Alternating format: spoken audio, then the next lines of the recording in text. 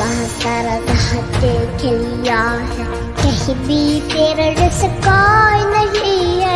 असुंदरी Sorin दुनिया गुमा है, नहीं कहे तेरा जैसा कोई नहीं। मैं गया जहाँ भी बस तेरी याद थी, जो मेरे साथ थी मुझको तड़पाती रुलाती।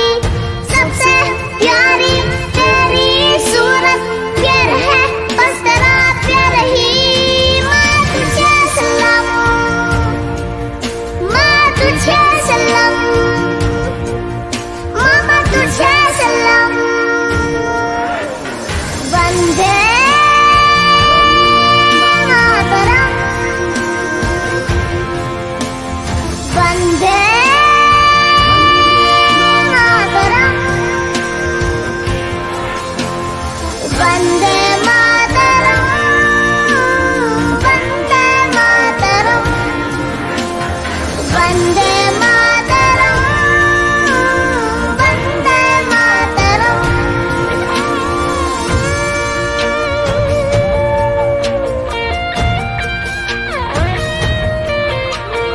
तेरे पास ही मैं आ रहा हूँ, अपनी बाहें खोल दे। जोर से मुझको गले लगा ले, मुझको फिर वो प्यार दे।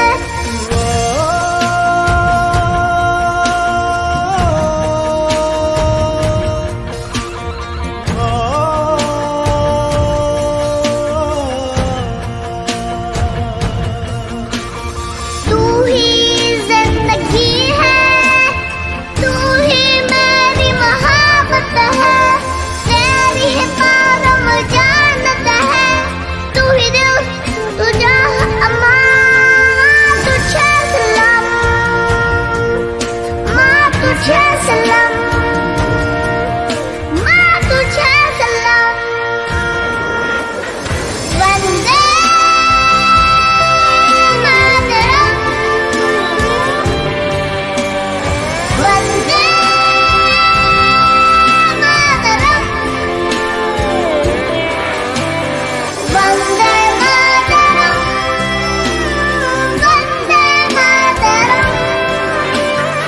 Vande Mataram, Vande Mataram, Vande Mataram.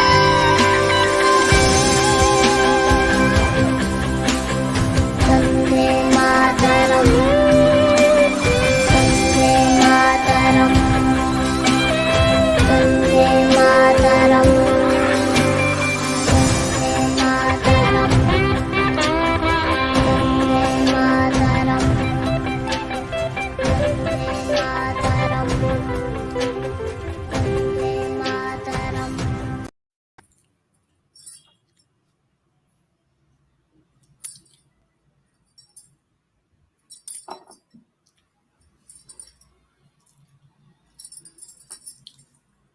Hi, hello, welcome to all the ladies out here.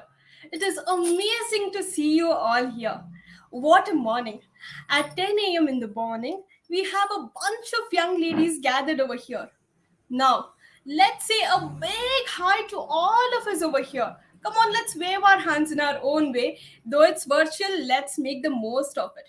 Let us all greet other and say a big hi. Amazing. Now we have women across different parts of the world. Today I see you dressed in different colors of attire. Pink or blue. There is no gender color. You can still prefer pink or not prefer pink.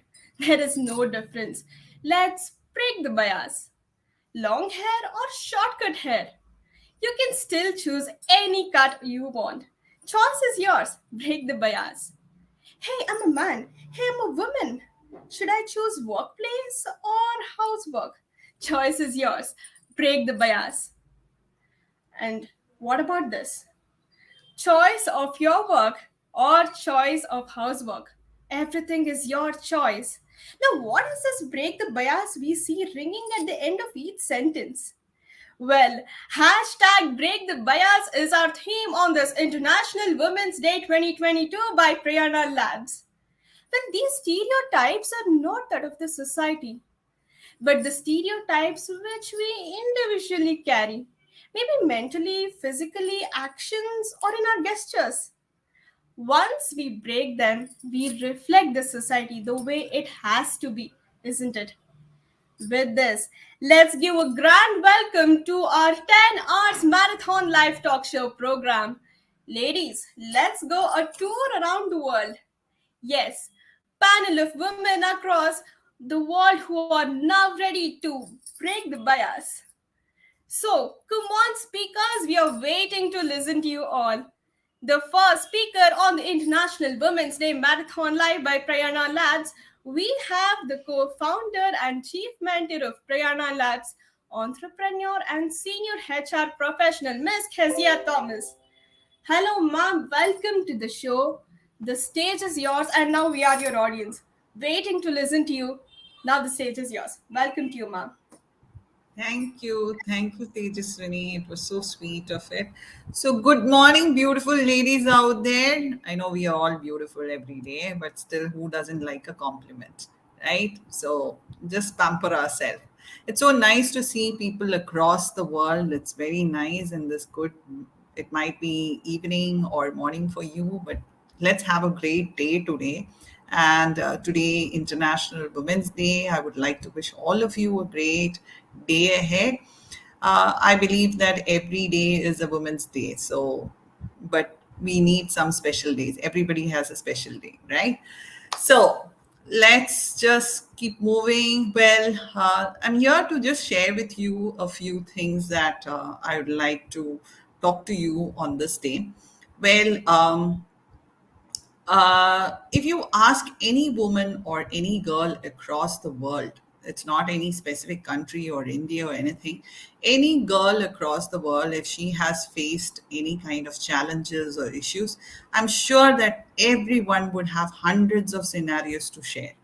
And we have been discussing problems and issues for years and years. But ultimately, what we required is solutions. And as the theme of this year's International Women's Day says, break the bias. Now, the $1 million question is who needs to break the bias? Right. As Tejaswini also said, it all starts with us, just we women. So I just like to share a few experiences of scenarios that was I had to face in my life journey. Right, I was fortunate enough to be born where my dad was somebody who believed that women need to be independent, bold, and outspoken. Whereas my mom was the typical, Indian woman who felt that her daughter needs to be the Sida Sada Acha Ladki in town, and everybody needs to talk and praise her, how good was her upbringing. But till date, I've never been that. My dad is always somebody who used to take me around, even if it is for grocery shopping, going out, or driving down, or picking up his tools or anything. He used to always ask my opinions during decisions, whatever he takes, even if it's a small decision or a big decision. I was He used to ask me, what do you feel, how do you think about it, and all those things. And my mom wasn't very comfortable in that, because when there is all this guests coming at home, some elderly people coming, I'm in the middle of it also talking with them. So she didn't feel that very comfortable. It was not the way how girls used to be, and that's not how girls should be for her. But dads are always very pet, and they used to always talk about us. And whenever my dad does a small work at home, even if it's rearranging the furniture, or changing the bulbs, changing the fuse, fixing the fuse, whatever it is, I'm his right hand. I have to always be on the right hand, and he gives me all the tools and also. And girls are always dad's pets, so we used to talk everything and under the sun.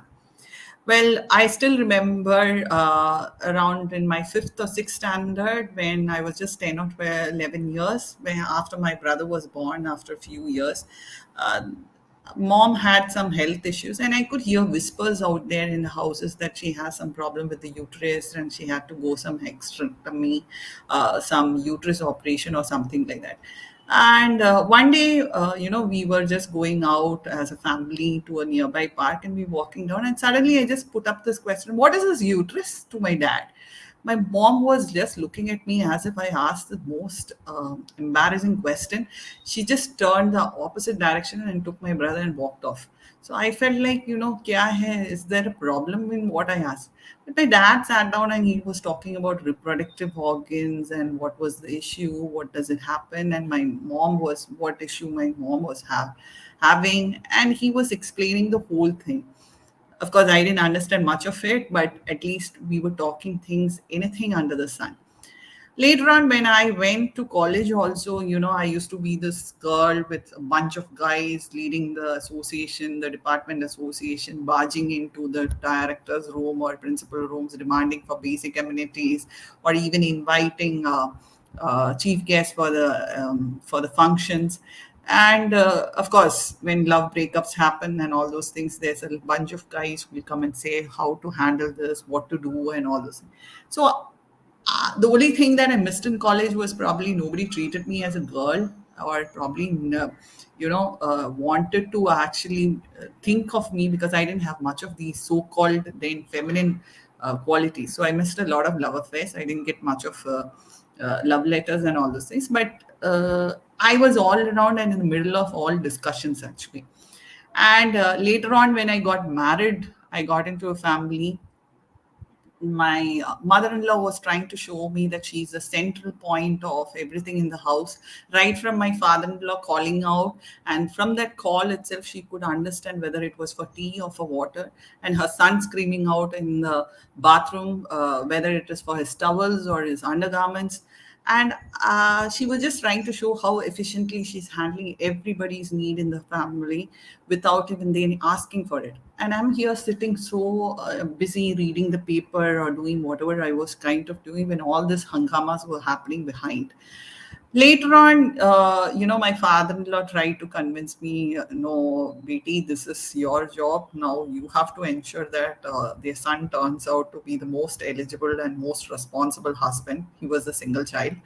So, and I would have this dumb look looking at them and asking, Kya hua hai? Is there any problem with the legs or hands, or mentally retarded hai kya, or is there physically disabled?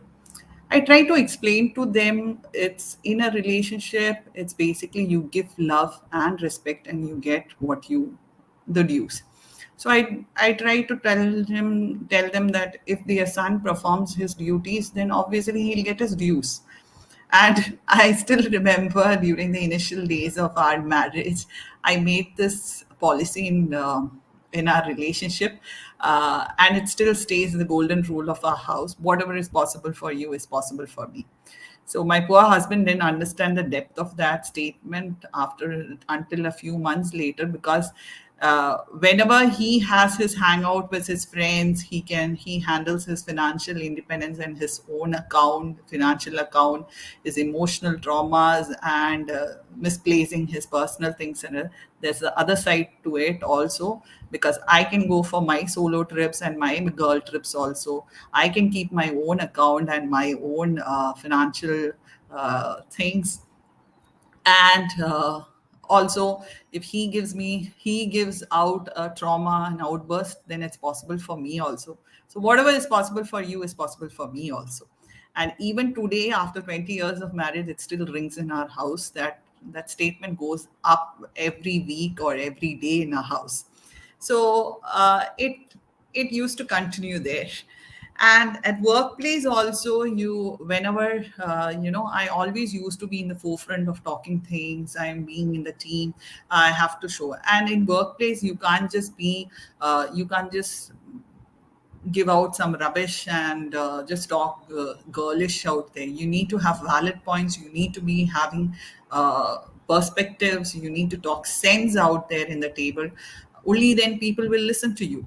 And of course, initially when I went to certain companies and when I was at certain teams, I could see that men were rolling their eyes and giving me smirky kind of faces and all those things. Arey, kya hai? Is she going to do everything and all this?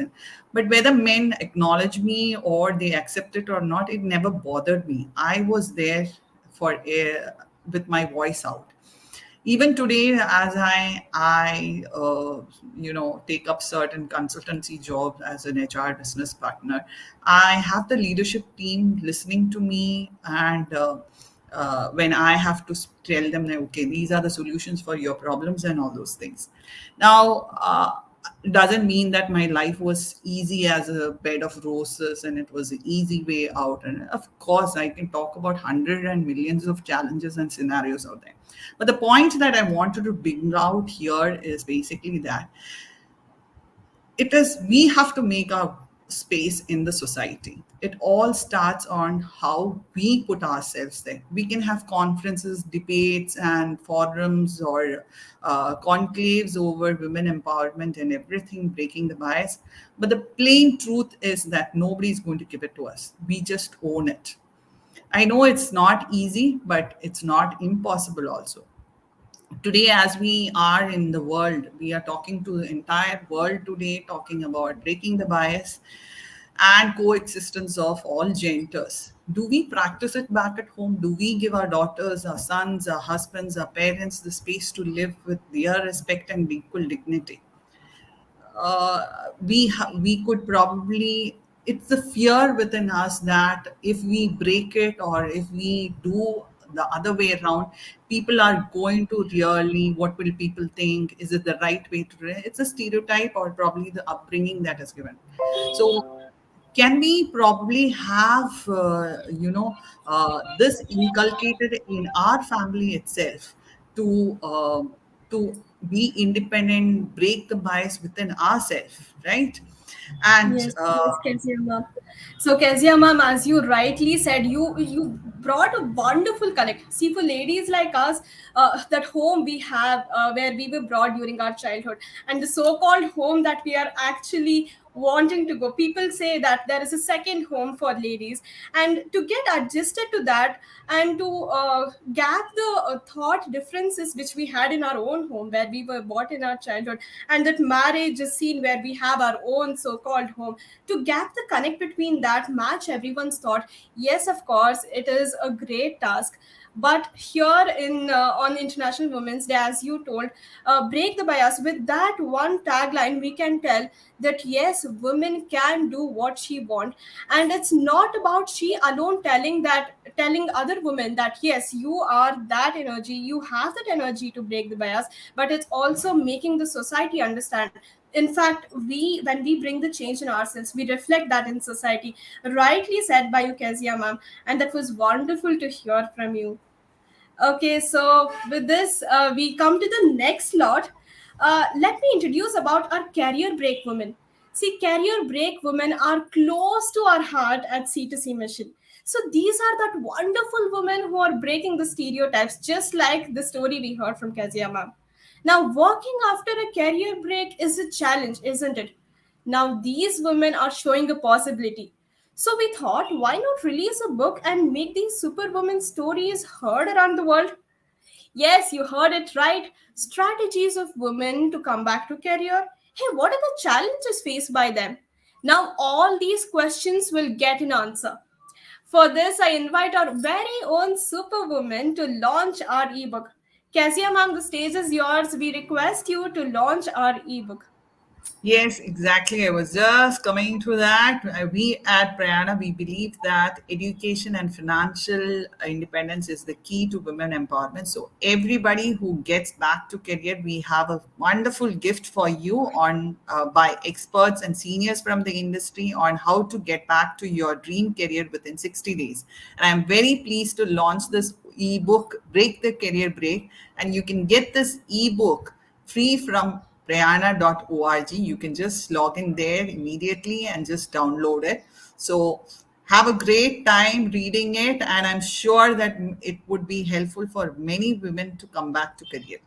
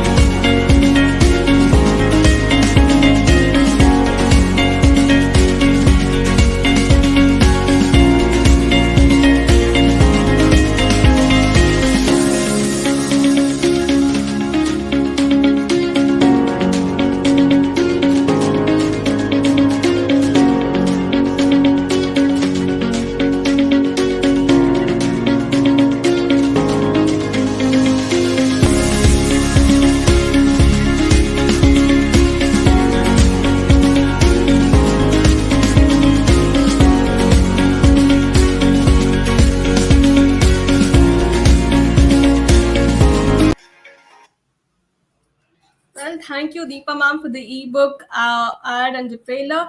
So now ebook is live on our Prayaana website, that is www.prayaana.in. So go and check it out right now because we have the stories of women who inspire around the world. Okay, now we have our next speaker, Anuja Navaratna. She's a gender affirmative counseling psychologist. She works for LGBTQIA plus community to help them overcome psychosocial challenges. Ma'am, we welcome you to the show, and now the stage is yours. We are your audience. Over to you, ma'am. Thank you, Tejaswani. I hope I'm audible. Yes, yes, you're So, audible, ma'am. my name is Anuja Navratna, and I come from a very orthodox South Indian family. And my childhood, luckily, has been really uh, not anything very different, but at the same time, I feel very proud to say that my parents have raised me and my brothers equally, and there has not been any kind of gender bias as such in my upbringing. Therefore, from childhood, I have always felt that we have always been equal. I never felt the gap that was really very glaringly seen in the society, but I never saw it in my personal life. So as I was growing up, I was like like any other girl being brought up and a child of a regular child of parent who would Anuja ma'am, take I'm care of. sorry to interrupt you, Yeah, but your video is not seen, Anuja ma'am. Could you please enable your video? I have switched on my camera. My But camera it's is up. on. Yeah, your video was not appearing. It's still blank. Okay, let's wait for the Uh, connection to go right. That's okay. You can continue, ma'am. You can continue. okay, thanks. Yeah, so my childhood has been really great. I have had wonderful childhood. So, but one incident that I would like to share from my life, which I got to experience much later, that is, when my mom passed away. I was probably around 45, 46 year old at that time, and I had not seen too much of gender bias in my personal life so far. So I did not feel anything when I actually attended my mom's funeral. So, coming from a very orthodox South Indian family where women are not allowed to attend funerals, I did not feel I was doing something different. And in fact, my uncle, my cousins, my brothers, they all encouraged that you are the child of your mom as much as we are. So there's no need for you to feel that you're a girl and you cannot attend a funeral. So for me, when I expressed my wish, the more reason for that was because, again, another reason was that my mom by default always lived with my brothers, but the last 1 month of her life, she expressed she wished to live with me at my house. So when my mom lived with me her last 1 month of her life, she was with me. I was super thrilled that that it was not a conscious thing, but I know that we were staying very close by. My mom and my mom and my brothers lived together, and I lived in the same building close by. So there was no reason for me to feel that my mom doesn't come to my house. She used to visit me every day, but she never lived with me. So when last 1 month of her life, when she lived with me, it was I cannot express in words the happiness that I felt.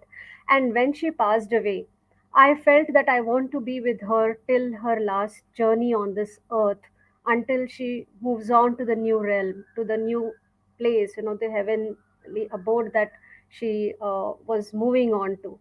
So that's one incident that I felt very brave. I felt very nice. I was very emotional. I was very thrilled that I was with her till her last step in this on this planet. Of course, the consequences were not very good, because even though my family, my brothers, my cousins, my uncles, they all accepted. In fact, they welcomed me when I went to the crematorium. They took me inside, caught me by my hand, took me inside, and said, "You are equally eligible and equally, it's your equal right to be here with your mom." So when I went back home after the funeral, the relatives, the distant relatives, the guests who had come for condolences for the last rites, they were in a state of shock, and they could not believe that a woman has gone to a crematorium. So I think I just looked at them in the eye and I said, I am as much a child of my mom as much as my brothers are. Doesn't matter whether I'm a girl.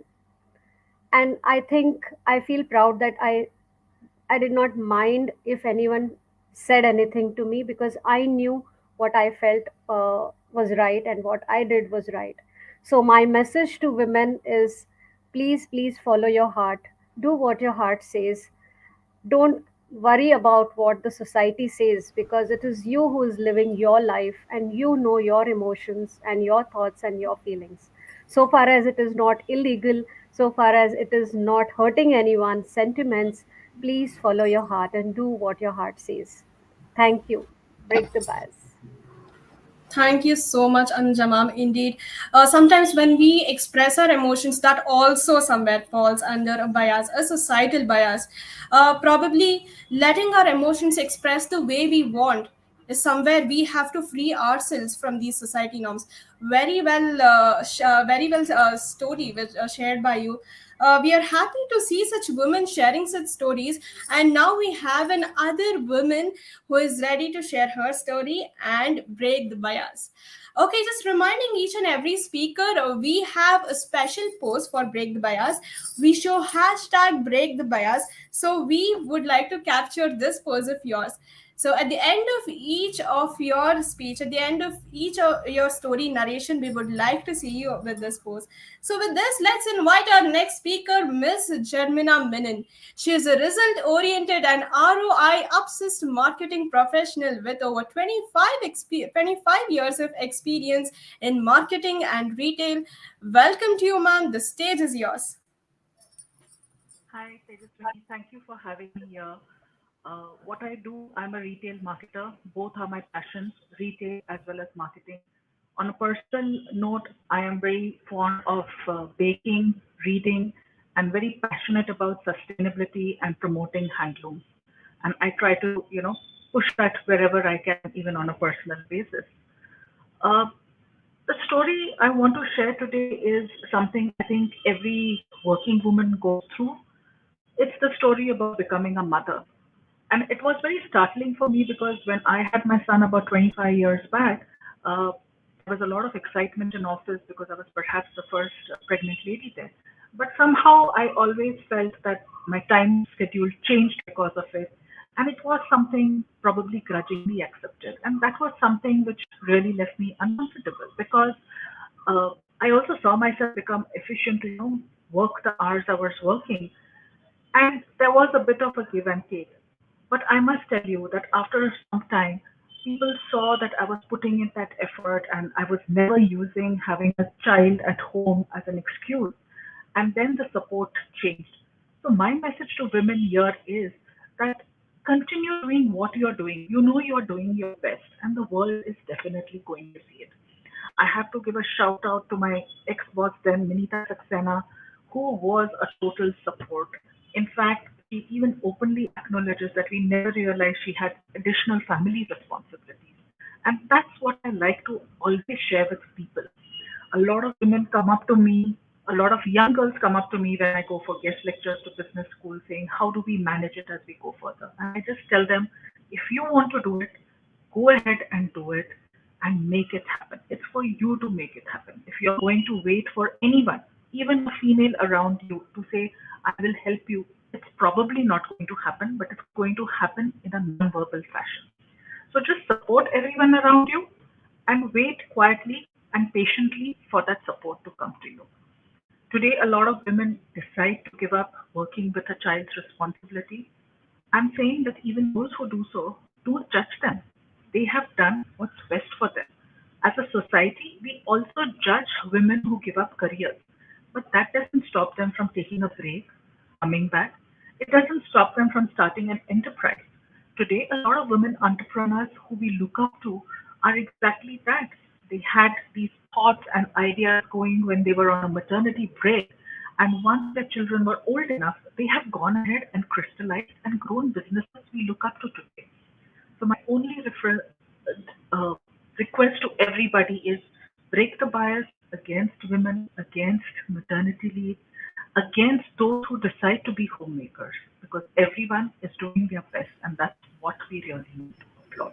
I have to also, of course, be extremely thankful to my parents who brought me up in a very progressive manner, a manner where there was always freedom given, there was always acknowledgement that one would be very responsible and that one will always do what's right. I think that has really helped me do what I want and become the independent person that I am. Thank you, Germana ma'am. It was indeed a great story to hear from you. And what can be a better story than mother of a woman who is ready to break all the stereotypes? Okay, now Germina ma'am, along with you, I would like to do the hashtag break the bias post. Because today you stand as our speaker who's ready to break the bias. Thank you for coming here and sharing your story, Miss Germina ma'am. And now we have the Pracol ad being introduced. Now, let me tell you about Prayaana Collective. There is an amazing story behind Pracol. Let me tell you, it proudly stands as India's first women empowerment e-commerce platform. We have a wide range of products put up by women entrepreneurs. www.pracol.com is the website. Hey, what can be the best place to shop on this day? Go check the website today. Your shopping carts might get the best products. Having said this, we now have Pracol ad being displayed. I request Deepa ma'am to play the Pracol ad.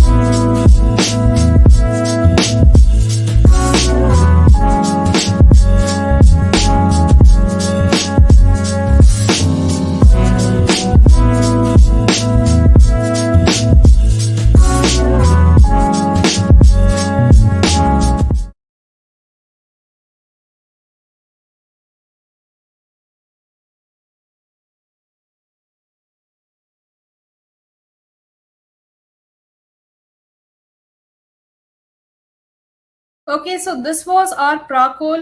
Go check out pracol.com, www.pracol.com. We have a wide variety of products, all manufactured by our own women entrepreneurs. Okay, now what if this idea take the form of a movie? Well, story for women. Oh, I'm sorry. Story of millions of women. Now, this story is the narration of Malayalam web movie The Identity streaming on Needstream. Direction and screenplay by our own CEO, Dr. Chandravadana ma'am, proudly produced by Prayaana Labs. Now, can we have the trailer on screen, please? Hello, hi, good morning, Kochi. ഇതിനോടൊപ്പം ഞാൻ radio artist ഇതിനോടാണ്. മോളെ ചിന്നു, എണീക്കടാ, എണീക്കടാ, എങ്ങും പകലിരവിൽ എരിയും തിരിനാളം ജോലിക്ക് നിനക്കോ 10-14 വർഷം മുമ്പത്തെ MA-ക്കൊക്കെ അതും മലയാളം ആര് ജോലി തരാനാണ്? അവൾ എന്റെ ഇൻസ്റ്റാഗ്രാമായിട്ട് ഫ്രണ്ട്സുമായിട്ട് ചാറ്റ് ചെയ്യണോ? ഇൻസ്റ്റാഗ്രാമോ? അതെന്തടി? ഏത് സിനിമയായിട്ടാ ഇത്? എടീ ഇത് ഇംഗ്ലീഷ് പടമാണ്, നിനക്ക് പ്രത്യേകിച്ച് മനസ്സിലാവാനൊന്നും പോണില്ല, കിടന്നുറങ്ങാൻ നോക്കും. ഞാൻ ഇനിയും കുടിക്കും എൻ്റെ കൂട്ടുകാരെ കൂടുമ്പോഴത്തേക്കും. എൻ്റെ തന്തയുടെ വാസനല്ലോ. പ്രൈവസിയോ? 14 വയസ്സുള്ള പെൺകൊച്ചിനാണോടി പ്രൈവസി? മീനു, യു നോ അമ്മ won't understand such stuff. Why are you creating such issues? ഒരു പുതിയ ജേർണി, ഒരു പുതിയ ജീവിതത്തിലേക്കുള്ള തുടക്കം. എന്നും ധമനികളിൽ കുതിരും ദ്രുതതാളം മിന്നും ചിറകുകളുമായി ഉയരാ. എന്റെ എന്ത് പറഞ്ഞാലും മാറില്ല, മനസ്സിലാവില്ല. നിങ്ങൾ നിങ്ങളുടെ നശിച്ച കുടിയോ. എടി ഇത്രയ്ക്ക് അഹങ്കാരോ? ഈയിടെ നിനക്ക് അഹങ്കാരത്തിന് കൂടിയുണ്ടല്ലോ. ശരിയാക്കി തരാടി നിന്നെ ഞാൻ. But the next time we meet, I want to hear something interesting from you. There's a spark in your eyes. അതെന്താണെന്ന് കണ്ടെത്തണം.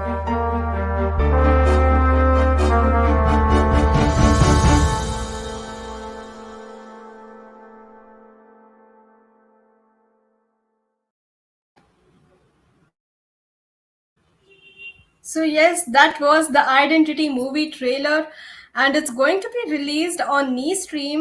So, go have it a look. And probably on this Women's Day, that movie can stand as a break the bias movie. So, now we have another amazing speaker joining us. Let's introduce Megha. Now, Megha is a soft skill and behavioral skill trainer and Bowen therapy practitioner by profession. Megha ma'am, we welcome you to the show. Now the stage is yours. I'm waiting to listen to your story. Thank you for the warm welcome. Let me start with one weird question. Can we make lion to be pretend like a monkey, jumping around the branches and eating the bananas? Or can we make a monkey to pretend to be a lion, to be one of the strongest species in animal kingdom, chasing the animals and eating the flesh? No, right? Both of them are different. We can't make them to be otherwise. And in human species, we, women and men, yes, we belong to the same species, but still, God has designed we as women to be different. Yes, we are superwomen. Yes, we are here to chase our dreams, but we are very different from men. We have been designed to be more caring, compassionate, and to be more emotional. Some people call these qualities to be our weakness. Now, let me ask you one question. Can we imagine even a single one day in this world without having love or compassion? Will there not be war in one or the other part of the world without having love, compassion, or emotion? And yes, sadly, we are witnessing one such situation of war in one part of the world. So, rather calling these qualities as weakness, I will call these qualities as strength. The biggest gift the God has gifted to us as women. We women are caring. We care about family. We care about our kids. We care about our surrounding, our co-workers, and everyone. And yes, time to time, our preferences change, changes. I remember myself in college. I was highly ambitious. I wanted to chase my dreams to be on the top of the world. But as I have said, sometimes the preferences changes. When I got married, I was responsible for not just myself, but also responsible for taking care of my extended family. And soon I became a mom. And yes, my responsibilities even doubled. Now I was responsible for taking care of her. And now my preferences changed to be on the top of the world, to be at service of my little one. I have no regrets because that was one of the happiest moment of my life. And as Prayaana has rightly said, go with the flow. So yes, I went with the flow. But yes, time never stops. So why should we? Again, after certain years, I geared myself up to again chase my dreams, to be again on the top of the world. all women are at different stages of our life. We all might be having a different kind of a situation and different preferences. There could be a girl who is still struggling to find her approval from her parents to even get the basic education. I will say to that girl that hang in there. Your persistence will fuel your dreams, and soon you will get to your destination. And if you are one of those women who chose to not to work, and as you were taking care of your family after your marriage, I will say it is okay.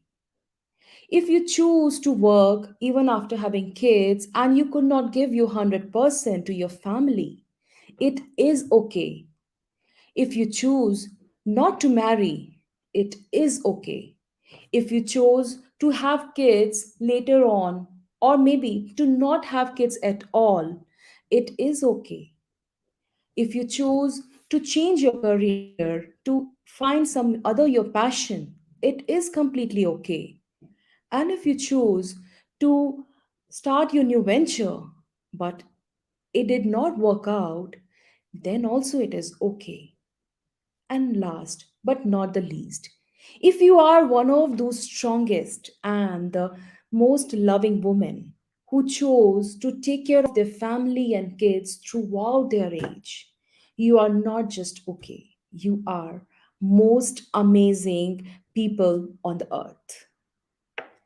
None of these choices will project us as weak people because we chose others over ourselves.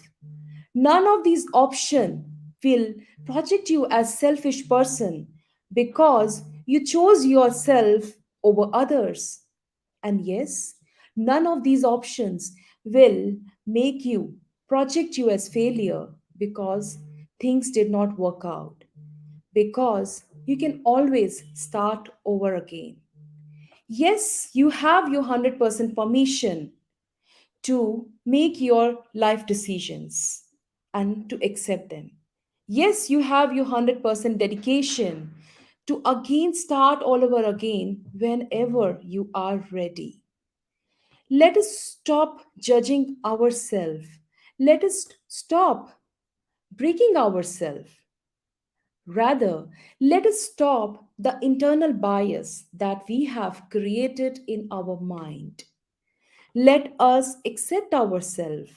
Let us celebrate ourselves the way we are. Let us celebrate our choices. And yes, let us promise to keep coming back if we ever find ourselves lost in self doubt. So, yes, this is the time to break the bias, the internal bias that we have created in our mind. I would wish more power to each and every woman, from little girl to all the ladies out there in the world. Thank you. Over to you. Thank you, Mega Mom. Indeed, stereotypes within us is the greatest challenge we had to break than concentrating on the stereotypes across the society. Very great to hear you, Mega Mom. And now we have a Bindu who is ready to break another stereotype. Let's hear from her. She has sent a message to us through her video. So before that, let me remind you again, ebook is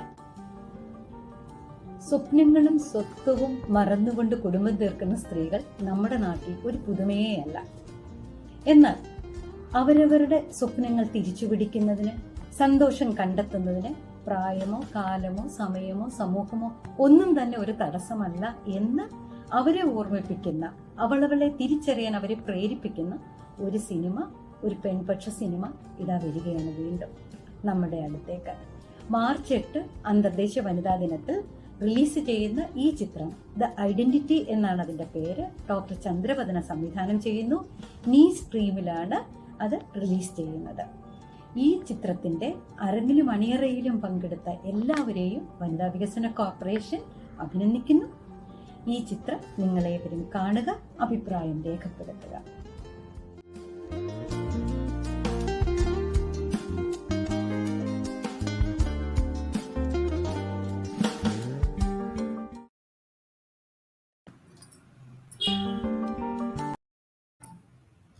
So yes, that was about identity, and thank you, Bindu Ma'am, for sharing your message through video. Now we have Miss Simi Mishra. Let me tell you about Miss Simi. She is our own mentor at C2C Mission, and she was the woman who joined as a mentor at our C2C Mission. Welcoming Miss Simi Mishra. Ma'am, the stage is yours now. Can we hear you share your story?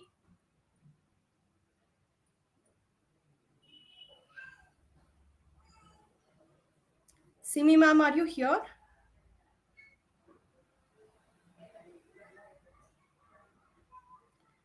Okay, let's wait for the speaker. Until then, we'll go to our next speaker, probably Miss Amrek Jain Salhot. Now, Amrek Jain is ready to. Okay, we have an update. Okay, Amrek Jain is here.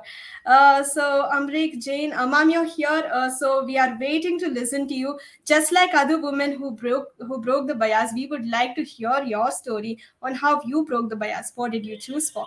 Over to you, ma'am. The stage is yours. Ma'am, you're not audible. Your mic is on mute. Hi, all, a very good morning and wish you all a very happy International Women's Day. And thank you, Tejaswini. So, I'm Abrekha Jain Sehlot, a software professional, anchor, and a blogger, and a very proud woman. So, I would like to start this conversation with a very good saying, which says that we need women at all levels, including the top, to change the dynamic, reshape the conversation, to make sure women's choices are heard and heeded, not overlooked and ignored. Today, I would like to share a very classic example from my childhood. I was in class 10th in a government school and was very good in my academics. Still, our chemistry teacher insisted all of us to join chemistry home tuitions. My dad was in army and we stayed very far from school, and for me it was not feasible to join his tuition, nor did I want to. He often informed other students to tell me to join and discouraged me asking any questions in the class. He sent out a message clearly that if I want my questions answered, it should only and only be his home tuitions, and I should not be asking anything in the class. I was made silent. He also threatened that those who will not join his tuitions, he will not give marks in the internal practical exams. This is what exactly happened. I did not succumb to his pressures. However, I got less internal marks in my 10th practicals and my percentage was hugely impacted. I had to leave that government school and join a new one for my higher education and computer subjects, etc. But still, I felt that there could be many students who are currently studying or will be joining the school who would undergo the same trauma. To cut the story short, I wrote an anonymous letter to higher authorities about the whole thing and teachers' bias towards students in his tuition. It was a very big deal then, as I was a very young student and against the whole system. Perhaps I moved on a new school and had almost forgotten about that letter. Few months down the line, one of my relative, who apparently was the vice principal of my previous school, met me in a function. And during some of our conversation, she told me that a new resolution, a rule has been passed that no government teacher can take home tuitions for the student of his own school. While I didn't tell ma'am that I had ignited this conversation, maybe, but I was very, very happy deep inside and felt accomplished. Since then, since then, I always believed to voice my opinion, then be it at my organization or on personal front, I always voiced my opinion. So always remember, each time a woman stands up for herself, she stands up for all women. So, with this, I congratulate every woman out there, everyone out there, a very happy International Women's Day, and wish a great success. And on the theme, let's break the bias and be happy. Break the bias. Thank you, Abhreka ma'am. Indeed, that was a nice short story to hear from you. Of course, that is a point which has to be noted by all women. When a woman stands for her, she stands for everyone. Great to hear from you. And now, with this, we have the next speaker for the day, that is Chitra, who is a sales excellence consultant. She is an inspirer, and she is the founder and chief mentor at Sales Women Mentoring. Ma'am, we welcome you to the show. Now, the stage is yours, and I'm ready. Along with that, our audience are ready to hear the story from you. Over to you, ma'am.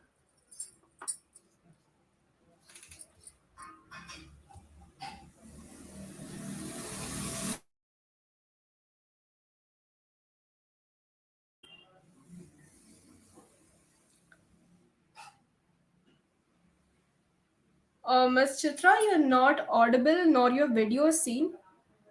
Could you please come on screen and unmute your video? Unmute your video along with the audio.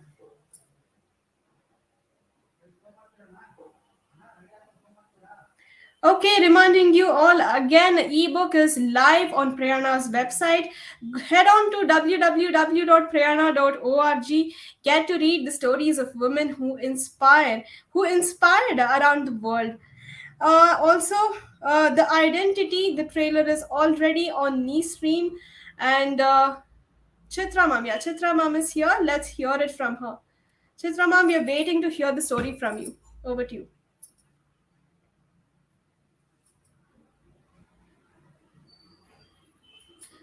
Chitra ma'am, you're not audible.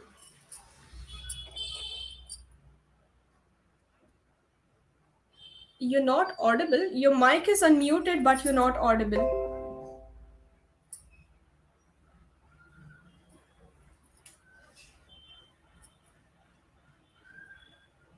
Could you please have a check on the network, probably?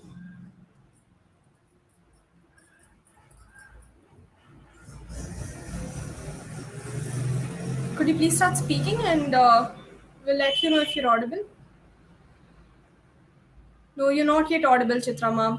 You're not audible. Uh, could you please check your network, Chitra ma'am? You're not audible. Until then, can we hear Chitra ma'am? Kindly have a check on your network because you're not audible. Until then, can we have our next speaker, Miss Deepa, on stage, please? So let me introduce you about Miss Deepa ma'am. Miss Deepa is our own C2C mentor. She joined as our C2C mentor.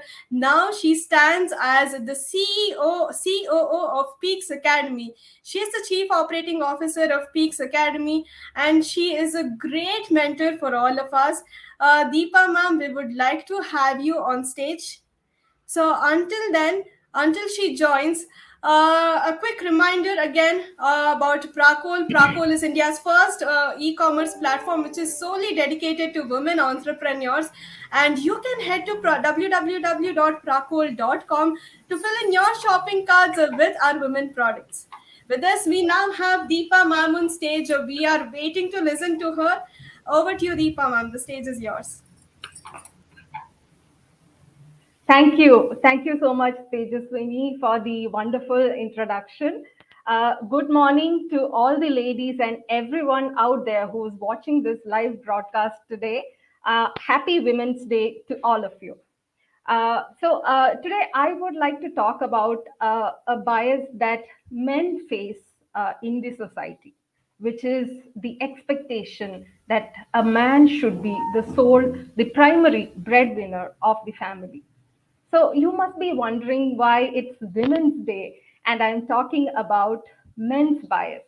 Well, I'm Deepa Perumal and this is my story of how I, as a woman, overcame this bias. So as Tejaswini mentioned, I'm the Chief Operating Officer of Peaks Academy, which is the e-learning division of Prayaana.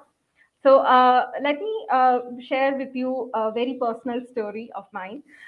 This was way back in 2007 when my husband got a job in Ethiopia, Africa. So he was a professor under the United Nations Development Program. So we moved to Ethiopia with family. And I was an IT professional at that time in a major corporate in Kerala. So I resigned my job and I took a career break to take care of my young daughter, who was only 3 years old at that time. So I wanted to take a break to take care of her as well as get settled in the new place. And then we moved to Ethiopia, and things were going fine. After around 8 or 9 months, I re-entered into a job, and we started working as well. After almost a year, my husband started getting restless in his job. He wanted to do something more. He wanted to explore more things. He was not fully satisfied in his role as just being a professor. So, in short, he wanted to start his entrepreneurship journey. So he wanted to start a business of his own.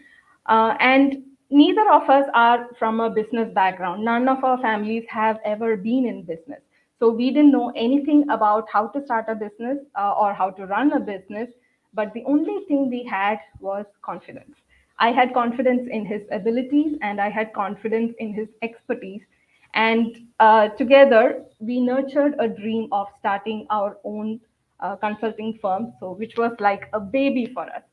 So when everybody else was against this idea, I was the one who supported him and who told him, you go ahead and pursue your dreams.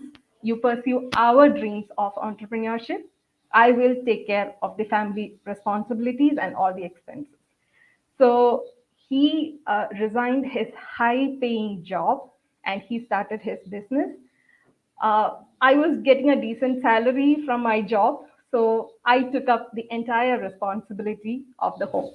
So basically, I became the sole breadwinner of the family. I was the only one making money or making a proper income in the family. And this continued for about 2 years, slightly more than that. And our business took off very well. Initially, things were going very well. But then, as we moved on, after 8 months and all, things started going downhill. There were unexpected circumstances that happened and all. So things started going bad. And then he could not handle the stress. And he was, stuck in between managing everything. So again, I had to take up responsibility of managing more things in the organization. When things started getting bad financially, there was a point where I had to take up an additional job. So here I was working two jobs back to back, 7 days a week, even late into the evenings.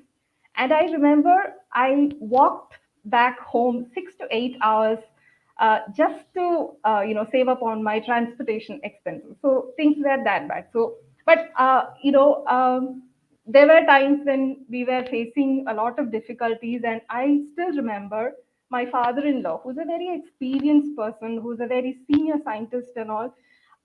Even I remember seeing him frozen when we were going through some issues, and he could not process what to do next. And I was the one who again was running around, calling up my lawyers, talking to my students, our debtors, our employees, managing things, going to our consultants offices, accounting, everything. A lot of things I was managing. And when I'm saying this, when I'm sharing this, I don't say it with regret. Let me be very clear. I don't say this with regret. I don't say this with any bitterness towards anyone. But I say I may have been scarred with all these experiences, but I wear those scars proudly, because these scars are proof that I survived when life was trying to take me down. So I would like to thank my friend Sandhya, who actually told this concept to me. In Indian mythology, we have the concept called Ardhanarishwara, which signifies that man and woman are one and the same. We both are equal. So we are usually referred to as the better halves. So let us be the better halves and break the bias for everyone. That is my message for all of you women today. Happy Women's Day once again. Thank you, everyone. This has been my time. Well, thank you so much, Deepa ma'am. Indeed, it's great to have you as our C2C mentor. You started as of our C2C mentor, and I have personally experienced how it was to work under you as our mentor. So, Deepa ma'am, if you can come on the screen, just a couple of questions on how you managed to balance between a 9 to 5 job and standing as a COO, because a women are wanting to hear that, and equally I would like to listen to that. So let me ask you, how was it to come out as a college graduate, experience a 9 to 5 job? Was it close to how you thought work would be, or was it completely different? Well, it was completely different because when I got out of college, I was not, prepared for the realities of life.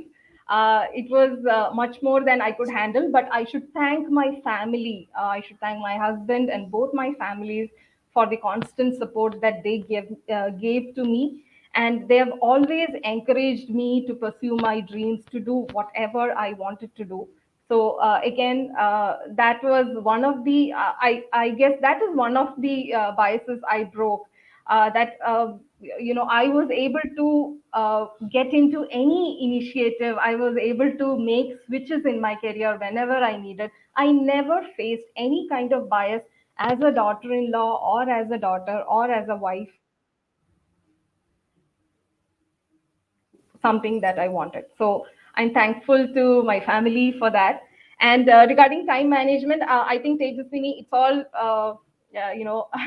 having a proper schedule and charting down what you have to do, prioritizing things properly, and of course, if you have a very strong team who will be there to back you up, then that is perfect. Thank you so much. Yes, thank you, Deepa ma'am. It was great to hear. And we now have reminding you all about our C2C mission. So C2C mission is that which encourages women to come back to career. Now, the story of such events are jotted down in our ebook. Go to prayaana.org, www.prayaana.org, where you can see ebook live. Go step onto it and see how the stories of women inspired you, and share the stories too. So now we have can we have the C2C testimonial video being played? The C2C is a brainchild of our COO and our CEO. So C2C testimonial video will be out shortly. C2C mission, let me tell you about this. It's a come back to career, and parallelly we had campus to career. Now both these programs are aimed to come back. The women who had career break, they came back to their career. Though this gap meant a stereotype, now these women broke those stereotypes.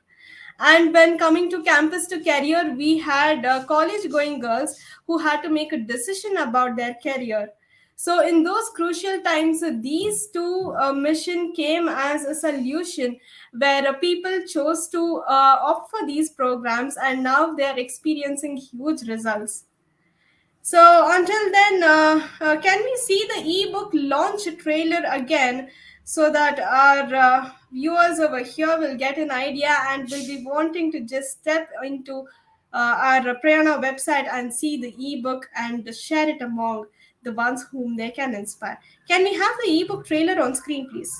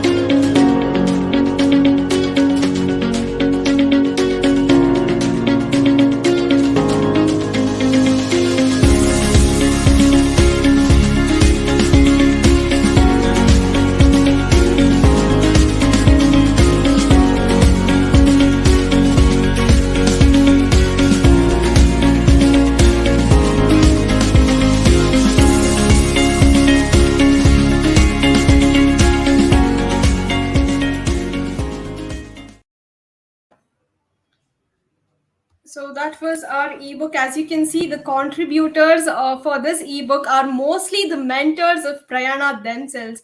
Let me tell you, these people have not only influenced the organization, have not only inspired people in the organization, but they are now ready to share their experiences, their views, and how they choose to break stereotypes. So go check it out. And also, with this stereotypes of breaking session that we are having right now, let's have a quick look at the movie trailer and come back. The Identity, which is directed, and the screenplay is by Dr. Chandravardhana. Let's have a quick look at the trailer. It is streamlining on knee stream. Can we have the trailer on screen, please? Hello hi good morning Kochi ഇതിനോടൊപ്പമുള്ളത് ഞാൻ rainbow RJ ജുവലാണ് മോളെ ചിന്നു എണീക്കടാ അത് ഓളുണ്ടേടാ എങ്ങും പകലിരവിൽ എരിയും തിരിനാളം ജോലിക്ക് നിനക്കോ 10-14 വർഷം മുമ്പത്തെ MA-ക്കൊക്കെ അതും മലയാളം ആര് ജോലി തരാനാണ്? അവൾ എന്റെ ഇൻസ്റ്റാഗ്രാമായിട്ട് ഫ്രണ്ട്സുമായിട്ട് ചാറ്റ് ചെയ്യണോ? ഇൻസ്റ്റാഗ്രാമോ അതെന്തടി ഏത് സിനിമയായിട്ടാ ഇത്? എടീ ഇത് ഇംഗ്ലീഷ് പടമാണ്, നിനക്ക് പ്രത്യേകിച്ച് മനസ്സിലാവാനൊന്നും പോണില്ല, കിടന്നുറങ്ങാൻ നോക്കും. ഞാൻ ഇനിയും കുടിക്കും എൻ്റെ കൂട്ടുകാരെ കൂടുമ്പോഴത്തേക്കും. എൻ്റെ തന്തയുടെ ഭാഷയൊന്നുമല്ലല്ലോ. പ്രൈവസിയോ? 14 വയസ്സുള്ള പെൺകൊച്ചിനാണോടി privacy? Meenu, you know amma won't understand such stuff. Why are you creating such issues? ഒരു പുതിയ ജേർണി, ഒരു പുതിയ ജീവിതത്തിലേക്കുള്ള തുടക്കം. എന്നും ധമനികളിൽ കുതിരും ദ്രുതതാളം മിന്നും ചിറകുകളുമായുയരാ. എന്ത് പറഞ്ഞാലും മാറില്ല, മനസ്സിലാവില്ല. നിങ്ങൾ നിങ്ങളുടെ നശിച്ച കുടിയോ ഇത്രയ്ക്ക് അഹങ്കാരോ? ഈയിടെടുത്ത് നിനക്ക് അഹങ്കാരത്തിന് കൂടിയുണ്ടല്ലോ. ശരിയാക്കി തരാടി നിന്നെ ഞാൻ. But the next time we meet, I want to hear something interesting from you. There's a spark in your eyes. അതെന്താണെന്ന് കണ്ടെത്തുന്നു.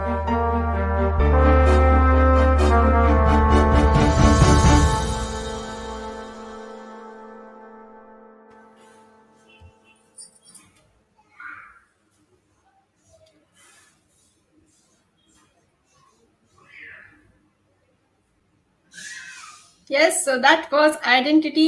And those who are watching this program live on Facebook, don't forget to share it with your community. Grab them to this program and let them watch these speakers speak and how to break bias. So with this, we have our next speaker ready for the session, Miss Simi Mishra. Now let me introduce about Simi Mishra to you all. She was also our mentor at C2C Mission.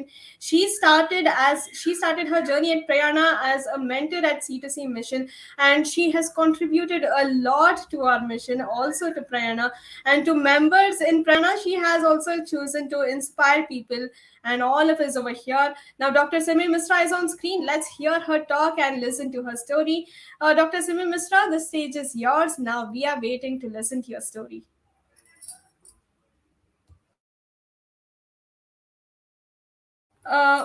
Dr. Simi Mishra, your mic is on mute. Yeah, you're audible. Am I audible now? Yes, you're audible. Okay, so thank you so much for that kind introduction. And this is family to me, so it's not, I'm not going to be introducing myself. But I would like to first of all start off by saying that this is a day to celebrate women's achievements and to raise awareness against the bias that we see in the society, and to also kind of, gather to take action for equality and create a better gender neutral society. The past year, or rather 2 years, have been rather bad for us in many, many senses. Everybody is kind of, gone through this COVID-19, and we hope that the year 2022 is going to be a pivotal one for achieving gender equality in the context of multiple things, right from climate change to environment to disaster risk reduction, and some of the global challenges that would be, like we've been facing for the 21st century. Now, the biggest amongst that is, which is understated, underrepresented, and, taken for guarantee, that is that without gender equality today, more than any other time, a sustainable future and an equal future is going to remain beyond our reach. So we are here gathered today in this wonderful global marathon, which is happening right across the entire day. We are here to globally come together and champion for one single thing, which is gender equality. Now, gender equality, as we all know, it's not only a basic human right, but it's also about the achievement that has enormous socio-economic ramifications. Empowering women not only fuels thriving economies, but also spurs productivity and growth. Yet, gender equality remains deeply entrenched in every society.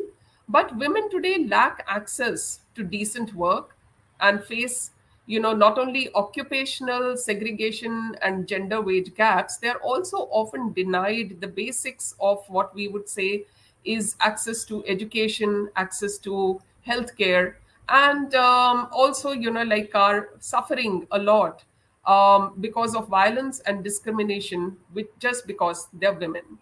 In addition to that, they are underrepresented in political, economic decision making processes and even in the workplaces. So, when the International Women's Day today came with the theme "Break the Bias," I think it was a very welcome, like theme to pick up. And I would once again congratulate Prayaana for actually picking that up and reverberating it all through its women's circles. Today, as we see, about three-quarters of the women around the world will experience some kind of a bias either at work or at home. And this is just the documented three-quarters that I'm talking about. There may be many others who are kind of, facing it as a passing phase or may have not had the chance to actually kind of give it back. So it's a deep, entrenched societal problem that we are talking about. The broken rung, as we refer to when we talk about gender equality, is the fact that lack of access to a whole lot of things brings about this disparate and disparity that we see in our society today. Now it turns out that the bias that is there today, it's not as if women are not natural leaders. And if you think that Women's Day is just a triviality and a social obligation, let me share a few facts and data. I will kind of come from what I work on, and this is going to be about trans women. So women's right and feminist movements, they have been happening for over centuries, and they have their own very important battles. But we still have a long way to go. But being a minority is not just about the size of the population, it is also about the power. And the LGBTQ community knows this more than any other minority. It is not only underrepresented, it's also underserved. And at the point when I'm talking about this, about 50% of the population are a minority, and there are so many important spaces, experiences, and outcomes that are not even talked about. So I think for both the women and the trans women in particular, there is a fundamental need to stand together and seek process and progress that is urgently needed. When we say that we need to leave no woman behind, this includes poor women, rich women, women of color, fat women, thin women, disabled women, trans women, and every other woman under the sun. I just want to kind of before I start, say that you are valid. Every single woman is valid, is loved, and is appreciated. Now, trans women, however, exist in the society today and are seen as more as a direct act of rebellion in a cookie cutter society that refuses to acknowledge their presence. Bravery embodied, these people fight for the basic rights and the freedom to all that, which ordinary human beings are entitled to. And this could be life itself, liberty, freedom of expression, pursuit of happiness, and even equality before the law. Trans women, as we know, have become a part of our communities, have always been a part of our communities. But in the workplace, sporting clubs, and in the socio-economic leadership area, there is still a big, big, big gap. And these women have struggled, fought, affirmed their gender, and have kind of stood up against extraordinary pressure, expectation, bias, discrimination, misunderstanding, and even sexism. Now, coming back to the fact that, why is it so happening, and what is it that we really need to do? Let me talk about my own work. And this is, like what I think, that in a diverse society such as ours, every individual definitely has the right to be treated equally and have the same access to resources and opportunities, so that their potential is brought to the front. However, this particular group remains excluded and does not have equality of access, does not have opportunity, does not have resources, and even acceptance. So the LGBTQ community, as a consequence, it's marginalized to such an extent that the harm on the individuals is not just economic, but it is also physical, and sometimes it manifests itself in social and emotional and psychological issues. The community struggles and continues to remain largely ignored, rejected by the majority. So what can we do to address this? And having worked with the trans community for such a long time, after interviewing and understanding the community, we realized that the issue is not just acceptance and economic progress, but it is the fact that they have the basic, or the most important and unstated root cause, is the fact that they do not have access to the skills or the natural resources that are required to become a part of a society. And when I say that, let me explain this a little bit more better by saying that if I were a trans woman and had to go and apply for a job for which I am qualified, I realized that set the barriers against social acceptance beside, I may not have the right kind of education or skills to actually become eligible to even apply for that. So, with that said, the whole genesis of the Transformation Career Progression Fellowship started from there. And the fellowship is a career progression path which any trans person can take up. But I would say that 99% of them are trans women who are taking it up.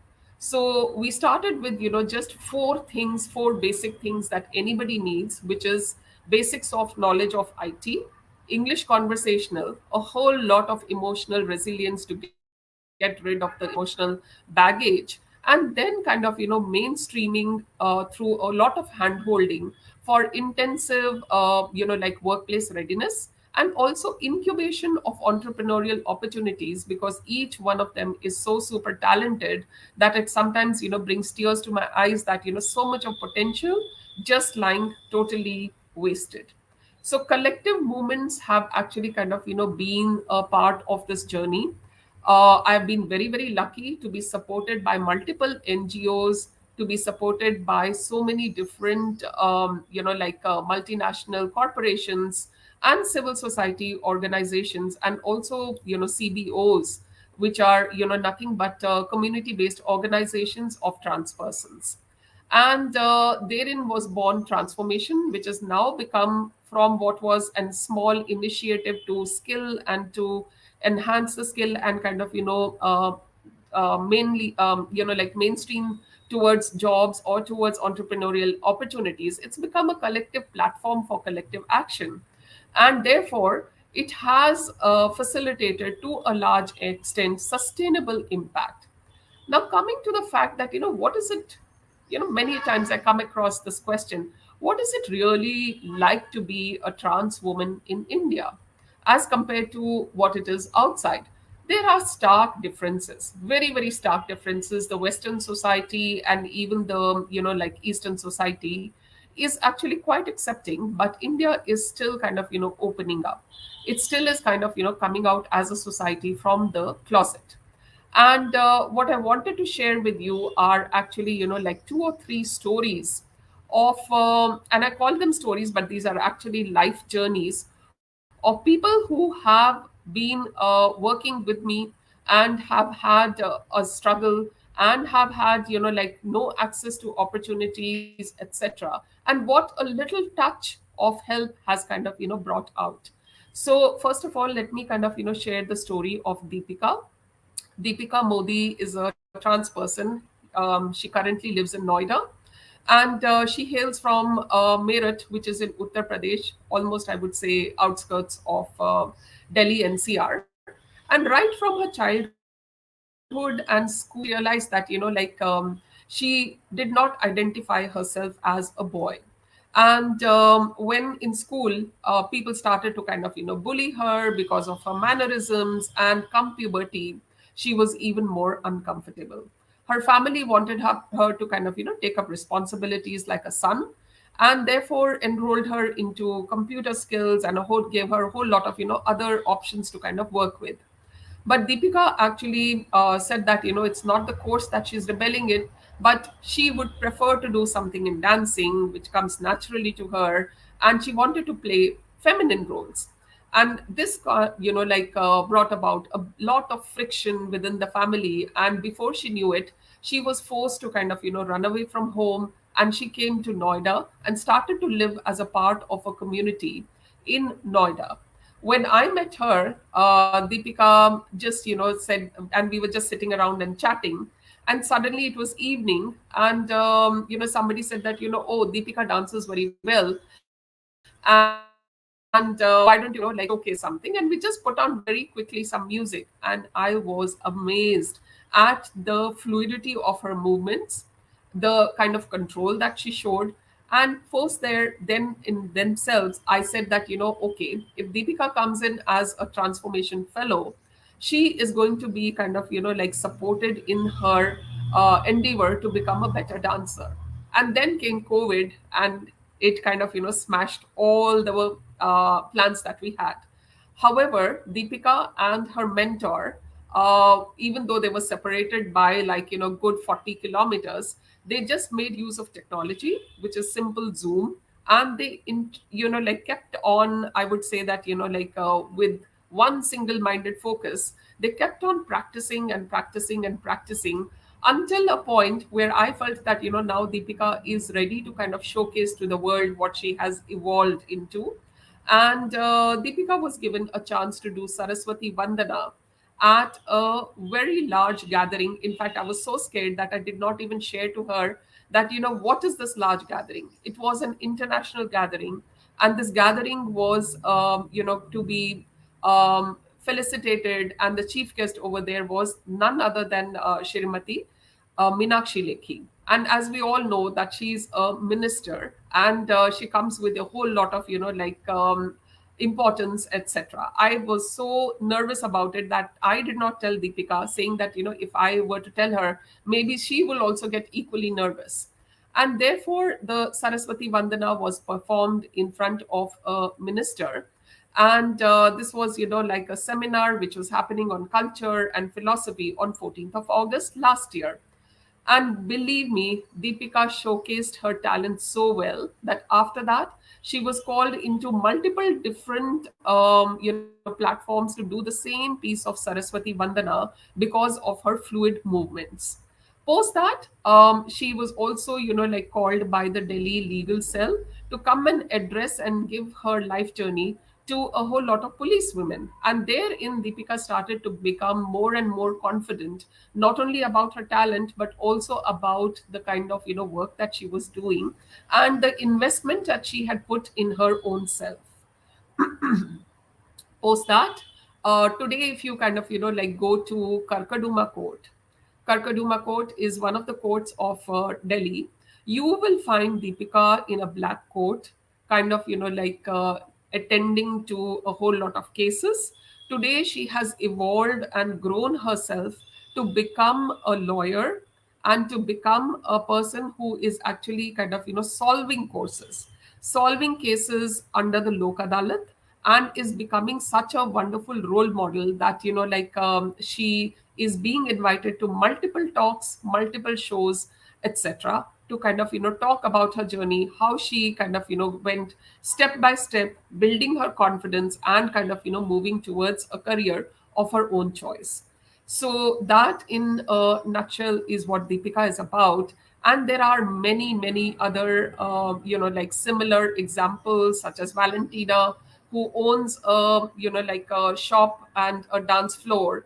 We also have Swara Thapa, who is the first DJ artist. We have multiple entrepreneurial ventures where people want to kind of are in the process of opening up cloud kitchens, are opening up chocolate making and gift items and baskets that they are kind of putting together.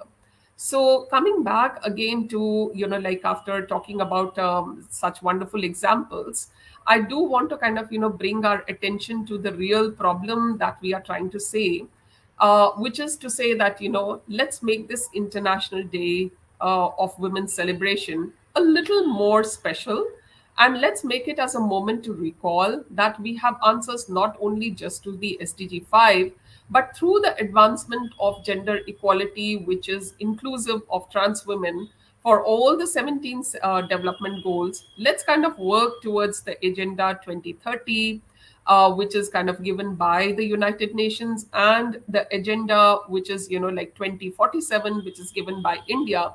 And I look forward to your support to break the bias and open up a world of equal opportunities, diverse identities, and inclusive society. Thank you so much. Yes, thank you so much, Dr. Simi Misra. Well, this International Women's Day is for all those women who support women's cause and who enjoy the womanhood.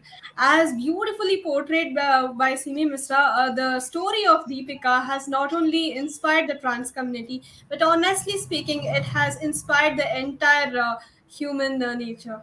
So thank you so much, Dr. Simi Misra, and we are glad to have you as our Prayaana member.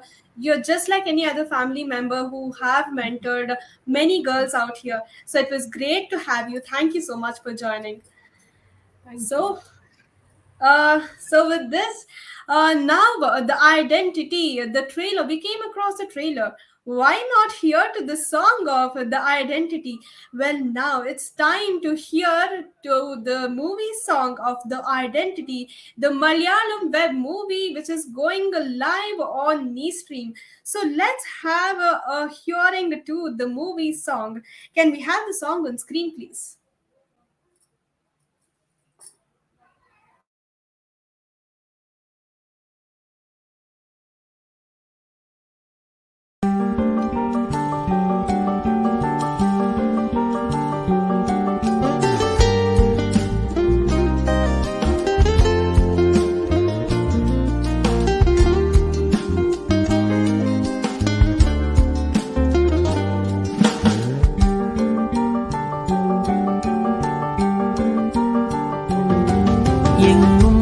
പകലിരവിൽ എരിയും തിരിനാളം വിണ്ണിൽ പുലരിയായി നിറയാം എന്നും ധമനികളിൽ ഉതിരും ദ്രുതതാളം മിന്നും ചിറകുകളുമായി ഉയരാം വിദൂരമില്ലിനി വീണ്ടും വിലോലയല്ലെന്നറിയുവാൻ ജ്വാലയായി പടരുവാൻ വരവായി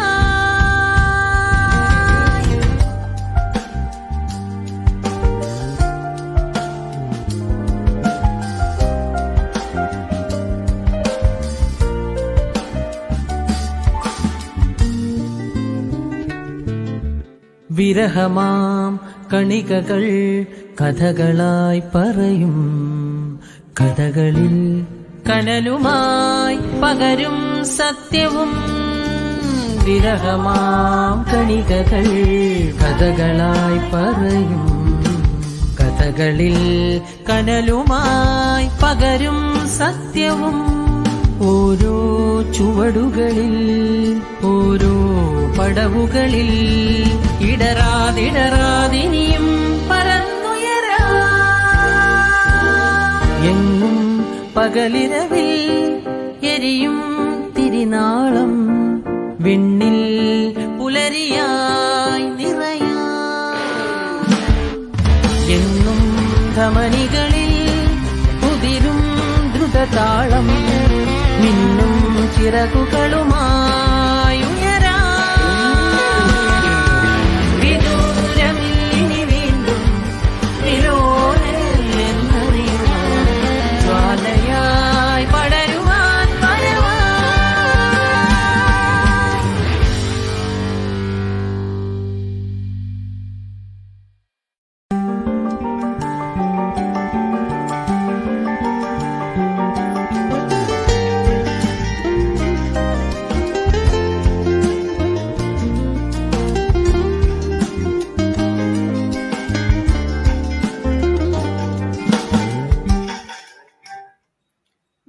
what a beautiful melody, and what a great way to celebrate Women's Day. Now, with this, we have our next speaker who is ready to share her story. Let me introduce Geetika Goyal, who is an ICF credentialed life coach and a twist to theater. She gives a twist to theater and art. She has a different concept to showcase. And she's also a certified therapeutic art life coach. Great to have you, Geetika Goyal ma'am, here on our show. Now the stage is yours. We are waiting. Thank you so much. Hello, everyone. I'm Geetika Goyal, a transformation coach by profession and an actor, author, and a painter by passion. So, do you all really think that the biases are always set by others against us? I mean, biases are many, imposed by others and imposed by ourselves, right? So, sometimes we are not able to differentiate. So, here is a page from my own life, which I want to share with all of you. It was May 2009, a long awaited annual vacation at my parents' house, and the kids were enjoying their time at Nani's house. And I was like always cheerful, never negative, ever positive self. Okay. Catching up with old friends, partying with neighbors, watching favorite shows, sitting with my parents. Everything was just perfect. It was 20th May. I remember it very clearly. All of us were actually sitting and having our dinner together, watching a TV show. That picture is very fresh in my mind as if it was just yesterday. While all of us were enjoying the dinner, I felt that the potato dish, that aloo ki sabzi that I was having, was not good. It was spoiled. Okay. Although everyone else was also eating the same, but I had a doubt in my mind. And immediately a very strange thought crossed my mind. What if I fall sick after eating it? What if I need to be rushed to emergency?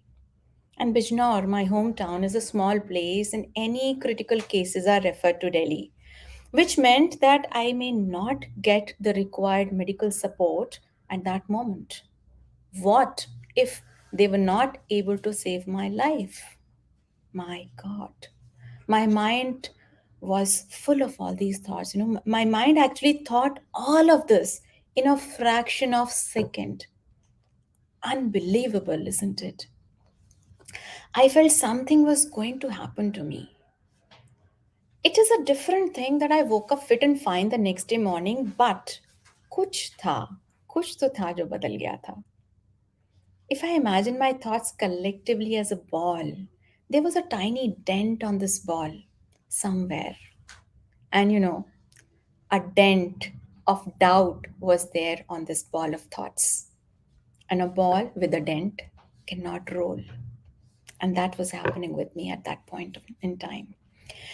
So I did not tell all of this to my parents, but suddenly my behavior became very strange.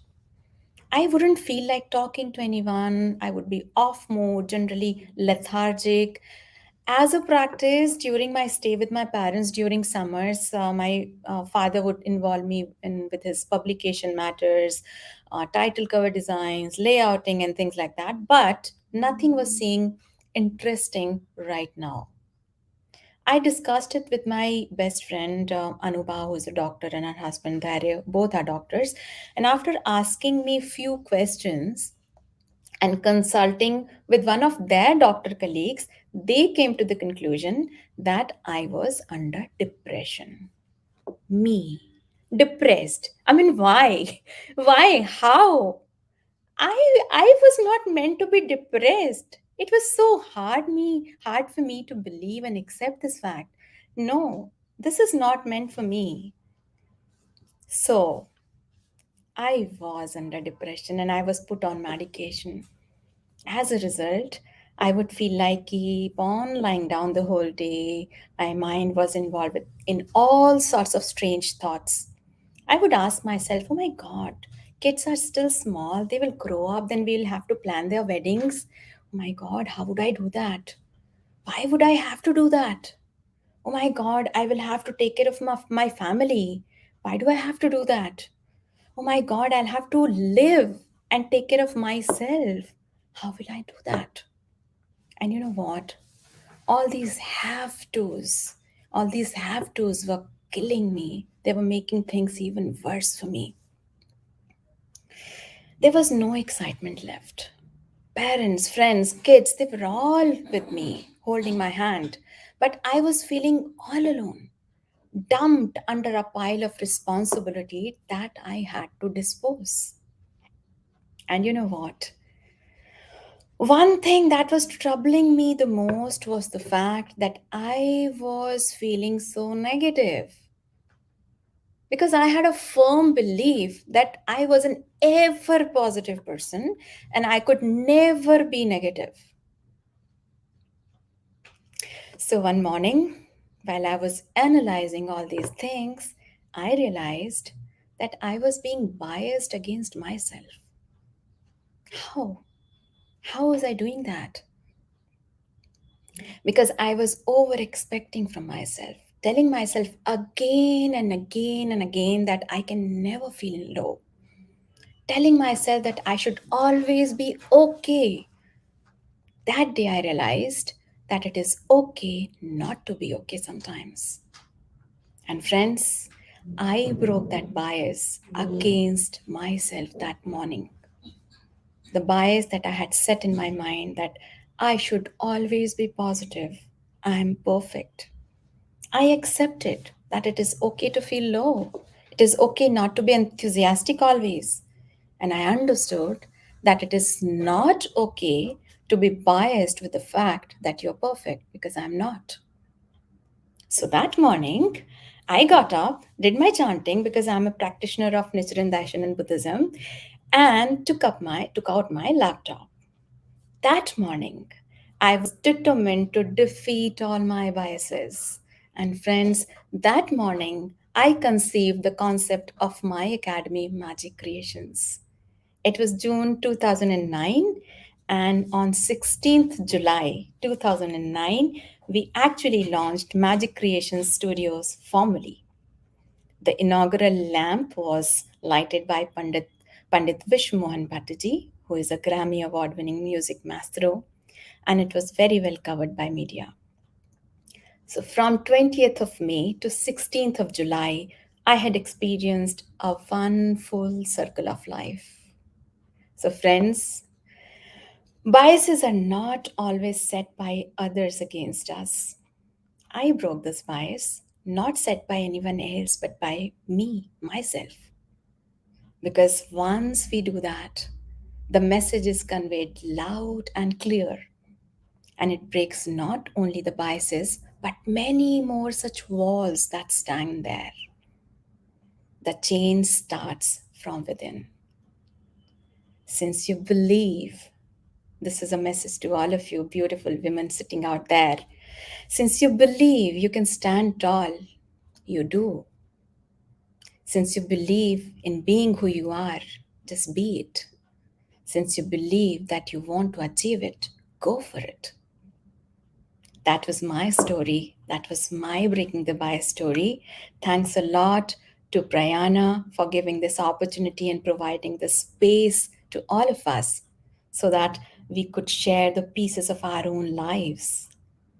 And I am going back with so much inspiration drawn from each one of you sitting out there. And let me say it once again, I break the bias. Thank you so much. Thank you so much, Geetika ma'am.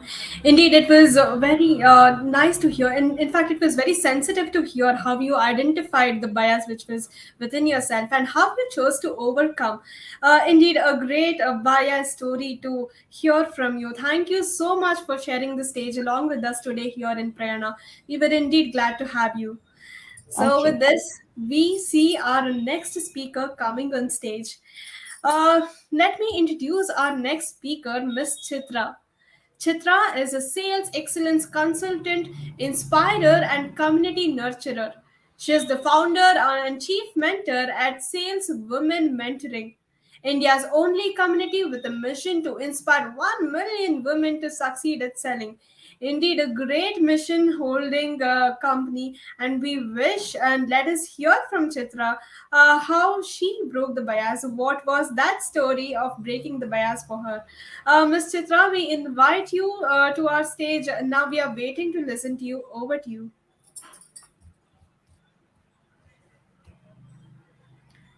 Ms. Chitra, you're still not audible.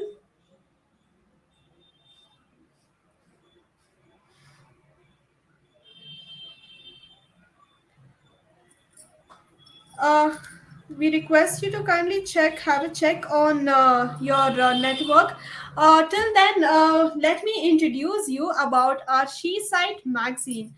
Now, She Site magazine is the magazine which holds the vision of stories of her. We have stories of women and stories written by women. She Site is exclusively dedicated to amplify female voices and creating spaces for women writer, entrepreneur, and leaders. Can we have the She Site magazine ad being played on screen, please?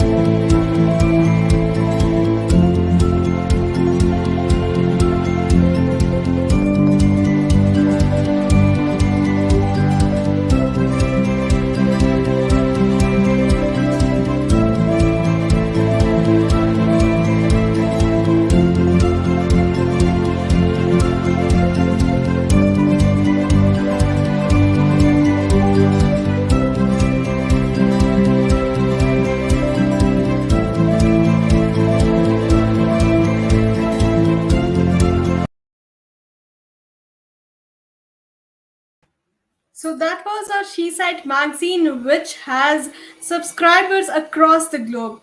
So go ahead, give it a quick reading, and you will see a large community of women who have contributed to the society in their own way.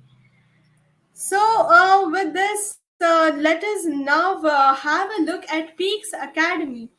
So as we can see, it supports for academic excellence. Now, PX Academy, we just had a talk which was done by Ms. Deepa ma'am. She is the Chief Operating Officer. So now let's have a quick look at PX Academy. Can we have the PX Academy ad being played on the screen?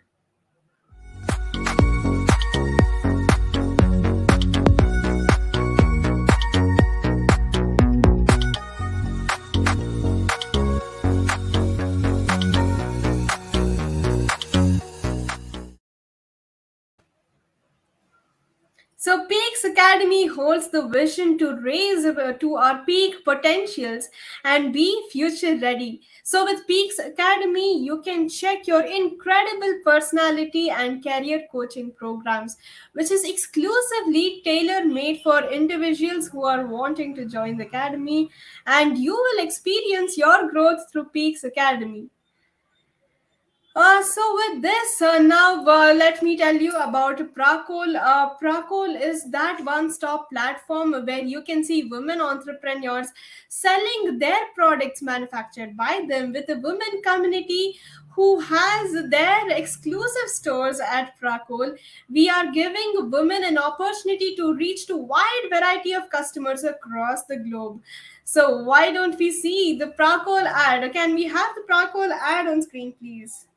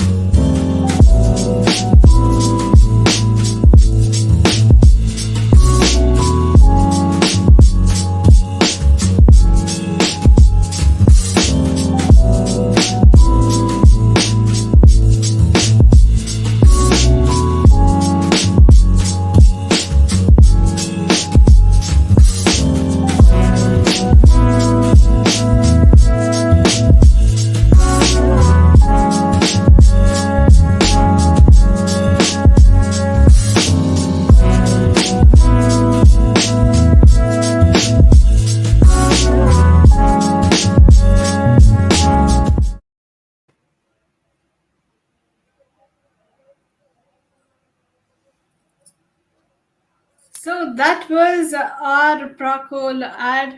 And head on to Pracol, www.pracol.com, where you can see a wide variety of products, probably the products which you were purchasing from different websites. Now, this provides one-stop solution to support cause while making a purchase. Now, Women's Day, and people we see here, people speaking, women are coming here to break the bias. So, how did this story of International Women's Day began? Well, there's a short story which I got to hear. Let me share that with you. So, International Women's Day was first officially recognized by United States in 1977. However, women's rights dates back to earlier 1848, and the first Women's Day was celebrated in the United States on February 28th. So this day is honored with the 1908 garment workers' strike in New York, when women protested against working conditions. So this was a brief history of International Women's Day, how it began. So everything started with a protest, as we can hear to it. It started from a garment factory. Now, let us hear to more such story. Let us see a brief introduction about International Women's Day and get to know more about that. But before that, we have. Another ad being played, the identity movie trailer is now live on Stream. Direction and screenplay by Dr. Chandravadana. Can we have the movie trailer on screen, please? Hello hi good morning Kochi ഇതിനോടൊപ്പമുള്ളത് ഞാൻ rainbow RJ ജുവലാണ്. മോളെ ചിന്നു എണീക്കടാ, അത് ഓളുണ്ടേടാ. എങ്ങും പകലിരവിൽ എരിയും തിരിനാളം. ജോലിക്ക് നിനക്കോ 10-14 വർഷം മുമ്പത്തെ MAക്കൊക്കെ, അതും മലയാളം. ആര് ജോലി തരാനാണ്? അവൾ എന്റെ ഇൻസ്റ്റാഗ്രാമായിട്ട് ഫ്രണ്ട്സുമായിട്ട് ചാറ്റ് ചെയ്യണോ? ഇൻസ്റ്റാഗ്രാമോ? അതെന്തടി? ഏത് സിനിമയായിട്ടാ ഇത്? എടീ, ഇത് ഇംഗ്ലീഷ് പടമാണ്. നിനക്ക് പ്രത്യേകിച്ച് മനസ്സിലാവാനൊന്നും പോണില്ല. കിടന്നുറങ്ങാൻ നോക്കും. ഞാൻ ഇനിയും കുടിക്കും എൻ്റെ കൂട്ടുകാരെ കൂടുമ്പോഴത്തേക്കും. നിന്റെ തന്തയുടെ ഭാഷയൊന്നുമല്ലല്ലോ. പ്രൈവസിയോ? 14 വയസ്സുള്ള പെൺകൊച്ചിനാണോടി privacy? Meenu, you know Amma won't understand such stuff. Why are you creating such issues? ഒരു പുതിയ ജേണി, ഒരു പുതിയ ജീവിതത്തിലേക്കുള്ള തുടക്കം. എന്നും ധമനികളിൽ കുതിരും ദ്രുതതാളം. മിന്നും ചിറകുകളുമായുയരാ. എന്ത് പറഞ്ഞാലും മാറില്ല, മനസ്സിലാവില്ല. നിങ്ങൾ നിങ്ങളുടെ നശിച്ച കുടിയോ? ഇത്രയ്ക്ക് അഹങ്കാരോ? ഈയിടെ നിനക്ക് അഹങ്കാരത്തിന് കൂടിയുണ്ടല്ലോ. ശരിയാക്കി തരാടി നിന്നെ ഞാൻ. But the next time we meet, I want to hear something interesting from you. There's a spark in your eyes. അതെന്താണെന്ന് കണ്ടെത്തും.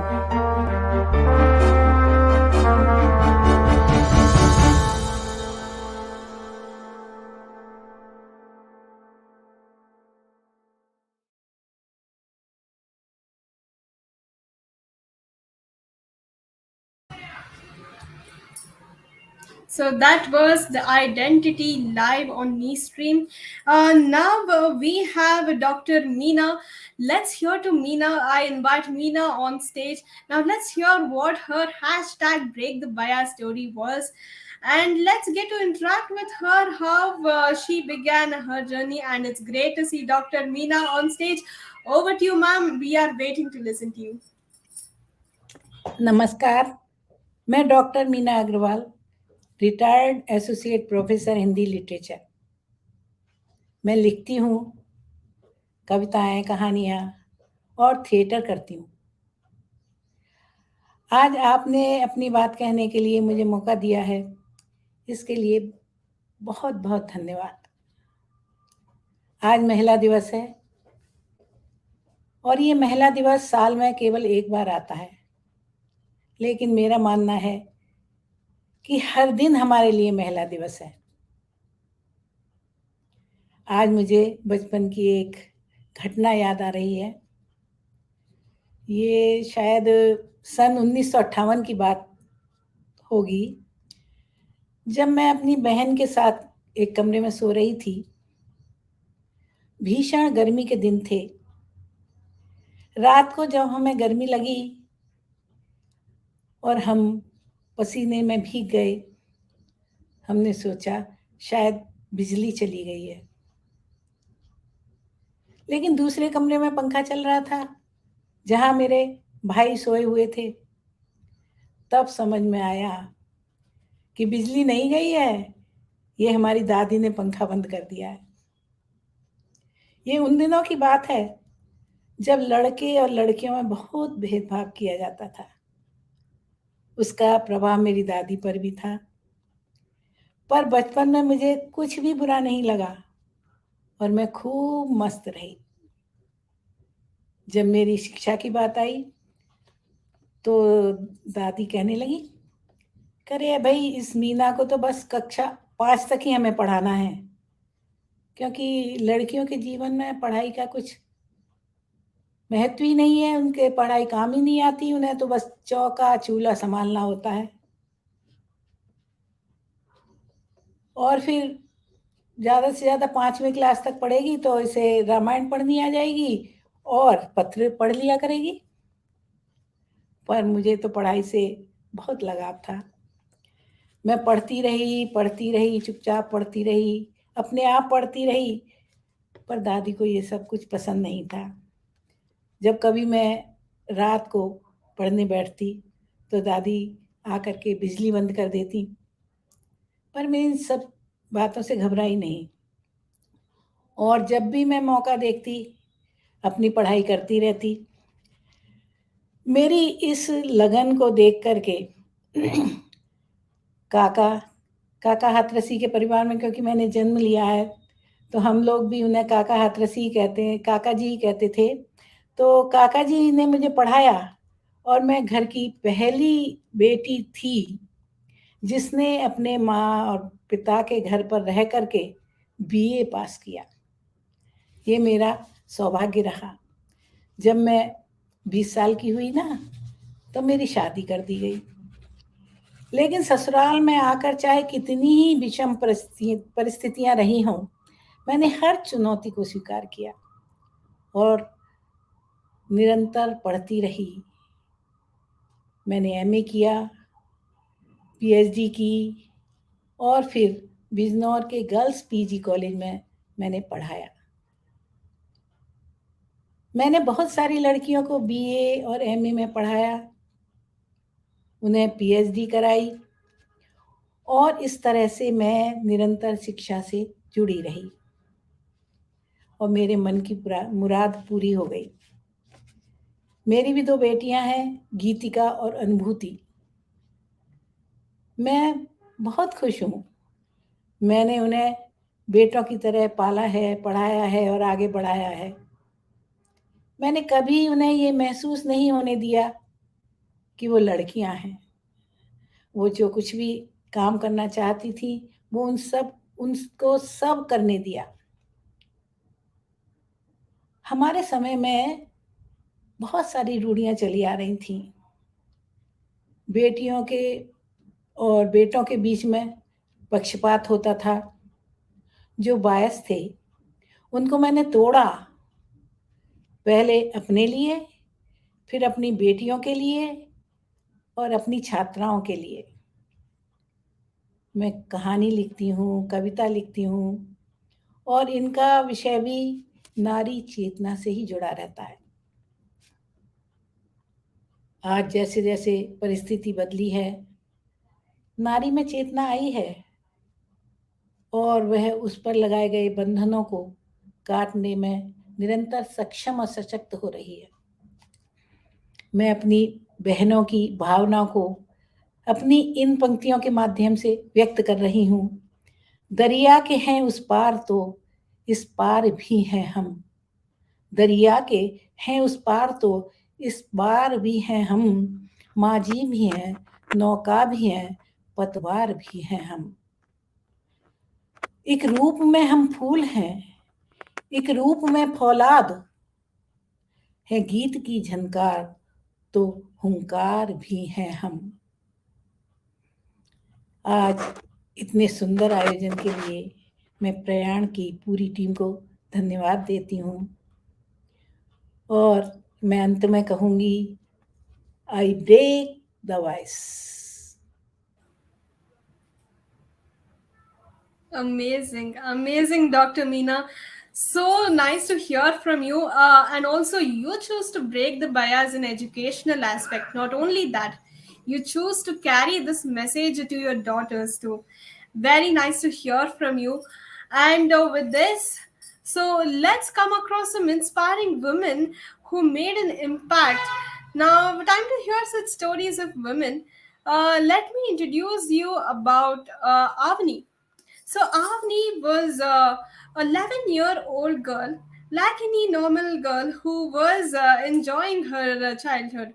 After she met with an accident at the age of 11, Avni was trapped in a wheelchair and her lower body was completely paralyzed. But did this stop her? Not at all.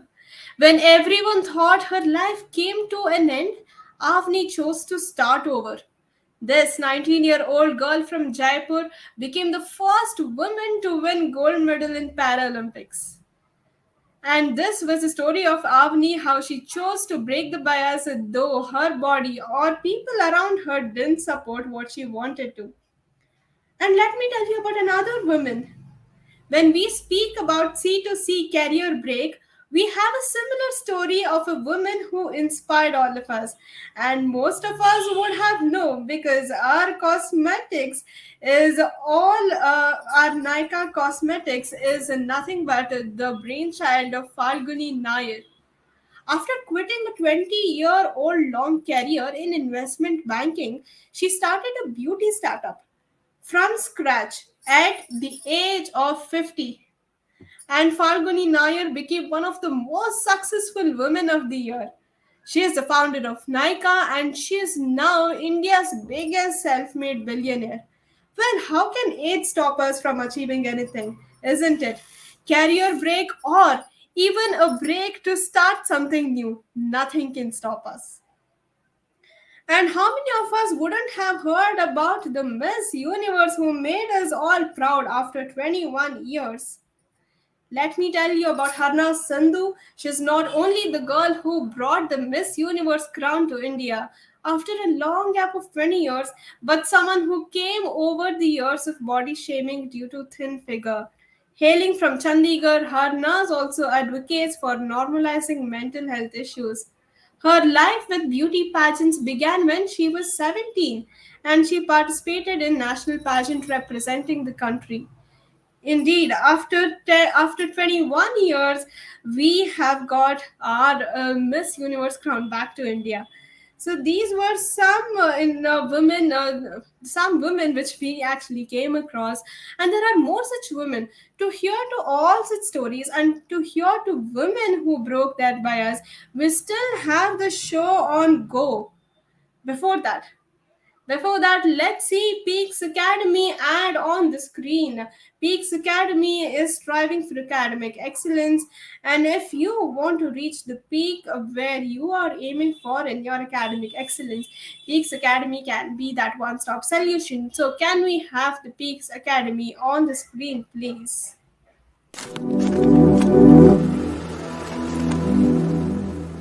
Hello everyone, my name is Deepa Perumal. I'm a mentor at Prayaana and I'm currently leading Peaks Academy, the e-learning division of Prayaana. Today you can see that even kindergarten students are taking online classes through Zoom. If children as young as kindergarten can do online classes, why can't adults do the same? We are a web-based platform that can facilitate 24/7 access to e-learning courses and relevant education. We curate incredible programs tailor-made for your growth and peak performance. We want to make learning accessible to everyone without the boundaries of geographical location or time zone or age limit. We have an ever-growing community of mentors who are industry experts in their relevant fields. We also have international coaches who conduct global masterclasses with us regularly.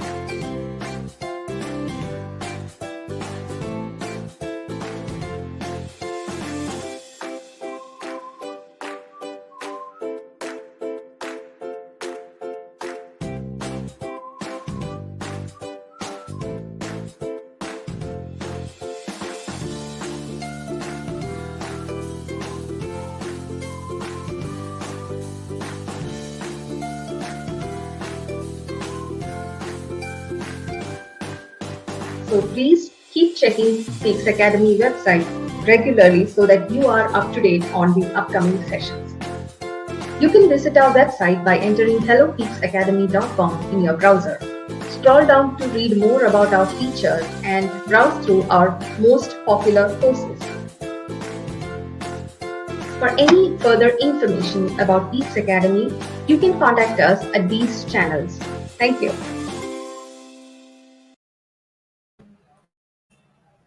So that was Peaks Academy. Head on to Peaks Academy and choose the course which you want. With this, now let me introduce you about Tulsai Gowda. She's also known as Encyclopedia of the Forest. Now let's see an interesting story behind this woman. She was honored by awarding Padma Shri for her contributions and efforts to protect forest cover. This 72-year-old hailing from Halaki, she's from a tribal community of Karnataka, and this woman has planted over 30,000 saplings and has the unique ability to recognize a plant just by a touch. What an amazing sensitivity, right? And she has never attended school and was married at the age of 12. This day, laborer is an asset to Karnataka Forest Department as well as to the whole world. In fact, being close to nature is being more sensitive and conscious towards the environment around us. And how about Shali Singh? Shali Singh is an athlete who started her career without a proper shoe. Shali Singh won the world number one title in under 18 age in youth long jump in 2021. She was born in Jhansi as the daughter of single mother. The long jump pit was a bed of roses for this girl who overcame several hardships in life, and she was trained at Anju Bobby George Sports Federation in Bengaluru. She is now one among the 20 rankers across the world in the list of under 18 long jumpers. Well, isn't it wrong saying that women inspire another woman? Why not? Women inspire the entire human community. What less do this stand for? So with this, we again come across most women who made an impact, not only in their women community, but across the world to all the people around us. So, Leena Nair, let me tell you about Leena Nair. She is a global chief executive of the French luxury house at Chanel. She was the first female and youngest ever chief human resource officer. She is from Maharashtra and her career in management was only 2% of women employment in her company. She was featured among Fortune India's most powerful women of 2021. Before pursuing management, she studied electronics engineering at Walchad College of Engineering. So these were few of the women who actually inspired us, and these were women who were also featured in 2021 Most Inspiring Women. Indeed, great to hear the stories of all these people. In the same way, Prayaana stands as a support for women's empowerment. Prayaana started as an ecosystem for women development and women empowerment, where we women together, we don't only aim at self-growth, but we also aim for people, girls around us to grow with us. With that unique objective in mind, Prayaana has set up the marathon live, and let's see more such women coming onto the stage and sharing their stories. With this, we have Miss Inde as our next speaker, waiting to listen to her. Dr. Inde, we would like to hear your hashtag Break the Bias story. Over to you. Dr. Inde, your mic is on mute. Hi, I am Dr. Indi, and I'm an Ayurveda physician, aspiring feminist mother to a 6-year-old son, and a small business entrepreneur, and a forever learner. So something very curious for all you curious minds. It is about my name, right? So my name is Indi, and it stands for India in French, and it you won't believe how. One of the biases that I have to break is how my name is pronounced rightly and understood rightly, and people say it correctly there. So that is one of the bias, the curious mind. So for all of you there on my name. And today I want to share a small snippet from my experience while I was working as a research fellow for documentation and research project, which was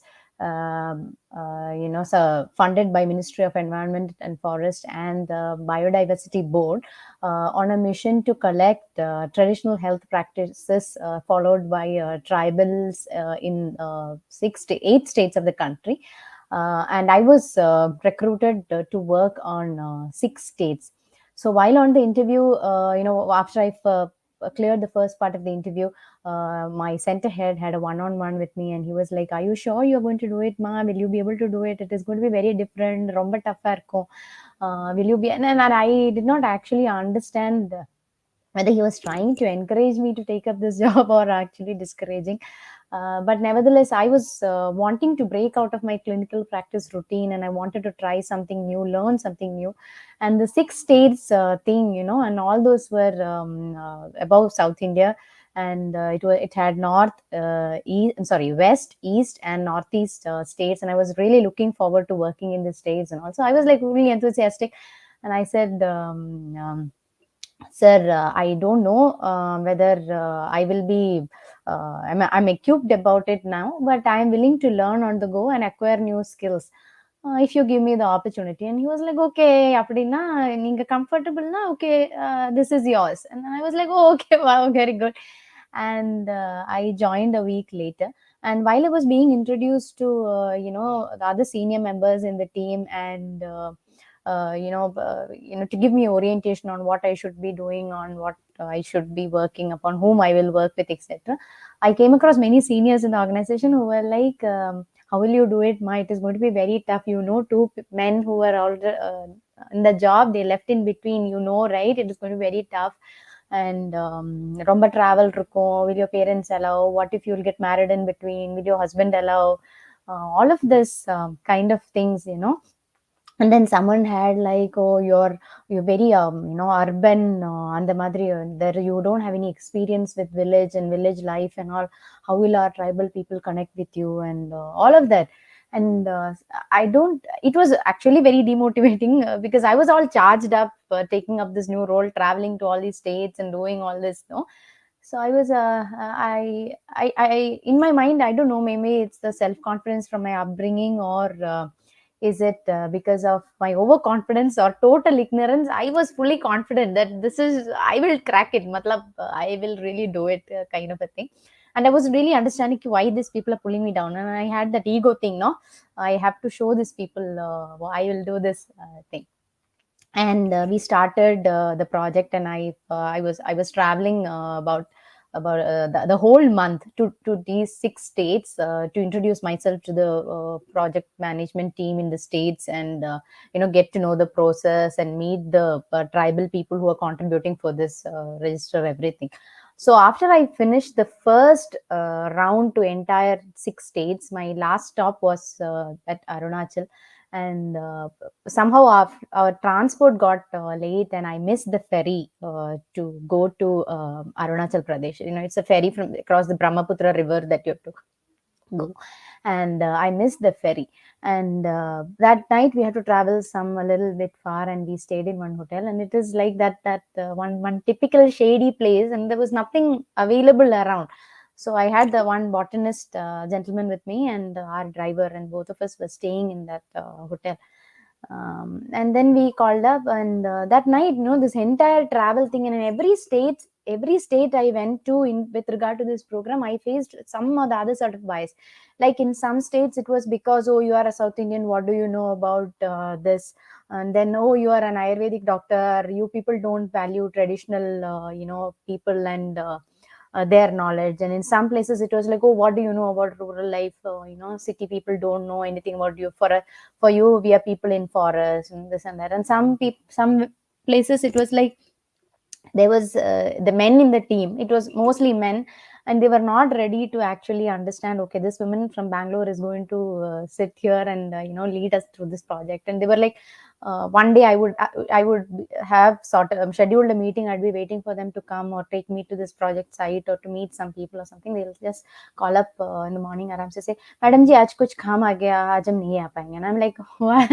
So I, a lot of glitches like this in every place I went, and some people would not cooperate, and some traditional this tribal people whom I was meeting, they were refusing to share their knowledge information with me, saying, oh aap log ye ayurveda doctors wale ye sab hamare ye chura lenge, all of that, and this entire month of travel and unable to travel to Pasighat, to Arunachal, I it was a very it was all running in my head, and it was very scary, and also scary in this Akeli Ladki situation from the movies happening to me with the hotel.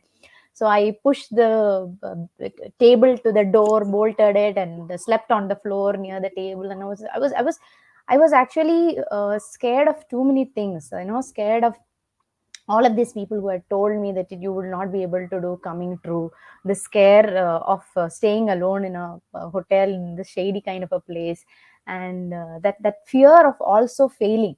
I was really scared in a lot of things, and I was overthinking so many things that night, and in between somewhere I dozed off also.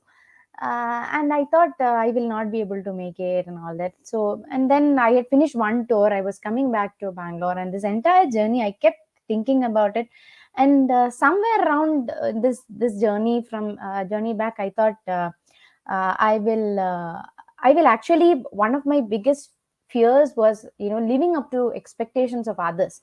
And in between, I thought I should not live up to the expectation of others, whether I am able to do or not to do. I should actually concentrate on doing this project, complete this project as much as I can. And if I'm not completing, okay, fine. But I will do my best, and I will actually try to let go of all these biases people have. I will try to work on it on my own small ways. And somehow I transferred my focus from being able to do this thing, to show other people that, oh, you said I can't do, no, I did. From that I to that From that point, I shifted my focus to actually getting close with these contributors, the project people on site, and completing this. So with then suddenly the focus shifted, and I also felt very peaceful about myself in this whole scenario. And it would have come across in my demeanor and in my approaching the project later on.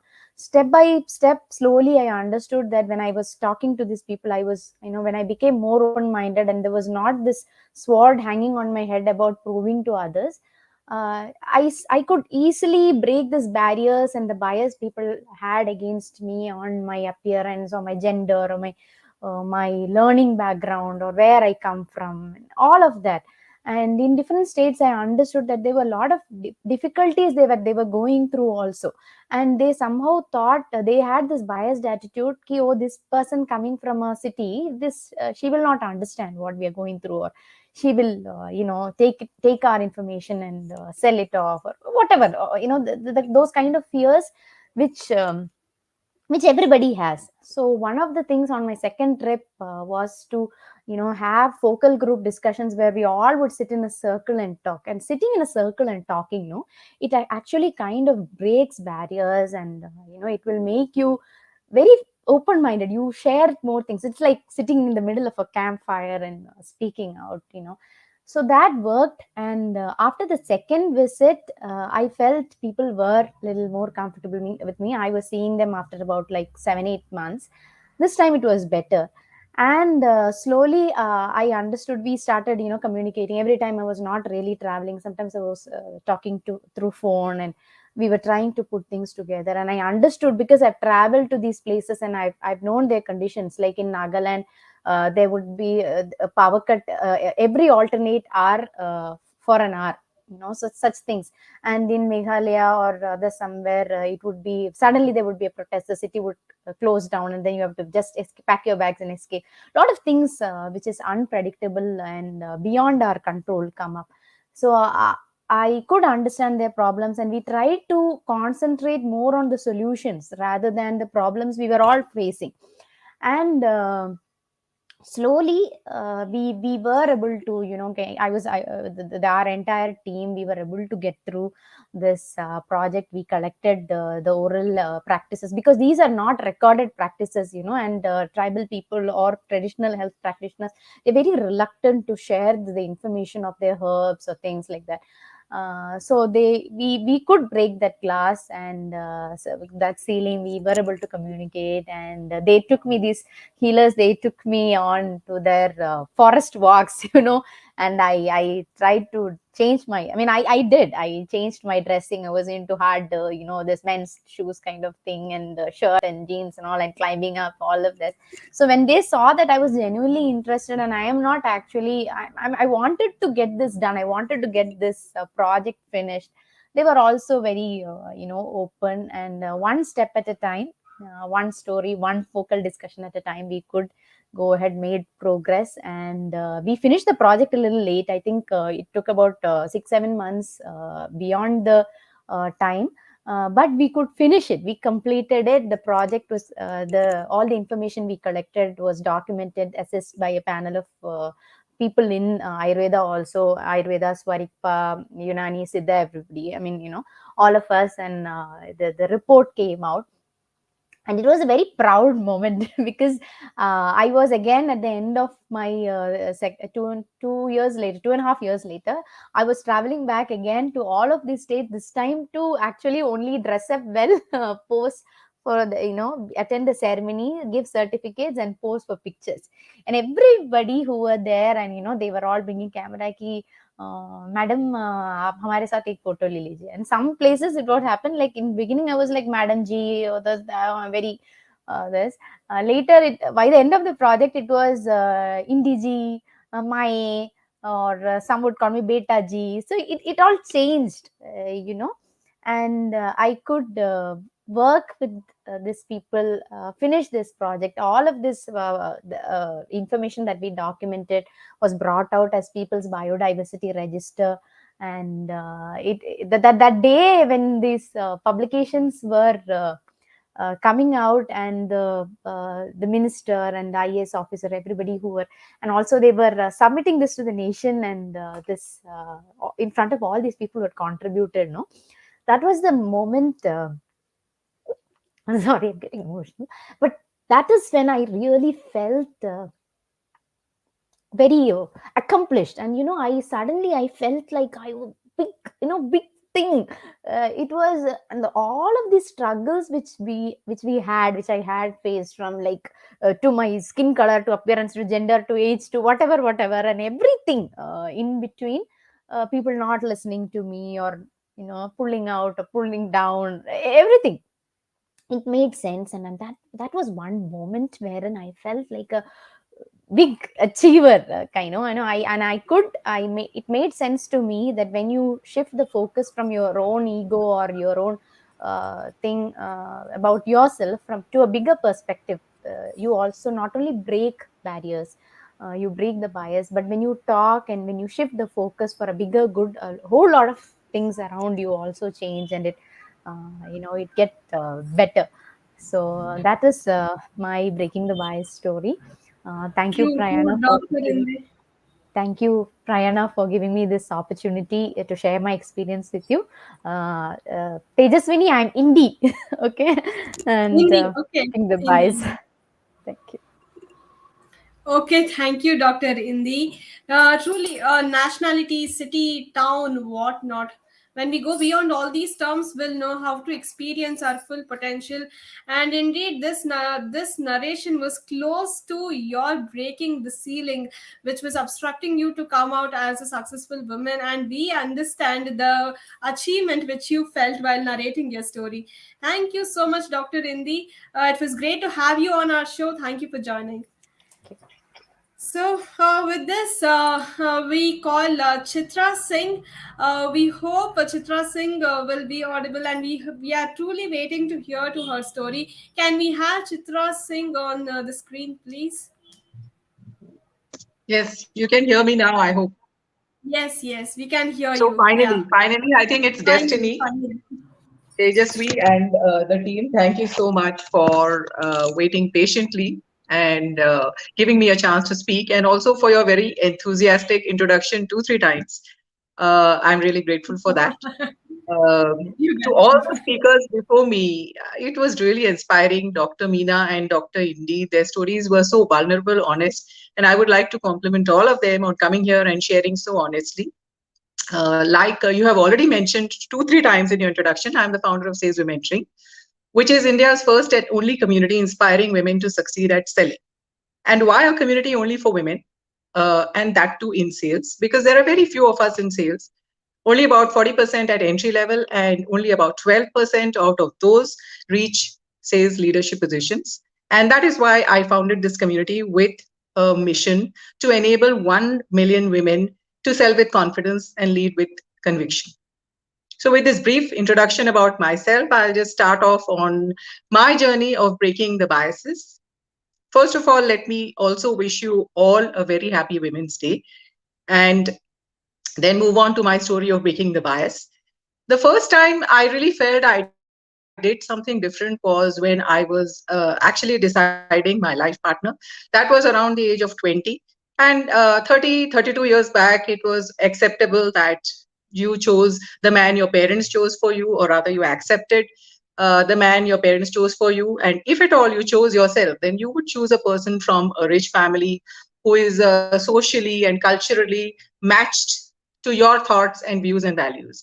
Whereas I did the opposite. I'm from the south of India, from Tamil Nadu to be precise, and he's from the north of India. So it was a two states in one way. Socially, culturally, they were very different. It was a highly patriarchal setup, and he was from the north.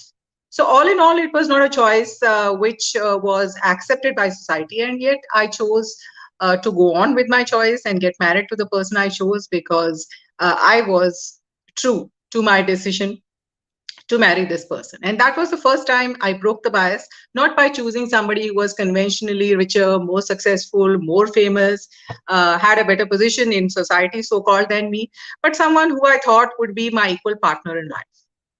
Now, coming to the second part, mostly after marriage, women, at least in India, culturally, we are expected to produce the son and heir immediately. And for me, it was 1 year, 2 years, and several well meaning relatives and friends around us kept asking me the same question, that when would the child come? And I used to just smilingly not give any answers and not make any comments. And we waited for 10 years. And this was the decision both my spouse and I made for 10 years before we welcomed our beautiful baby daughter into this world. She's our only child. And now she's on the way to breaking biases, and she's studying to be a journalist. And I'm sure she'll help us in this cause of uplifting women and breaking the bias. So this was the second time I made a decision to have a child much later and to focus on my career and reach a certain position in my career before I decided to have a choice. Before I decided to have a child. Also, the third choice I made was that I decided not to have any more children, because I wanted to ensure that this child would have a secure future and I could give her all that she deserves. This was again a break from the conventional or traditional, because again, culturally, we are focused on producing male heirs who carry forward the culture, the legacy, the family name, and so on.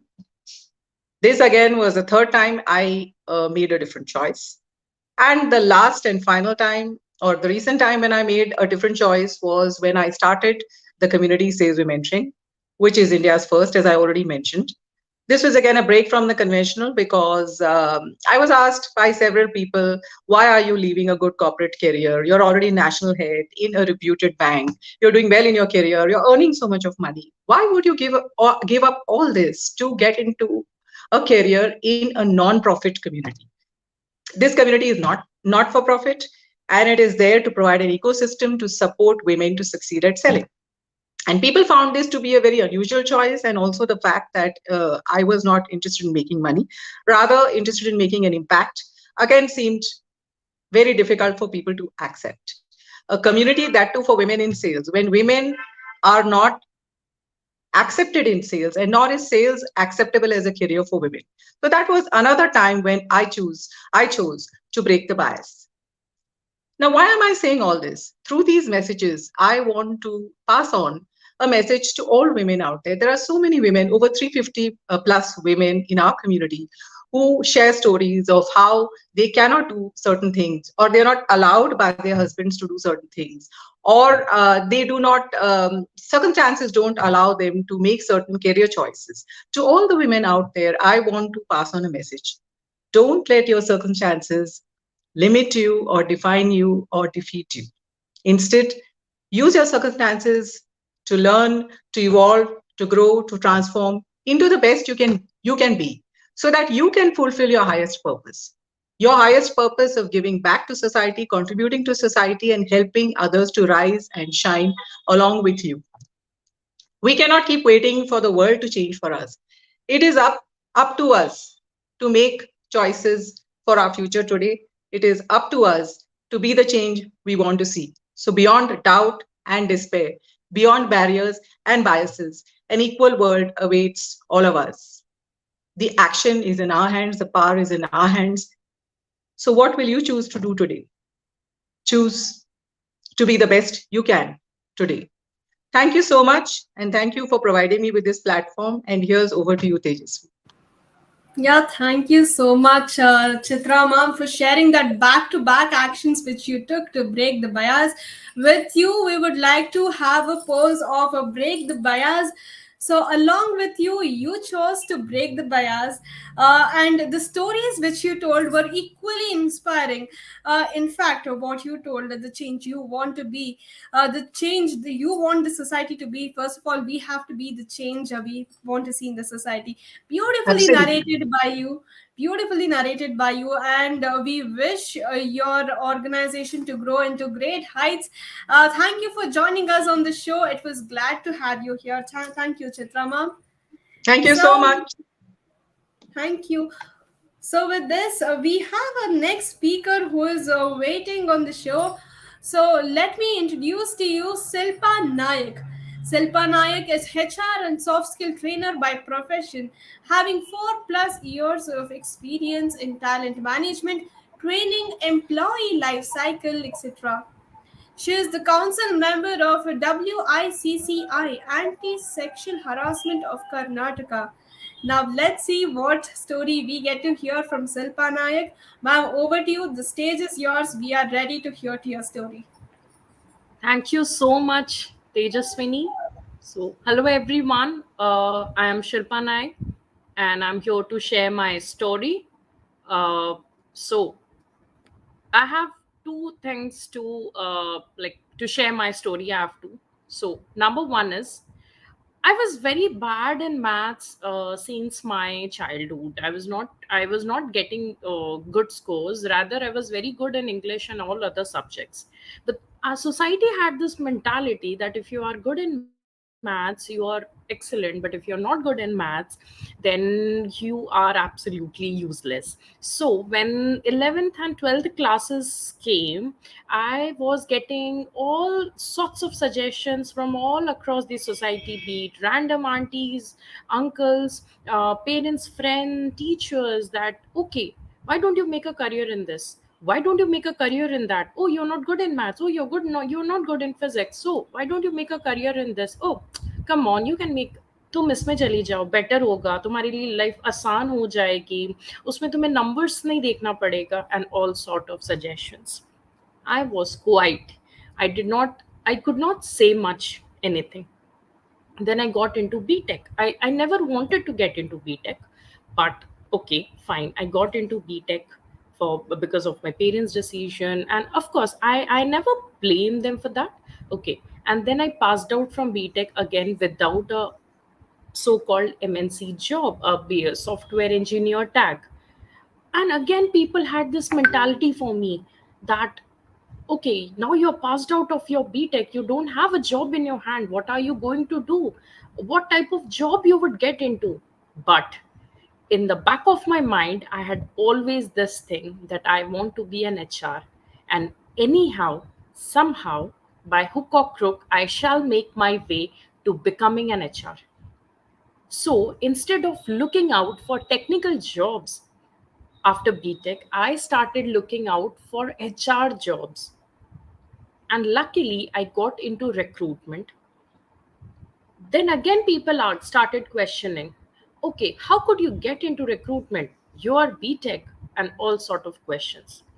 Again, I did not say anything because I knew what I had to do. And then I got into recruitment. Again, I was confused what to do now, what to pursue now. And then finally, I decided that I'll be doing my management in HR. And then finally, I got into, after doing, I convinced a lot. I had to convince my parents a lot for that decision. But I never gave up. 3 to 4 nights, continuous fight, argument, questioning, challenging the decision, and lot of things. But I didn't give up on my dreams of becoming an HR. I did my MBA, and finally, after 2 years of full time post graduation, I got the first job of my being an HR into learning and development department at Mu Sigma, which is an analytics MNC. And then my career has all been very flourishing, nourishing, and excellent one. And today, the same category of people who used to taunt me and my parents one day for being not good at maths, for their random, कहते हैं ना in Hindi, like मुफ्त की advices, for their मुफ्त की advices, the same category of people today are calling my parents and asking that, hey, we are seeing your daughter posting lot of things. She's posting lot of things related to training, related to sessions, related to speaking events. What is she doing? She's definitely doing something good. We are watching her. She is doing something good. Please tell us what she is doing. And so many good questions, full of curiosity. That's something I have done different from their community. And today, when I listen those words from my parents, I feel glad that I did something which most of the girls in my community might not try, because they follow the conventional way. Got into BTech college, got a secure job in any MNC, and then started. But that doesn't mean that if I'm not good in maths, I can't pursue a good career. And it's not necessary to be excellent in maths to pursue a good career, to have a satisfactory career. And my second is, I'm 30 years of age and yet not married. People ask me often, you are single, how are you going to movie hall without having anyone with you? How are you managing to go to a restaurant without having anyone with you? Come on, I don't need someone to be with me to watch a movie of Ranveer Singh or Ajay Devgan. I love Ranveer Singh, I want to see him, I'll go alone if I feel like. I'll enjoy the popcorn, I'll enjoy the nachos, and I'll watch the movie. Do I need always someone to be besides me to watch Ranveer Singh or Ajay Devgan? And similarly, if I'm feeling hungry, I'll go and sit at a restaurant, I'll order, I'll have something. Just because I'm approaching 30 or I'm already at 30 doesn't make me less feeling enjoying my life, doesn't deter me from enjoying my life. So my decision of not getting married early could be anything. Maybe I would not have found a good partner as of now. Maybe people whom I met were not up to me. Maybe my career is more important than getting married at this age. So my only suggestion or advice to any woman, please fulfill your dream. Society will always say you do this, do that, do this if you do that, and all that stuff. But ultimately, listen to what your heart says. And today, when I'm approaching 32, I'm finally going to get married this year, because I believe this is the right time for me. I'm satisfied with my career right now, where I am exactly. And right now, I can marry. And that's why I'm getting married, and not because the society decided a particular age or something. So, with this, I break the bias. Thank you. Thank you so much, Silpa Naik, for sharing that story of yours. Indeed, a career change, or when it comes to our choice, there is nothing which can stop us, not even the stereotypes, not even questioning. So it was beautifully shared by you. Thank you Thank so you so much for much. coming on stage today. Thank you so Indeed, much. your yeah, thank you so much. Indeed, your hashtag break the bias was an excellent narration, and we all enjoyed hearing to you. Wishing you all the best for your journey in Thank future. you so Thank much. you for coming here. Thank you so much, Tejaswini. Thank you. So yeah, with this, so we have our next speaker who is ready to come on stage. Um, before that, can we see our She Site magazine ad being played on the screen? She Site is the magazine which narrates the story of her, from her, and by her. So let's get a quick glimpse of what the magazine is all about. The ad on screen, please.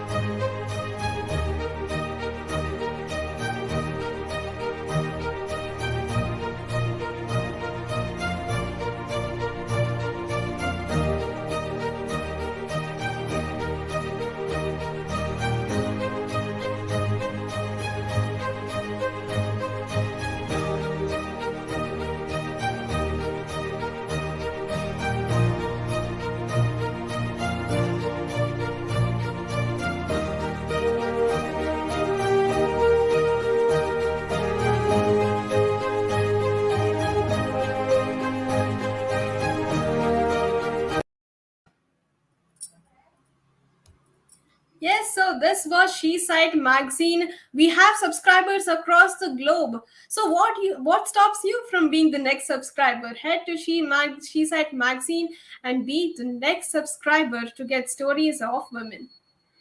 The next speaker, just like the career change story we heard right now, we now have Maushmi, who is a first generation entrepreneur with an entrepreneurship graduation from ISB, Hyderabad, India.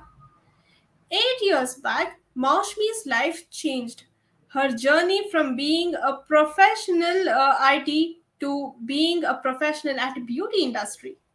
Now I invite Maushmi on stage. Mom, we are waiting to hear your story. The stage is yours, and we are the audience now. Over to you, ma'am. Ma'am, your mic is on mute. Hi, good afternoon, everybody. Good afternoon. So this is Maushmi, and I'm from Dhanbad, Jharkhand. And I start with a small quote, which is a very favorite quote of mine. That is, where there is a woman, there is magic. So wishing all the women all around the globe a very happy International Women's Day. And I would start with a small story which happened with one of my clients a few days back. I am a skincare specialist and an esthetician, and I get people from all around asking for tips and for skincare, for hair care, and all. So just few days back, I got a call from a small place in the southern part of India, a tier 3 city. And the father, who is a banker, told me that his daughter is suffering from a lot of sweating in the hands and legs. It's so bad that she's not able to wear even the slippers and all. It's that bad. So, and then I asked him, like, when did it start? Is it from the childhood and all? And he said, no, it started about 3 years back. And I asked a few questions about the siblings and all, if there is a sibling rivalry and all. And then he asked me, because I was asking a bit of, I had a few personal queries. He was like, ma'am, should I go to a dermatologist? I said, you can go to a dermatologist, but I would like to take the child on a video call, and would like to speak to the mom too when the child is there. And when I actually went into a video consultancy with the child, I could see she's a very small kid, 8-year-old kid, very happy. And but the facial expressions were changing. And when I told her that, did something happen to you, beta, some 3 years back that you'd like to share with me or with your mom? Immediately the face changed. And she got a bit lost. And I could understand that there was something which she wouldn't like to share. Then I asked the mom. I said, okay, fine, I have asked my questions and I would like to personally speak to the mom. And then I disconnected from the consultancy and personally called the mother. And I asked her that, what happened 3 years back? Something that you'd like to share? She said, nothing, just that this child had severe dehydration and she was hospitalized for about 3 to 4 days. And so just after she came back from the hospital, this thing started. She started sweating profusely. So I told her, yes, this is a case of hyperhidrosis where the hands, legs, sometimes the scalp sweats, and especially when it is the hands and legs, it's a case of anxiety. And for a child who is just 8 years old, there can be two reasons for anxiety. One is usually like they're bullied in school, which you need to find out. She said, no, she is actually the principal in the school. She said, no, she's not bullied. But she said that from the last 3 years, I have been noticing that even she's not the way she used to play around, the way she used to be happy and all, she has become very slow. So I said, you just speak to her and share with me the story. Something might have happened to her while she was in the hospital. I just spoke to the mother and told her, excuse me for stating this, but try to find out if she was being, she might have been, some bad words might have been told to her. Maybe she, as a child, because at that time she was 5 years old, she as a child might not have known the difference between a good touch and a bad touch, and that might have affected her. Something had happened while she was in the hospital for the last 3 days. And while you speak to her, try to understand that anybody, any of the relatives, a man, a woman, anybody can be actually responsible for this. And she's not going to speak for the first time, but you have to be patient enough to speak to her and take the information out. The first thing the mother said was, no, this cannot happen to my child. This is where I want all the women across all over, please, this is my request, break the bias, come out of it, think of this thing as, we tend to imagine that these things cannot happen to our child. It cannot happen to my sister, it cannot happen to my daughter, it cannot happen to my friend, it can happen to somebody else outside. Please come out of this. These are the things which are happening on everyday basis. I told her that, ma'am, I can give her products, you can give her medication, but that is not the solution. It's not a skin problem. Because me being from, I believe in integrative medicine, I believe in understanding the root cause of any problem. And for an 8-year-old child, the root cause is anxiety. For hyperhidrosis, try to understand, speak to her, and you will get the solution. You only said since last 3 years, she is not behaving the way she used to do before.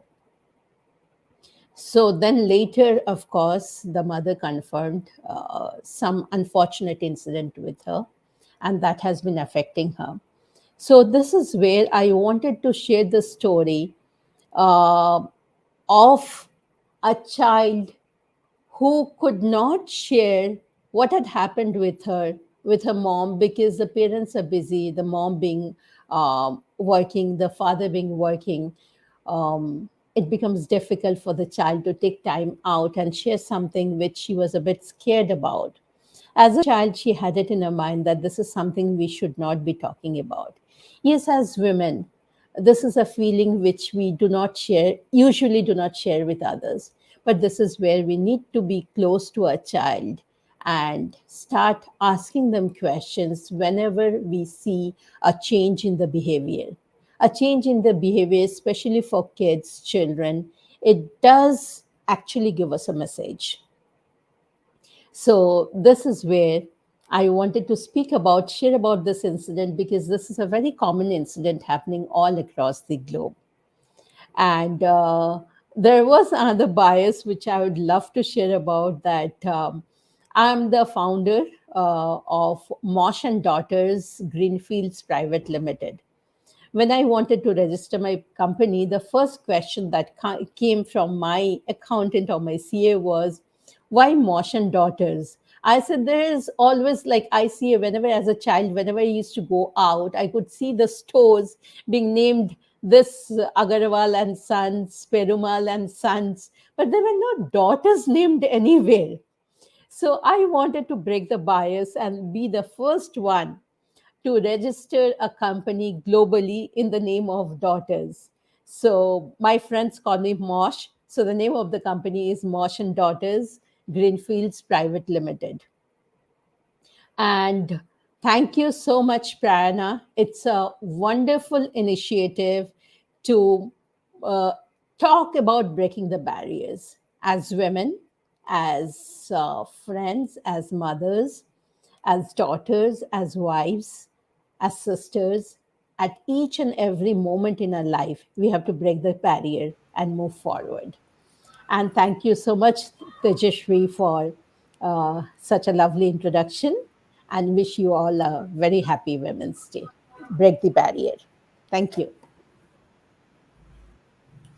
Thank you so much, ma'am. Indeed, that was a great message to all the mother out there to break the bias they had about their children, or about bringing up their children in a way which is conducive to their children, for them to grow up in a safe environment. In fact, as a doctor, that was a great message, and we as women stand to break the bias. Thank you so much for coming on the show and staring the stage.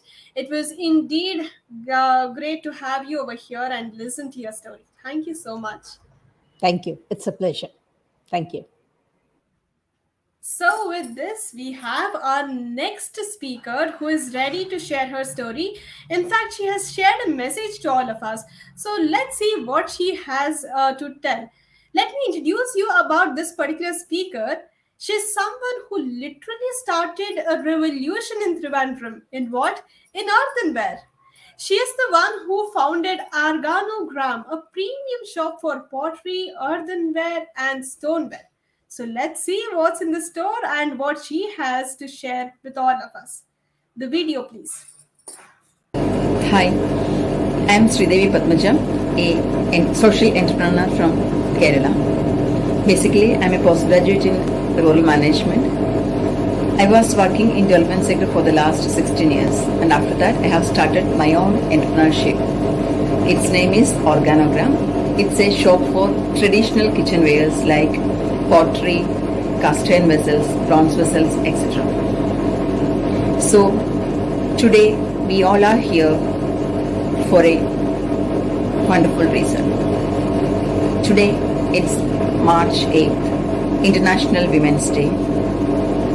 This year the theme is Break the Bias.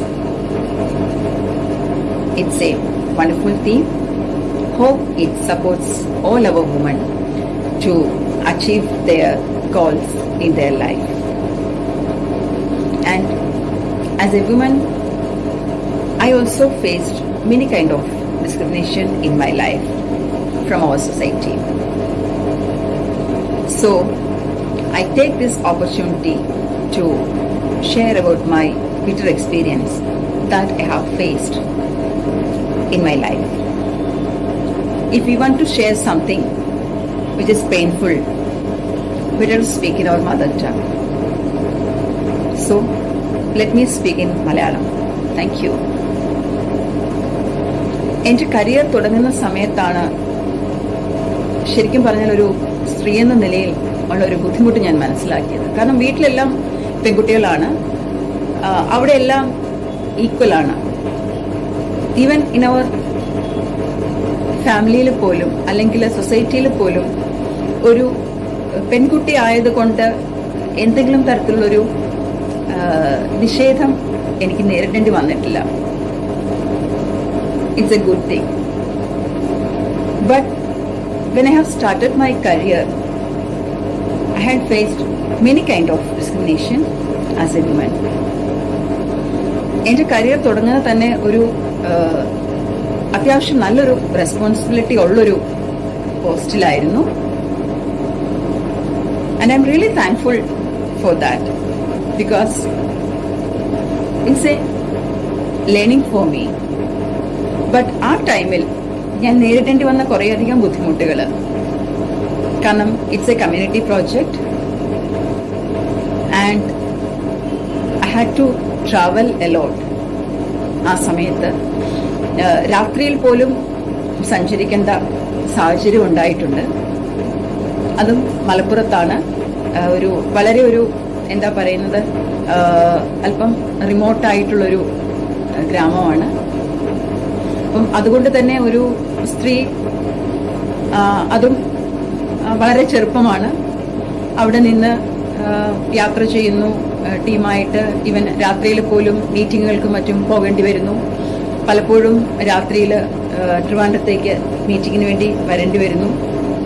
പക്ഷേ ആ ഒരു കമ്മ്യൂണിറ്റിയിൽ നിന്നും എൻ്റെ ഒരു ടീമിൻ്റെ ഉള്ളിൽ നിന്നും എനിക്ക് കിട്ടിയ ഒരു സപ്പോർട്ട് എന്ന് പറയുന്നത് വളരെയധികം വലുതായിരുന്നു. പക്ഷേ യഥാർത്ഥ പ്രശ്നം എന്ന് പറഞ്ഞാൽ ആ സമയത്ത് ധാരാളം മീറ്റിങ്ങുകൾ ഗവൺമെന്റ് ലെവലിൽ ഗവൺമെന്റുമായിട്ട് കോപ്പറേറ്റ് ചെയ്തുള്ളൊരു പ്രോജക്റ്റ് ആയിരുന്നു. അപ്പം ഗവൺമെന്റ് ഒഫീഷ്യൽസുമായിട്ടുള്ള മീറ്റിങ്ങുകളും അല്ലെങ്കിൽ ആ പ്രോജക്റ്റ് ഒഫീഷ്യൽസ് ഉണ്ടാകും.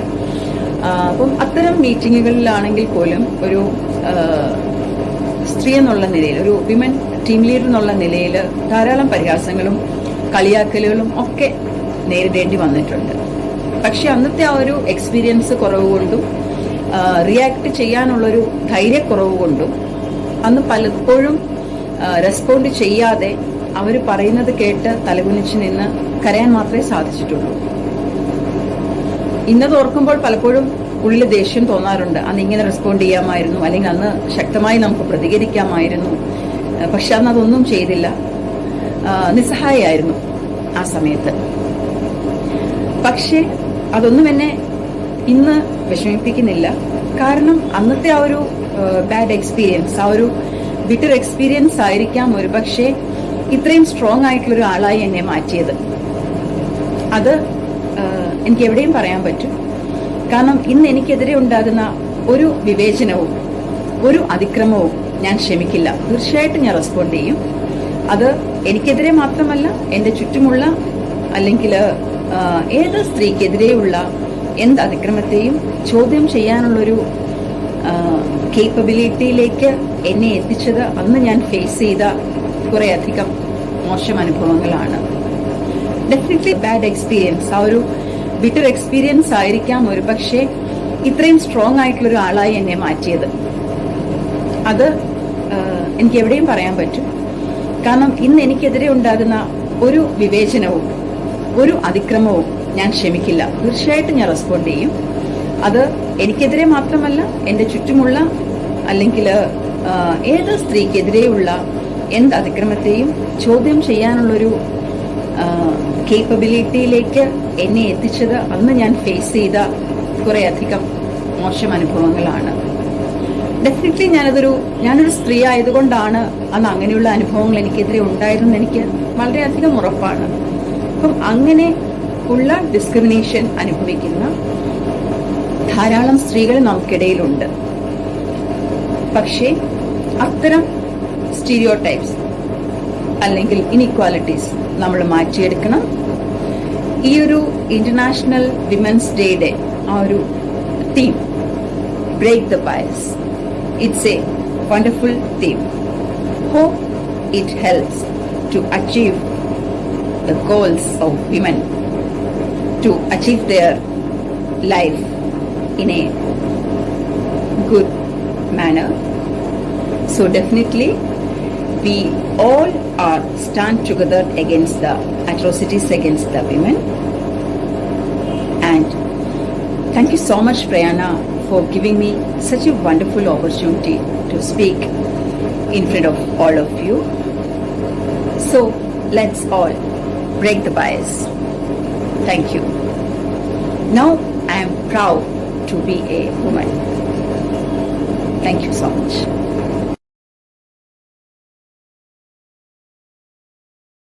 Sridevi ma'am, for that wonderful message.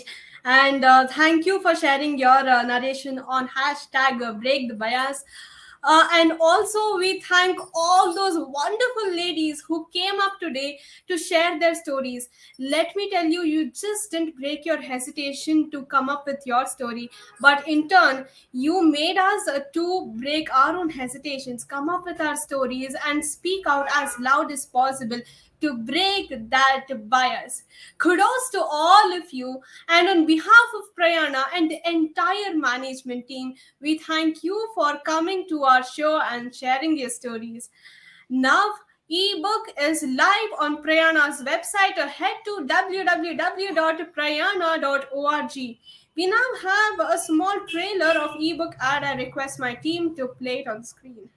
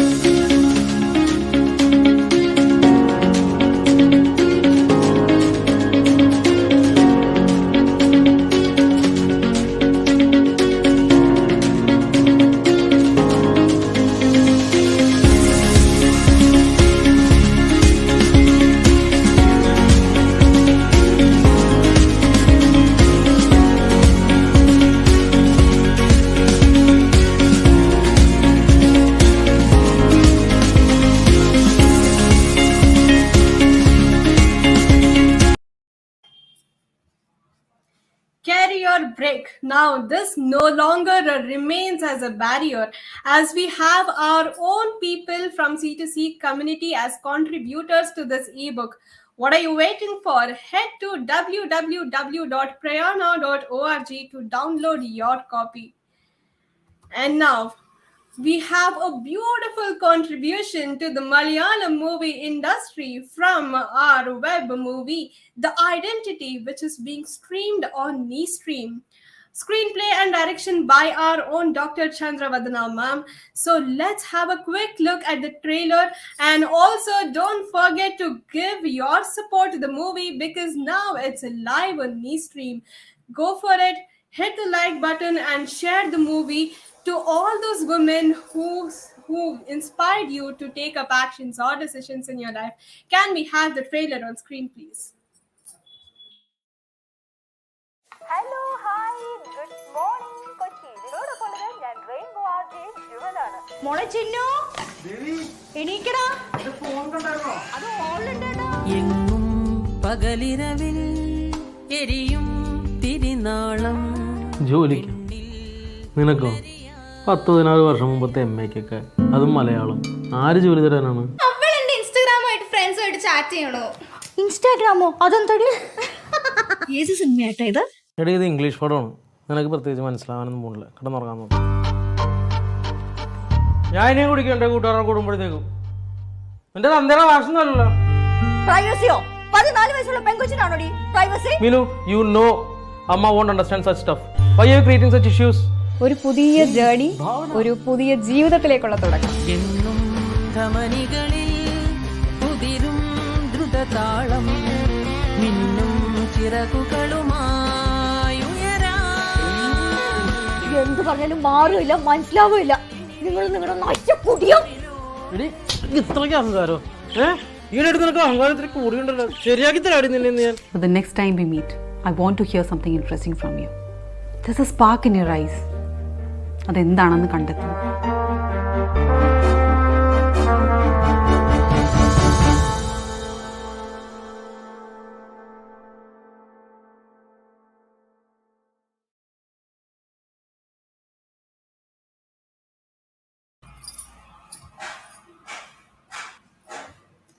Well, this was our way of celebrating womanhood. Hey, but wait, we have more to show, we have more to celebrate. Still 8 p.m. in the night, we have more such celebrations. So don't go anywhere. After a quick little break, come back to the afternoon session to witness a large celebration from the stories of women. This was your host and anchor Tejaswini. I thank you so much for staying here with us and listening to all people narrating their stories and being a support for us. Thank you so much. This is Tejaswini signing off. Thank you. Thank you so much, Tejaswini, for taking care of the forenoon session. You did a brilliant job. I would like to tell everyone that Tejaswini is an alumnus of Prayaana.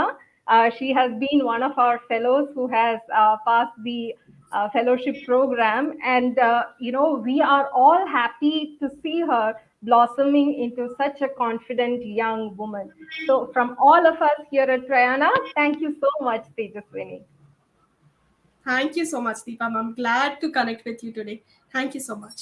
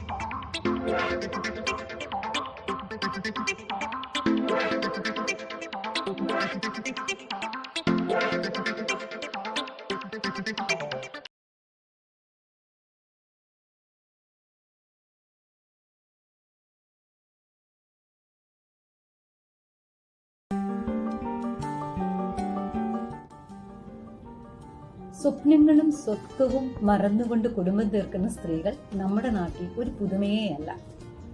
എന്നാൽ അവരവരുടെ സ്വപ്നങ്ങൾ തിരിച്ചുപിടിക്കുന്നതിന്, സന്തോഷം കണ്ടെത്തുന്നതിന് പ്രായമോ കാലമോ സമയമോ സമൂഹമോ ഒന്നും തന്നെ ഒരു തടസ്സമല്ല എന്ന് അവരെ ഓർമ്മിപ്പിക്കുന്ന, അവളവളെ തിരിച്ചറിയാൻ അവരെ പ്രേരിപ്പിക്കുന്ന ഒരു സിനിമ, ഒരു പെൺപക്ഷ സിനിമ ഇതാ വരികയാണ് വീണ്ടും നമ്മുടെ അടുത്തേക്ക്. മാർച്ച് 8 അന്തർദേശീയ വനിതാ ദിനത്തിൽ റിലീസ് ചെയ്യുന്ന ഈ ചിത്രം ദ ഐഡന്റിറ്റി എന്നാണ് അതിന്റെ പേര്. ഡോക്ടർ ചന്ദ്രവദന സംവിധാനം ചെയ്യുന്നു. നീ സ്ട്രീമിലാണ് അത് റിലീസ് ചെയ്യുന്നത്. ഈ ചിത്രത്തിന്റെ അരങ്ങിലും അണിയറയിലും പങ്കെടുത്ത എല്ലാവരെയും വനിതാ വികസന കോർപ്പറേഷൻ അഭിനന്ദിക്കുന്നു. ഈ ചിത്രം നിങ്ങളേവരും കാണുക, അഭിപ്രായം രേഖപ്പെടുത്തുക.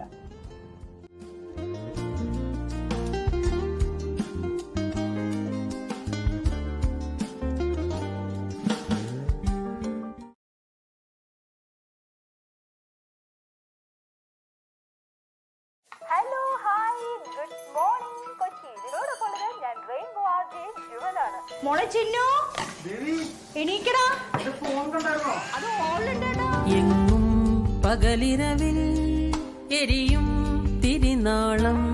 ജോലിക്ക് നിനക്കോ 10-14 വർഷം മുമ്പത്തെ MAക്കൊക്കെ, അതും മലയാളം. ആര് ജോലി തരാനാണ്? അവൾ എന്റെ ഇൻസ്റ്റാഗ്രാമായിട്ട് ഫ്രണ്ട്സുമായിട്ട് ചാറ്റ് ചെയ്യണോ? ഇൻസ്റ്റാഗ്രാമോ? അതെന്തടി? ഏത് സിനിമയായിട്ടാ ഇത്? എടീ, ഇത് ഇംഗ്ലീഷ് പടമാണ്. നിനക്ക് പ്രത്യേകിച്ച് മനസ്സിലാവാനൊന്നും പോണില്ല. കിടന്നുറങ്ങാൻ നോക്കും. ഞാൻ ഇനിയും കുടിക്കും എൻ്റെ കൂട്ടുകാരെ കൂടുമ്പോഴത്തേക്കും. എന്റെ തന്തയുടെ ഭാഷയൊന്നുമല്ലല്ലോ. പ്രൈവസിയോ? 14 വയസ്സുള്ള പെൺകൊച്ചിനാണോടി privacy? Minu, you know Amma won't understand such stuff. Why are you creating such issues? ഒരു പുതിയ ജേർണി, ഒരു പുതിയ ജീവിതത്തിലേക്കുള്ള തുടക്കം. എന്നും ധമനികളിൽ കുതിരും ദ്രുതതാളം. മിന്നും ചിറകുകളുമായി ഉയരാം. എന്ത് പറഞ്ഞാലും മാറില്ല, മനസ്സിലാവില്ല. നിങ്ങൾ നിങ്ങളുടെ നശിച്ചുകൂടിയോ? ഇത്രയ്ക്ക് അഹങ്കാരോ? ഈയിടെ നിനക്ക് അഹങ്കാരത്തിൽ കൂടിയുണ്ടല്ലോ. ശരിയാക്കി തരാടി നിന്നെ ഞാൻ. But the next time we meet, I want to hear something interesting from you. There's a spark in your eyes. അതെന്താണെന്ന് കണ്ടെത്തും.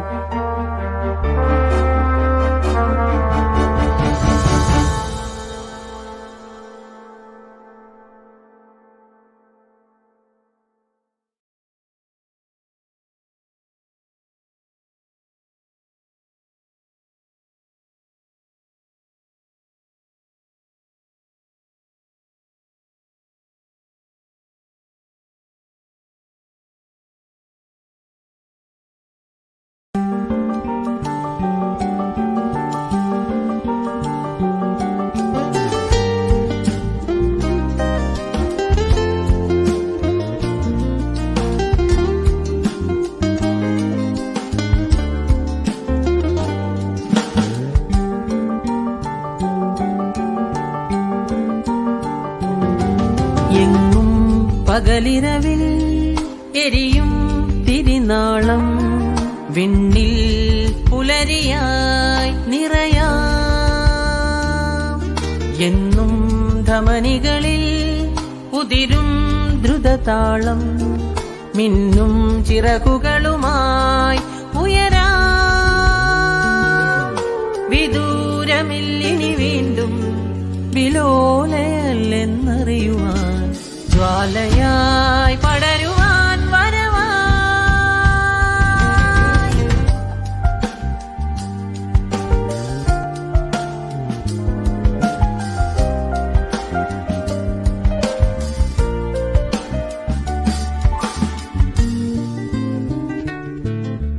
വിരഹമാം കണികകൾ കഥകളായി പറയും. കഥകളിൽ കനലുമായി പകരും സത്യവും. വിരഹമാം കണികകൾ കഥകളായി പറയും. കഥകളിൽ കനലുമായി പകരും സത്യവും. ഓരോ ചുവടുകളിൽ, ഓരോ പടവുകളിൽ ഇടറാതിടറാതിനിയും പറന്നുയരാ. എങ്ങും പകലിരവിൽ എരിയും തിരിനാളം. വിണ്ണിൽ പുലരിയായി നിറയാം. എന്നും ധമനികൾ താളം മിന്നും ചിറകുകളുമായുയരാ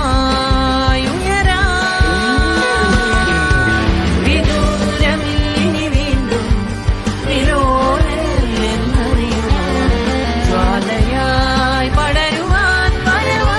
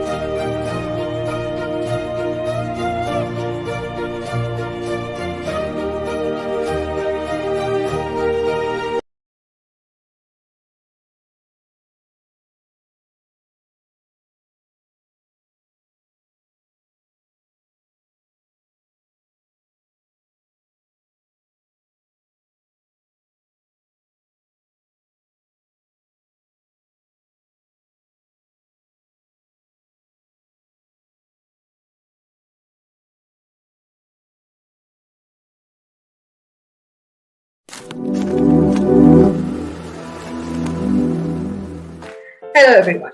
My name is Deepa Perumal. I'm a mentor at Prayaana and I'm currently leading Peaks Academy, the e-learning division of Prayaana. Today, you can see that even kindergarten students are taking online classes through Zoom. If children as young as kindergarten can do online classes, why can't adults do the same? We are a web-based platform that can facilitate 24/7 access to e-learning courses and relevant education. We curate incredible programs tailor-made for your growth and peak performance. We want to make learning accessible to everyone without the boundaries of geographical location or time zone or age limit. We have an ever-growing community of mentors who are industry experts in their relevant fields. We also have international coaches who conduct global masterclasses with us regularly.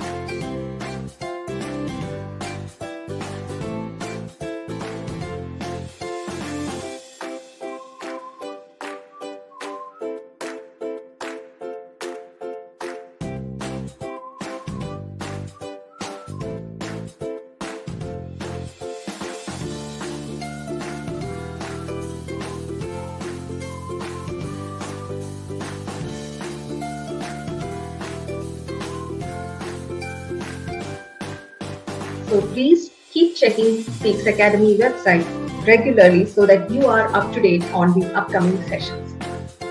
You can visit our website by entering hellopeaksacademy.com in your browser. Scroll down to read more about our features and browse through our most popular courses. For any further information about Peaks Academy, you can contact us at these channels. Thank you.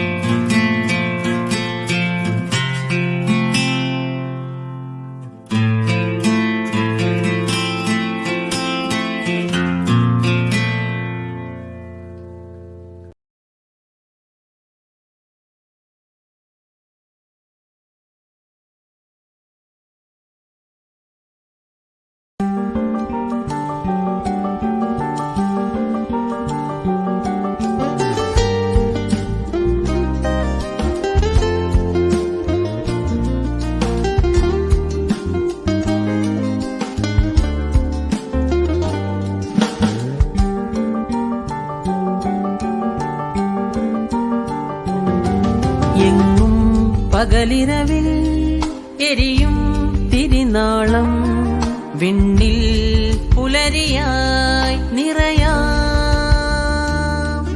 എന്നും ധമനികളിൽ ഉതിരും ദ്രുതതാളം മിന്നും ചിറകുകളുമായി ഉയരാം വിദൂരമില്ലിനി വീണ്ടും വിലോലയല്ലെന്നറിയുവാൻ ജ്വാലയായി പടരുവാൻ വരവായി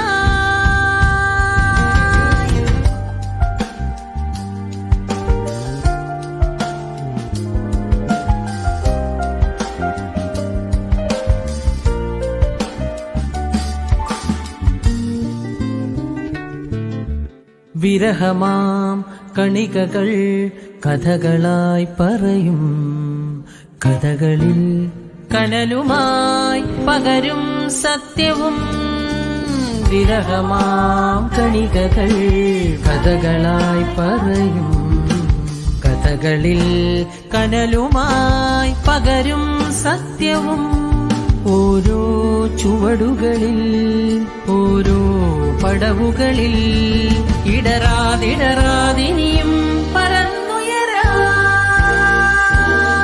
എങ്ങും പകലിരവിൽ എരിയും തിരിനാളം വിണ്ണിൽ പുലരിയായി നിറയാം എന്നും ധമനികളിൽ ഉതിരും ദ്രുതതാളം മിന്നും ചിറകുകളുമായി ഉയരാം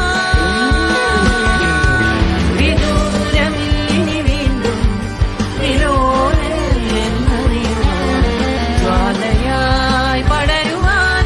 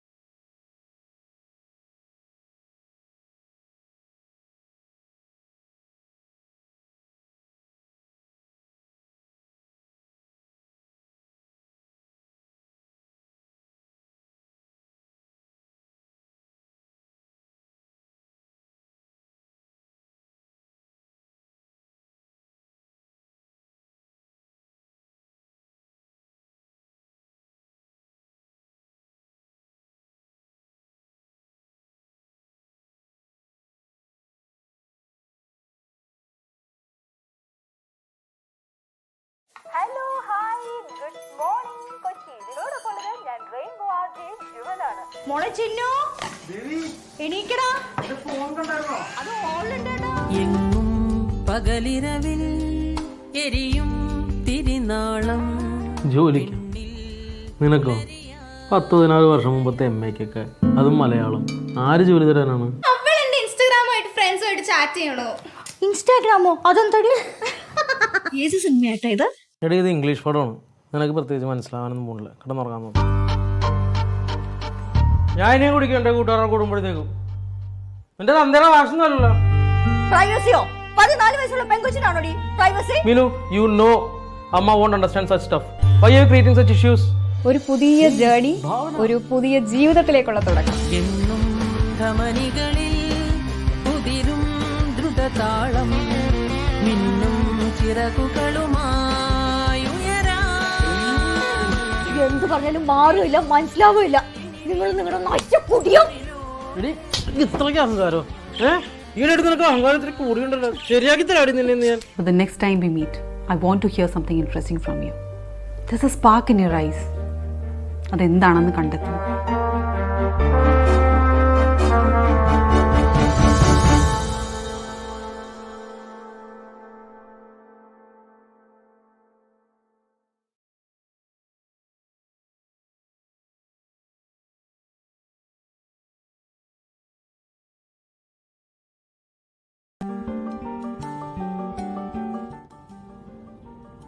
സ്വപ്നങ്ങളും സ്വത്വവും മറന്നുകൊണ്ട് കുടുംബം തീർക്കുന്ന സ്ത്രീകൾ നമ്മുടെ നാട്ടിൽ ഒരു പുതുമയേ അല്ല. എന്നാൽ അവരവരുടെ സ്വപ്നങ്ങൾ തിരിച്ചുപിടിക്കുന്നതിന്, സന്തോഷം കണ്ടെത്തുന്നതിന് പ്രായമോ കാലമോ സമയമോ സമൂഹമോ ഒന്നും തന്നെ ഒരു തടസ്സമല്ല എന്ന് അവരെ ഓർമ്മിപ്പിക്കുന്ന, അവളവളെ തിരിച്ചറിയാൻ അവരെ പ്രേരിപ്പിക്കുന്ന ഒരു സിനിമ, ഒരു പെൺപക്ഷ സിനിമ ഇതാ വരികയാണ് വീണ്ടും നമ്മുടെ അടുത്തേക്ക്. മാർച്ച് 8 അന്തർദേശീയ വനിതാ ദിനത്തിൽ റിലീസ് ചെയ്യുന്ന ഈ ചിത്രം ദ ഐഡന്റിറ്റി എന്നാണ് അതിന്റെ പേര്. ഡോക്ടർ ചന്ദ്രവദന സംവിധാനം ചെയ്യുന്നു. നീ സ്ട്രീമിലാണ് അത് റിലീസ് ചെയ്യുന്നത്. ഈ ചിത്രത്തിന്റെ അരങ്ങിലും അണിയറയിലും പങ്കെടുത്ത എല്ലാവരെയും വനിതാ വികസന കോർപ്പറേഷൻ അഭിനന്ദിക്കുന്നു. ഈ ചിത്രം നിങ്ങളേവരും കാണുക, അഭിപ്രായം രേഖപ്പെടുത്തുക.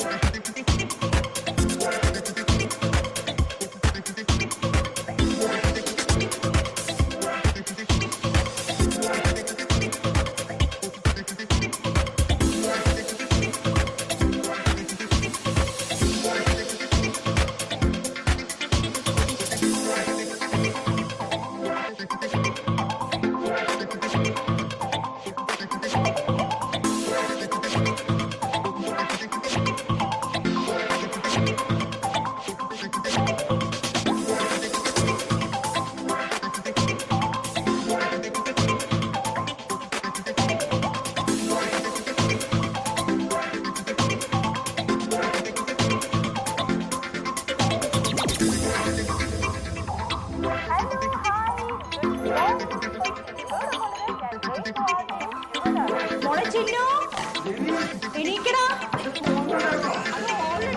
എങ്ങും പകലിരവിൽ എരിയും തിരിനാളം. ജോലി നിനക്കോ? 10-14 വർഷം മുമ്പത്തെ MAക്കൊക്കെ, അതും മലയാളം.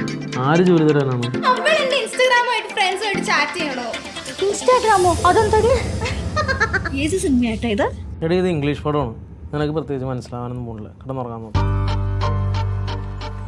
ഞാൻ ഇനിയും കുടിക്കും എൻ്റെ കൂട്ടുകാരെ കൂടുമ്പോഴത്തേക്കും. എൻ്റെ തന്തയുടെ ഭാഷയൊന്നുമല്ലല്ലോ. പ്രൈവസിയോ?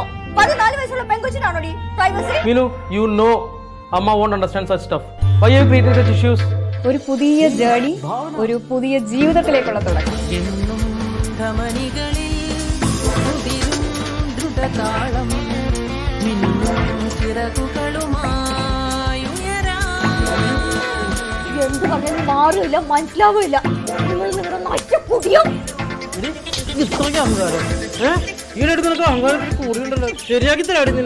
So the next time we meet, I want to hear something interesting from you. There's a spark in your eyes. അതെന്താണെന്ന് കണ്ടെത്തുക.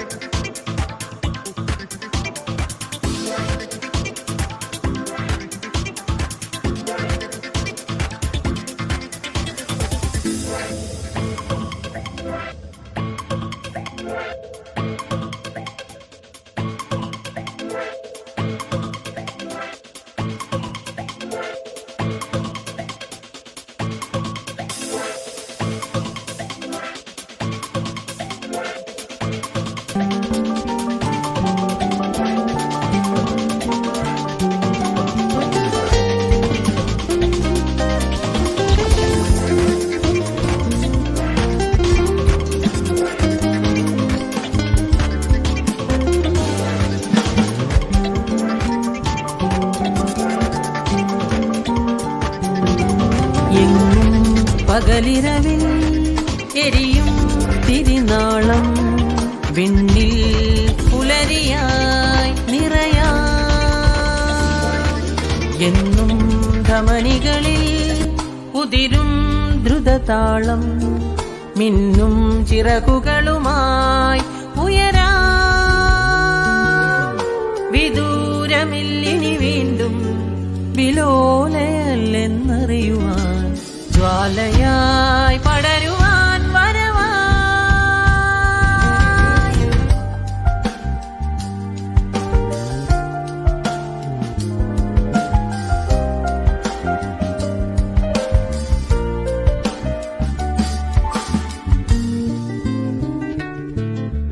വിരഹമാം കണികകൾ കഥകളായി പറയും. കഥകളിൽ കനലുമായി പകരും സത്യവും. വിരഹമാം കണികകൾ കഥകളായി പറയും. കഥകളിൽ കനലുമായി പകരും സത്യവും. ഓരോ ചുവടുകളിൽ ഓരോ പടവുകളിൽ ഇടറാതിടറാതിനിയും പറന്നുയരാ. എങ്ങും പകലിരവിൽ എരിയും തിരിനാളം. വിണ്ണിൽ പുലരിയായി നിറയാ. എന്നും ധമനികളിൽ ഉതിരും ദ്രുത ദ്രുതതാളം മിന്നും ചിറകുകളുമായുയരാ വിദൂരമിനി വീണ്ടും വിലോലമെന്നറിയുവാൻ ജ്വാലയായി പടരുവാൻ പരവാൻ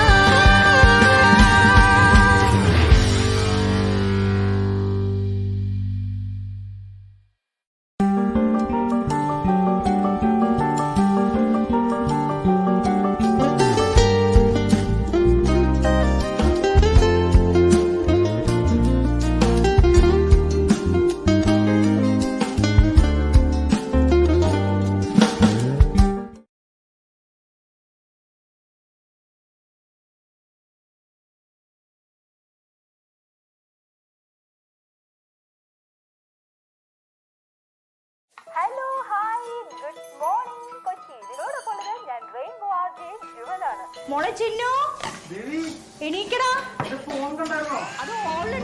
എങ്ങും പകലിരവിൽ എരിയും തിരിനാളം ജോലിക്ക് നിനക്കോ 10-14 വർഷം മുമ്പത്തെ MAക്കൊക്കെ അതും മലയാളം ആര് ജോലി തരാനാണ്? അവൾ എന്റെ ഇൻസ്റ്റാഗ്രാമായിട്ട് ഫ്രണ്ട്സുമായിട്ട് ചാറ്റ് ചെയ്യണോ? ഇൻസ്റ്റാഗ്രാമോ? അതെന്തടി? ഏത് സിനിമയായിട്ടാ ഇത്? എടീ ഇത് ഇംഗ്ലീഷ് പടമാണ്, നിനക്ക് പ്രത്യേകിച്ച് മനസ്സിലാവാനൊന്നും പോണില്ല. കിടന്നുറങ്ങാൻ നോക്കും. ഞാൻ ഇനിയും കുടിക്കും എൻ്റെ കൂട്ടുകാരെ കൂടുമ്പോഴത്തേക്കും. നിന്റെ തന്തയുടെ വാശനല്ലോ. പ്രൈവസിയോ? 14 വയസ്സുള്ള പെൺകൊച്ചിനാണോടി privacy? Meenu, you know Amma won't understand such stuff. Why are you creating such issues? ഒരു പുതിയ ജേണി, ഒരു പുതിയ ജീവിതത്തിലേക്കുള്ള തുടക്കം. എന്നും ധമനികളിൽ ഉതിരും ദ്രുതതാളം മിന്നും ചിറകുകളുമായുയരാ എന്ത് പറഞ്ഞാലും മാറില്ല, മനസ്സിലാവില്ല. നിങ്ങൾ നിങ്ങളുടെ നശിച്ചുകൂടിയോ? ഇത്രയ്ക്ക് അഹങ്കാരോ? ഈയിടെ നിനക്ക് അഹങ്കാരത്തിൽ കൂടിയുണ്ടല്ലോ. ശരിയാക്കി തരാടി നിന്നെ ഞാൻ. But the next time we meet, I want to hear something interesting from you. There's a spark in your eyes. അതെന്താണെന്ന് കണ്ടെത്തും.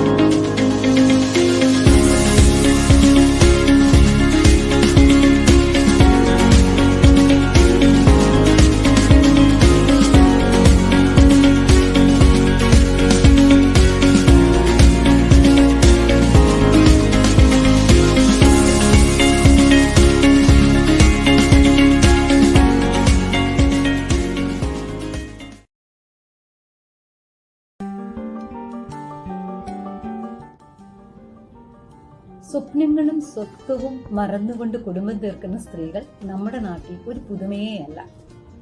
എന്നാൽ അവരവരുടെ സ്വപ്നങ്ങൾ തിരിച്ചുപിടിക്കുന്നതിന്, സന്തോഷം കണ്ടെത്തുന്നതിന് പ്രായമോ കാലമോ സമയമോ സമൂഹമോ ഒന്നും തന്നെ ഒരു തടസ്സമല്ല എന്ന് അവരെ ഓർമ്മിപ്പിക്കുന്ന, അവളവളെ തിരിച്ചറിയാൻ അവരെ പ്രേരിപ്പിക്കുന്ന ഒരു സിനിമ, ഒരു പെൺപക്ഷ സിനിമ ഇതാ വരികയാണ് വീണ്ടും നമ്മുടെ അടുത്തേക്ക്. മാർച്ച് 8 അന്തർദേശീയ വനിതാ ദിനത്തിൽ റിലീസ് ചെയ്യുന്ന ഈ ചിത്രം ദ ഐഡന്റിറ്റി എന്നാണ് അതിൻ്റെ പേര്. ഡോക്ടർ ചന്ദ്രവദന സംവിധാനം ചെയ്യുന്നു. നീ സ്ട്രീമിലാണ് അത് റിലീസ് ചെയ്യുന്നത്. ഈ ചിത്രത്തിൻ്റെ അരങ്ങിലും അണിയറയിലും പങ്കെടുത്ത എല്ലാവരെയും വനിതാ വികസന കോർപ്പറേഷൻ അഭിനന്ദിക്കുന്നു. ഈ ചിത്രം നിങ്ങളേവരും കാണുക, അഭിപ്രായം രേഖപ്പെടുത്തുക.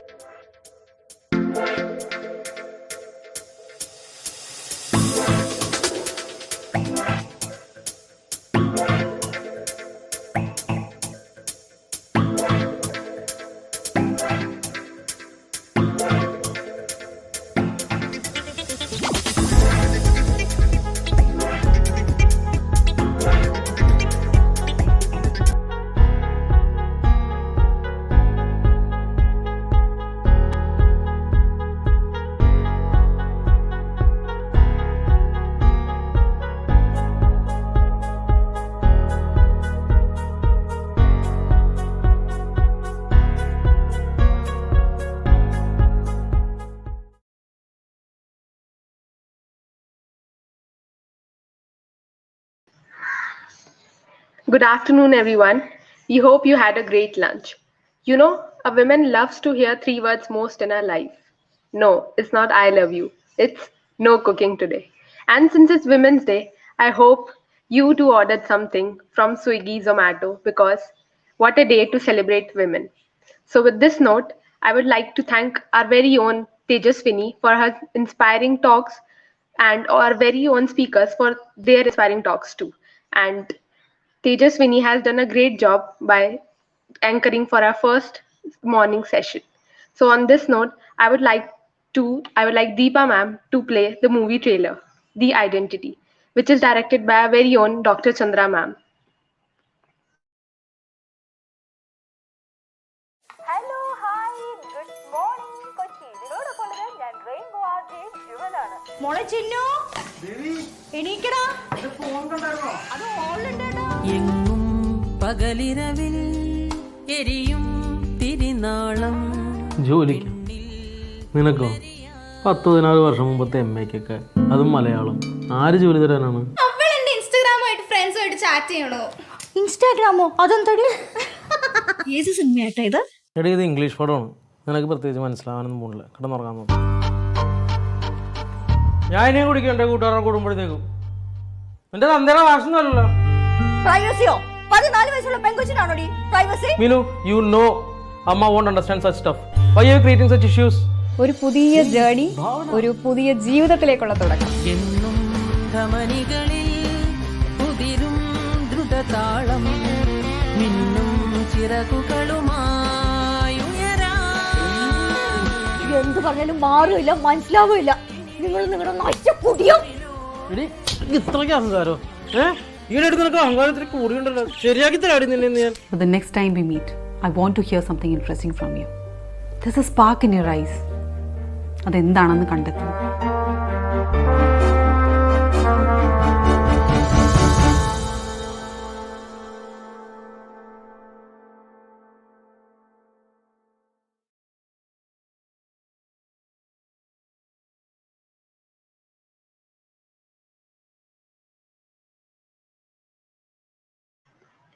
Welcome back, everyone. So, before starting with the afternoon session, we would like to thank Tejaswini and our speakers for their talks. And starting with the afternoon session, we have our first speaker. She is Kanu Sandhu. She needs no intro, but I would like to introduce her as one of the luckiest few who have an opportunity to live again after being declared dead. The second life has been more difficult than the first life, both physically and mentally. The challenges have pivoted our life in a new direction. Welcome, Mrs. Kanu. We hope you will have a great time here. Over to you. Thank you so much, and I hope I am clearly audible to all of you who are listening to me. I would like to thank for such a lovely opportunity. A lot of enterprising women have spoken before me in this forum today and have celebrated womanhood.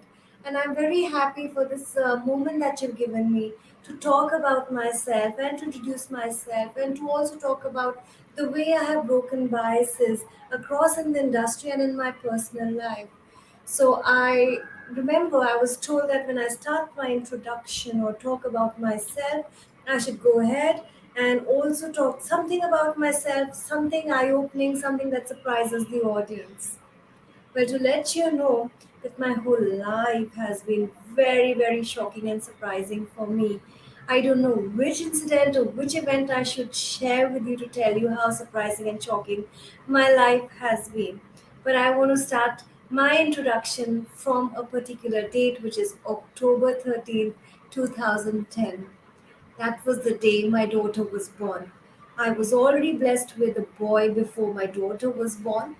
And also, I was in a family, I was with my husband and my in laws before that. The day my daughter was born on October 13th, please look at the date. A regular date, a proud moment for a mother, but the date 13 was very, very auspicious for my family. They thought that, it's not the best day to have had a daughter on. And then, exactly 13 days after October 13th, I suffered my first cardiac arrest. And if that was not enough, I was technically declared dead. I have been away and totally away from the world during that time. But I think the doctors were not convinced I was gone and they kept trying. You know, you see those machines in the movies where they defibrillate a dead person with electric shock. They've done all of that on me to revive me. And after about 30 or 45 minutes of their attempt, I came back only to suffer my second cardiac arrest. Can you imagine? With my second cardiac arrest, I suffered a stroke, which meant that I was completely debilitated from my right side. I could not speak because I had um, um, I had tracheostomy done to my throat, in my throat, and so I lost my voice. I lost my right side. I lost my motor abilities. I probably had some cognitive abilities, but I was completely lost. I completely lost myself. And then I suffered my third cardiac arrest. And by then, the doctor said that we are very sorry to inform you.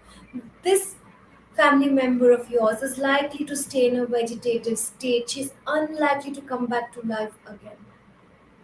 That was just about enough for my in laws and my husband to declare I was no good. I was not competent enough to be a wife, and I was not competent enough to be a mother. And that's when I experienced the biggest bias in my life. I was made to believe I was no good. But you know what? Even if the world throws negative people, you have people in your life who can help you come up. And my parents did just that for me. My parents, my brother, and a cousin, Neetu, they actually helped me come up again in my life. I had a stroke. I was paralyzed. I couldn't move. I needed help to even go to do my basic duties in the toilet. I needed help for some help, and someone had to feed me food. I needed someone to, look after me all the time. I must tell you that my daughter and I have played with the same toys, and we have grown up together. But while I was in a debilitated state as then, I realized that there was nothing I had. I was totally helpless. And also, because my husband and their family and his family completely gave up on me, I was also moneyless because they took it away from me what I always had to myself. So, being helpless and moneyless, I was left with nobody to take care of me except my own family. And that was the time I realized I need to develop my skills and come back to life again. The next 4 years in my life from 2010 had been very arduous on me. That was my most arduous part in my second innings, where I had to think whether I was capable enough to fight my own battles. And yes, I must tell you, I left my husband's house and I started living with my parents, and now I'm a divorcee. I left my husband, I divorced him, and used this time to get back on my own feet. And when I did try to, remember, I was also skillless by the time I came back into the industry. My husband broke my motivation to live. And the fact that I had no money made it all the more dependent on the society, on my parents, on family. I felt not just skillless, moneyless, healthless, I also felt hopeless. And then that's when I started working hard on my skills, because I knew if I worked on myself, there would be a day when I would be confident enough to go back into the industry and contribute to my success and go back and make a difference. And that's when, from 2014, I actually went back and did what I could to be different. I did not find it easy to get started. You can imagine I've had to rebuild again. My previous certifications did not help me. Wherever I went back, I faced this bias. Oh, she might just suffer from some cardiac arrest. She might not be good enough. She has difficulty walking. She is not so articulate. She can't speak very well. I suffered all these biases, and with these biases, I learned that I have to overcome them on a day to day basis and make a difference in my own life. And today, I stand in front of you, rebuilding my life day on day, so that I do not experience the same crap, the same attitude of people that I had experienced earlier. Today, I work to help people with accessibility issues. I go back into the industry to work for a leading American university. By the way, not even an Indian university, but I go back into a leading American university. And what do? I make their curriculum, I design their instructions, I design their courses, which don't get approved by Indian authorities, but get approved by American authorities. The fact that I fought these biases gave me the encouragement to actually, gave me the inspiration actually to fight against and work for myself and stand and not be lifeless but be full of life. Today I go back and I talk to people and tell them that there is so much I can do to equate the internet and make it equal for people who have disability issues, who are disabled. So I have started working in this profession other than being a curriculum designer.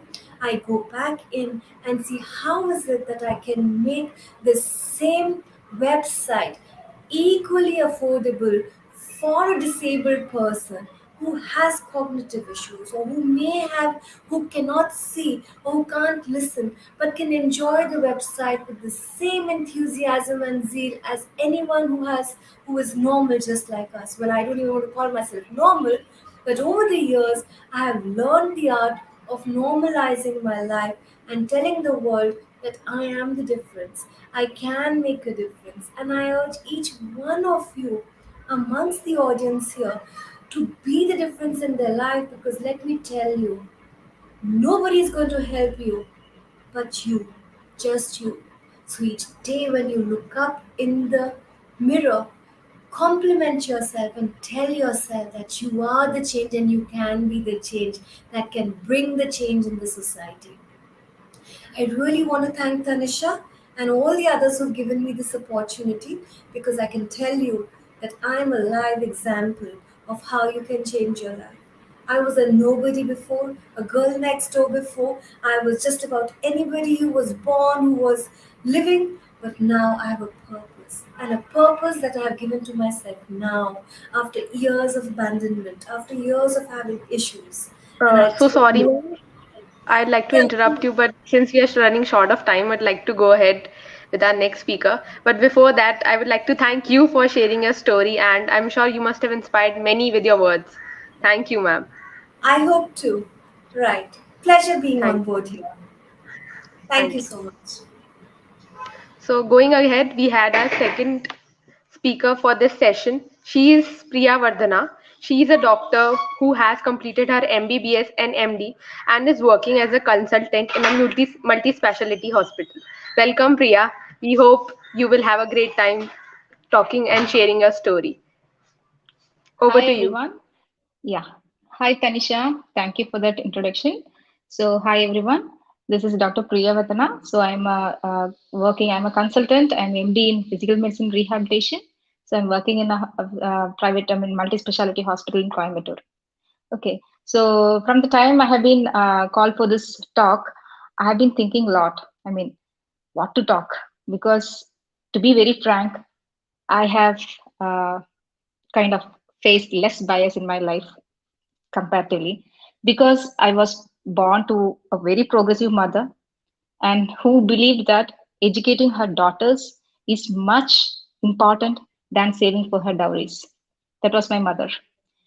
And also, also in my house, we were both sisters. So that gender bias was not much among us. And secondly, I studied in a school which is a girls' school, and there also I was not facing any much gender issues or gender bias. And then during my MBBS also, I was because thanks to my mom, I have been I have been well with my peers. Like okay, whatever be it sports, be it culturals, be it what was okay, Priya is there, like that. So I'm fortunate enough for that. So obviously all through this life I have um, uh, mm, I may have faced some biases, but the main biases which I have faced was mostly from those conditioning which has occurred from itself, that is from myself itself. So certain biases which I have broken, and I have decided to go forward with, kind of to bring a change. That's what I'm going to share. Two such things I like to share today. The first thing is, okay, coming to the first incident or first point. Actually, last week a couple came to me. Okay, they had come for a consultation for the husband's neck pain. Fine. So they are both, the husband is working in the IT field or an office going guy, and the wife is a homemaker. So like obviously both of them in the above 40s, 45 to that age. Both of them are in their obese range. Like both of them have a, this much big tummy and all that. So the when I started seeing her, seeing the talking with the husband, he was talking about his illness and all that. And then suddenly the wife, she said, ma'am, this he is not taking care of his health. I tell him you go for walking, but he never goes. He is becoming overweight, and he doesn't do anything. He sleeps in the morning. That's like that. She was going on complaining. Okay. Then I asked the question to her, are you going for walking? What do you do for your fitness? And she said, I am doing all the job in the house. I am doing from day morning to evening. I am working. Okay. But what about your fitness? Then why are you also obese? Why are you also having a visceral fat or a big tummy? Ma'am, I do so much work, but so I don't get the time to, go kind of thing. So she was actually going on listing many things that she does for the husband. Like I give him what is it? Mm, um, Nelika, what do you say? Gooseberry drink daily. I give them this, that, like that. So I asked her again the same question to her. Do you drink those? No, ma'am, I don't drink that. I do the same thing for only for him. Okay, so I asked another question to her. When is your dinner time? So she said, my husband comes at only 8:30 at night, and by 9:30 or 10 only he eats, and I have my dinner at 10:30 at night. Okay, so so this thing actually, the bad eating timing, less fitness, and this thing. So here I actually, at the end of the consultation, I convinced that the female, the woman, that is that lady, she has to change if her husband has to change. So what I want to tell is, many women don't find time for their own fitness. They don't give their own health a priority. Okay. So one bias I have changed in my life is, one thing which I have changed in my life is my dinner time. So I reach my home at 6 or 6:30 on this thing, and first thing I do is have my dinner. So I have an early dinner. So here, that I know that it's a good thing. It's a good habit I am developing, and ultimately my sons are also following such a thing. So here, many people may be thinking, many people may think, my husband, and you are not eating with your husband, and you are not eating after your husband. No, I don't, because I take care of my health. So here, I know that early dinner is a good for your health, and I follow that. My husband also, after coming home, he also has his dinner late. I mean, early itself. I have changed his habit. I have improved the habit of his of eating at 10 o'clock to, at least by now, at least he eats by 8. So this is like, I have become an example. I have become a role model or model to my kids, to show that this is how we take care of my health. And I spend time for my fitness. It's not that my only the males of the house should be going for walking or whatever exercise fitness you have to do. You spend time for yourself. That me time is very important. So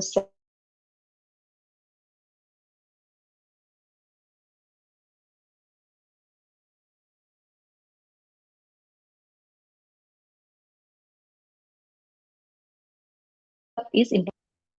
Sorry. Okay. Yeah. And so that's one thing I have done. Secondly, another important point I would like to share with you is, I wanted to tell you that uh, my son aged 6 years, he can make dosas as well as make a tea for himself by himself. So, this is how I am trying to build gender equality at home. My younger one, who is 4 years, younger son, he is also good in, he comes and helps amma, I will do the washing. Okay, he washes the the plates and everything. He also does all the household works also. So even he helps our maid in those activities. He doesn't only help amma, he helps our maid also. Yesterday when I went home, the first thing he told me was that amma, I helped Sarda that today I washed the plates, I washed the vessels today. It's okay, I was very happy, very proud of you, my boy. So this is how equality begins. So I feel, as I said, I was born to a very progressive mother. So it is my responsibility to bring that thing in, progress that into my family also. So as I said before, my household is something I should be very proud of. I count it as a blessing. So here, even now, I can tell you, I do cooking. I do cooking at my house. So someone may ask you, you are working from day to evening, and then again you are cooking. So what? So, but the thing is that I can tell you one more thing. My husband does the groceries. He buys all the groceries. I cannot do groceries. So we are both sharing. And a day when I'm not able to cook, he cooks. And another thing I can tell you, my husband doesn't know to drive. I drive the car. So here, many people some people even kind of tell my husband, they even tease my husband. You do not driving, very bad. Why? Where in the world have they said that all the males have to know driving? My husband knows driving, but he doesn't like driving. So he doesn't drive. Only I drive. So I think this, so I know that my kids see that these things are very important. And ultimately, my sons, as they grow up, they have to understand that any female has to have her me time or self care. And for that, I spend time with the kids. Along with that, I spend time with me myself. I spend time painting or singing or music or whatever, or fitness or whatever time. And I show to them that we all are individuals. It's not, Amma is not available for them all the time because Amma needs her me time. So that's how we are just going following. So in this the talks that have been happening here, it is very brilliantly. I'm so happy to be part of this show. But today whatever I have told is something, I'd like to say that I am more blessed to have such a living. And I'm 100 no 200% sure that there are many people who are not this much fortunate. But the thing is that, believe me, this fortunate, this lucky, or whatever fate you have feel, it didn't come in a day. It was made and brought up because my mother believed in that, and I am believing in it, and tomorrow my sons will believe in that. So it is always said that teach your son or educate your son, a family will flourish. But educate your women, and a generation will flourish. That's what I want to say. And I'm very happy I got this opportunity to share my little bit of stories with you and break the bias. Thank you. Thank you, Dr. Priya Vardhana, and I feel that I will too be happy if my brother cooks something for me because a woman wants food, water, and compliments in her life as much as she wants. So, thank you for your story, and we hope you had a great time sharing your story. Thank you. Thank you.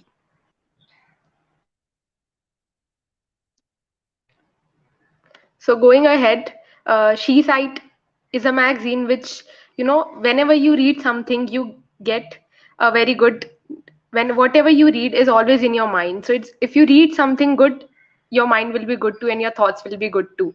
And your thoughts make you what you are. So She Site is a magazine which tells stories of women who have been very much empowering to everyone. So I would like Deepa to play She Side ad so you will also get to know how inspiring women are of today.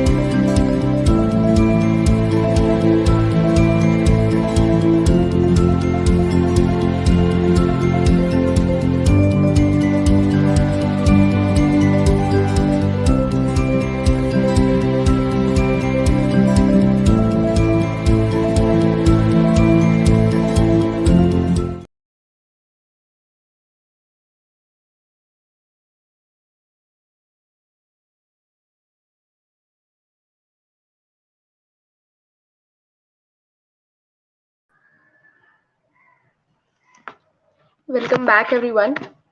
And a reminder, I would like all of you to make your watch parties on Facebook and also visit our website Prayaana for for more details about our work and how we work.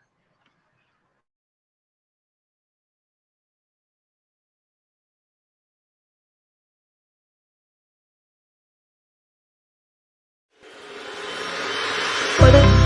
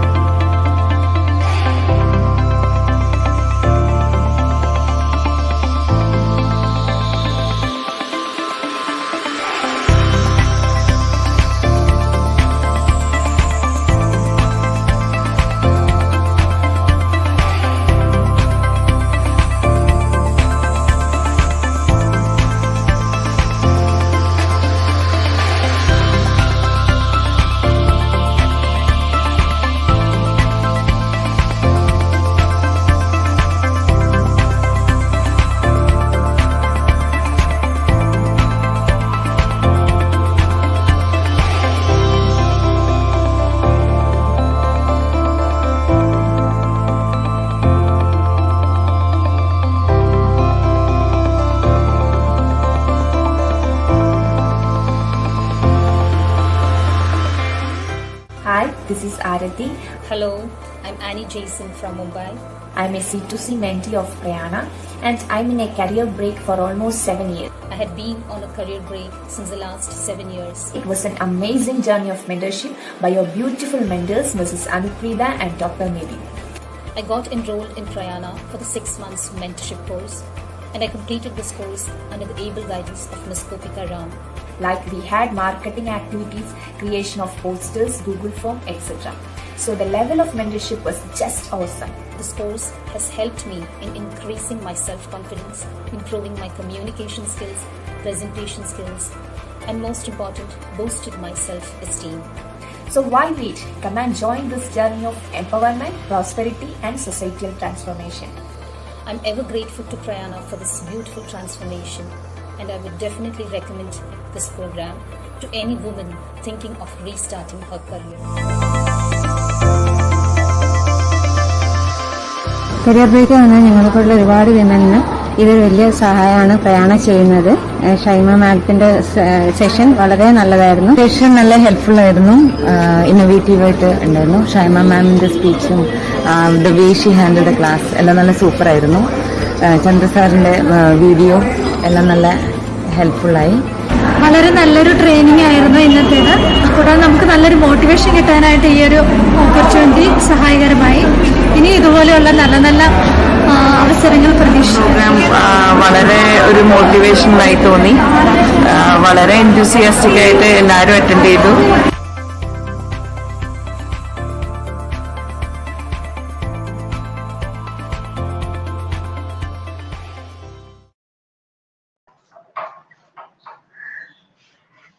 I would like all of you to visit our website www.prayaana.org for more details. And with this, I would like to introduce our third speaker for the afternoon session. She is Likhita Kavaru. Words feel short to describe her achievement at such a young age. She is just 18 and has achieved so much at just 18. I too is 18 and I feel very happy to talk to her. And she's been a writer and a poet for 7 years and published her work in various magazines and anthologies. Welcome, Likhita. Thank you. I hope you will have a great time. Pleasure's all mine. Good afternoon. Very good to know, Tanisha. And I would like to apologize beforehand just in case my network has any hindrance or my voice or video has any glitches or if there's any disturbance. I'm sorry. Thank you for introducing me, Tanisha. I believe we'll have a great time. And like she said, I'm Likhita Kauru. I'm 18 and I'm currently residing in the Sultanate of Oman. I'm a first-year honors student at English and Foreign Languages University, Hyderabad. I major in English literature. And I would be lying if I said I wasn't mesmerized by what I got to witness today. It was amazing being here. And a huge shout out to all the organizers and the team behind this event. Thank you. Thank you so much for having me. and thank you for making this happen. Firstly, Happy Women's Day. Well, I am here to speak as a daughter, as a sister, or any other role you would assign. I'll gladly accept it. When I was told I could speak on this platform, to be honest, I don't have a lot to speak about because obviously you all know better than I do. I'm a mere amateur, and when I was told I could speak at this platform, I wrote down some stuff a few days ago, but I don't think I really want to speak anything from what I've written there. Today, I want to let you hear my heart. I know that the topics of today is what is bias, what impact does it have, how do we challenge it, what does gender equality look like. Most of the dignitaries here have already briefed us on that. And I don't really want to speak about that.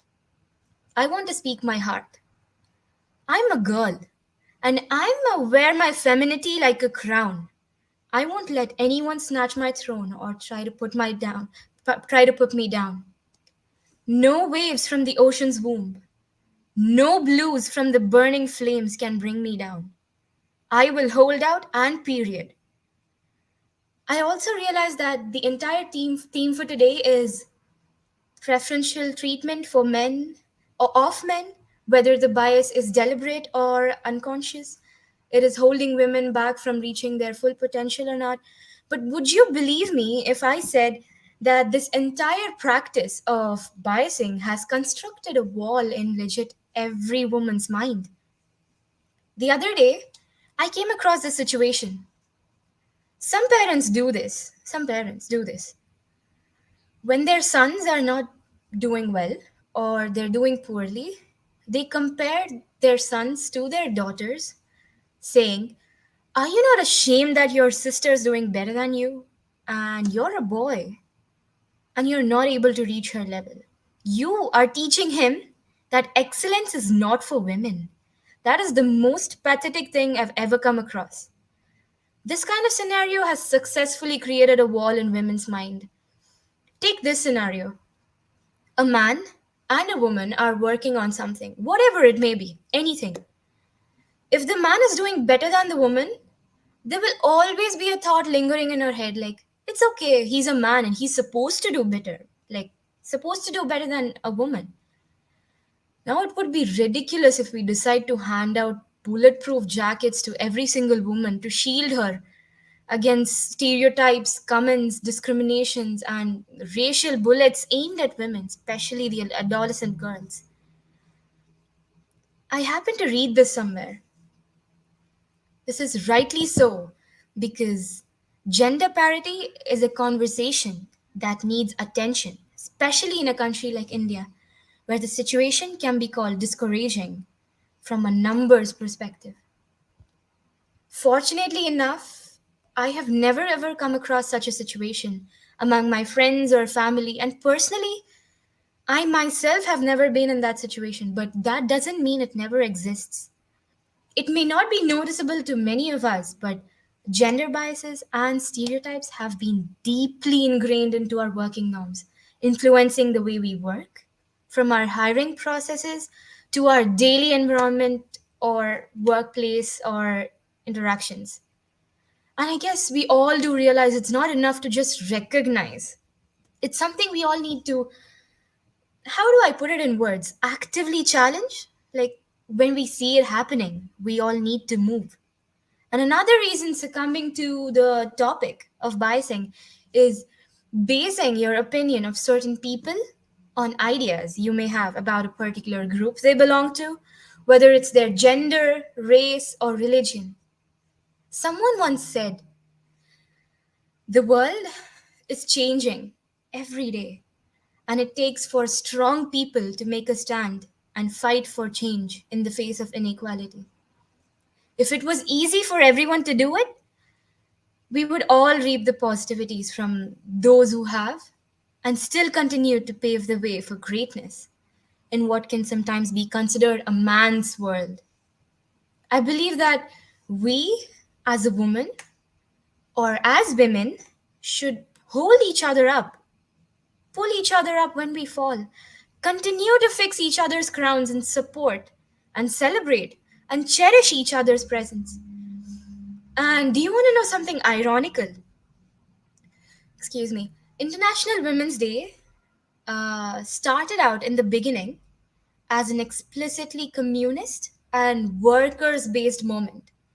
It was to celebrate the fight for universal suffrage and Soviet Union giving universal suffrage as soon as it was formed. And now, as soon as it's Women's Day again, we start to voice out all the problems we've been facing. We did that on the first ever Women's Day and we're still doing it till date. Is it just me or is it just me who can't see the change we have come through, or did nothing actually happen? It's a pity. I happen to read this line somewhere as well. At the end of the day, we all know that breaking the bias is easier said, but it's better if it was done, if we want some progress. That's my time. Thank you for listening. Thank you for your time.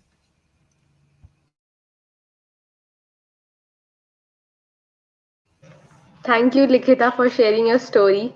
I'm sure your story was as poetic and as artistic as your work. We hope you will have a great future and we'll meet again someday. So, thank you for sharing your story. Thank you so much. Thank you. Thank you.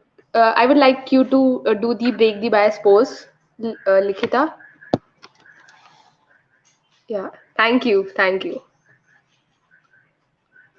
So going ahead, I would like Deepa ma'am to play Prakol, and Prakol is our website and it's a website by women which sell very good products. So I would like Deepa ma'am to play the Prakol ad, so you will also get to know more about the products, and do visit our website.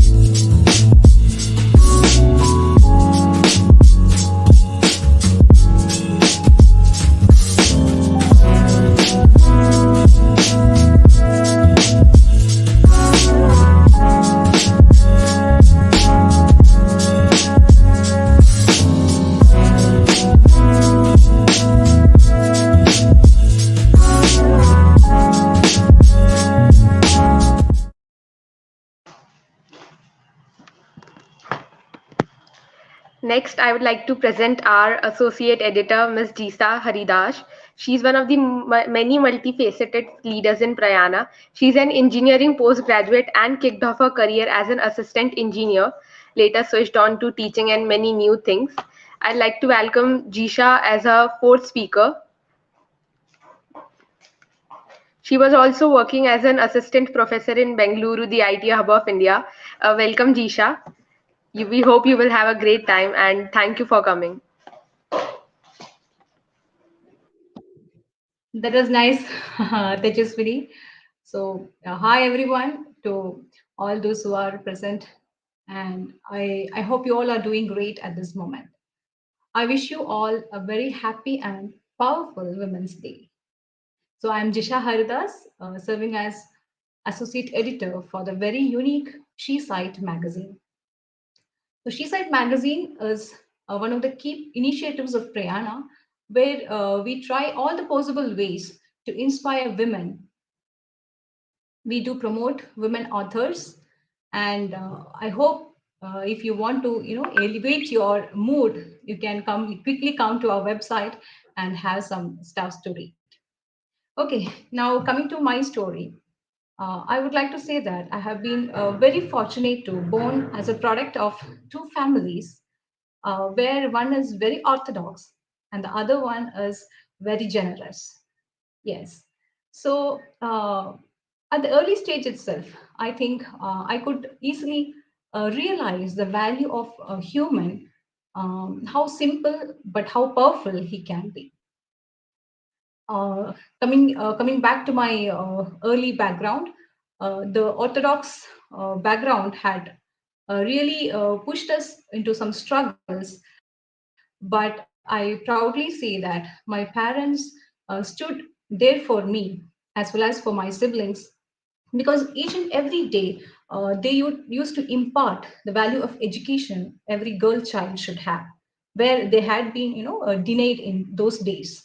So when they were gifted with three girl children, they were making sure and they were trying their best to make all the daughters equally educated and well positioned in the society. uh, Initially, how they broken this biases, like my elder sister, uh, she was very passionate about engineering in 90s itself. And those days all the people, they used to ask like why she chose engineering when it is being preferred by boys, because those days, especially in my area, engineering was meant for civil. They knew only about those kind of back that kind of background only. So but my parents, they have tried their level best to give the best education for her by sending off to hostel soon after their 10th, which was very new to the village from where I was at that time. And I think from there we started breaking all the bias, in the sense only towards education for for their children. And the second example which I myself had given them was, though I chose engineering and teaching was my profession, I chose to work in one of the reputed universities in Bengaluru, where I had so many colleges, new colleges near my house. So there, that time also, everybody was, putting forth for so many questions, like as if you don't have college, nearby. Why can't you stay with your parents? But my parents, I would like love to say that at that moment, they stood with me and they trust me that I am capable of, doing going ahead with my career.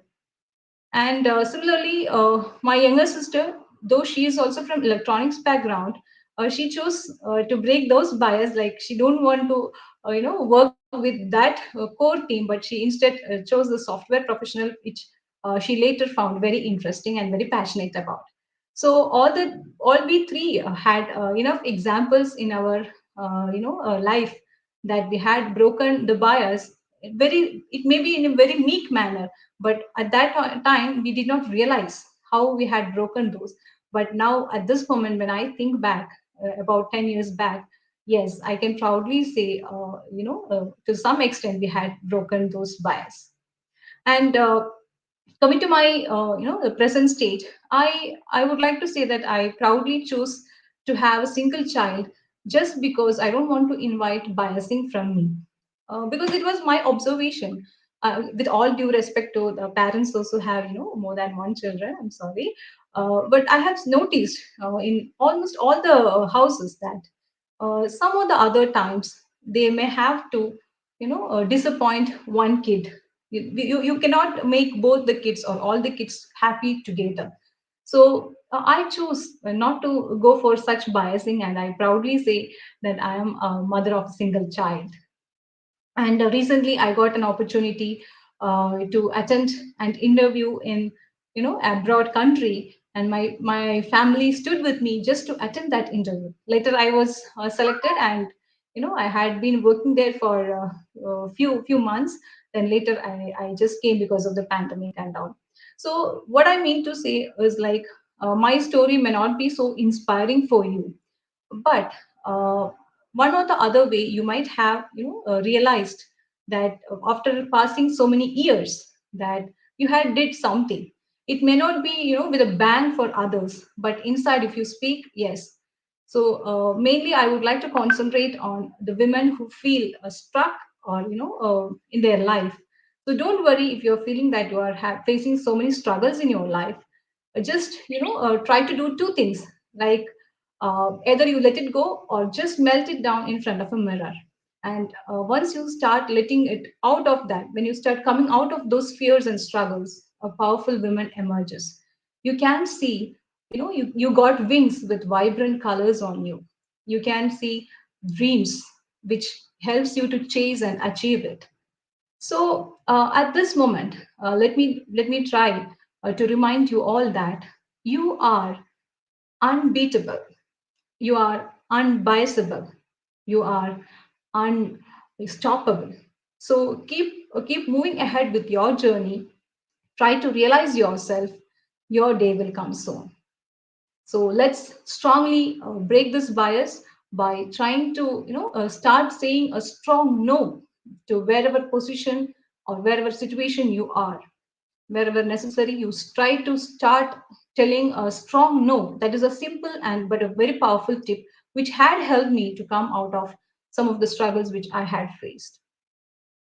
So let's stop this biasing and help all the human across the globe. Let's strongly break the bias.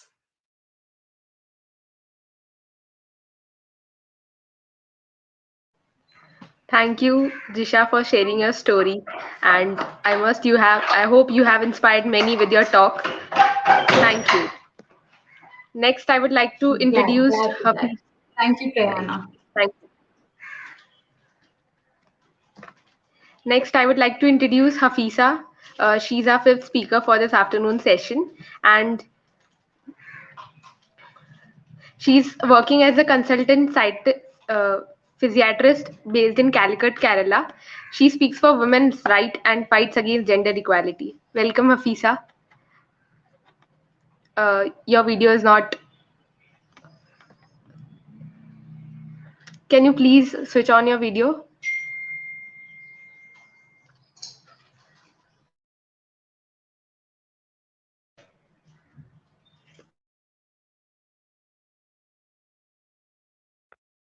Hello, I've been trying.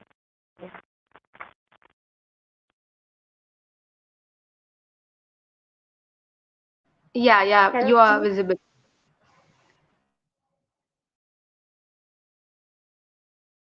Welcome, Hafisa, to the talk. Thank you. Thank you, Prayaana. Hello, everyone. This is Dr. Hafiza from Kerala.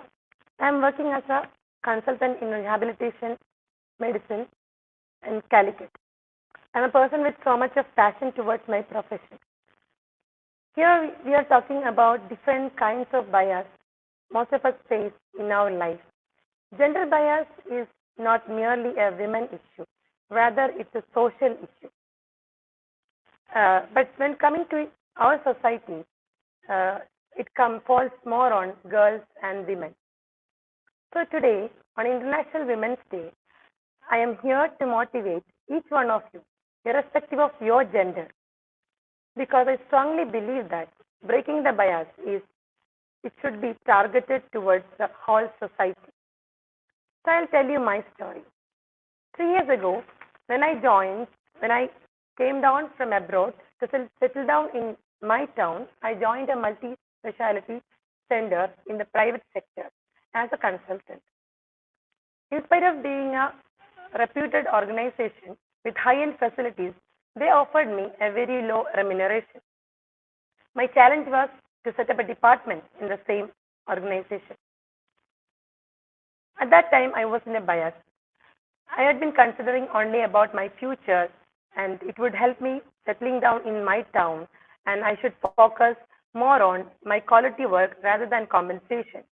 So I agreed to take that on up.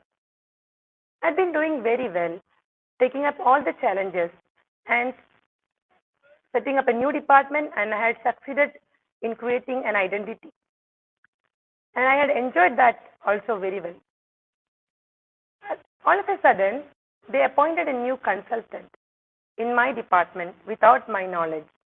At that time, there was no additional requirement as well.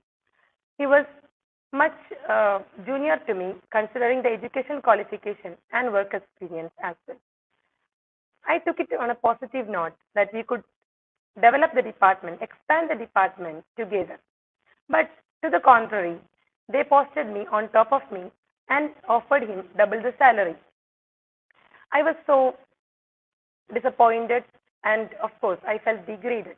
So I directly went to the authority and spoke to them. I asked them, why did this happen? Why this injustice? So the only answer I got, to my surprise, was it could be because he is a male. The chairman appointed him on top of you so that he could be contacted at any time of the day. I was shocked and I asked them on their face, do we have a gender discrimination in our organization? Their lips were sealed because they were just employees. But I didn't want to leave the place at that point of time, accepting my fate. I just wanted to fight back. I stayed a bit back, observed, and I'll tell you how I came stronger. I just ignored all the negativities which was going on around me. Most of them were created purposefully, but there were a lot of positivities as well.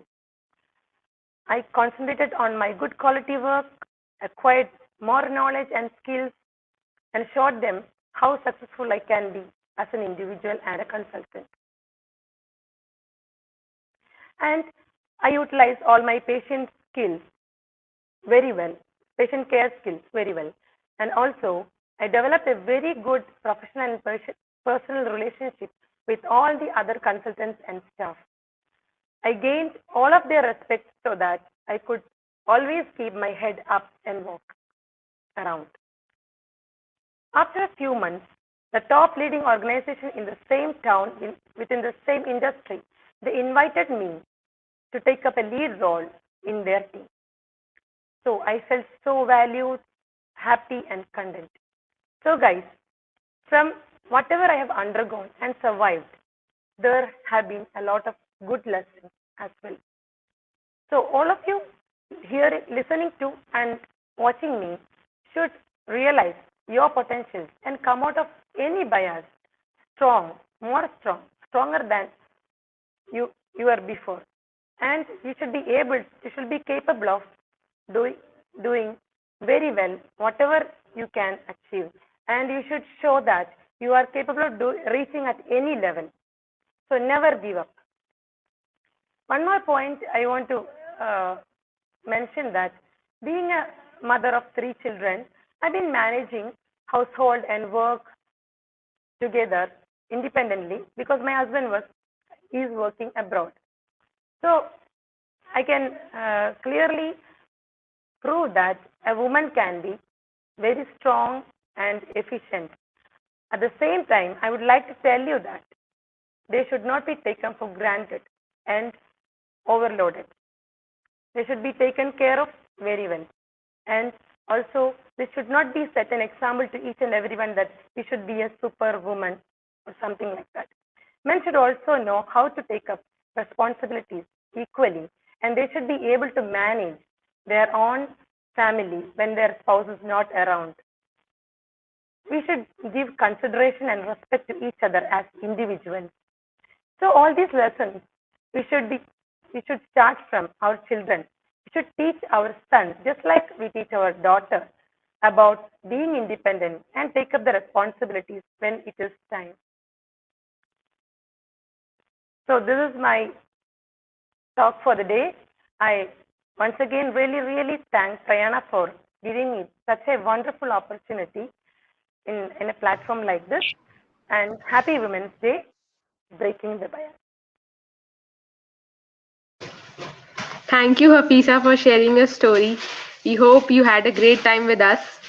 We will always try to be back with you once again whenever possible. Thank you. Yeah. Thank you. Peaks Academy, what needs no introduction, but Peaks Academy will provide personalized and career coaching programs tailor-made specially for you.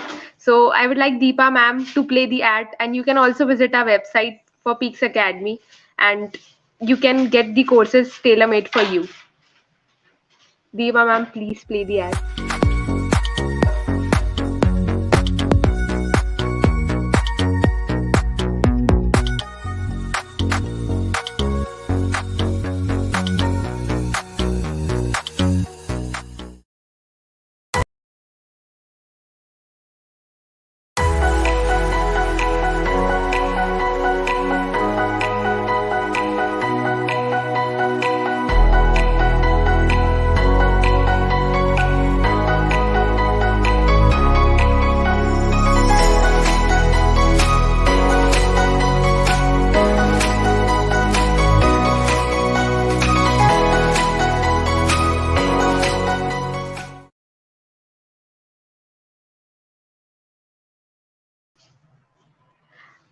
going ahead, I would like to introduce our sixth speaker, Dr. Prayaana Khatri Tandon. She is the CEO of Right to Rise, a women advocate and child rights advocate, breakthrough coach, certificate compliance expert, and a member on many B2B organizations. Welcome, Dr. Prayaana. Over to you. Very much, Tanisha. Thank you very much, Prayaana. And Sheeside, everybody out there, thank you for hearing me. This is Dr. Prayaana for you. I think today's theme is very beautiful. It's break the bias. And I always believe that women are nurturers, caretakers, and transformers. If we have one magical thing that is about us, that we give birth to a child, which probably nobody could do. क्या कहती है दुनिया? I would like to say this in Hindi. क्या कहती है दुनिया की woman कमजोर है? एक नारी कमजोर कभी हो नहीं सकती क्योंकि आज तक घर चलाने वाली वही एक डोर है. For you to translate, what does the world say? That women are not weak, women are not feeble, but they are still the soul and whole of our world, and they are those who drive even our homes till date. So with that itself, we come to an understanding that breaking the first bias that women are weak, women are feeble, they cannot become women entrepreneurs, they cannot start up their own firms, they can't be powerful women, because you are unstoppable. You are those people who can create breakthroughs because a woman is completely empowered by birth. The second break the bias that I want to do today is many women face a lot of challenges when they have transitioned from their own homes to their new homes after marriage. From changing names to changing cities to changing places, changing people, and also developing new relationships. I just say embrace it with love and affection. And if it is something that you really want to speak up, then speak up very amicably, very loudly, and in great communication, because that itself will help you overcome it without any tips or without any um, raising any kind of these people who always feel at workplace. This was one thing that I had faced. When you talk about leadership and clarity of life and driving the KRA scheme of organization and leading leaders to more productivity, it's not always about being white-haired. It's not always about being old. It's not always about how many years you have spent. It's always about the learning that you can share. And sometimes small learnings and young learnings give you a lot of takeaways which are powerful and strong. And I always believe women are that encompassed circle who will start from the beginning and you have to end till them. So thank you for having me break the bias, because it's only up to us to break this bias. So starts with you, ends with you. You are the power. Thank you so much, Prayaana, for having me here. Thank you and stay blessed.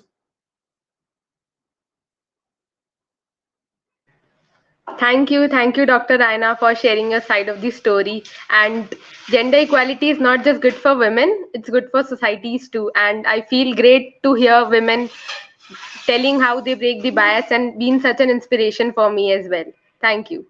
Thank you so much. Thank you so much. Bye-bye. Bye. Thank you.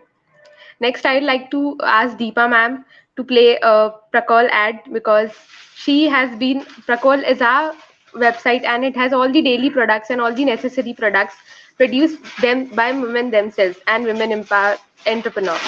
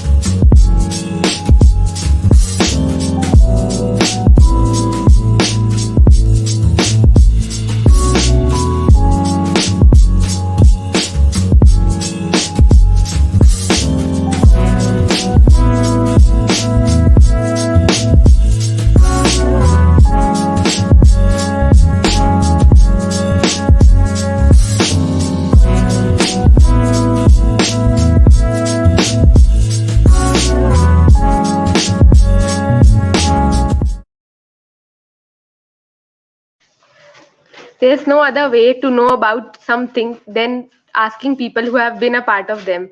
And with this note, I would like Deepa ma'am to play our Prayaana highlights of 2022 so that all of you can know about how we work and how it goes for women.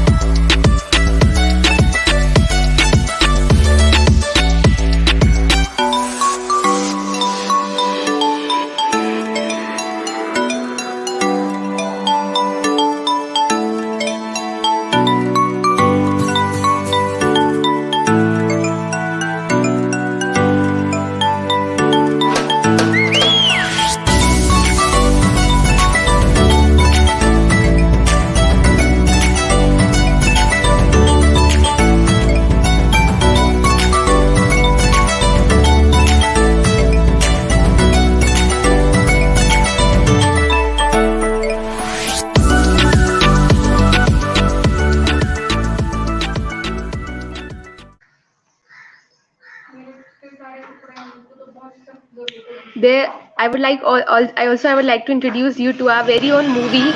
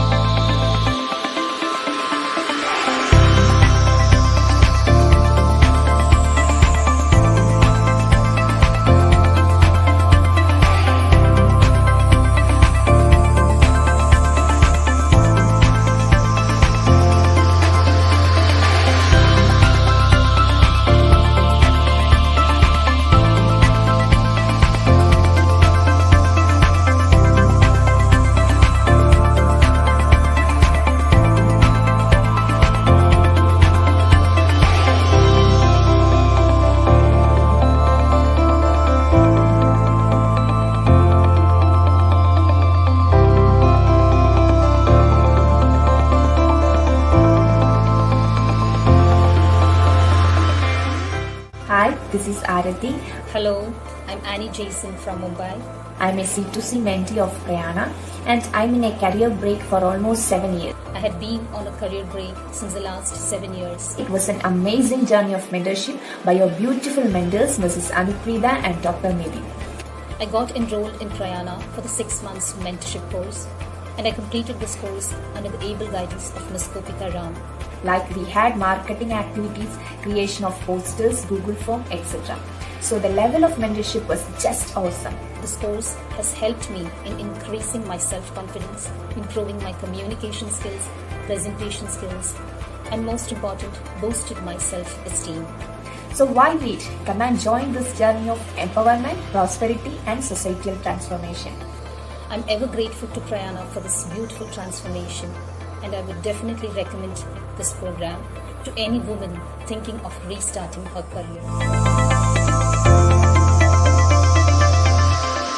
Career break വന്നാൽ ഞങ്ങളെപ്പോലുള്ള ഒരുപാട് വിമനിന് ഇതൊരു വലിയ സഹായമാണ് പ്രയാണ ചെയ്യുന്നത്. ഷൈമ മാഡത്തിന്റെ session വളരെ നല്ലതായിരുന്നു. സെഷൻ നല്ല ഹെൽപ്ഫുൾ ആയിരുന്നു, ഇന്നോവേറ്റീവ് ആയിട്ട് ഉണ്ടായിരുന്നു. ഷൈമ മാമിന്റെ സ്പീച്ചും the way she handle the class എല്ലാം നല്ല സൂപ്പർ ആയിരുന്നു. ചന്ദ്ര സാറിന്റെ വീഡിയോ എല്ലാം നല്ല ഹെൽപ്ഫുള്ളായി. വളരെ നല്ലൊരു ട്രെയിനിങ് ആയിരുന്നു ഇന്നത്തേത്. കൂടാതെ നമുക്ക് നല്ലൊരു മോട്ടിവേഷൻ കിട്ടാനായിട്ട് ഈ ഒരു ഓപ്പർച്യൂണിറ്റി സഹായകരമായി. ഇനി ഇതുപോലെയുള്ള നല്ല നല്ല അവസരങ്ങൾ പ്രതീക്ഷിക്കാം. വളരെ ഒരു മോട്ടിവേഷനായി തോന്നി. വളരെ എൻതൂസിയാസ്റ്റിക് ആയിട്ട് എല്ലാവരും അറ്റൻഡ് ചെയ്തു.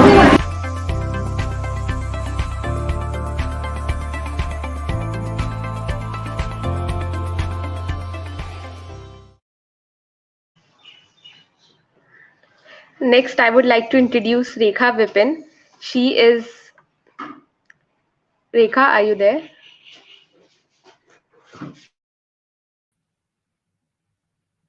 Yeah, Tanisha.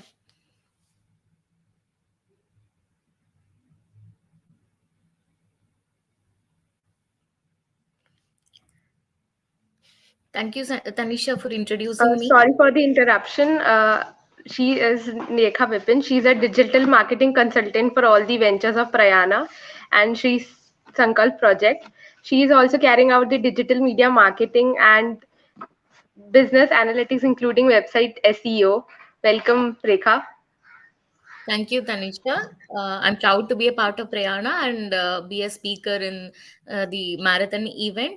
And today, as we have the theme Breaking the Bias, I would like to share some experience that I have faced on the basis of this bias.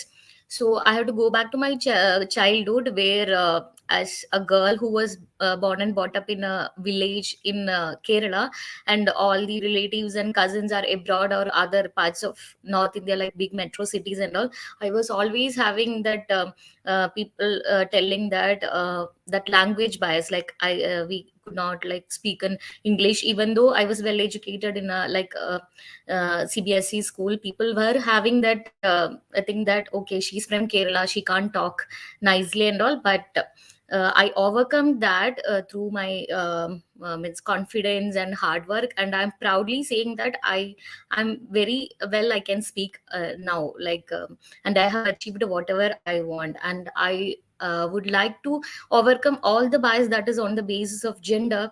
As a woman, we had a lot of issues, when we go for a career everywhere, like telling that woman who is having a family cannot take up a full-time job or do a responsible way and all, but I'm so proud that I have built up my own career, and I'm taking care of my family also, and that's like women can do, women have the potential to do, and whatever she want to achieve, she can achieve. That potential is there in women.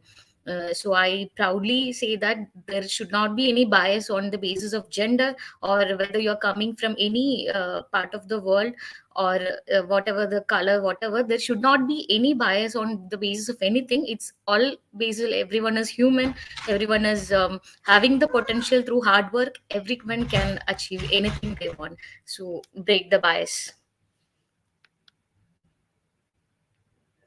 Yeah, Tanisha.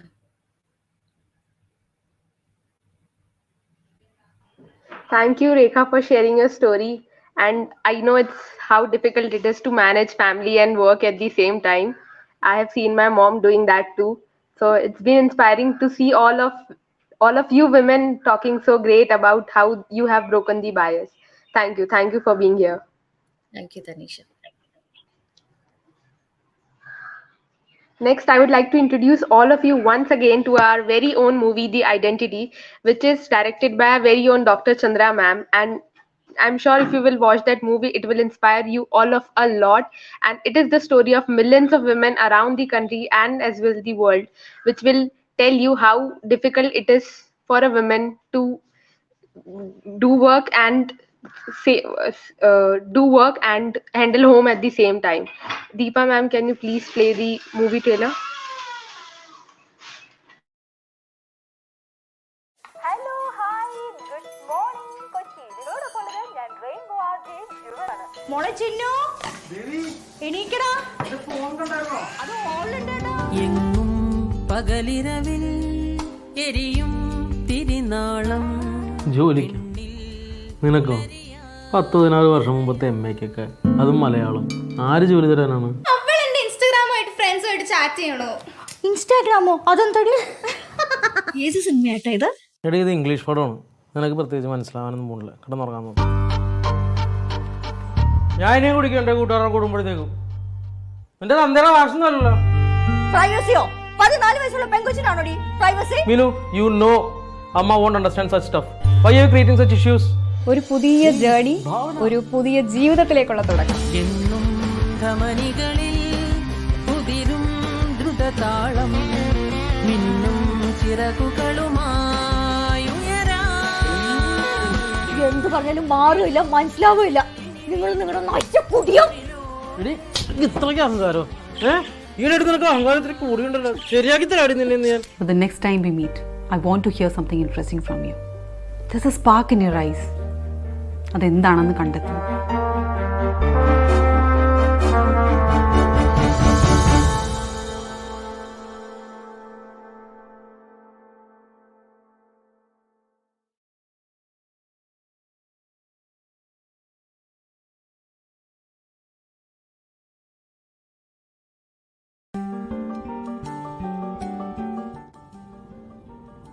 സ്വപ്നങ്ങളും സ്വത്വവും മറന്നുകൊണ്ട് കുടുംബം തീർക്കുന്ന സ്ത്രീകൾ നമ്മുടെ നാട്ടിൽ ഒരു പുതുമയേ അല്ല. എന്നാൽ അവരവരുടെ സ്വപ്നങ്ങൾ തിരിച്ചുപിടിക്കുന്നതിന്, സന്തോഷം കണ്ടെത്തുന്നതിന് പ്രായമോ കാലമോ സമയമോ സമൂഹമോ ഒന്നും തന്നെ ഒരു തടസ്സമല്ല എന്ന് അവരെ ഓർമ്മിപ്പിക്കുന്ന, അവളവളെ തിരിച്ചറിയാൻ അവരെ പ്രേരിപ്പിക്കുന്ന ഒരു സിനിമ, ഒരു പെൺപക്ഷ സിനിമ ഇതാ വരികയാണ് വീണ്ടും നമ്മുടെ അടുത്തേക്ക്. മാർച്ച് 8 അന്തർദേശീയ വനിതാ ദിനത്തിൽ റിലീസ് ചെയ്യുന്ന ഈ ചിത്രം ദ ഐഡന്റിറ്റി എന്നാണ് അതിന്റെ പേര്. ഡോക്ടർ ചന്ദ്രവദന സംവിധാനം ചെയ്യുന്നു. നീ സ്ട്രീമിലാണ് അത് റിലീസ് ചെയ്യുന്നത്. ഈ ചിത്രത്തിന്റെ അരങ്ങിലും അണിയറയിലും പങ്കെടുത്ത എല്ലാവരെയും വനിതാ വികസന കോർപ്പറേഷൻ അഭിനന്ദിക്കുന്നു. ഈ ചിത്രം നിങ്ങളേവരും കാണുക, അഭിപ്രായം രേഖപ്പെടുത്തുക.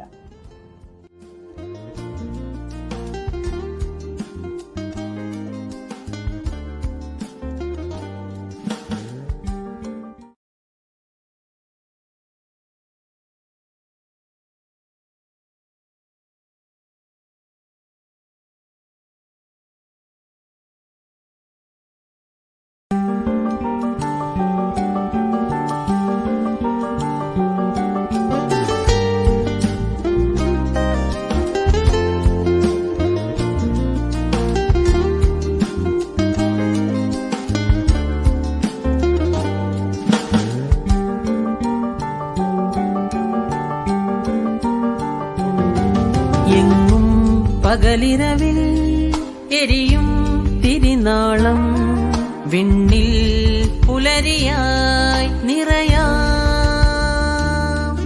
എന്നും ധമനികളിൽ ഉതിരും ദ്രുതതാളം, മിന്നും ചിറകുകളുമായി ഉയരാം. വിദൂരമില്ലിനി വീണ്ടും വിലോലയല്ലെന്നറിയുവാൻ, ജ്വാലയായി പടരുവാൻ വരവായി.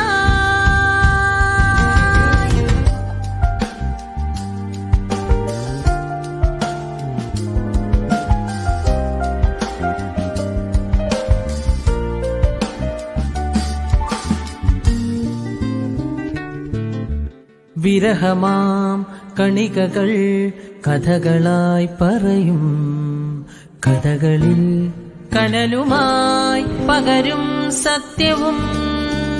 വിരഹമാം കണികകൾ കഥകളായി പറയും, കഥകളിൽ കനലുമായി പകരും സത്യവും.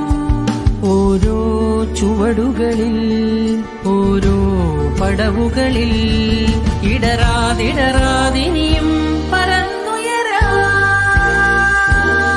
എങ്ങും പകലിരവിൽ എരിയും തിരിനാളം, വിണ്ണിൽ പുലരിയായി നിറയാം. എങ്ങും ധമനികളിൽ ഉതിരും ദ്രുതതാളം, മിന്നും ചിറകുകളുമായി ഉയരാം.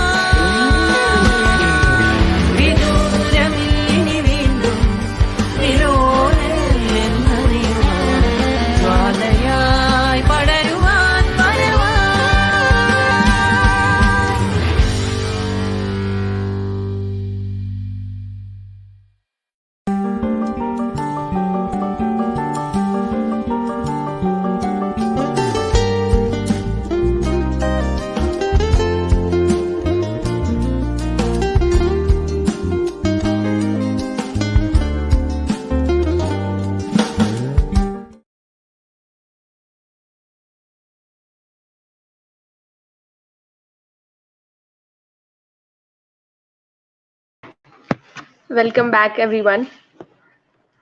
I hope you enjoyed the movie trailer and the song as well.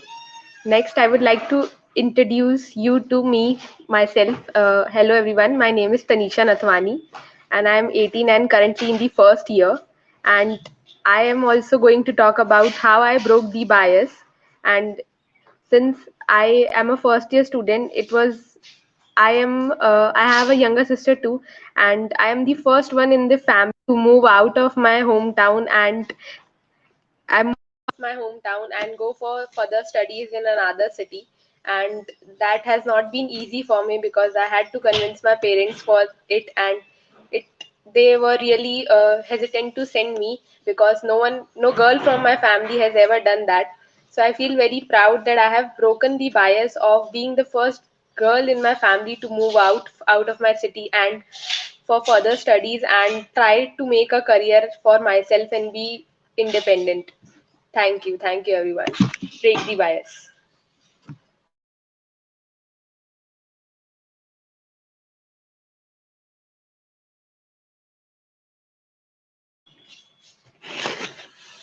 Also, I would like to share a message that is worth sharing about the hype of women.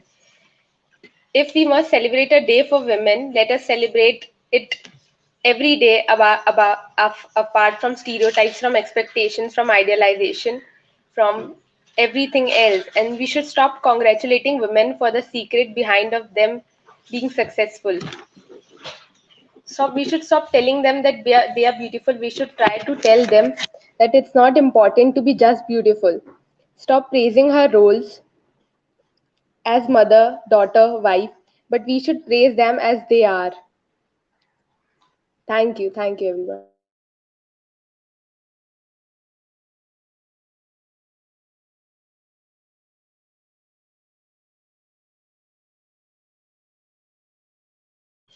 Before starting with our next speaker, I would like Deepa ma'am to play the ad. Deepa ma'am, can you please play?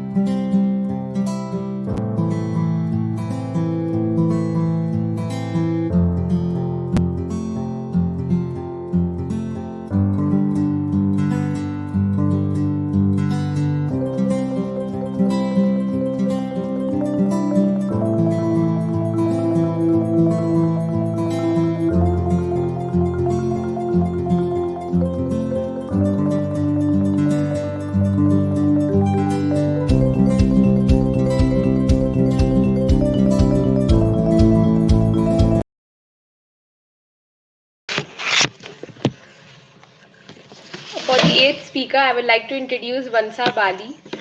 She's a holistic therapist and coach practicing in Dubai for the past 5 years. She has empowered people by teaching them self empowerment tools. Her work has been recognized and applauded internationally as inspiration and truly transformative. Welcome, Vansa, to the show. We hope you will have a great time here. Over to you. Thank you. Thank you, Tanisha. Thank you for this beautiful opportunity from Prayaana for organizing this wonderful initiative on the eve of Women's Day. Um, I am a holistic therapist and I also teach alternative healing modalities in Dubai and internationally as well over the past 5 years. I've had the pleasure of busting many myths, many biases, so I can go on about my stories. But to keep it short, I think as women, there are many biases to overcome. But one of the greatest biases that we all face as a collective conscious is the ability to make our own choices without the fear of judgment. Now, growing up, I always wanted to be helping people, to be of service to people, to help empower people. And I always try to find different ways I could do it. Finally, when it came to choosing a career, I had studied psychology. I had wanted to pursue my education in that way. But at the same time, I found a great deal of wisdom in what you call the natural sciences or the alternative medicine techniques. And I wanted to foray into this. And this is where the resistance began. This is where the journey of having to really believe in myself began, because the first bias that came that way, my way, is that, you're so educated, why do you need to do this? Why do you need to empower people when you can just get a steady job and income for yourself? And the biases just, catapulted one after the other. And so the greatest strength that I found at this time was to believe in myself, was to use the wisdom of healing techniques, healing tools to empower my own life. And so one after the other, I busted myths of what I could do. People threw biases my way that you can't do well in this field, it will not work out for you. And I put those aside. I worked nevertheless, keeping in mind that I'm here to empower people. And that's what kept me going through. The smile that I saw on people's faces every time they would feel empowered is what gave me the energy and the imperative to keep going forward. And so what I would like to say is that, on an everyday basis, we're faced with all kinds of biases. And at different stages in life, there will be different biases that come up. It starts with career, it then moves on to marriage, the bias of whether, you should have a career or get married, or have a marriage, and keep a career together, or the idea of having children and balancing the act. There will always be biases, there will always be stereotypes of what we can do. And a lot of these stereotypes are placed by people who carry those stereotypes in their own life, consciously or unconsciously. And if we know that people's stereotypes have a lot to do with their own perceptions and beliefs about life, and how sometimes it often hinders them as well, it becomes easier to have compassion towards them and compassion towards ourselves and move forward nevertheless. What I have learned in this journey is how to follow my heart, because that has led me to meet amazing people through this field. Extremely wise, extremely wonderful, and wanting to carry the mission of wanting to break biases in this world and create more oneness, which is what this world needs. And it starts by working on gender stereotypes that we have inherited from our culture, from our upbringing, from also the countries we live in, from the different belief systems that we have grown up with. And the idea is to work on busting each one of these so that we can live freely and we can live in unison together, creating win-win situations where not only are we winning, but we can help others win as well as a result of not carrying these prejudices in our heart anymore. I've also found in my practice that when we heal prejudices, biases towards ourselves, towards being women, there's a whole energy that opens up and shifts for us, where we allow a lot more loving people, a lot more beautiful support systems to come into our life that mirror this new thought and feeling that we have as well. So how did I overcome these biases? I worked on myself every day. I used to sit with these biases. I used to journal them out. I used to question them. How we question, messages that we get on social media or anywhere else. I actually used to question my own thoughts. I'm like, where are these biases really coming from? Are they even mine? And most of the time, they were not mine at all. In fact, all of the times, they were not mine. They were somebody else's story, told to me. And so it was my decision if I wanted to listen to it or no. And this is something, as a takeaway for you guys, I would say this is something you have to learn to do, which is firstly to recognize that a lot of the biases you have are not yours, they're somebody else's. And it's up to you if you want to live with that person's story in your life, or you want to pave your own path and break more biases, more prejudices, to live freely and to live completely and be alive in every moment. And so the message I want to leave for you guys is always choose freedom, always listen to your heart. Your heart is what guides you to not only love, but what comes as a result of love, which is abundance. Abundance of every form, abundance not only in terms of the remuneration you get, but also the respect that you have for yourself and that you get from others. It's also the love that you receive, which is very genuine, which is very real and very pure as a result of you being authentic. So, my message is for all of you guys to be as authentic. At every point in time you feel like moving away from being authentic, remember that you are here to live for yourself. You're here. You must get along with yourself before anybody else can get along with you. And that is why my message for all of you is to break the bias. Break the bias for yourself and pave the way for a new beginning in your life and for a new world to come together. And that's my message for you guys today. Thank you. Thank you, Vansa, for sharing your side of the story. Thank you. Thank you so much. Our next speaker is Megha Anand. She studies in 12th, professionally certified in fashion illustration by SEFT Academy, Mumbai. She's an inspiring fashion designer, entrepreneur, and a trained hip-hop dancer. We welcome you, Megha.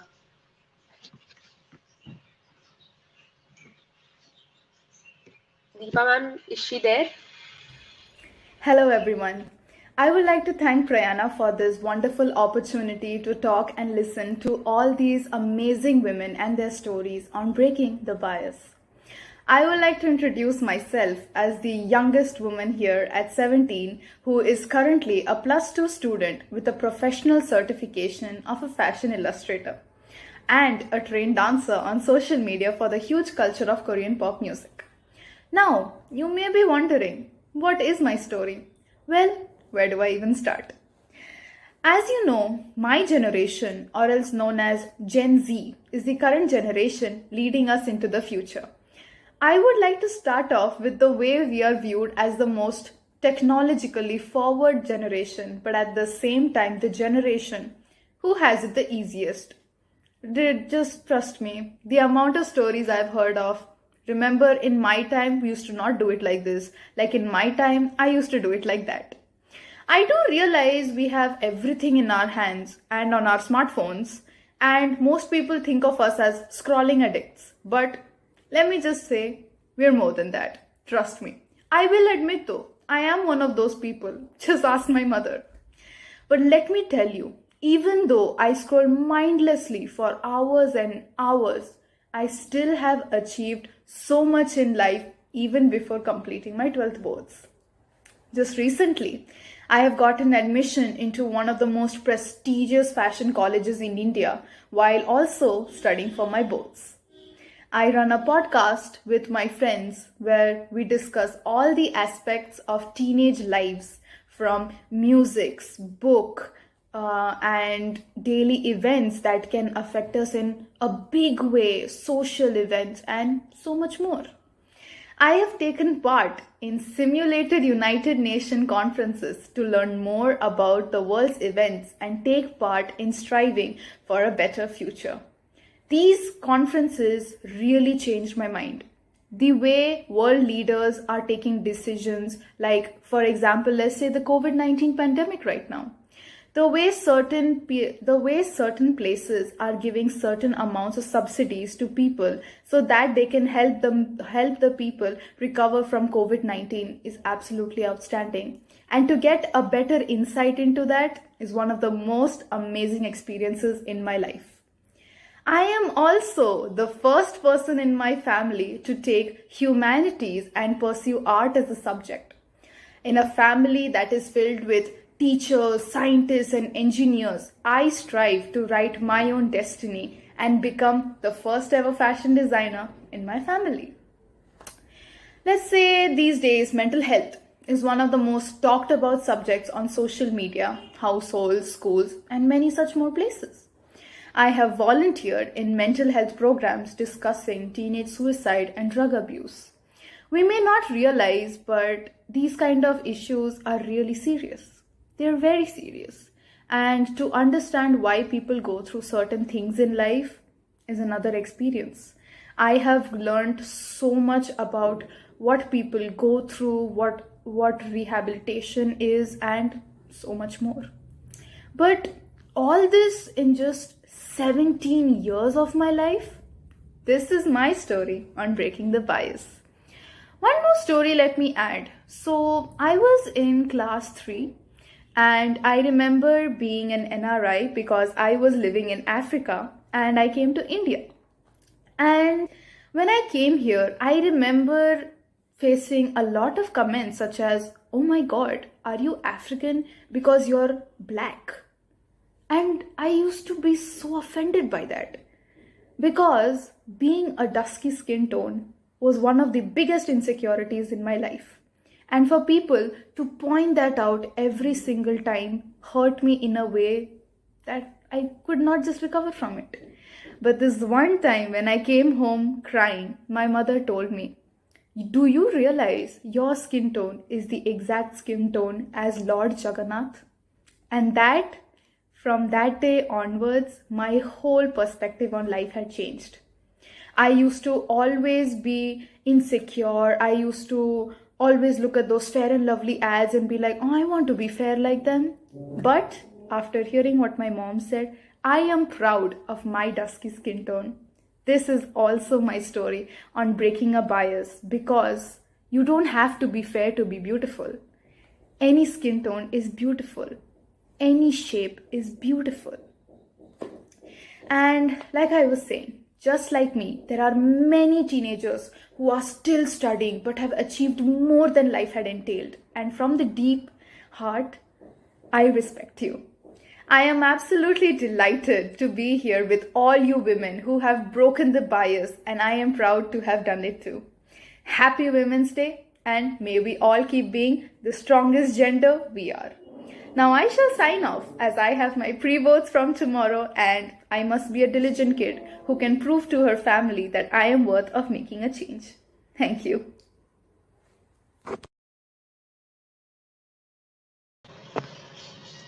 Wow, Megha, you have been working so hard and so brilliant at such a young age. You are truly a teenage marvel. And I would like you to do the break the bias pose. Megha. So going ahead, I have another speaker. Her name is Priya Kolasari. She's a well-known name in the Trivandrum foodie circle, and she has founded the Koloma's Kitchen a few years ago, following her passion for cooking, and is now one of the leading home chefs in the city. We welcome Priya. This is Priya Kolasari. First of all, thank you Prayaana for giving me an opportunity as a speaker in this event. Break the bias. I think the discrimination in any kind is a bias, and in this occasion, I would like to recollect some of my personal experience. എൻ്റെ personal experience ഞാൻ share ചെയ്യാമെന്ന് വിചാരിക്കുന്നത് 20 വർഷം മുന്നുള്ള ചില കാര്യങ്ങളാണ്. അതായത് 20 വർഷം മുമ്പെന്ന് പറയുമ്പോൾ ഞങ്ങളുടെ ഫാമിലിയുടെ അവസ്ഥ, അതായത് ഞാൻ ജനിച്ചു വളരുന്നത് ഒരു ട്രഡീഷണൽ ഹിന്ദു ഫാമിലിയിലാണ്. അപ്പോൾ ഞങ്ങളുടെ ഫാമിലിയിൽ ഏകദേശം എല്ലാവർക്കും ഒരു 17-18 വയസ്സാകുമ്പോൾ തന്നെ കല്യാണമൊക്കെ ആലോചിച്ചു തുടങ്ങും. ലേഡീസ് വന്ന് 20 വയസ്സിന് മുന്നേ ഒരു കല്യാണം കഴിപ്പിക്കണം എന്നുള്ള ആ ഒരു സിറ്റുവേഷൻ ആയിരുന്നു അന്നത്തെ. അപ്പോൾ എൻ്റെ അവസ്ഥയും ഏകദേശം സെയിം തന്നെ ആയിരുന്നു. ആ സമയത്തൊക്കെ എനിക്കൊരു 17 വയസ്സിപ്പോൾ തന്നെ ആയപ്പോൾ തന്നെ കല്യാണമൊക്കെ ആലോചിച്ചു തുടങ്ങി. ഒരു പെൺകുട്ടിക്ക് വിദ്യാഭ്യാസമോ അല്ല അവരുടെ ഫിനാൻഷ്യൽ സ്റ്റെബിലിറ്റിയോ അല്ല നോക്കുന്നത്. 20 വയസ്സിന് മുന്നേ ഒരു കല്യാണം ശരിയാക്കുക, അവളെ ഒരു കുടുംബ ജീവിതം നയിക്കുക എന്നുള്ളതാണ് അന്നത്തെ ഒരു കാഴ്ചപ്പാടെന്ന് പറയുന്നത്. പ്രത്യേകിച്ച് ഒരു വീട്ടിലെ 2 പെൺകുട്ടികളുണ്ടെങ്കിൽ 2 പേരും ഒരേ സെയിം ഏജ് ഗ്രൂപ്പിൽ നിൽക്കുന്നവരാണെന്നുണ്ടെങ്കിൽ പിന്നെ പറയാൻ വേണ്ട. കാരണം ആ സമയത്ത് കല്യാണം എന്നുള്ളത് ഭയങ്കര ഒരു ഇമ്പോർട്ടൻ്റ് ആയിട്ടുള്ള കാര്യമായിട്ട് ഫാമിലി എടുക്കാൻ തുടങ്ങും. അപ്പോൾ എൻ്റെ അവസ്ഥയും അങ്ങനെ തന്നെ ആയിരുന്നു. ഞാൻ കുറച്ചുകൂടി അംബീഷ്യസ് ആയിരുന്നു. കാരണം എനിക്ക് എൻ്റെതായ പഠിത്തം, എൻ്റെ ജോലി എന്നൊക്കെ ചില ചിന്തകൾ എൻ്റെ മനസ്സിലുണ്ട്. അപ്പോൾ ആ സമയത്തും സ്ട്രഗിൾ ചെയ്ത് നിൽക്കുക എന്ന് പറയുന്നത് ഒരു ഈസി കാര്യമൊന്നും അല്ല. ഇവിടെ വരുന്ന ഒരു പ്രധാന ചോദ്യം എന്ന് പറയുന്നത്, ഒരു ആൺകുട്ടിയാണെങ്കിൽ അവന് അവൻ്റെ ലൈഫ് അല്ലെങ്കിൽ ലൈഫ് പാർട്ട്ണറിനെ തിരഞ്ഞെടുക്കാനുള്ള 100% ഒരു സ്വാതന്ത്ര്യം കിട്ടുന്നുണ്ട്. പക്ഷെ ഒരു പെണ്ണിനാണെങ്കിൽ അങ്ങനെയില്ല എന്നുള്ളൊരു സിറ്റുവേഷൻ ആയിരുന്നു ആ സമയത്ത്. അപ്പോൾ അത് മാത്രമല്ല, ഒരു ഫിനാൻഷ്യൽ സ്റ്റെബിലിറ്റി, അതിനാണ് ഏറ്റവും കൂടുതൽ നമ്മൾ ഇമ്പോർട്ടൻസ് കൊടുക്കുന്നത്. പക്ഷെ എന്തുകൊണ്ടോ പാരന്റ്സ് അതിനെപ്പറ്റി ചിന്തിക്കുന്നില്ല. ഇന്നും കാണും, അന്നത്തെ കാര്യം മാത്രമല്ല ഇന്നും കാണും, ഇന്നും ഒരു പെൺകുട്ടി പഠിച്ച് അവളുടേതായ ഒരു സ്വന്തം നിലയിലെത്തണം എന്നുള്ളതിനെക്കാട്ടിയും കൂടുതൽ ഇമ്പോർട്ടൻസ് അവളുടെ വിവാഹ ജീവിതത്തിന്, അല്ലെങ്കിൽ അവളെ കല്യാണം കഴിപ്പിച്ച് അവള് ഒരു ഫാമിലി ജീവിതം നയിക്കണം എന്നുള്ളത്. അതായത് എന്താണ് ഒരു മെച്യൂരിറ്റി എന്നുള്ളത് എന്താണ്? ഈ മെച്യൂരിറ്റി എന്ന് പറയുന്നത് 18 അല്ലെങ്കിൽ 20 വയസ്സാണോ, അതോ അവൾക്ക് തീരുമാനങ്ങൾ എടുക്കാനുള്ള പ്രാപ്തി എന്നുള്ളതാണോ ഒരു പെൺകുട്ടിയുടെ വിവാഹ പ്രായം തീരുമാനിക്കുന്നത്? അപ്പോൾ അതിൽ ശരിക്കും നമ്മൾ ബയസ്ഡ് ആണ്. ശരിക്കും നമ്മുടെ ജീവിതം മറ്റാർക്കെയോ ഡിസൈൻ ചെയ്യുന്നത് പോലെ പോകുന്നു, അല്ലാതെ നമ്മളല്ല തീരുമാനിക്കുന്നത്. അപ്പോൾ എന്റെ കാര്യത്തില് ആ സമയത്ത് ഞാൻ സ്ട്രോങ് ആയിട്ടുള്ള ഒരു നിലപാട് തന്നെയാണ് എടുത്തത്. കാരണം എന്റെ കല്യാണം എന്ന് പറയുന്നത് ഞാൻ നിശ്ചയിക്കുന്ന സമയത്തായിരിക്കണം എന്നുള്ളത്. ഒരു പക്ഷെ അന്ന് ഞാൻ എടുത്ത ഡിസിഷൻ, അന്ന് എനിക്ക് കുറച്ച് സ്ട്രഗിൾ ചെയ്യേണ്ടി വന്നു, കുറച്ച് വഴക്കുണ്ടാക്കേണ്ടി വന്നു, എന്താ പറയുന്നത്, ബാക്കിയുള്ളവരുടെ മുന്നിൽ കുറച്ച് ഒരു ടെറർ എന്ന് വേണമെങ്കിൽ തന്നെ പറയാം, ആ ഒരു ലെവലിൽ നിൽക്കേണ്ടി വന്നു. പക്ഷേ ഞാൻ ഇന്ന് ആലോചിക്കുമ്പോൾ അന്ന് ഞാൻ എടുത്ത ഡിസിഷൻ കാരണമാണ് ഇന്ന് പ്രിയ കോളശ്ശേരി എന്ന് പറയുന്ന ഒരാളുണ്ടായത്. എന്റെ അംബിഷൻ, എനിക്ക് എന്റെ ജീവിതത്തിൽ ഞാൻ ഉണ്ടാക്കിയെടുത്ത സ്പേസ് എന്നുള്ളത് എന്റെ അന്നത്തെ ഡിസിഷൻ കറക്റ്റ് ആയതുകൊണ്ട് മാത്രമാണ്. എനിക്കിപ്പോഴും പറയാനുള്ളത്, ഒരു സ്ത്രീ അവളൊരു ശബ്ദം ഉയർത്തുമ്പോൾ, ഒരു കാര്യത്തിന് വേണ്ടിയിട്ട് അവള് ശബ്ദം ഉയർത്തുമ്പോൾ അവൾ അവക്ക് വേണ്ടി മാത്രമല്ല, അവൾ ഉൾപ്പെടുന്ന ഒരു സ്ത്രീ സമൂഹത്തിന് വേണ്ടിയിട്ടാണ് സംസാരിക്കുന്നത്. ആ ഡിസിഷൻ നമുക്ക് എപ്പോഴും നമ്മുടേതായ ഒരു ജീവിതം പാകപ്പെടുത്തി എടുക്കുന്നതിന് വേണ്ടിയിട്ടാണെങ്കിൽ അവിടെ നമ്മൾ 100% വിജയിക്കുക തന്നെ ചെയ്യും. അപ്പോ എന്റെ അഭിപ്രായത്തില് ഒരിക്കലും നിങ്ങളുടെ ജീവിതം മറ്റുള്ളവർക്ക് വേണ്ടി മറ്റുള്ളവർ വരയ്ക്കുന്ന ഒരു വരയിലൂടെ ആയിരിക്കരുത്. നിങ്ങൾക്ക് നിങ്ങളുടേതായ ഒരു സ്പേസ് നിങ്ങളുടെ ജീവിതത്തിൽ നിങ്ങൾ ഉണ്ടാക്കിയെടുക്കുക. അതാണ് ഈ ഒരു വിമൻസ് ഡേയില് എനിക്ക് പ്രധാനമായിട്ടും ഒരു മെസ്സേജ് ആയിട്ട് നിങ്ങളടുത്ത് പറയാനുള്ളത്. പെൺകുട്ടികളുള്ള മാതാപിതാക്കളോട് എനിക്ക് പറയാനുള്ളത്, നിങ്ങളുടെ മകളുടെ കല്യാണപ്രായം എന്ന് പറയുന്നത് ഗവൺമെന്റ് നിശ്ചയിക്കുന്നതോ അല്ലാതെ സമൂഹം അടിച്ചേൽപ്പിക്കുന്നതോ ഒന്നുമല്ല. 18, 20, 25 അല്ല, 28 ആയിക്കോട്ടെ, 30 ആയിക്കോട്ടെ. ഒരു പെൺകുട്ടിക്ക് തീരുമാനങ്ങൾ എടുക്കാനുള്ള പ്രാപ്തി, അവൾക്ക് ഒരു കുടുംബം കൊണ്ടുപോകാൻ പറ്റും എന്ന് അവൾ തീരുമാനിക്കുന്ന ആ സമയമാണ് അവളുടെ വിവാഹപ്രായം എന്ന് പറയുന്നത്.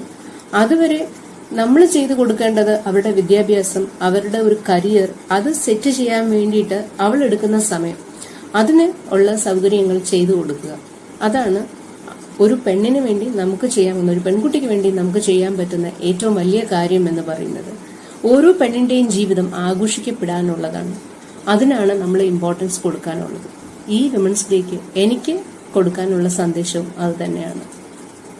Break the bias.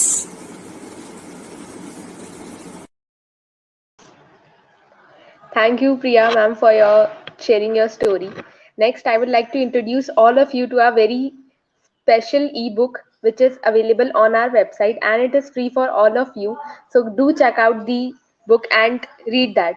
I also like to ask Deepa ma'am to play the ad for the ebook.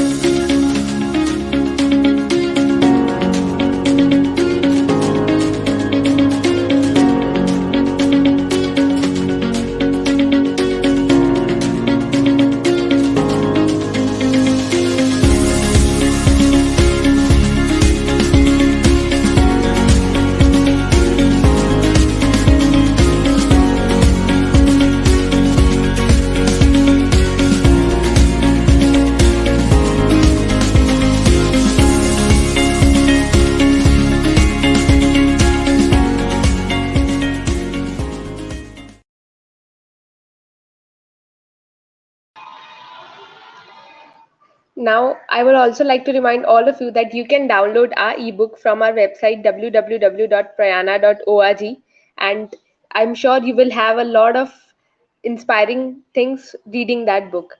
Next, I would like to introduce our next speaker, Samina Barodawala. She hails from Bombay and she's a freelance author, writer, storyteller. We welcome you, Samina ma'am.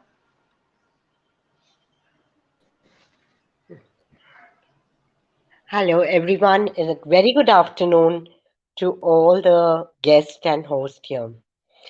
As she's mentioned, I'm Samina, coming from a family, where there's no woman working there.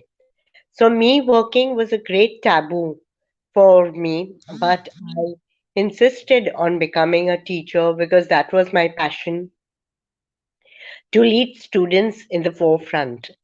And as luck would have it, I was a school teacher, but graduated to a college lecturer in my later years.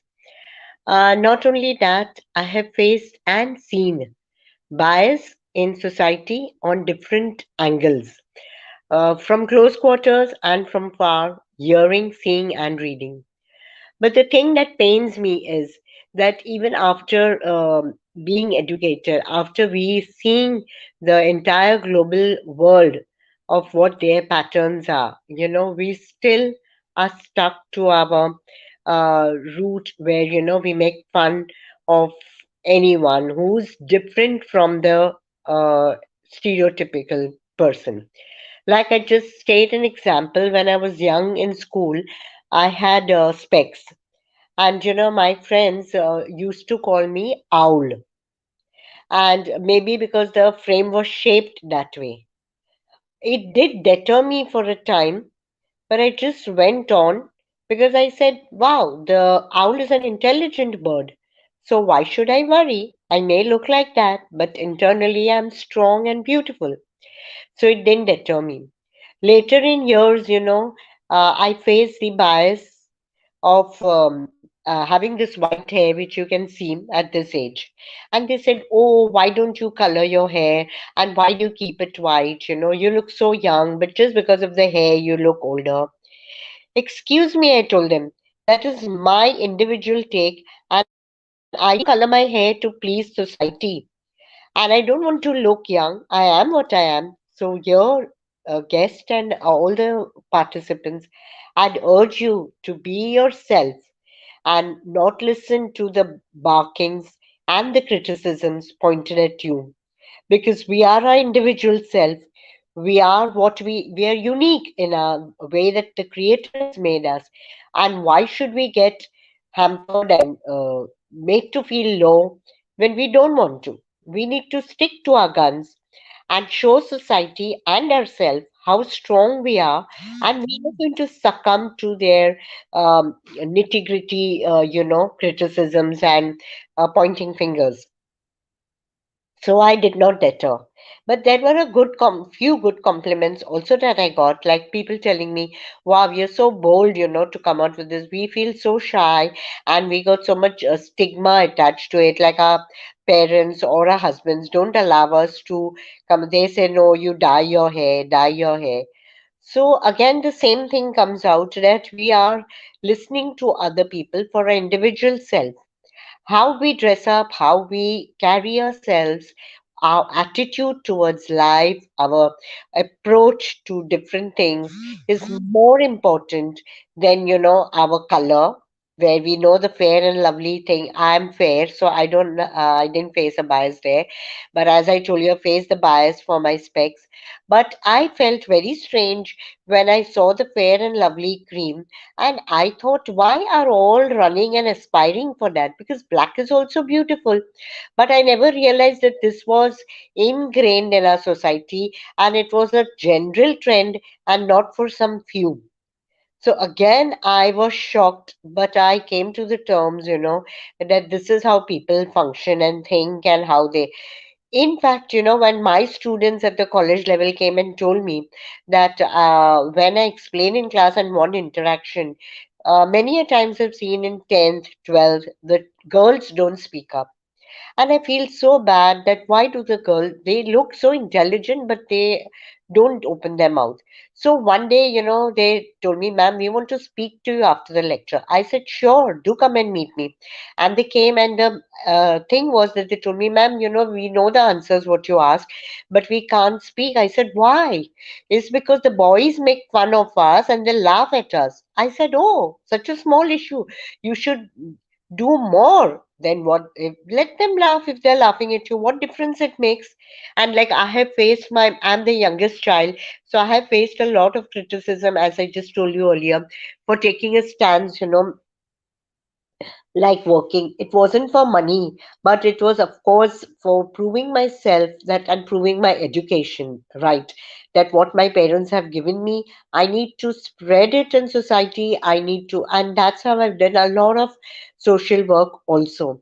I would mention that here, but I just mentioned one more thing, that the students later came to me and started talking about how the girl and the boy bias was there in families, that the parents treated the girls so badly and treated the boys like king. And what do we see in a society? That, a lot of discrimination going on, a lot of relationships being soured, a lot of divorces happening, is all because of this improper upbringing. I'm sorry to say, but there is no equality, and equality is the mainstay of any society. And that is what we yearn for, we urge, and we look forward to getting it back in a society with few educated and enterprising, entrepreneurial women who come to the forefront, break these bridges and glitches, and get women and men. Why not? It's an equal society to come forward and express their skills and their views, so people don't succumb to any gender bias that is in society, and do not get cowed down or be scared of any blame and anyone pointing fingers at you. That is my whole take. And I would also say that I'm an author, so I'd love to write more about your experiences and your this. You can connect with me after contacting the host, who would give you my email and my phone number. My main intention of coming here is to, the topic was very close to my heart, because I feel that yes, this gender bias should be cut off. We should all work towards it, and we should see that each one supports the other, and we come up in life not degrading any self, but helping and raising the level of each woman or man. It could be because even some men are suffering. It's not that all men are bad, but yes, do not temper with women's this, stating how they should dress up and how they should, uh, is a very biased thing again. There has been gungat, and there has been, abaya, and a lot of things. Each one to his own. Why do we bring that in politics? Is my question. Another thing is that why are we aiming at politics when a personal life is your own choice? What you eat, what you wear, where you go, as long as you are right, there is no one who can tell you what to do and what not to do. Parents, I excuse myself here, because I would say that you have done a very good job by bringing up your children so well. But somewhere along the way, things went wrong, either in their college days or wherever, and the children have not sustained your moral values and upbringing which you gave them. I'd urge children to even respond to parents well, connect and communicate with them effectively, and not create a bridge or gap, for in the family. So the main thing in society is each one for each one, working towards a global, broad-minded, and a very open society with not any bias towards anyone about the fair and lovely. Why can't women be dark when men can be dark?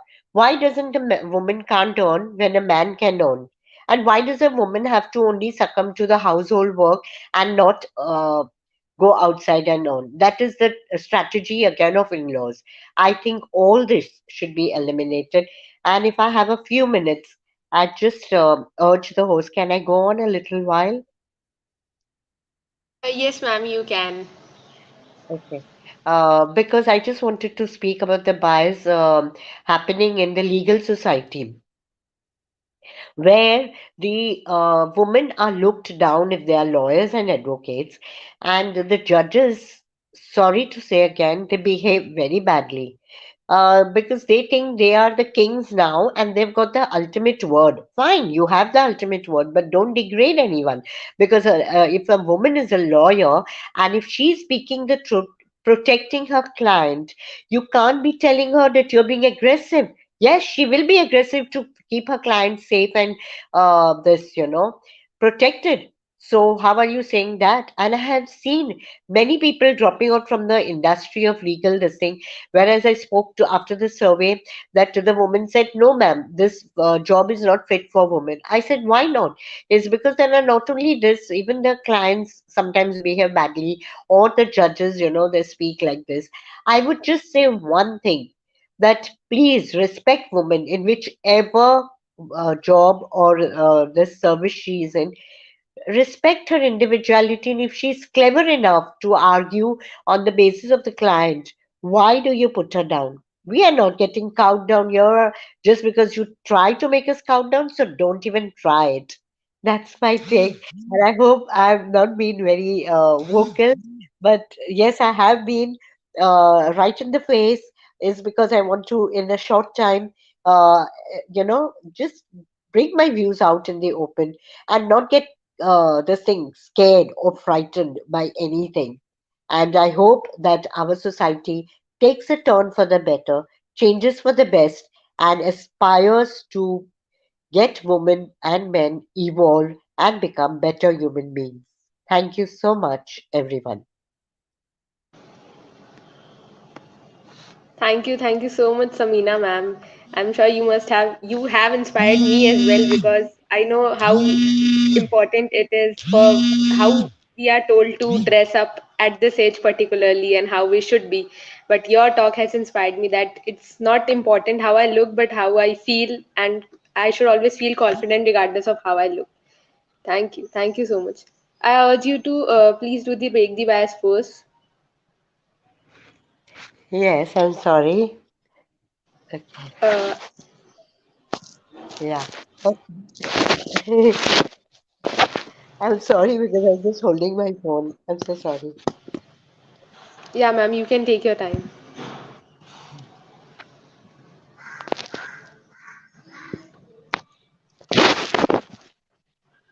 Okay. Thank you so much, ma'am. People, please help us. Next, I would like to introduce our next speaker, Anuja Balan. She's an academician, researcher, and a budding entrepreneur in LITMS, an educational support service. And she's a nodal officer of Innovation and Entrepreneurship Development Center, and also the coordinator of Entrepreneurship Club. Welcome, Anuja. We welcome you to the talk. Hi everyone. Tanisha has introduced me, but still I would like to tell about me. Right now I'm working in Malabar College, which is in Thrissur in Kerala. And of course, I am a researcher doing my research in Amrita University. With that, I have started up Litmus, a firm, education support firm for hands-on training and classes. So today is a very special day for all of us, and I really want to share a few things which have happened in my life before, and I was a child, and how I faced it, and such things I would like to share it today. Um, so so let me come to that. So it really happened when I was in 11th standard, that age, like 12th standard. There was a time like parents used to go outside, and some of the relatives used to come, and like there were problems, like I had to face a bit of sexual assaultment from one of the relative. So at that time, I never had the boldness or to speak these matters to my parents. Okay, I really get irritated when that person comes to my house, and I was very scared at that time when my parents were not there. And I don't know, till a year before, I never dared to speak this to my own mother. Okay, I had got all the freedom to speak. I was given enough education, but this problem, when I had a problem, I was not able to share such problem to my friends or my own mother. My mother is the best part of my life, and I never shared this. I have shared it now, but still, when I was a child, or when I was in 11, I didn't share it to my parents. So that is one thing which I want to tell it today, because I have a daughter now, and I am really scared. Like, whether if something happens, will she be able to come and speak to me? Because if we feel, I really think, I don't know why I couldn't speak to. I was given enough freedom, but this matter, I had an inhibition of telling this matter to my parents. Okay, and recently, there was an incident which happened in Trishur. It's a district in Kerala, and one of an academician, she was traveling along with her friend to Kozhikode, and she had same response from one of the I mean, traveler.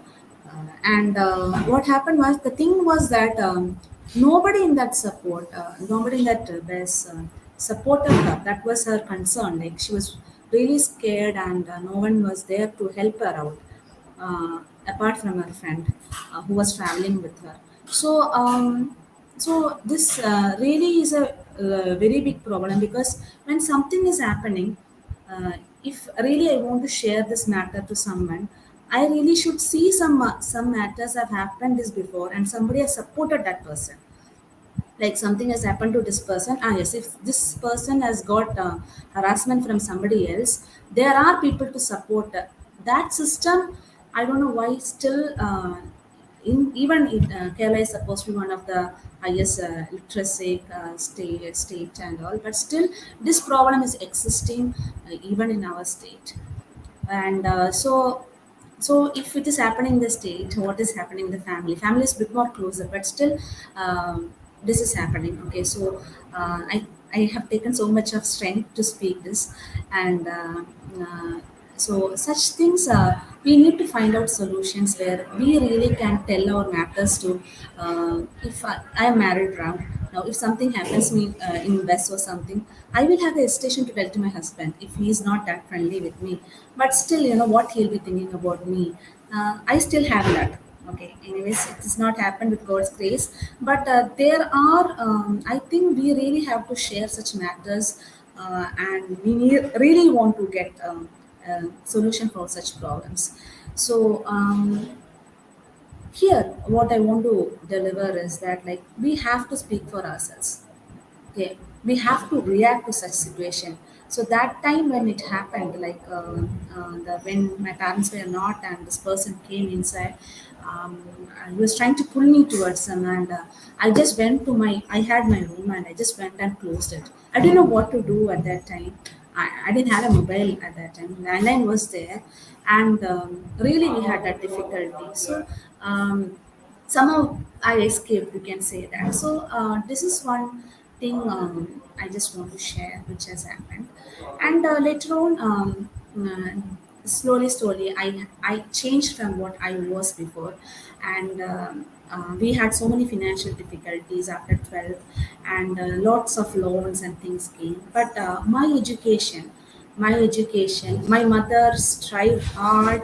She went here and there. She was that not that educated, but she did small works, and she made me study, made my brother study. She's really one of my role model. And I could complete my engineering, and I could finish off my loan. And there were so many moments in my life where I have stood for myself. After the job, though there was a placement thing, we tried for other jobs also. But whenever we go to any job and if we seek any job, people will think if you have some recommendation letter, people think, oh, we will do everything for you. But still, that, yeah, but is there. Okay. So then I decided myself, if I'm getting a job, it should be because of my talent, my attitude. I should get a job without recommendation. And with God's grace and with my mother's prayers, and maybe because of my talent or something, I got a job of my own. So education is an important thing for any ladies, and we have to, if like, if I am taking my mother as example, if she was educated but she was not in a job, she was not independent, she was completely dependent, she didn't know Ernakulam anything, that is a place where we live, and she was not able to, she has never gone to shopping of her alone. So from that stage she's different now, because she had a problem, and she has raised us, and that, so what I want to convey is that education is really important. More than education, we need to be, though many of us will be a homemaker, once we get a family we will be happy with our family, we may leave our career, but still, if you can earn some money, there are loads of platforms, even Prayaana is providing lots of platforms are there where we can work from home. If we can earn money ourselves, and it will be useful some for some purpose. So that is what I really want to convey here. You will have, everyone will have some talent. If you're good at cooking, why not be say it? Recently there was a like Chandra ma'am, who is in charge of this Prayaana, she was talking about ventures like putting out vegetables, cutting, and then selling out. That can be done by any good homemaker, and lots of activities are there. So I really insist that we earn money, even though we are happy with what we have. Try to have our own, try to have an independency, earn our own money. It will be useful for us in some part of our life. That is for sure. So we have to believe in ourselves that we can do something. Like by what I am speaking, I'm not so strong in English. I am a pure Malayali. The mother tongue will come in between, but I'm trying hard to speak a common language here, even though I have the liberty to speak in Malayalam. So like this, come out, come out and speak whatever we wish to. We are free to do, and there are lots of platforms at Prayaana where we can come and talk. So take this opportunity, grab every opportunity when we are sitting at home, or if you really want to come back to career. Again, Prayaana is providing, like, it's something like I'm putting an ad for Prayaana, but there are lots of activities which I have seen, and I am a Prayaana member. I have seen lots of activities in that. This is an inspiration for me, because there is a career back program here. So they have all told it before, but still I want to insist on that. There are that those things are very very important. Those who really want to come back, we will have a career gap between us that will be covered in these programs.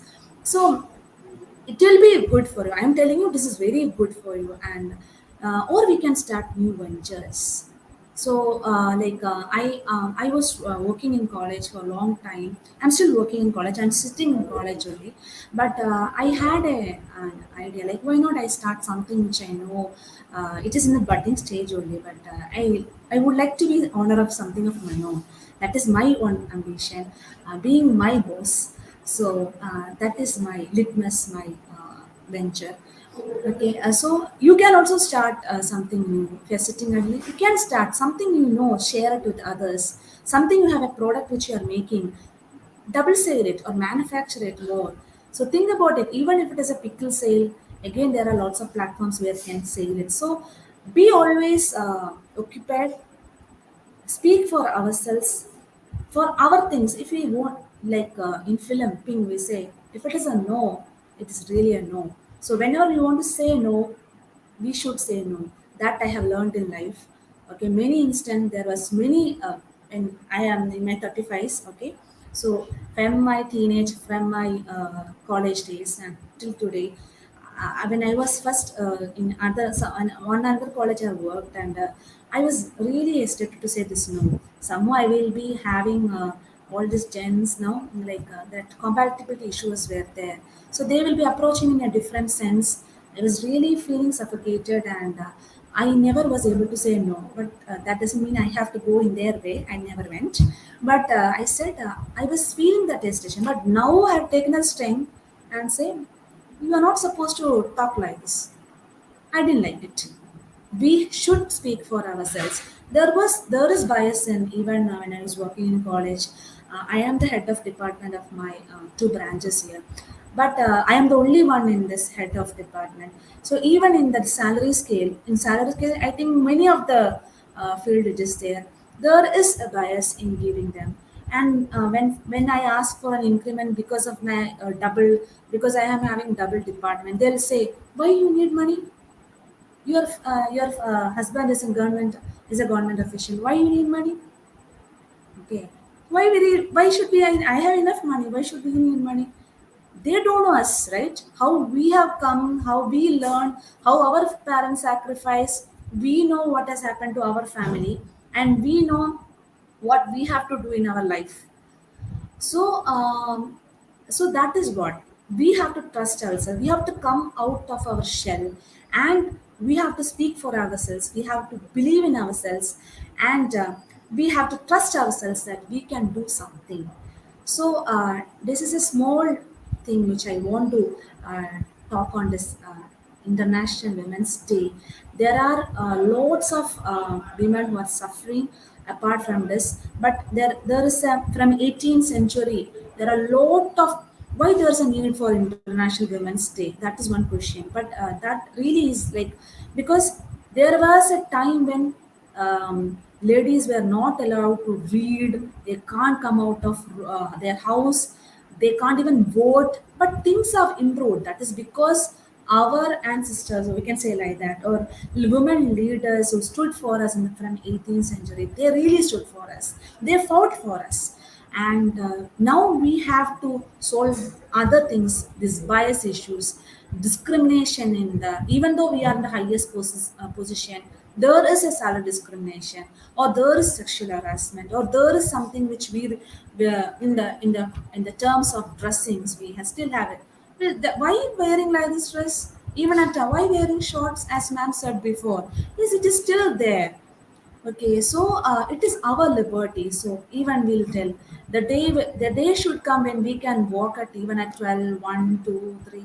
Now I should say, like even the morning sessions, we should be having the liberty and liberty to walk around the streets with proper what we say with full care, like that we have to work around. Okay, so that freedom without fearing anybody, we have to that's a word I wanted, without fearing anyone, we have to walk on the street at even at midnight. So that stage has to come, and that is what we have to really work towards. And so for that, all of the women, for the entire globe, okay, they all have to come out of their shell, do something for this particular initiation. So we in ladies, we have to appreciate each other. We should appreciate each other lady. And I again insist, like believe in ourselves, we can do everything, we can come out of the shell, we can do certain things, and we will have a fruitful career, and we can always contribute more to the women's society. Okay, so I don't want to take a long time. So this is, once again, I want to just cut short it and tell, I want to stress on 2 points. Believe in yourself, we can do it. Trust in ourselves, speak for ourselves in the sense, what I really want is, if we don't get that discrimination, we have to speak. There were though I can't put sign actors and all, but now ladies are coming forward, we need money this much equivalent to the male actors. They're telling that it's truly right, they are also putting the same effort, they are also getting up, that's true. So there will be, we cannot please all the people around us. That will never happen. At least one or two will criticize us. But if we are true to ourselves, and if we really believe in ourselves, truly we can succeed. That is what I feel. what I have learned from my life. Again, I have a long way to go, but still, till the years which I have passed has taught me like this. And even to our daughters, we have to tell our sons, we have to teach them what we have to. Like, I don't have a son, okay? So even if he is there, I first they're equal only. Pink is not a color completely for girls. Pink has to be like all the girls will not like pink color. That is there. So that is also there. So all these things are there. So on this day, on this, I want to wish everyone a happy Women's Day. Let it be a new beginning for everyone. And I really want to thank Prayaana. Sincerely, I want to thank Prayaana for giving me an opportunity to talk about whatever was there in my mind, for giving this freedom. And I am very proud to be a Prayaana member. I am a very new member of Prayaana. So thank you so much for being with me for these moments. Thank you. So, Tanisha. Thank you, Anuja. It was very fortunate for Prayaana to have you sharing your story. And I would like to urge you to please do the break the bias post. So can you see this? Like, right? Yeah, thank you so much. And I cannot imagine how good it will be if I will be able to walk in a world full of freedom and no fear. Yeah, It that would would be be so there. dreamy. Okay, Thank thank you. you, Thanks so Tanisha. Going ahead, we have a message for all the women out there. Deepa ma'am, can you please show the message on the screen?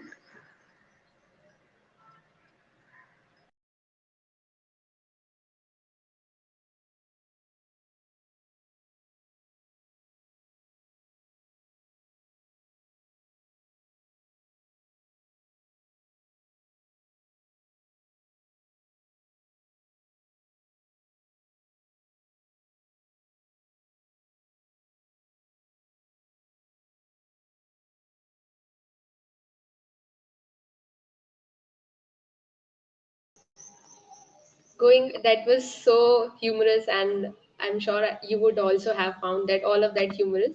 Going ahead, I would like to introduce our next speaker, Shibha Ninan.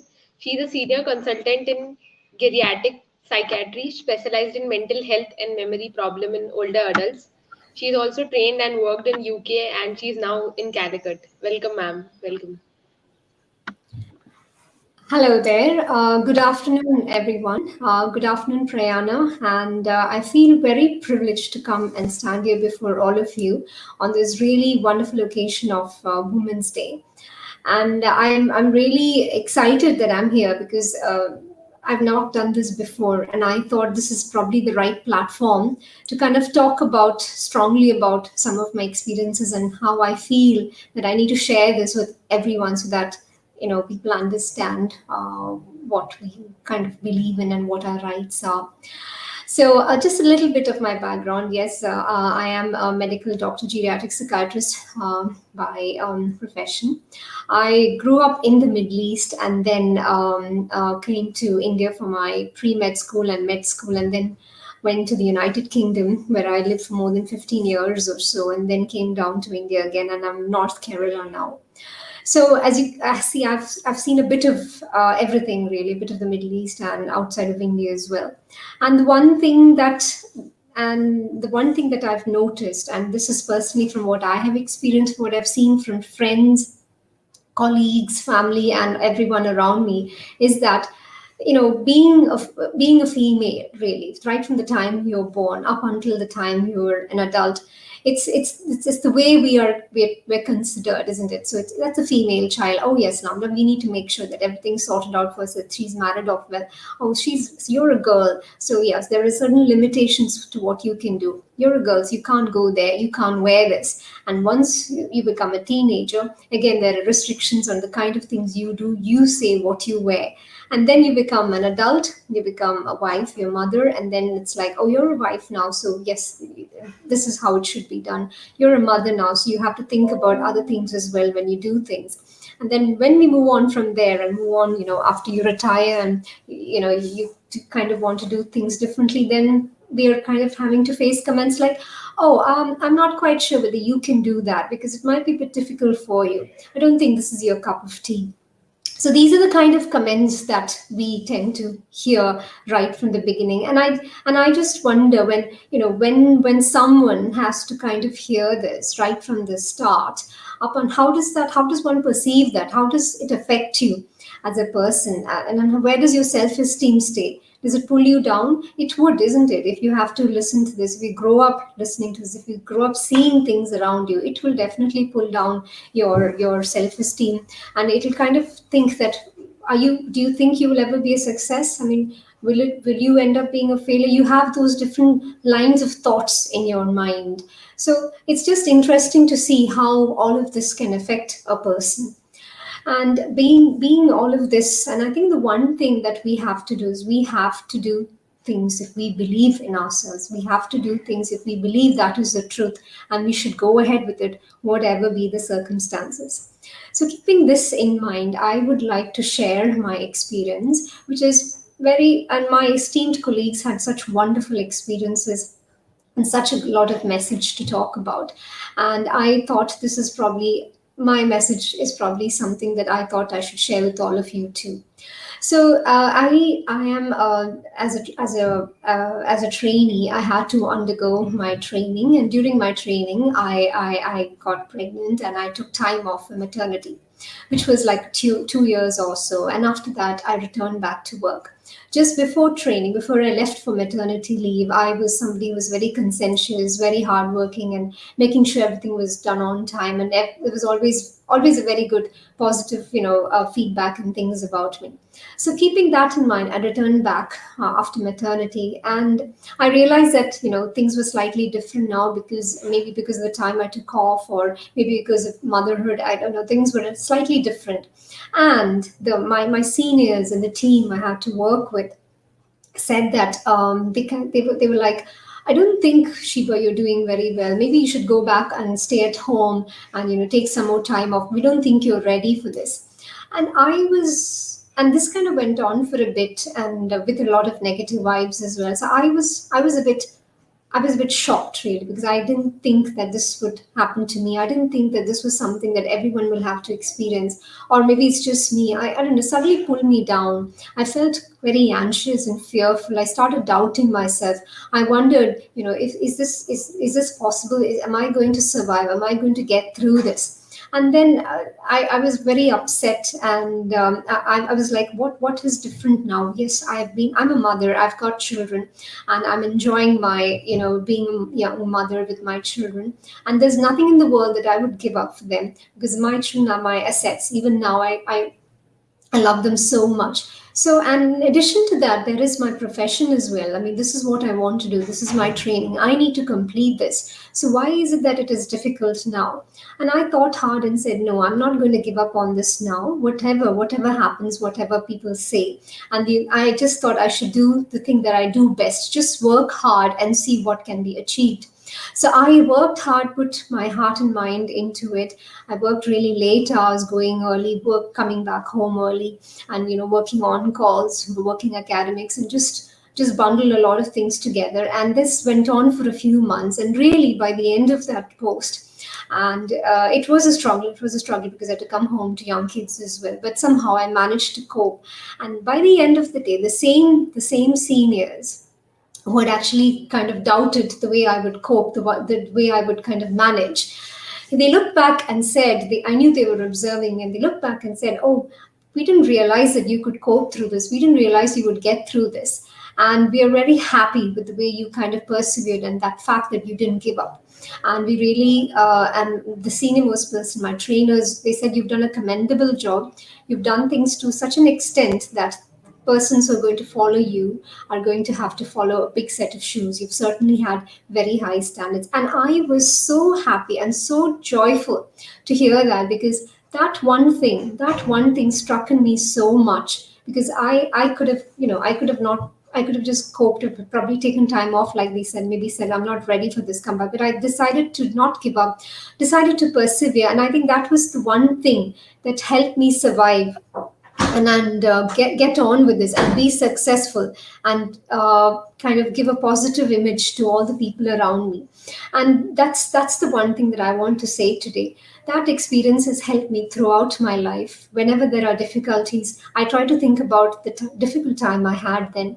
I think life is not going to be easy for us. There will be obstacles in every path. It can be from home, it can be from from family, it can be from colleagues, it can be from friends. It is going to be difficult, but we have to find a way around it. We have to kind of go through it, because if you believe strongly in yourself, if you feel that this is important, you need to focus, you need to do it, and you should not think about anything else. And once you start believing in yourself, once you stand up for yourself, all the other support, all the other things will normally fall in place, and you will be respected for what you are doing. And that's the one thing that should keep you going.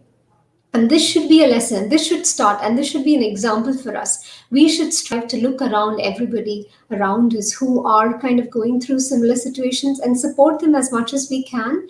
And I guess men may also have similar problems, but I think from a woman's perspective, we are emotional. We have, we have emotions, and we tend to kind of react differently to things. And I think that's all the more important for us to realize that we can take care of ourselves. We don't have to give up, and we should always be there for ourselves. We need to feel empowered. We need to kind of go forward with what we believe and not give up. I would like to pass this message, and I would like to think about a little quote from William Shakespeare.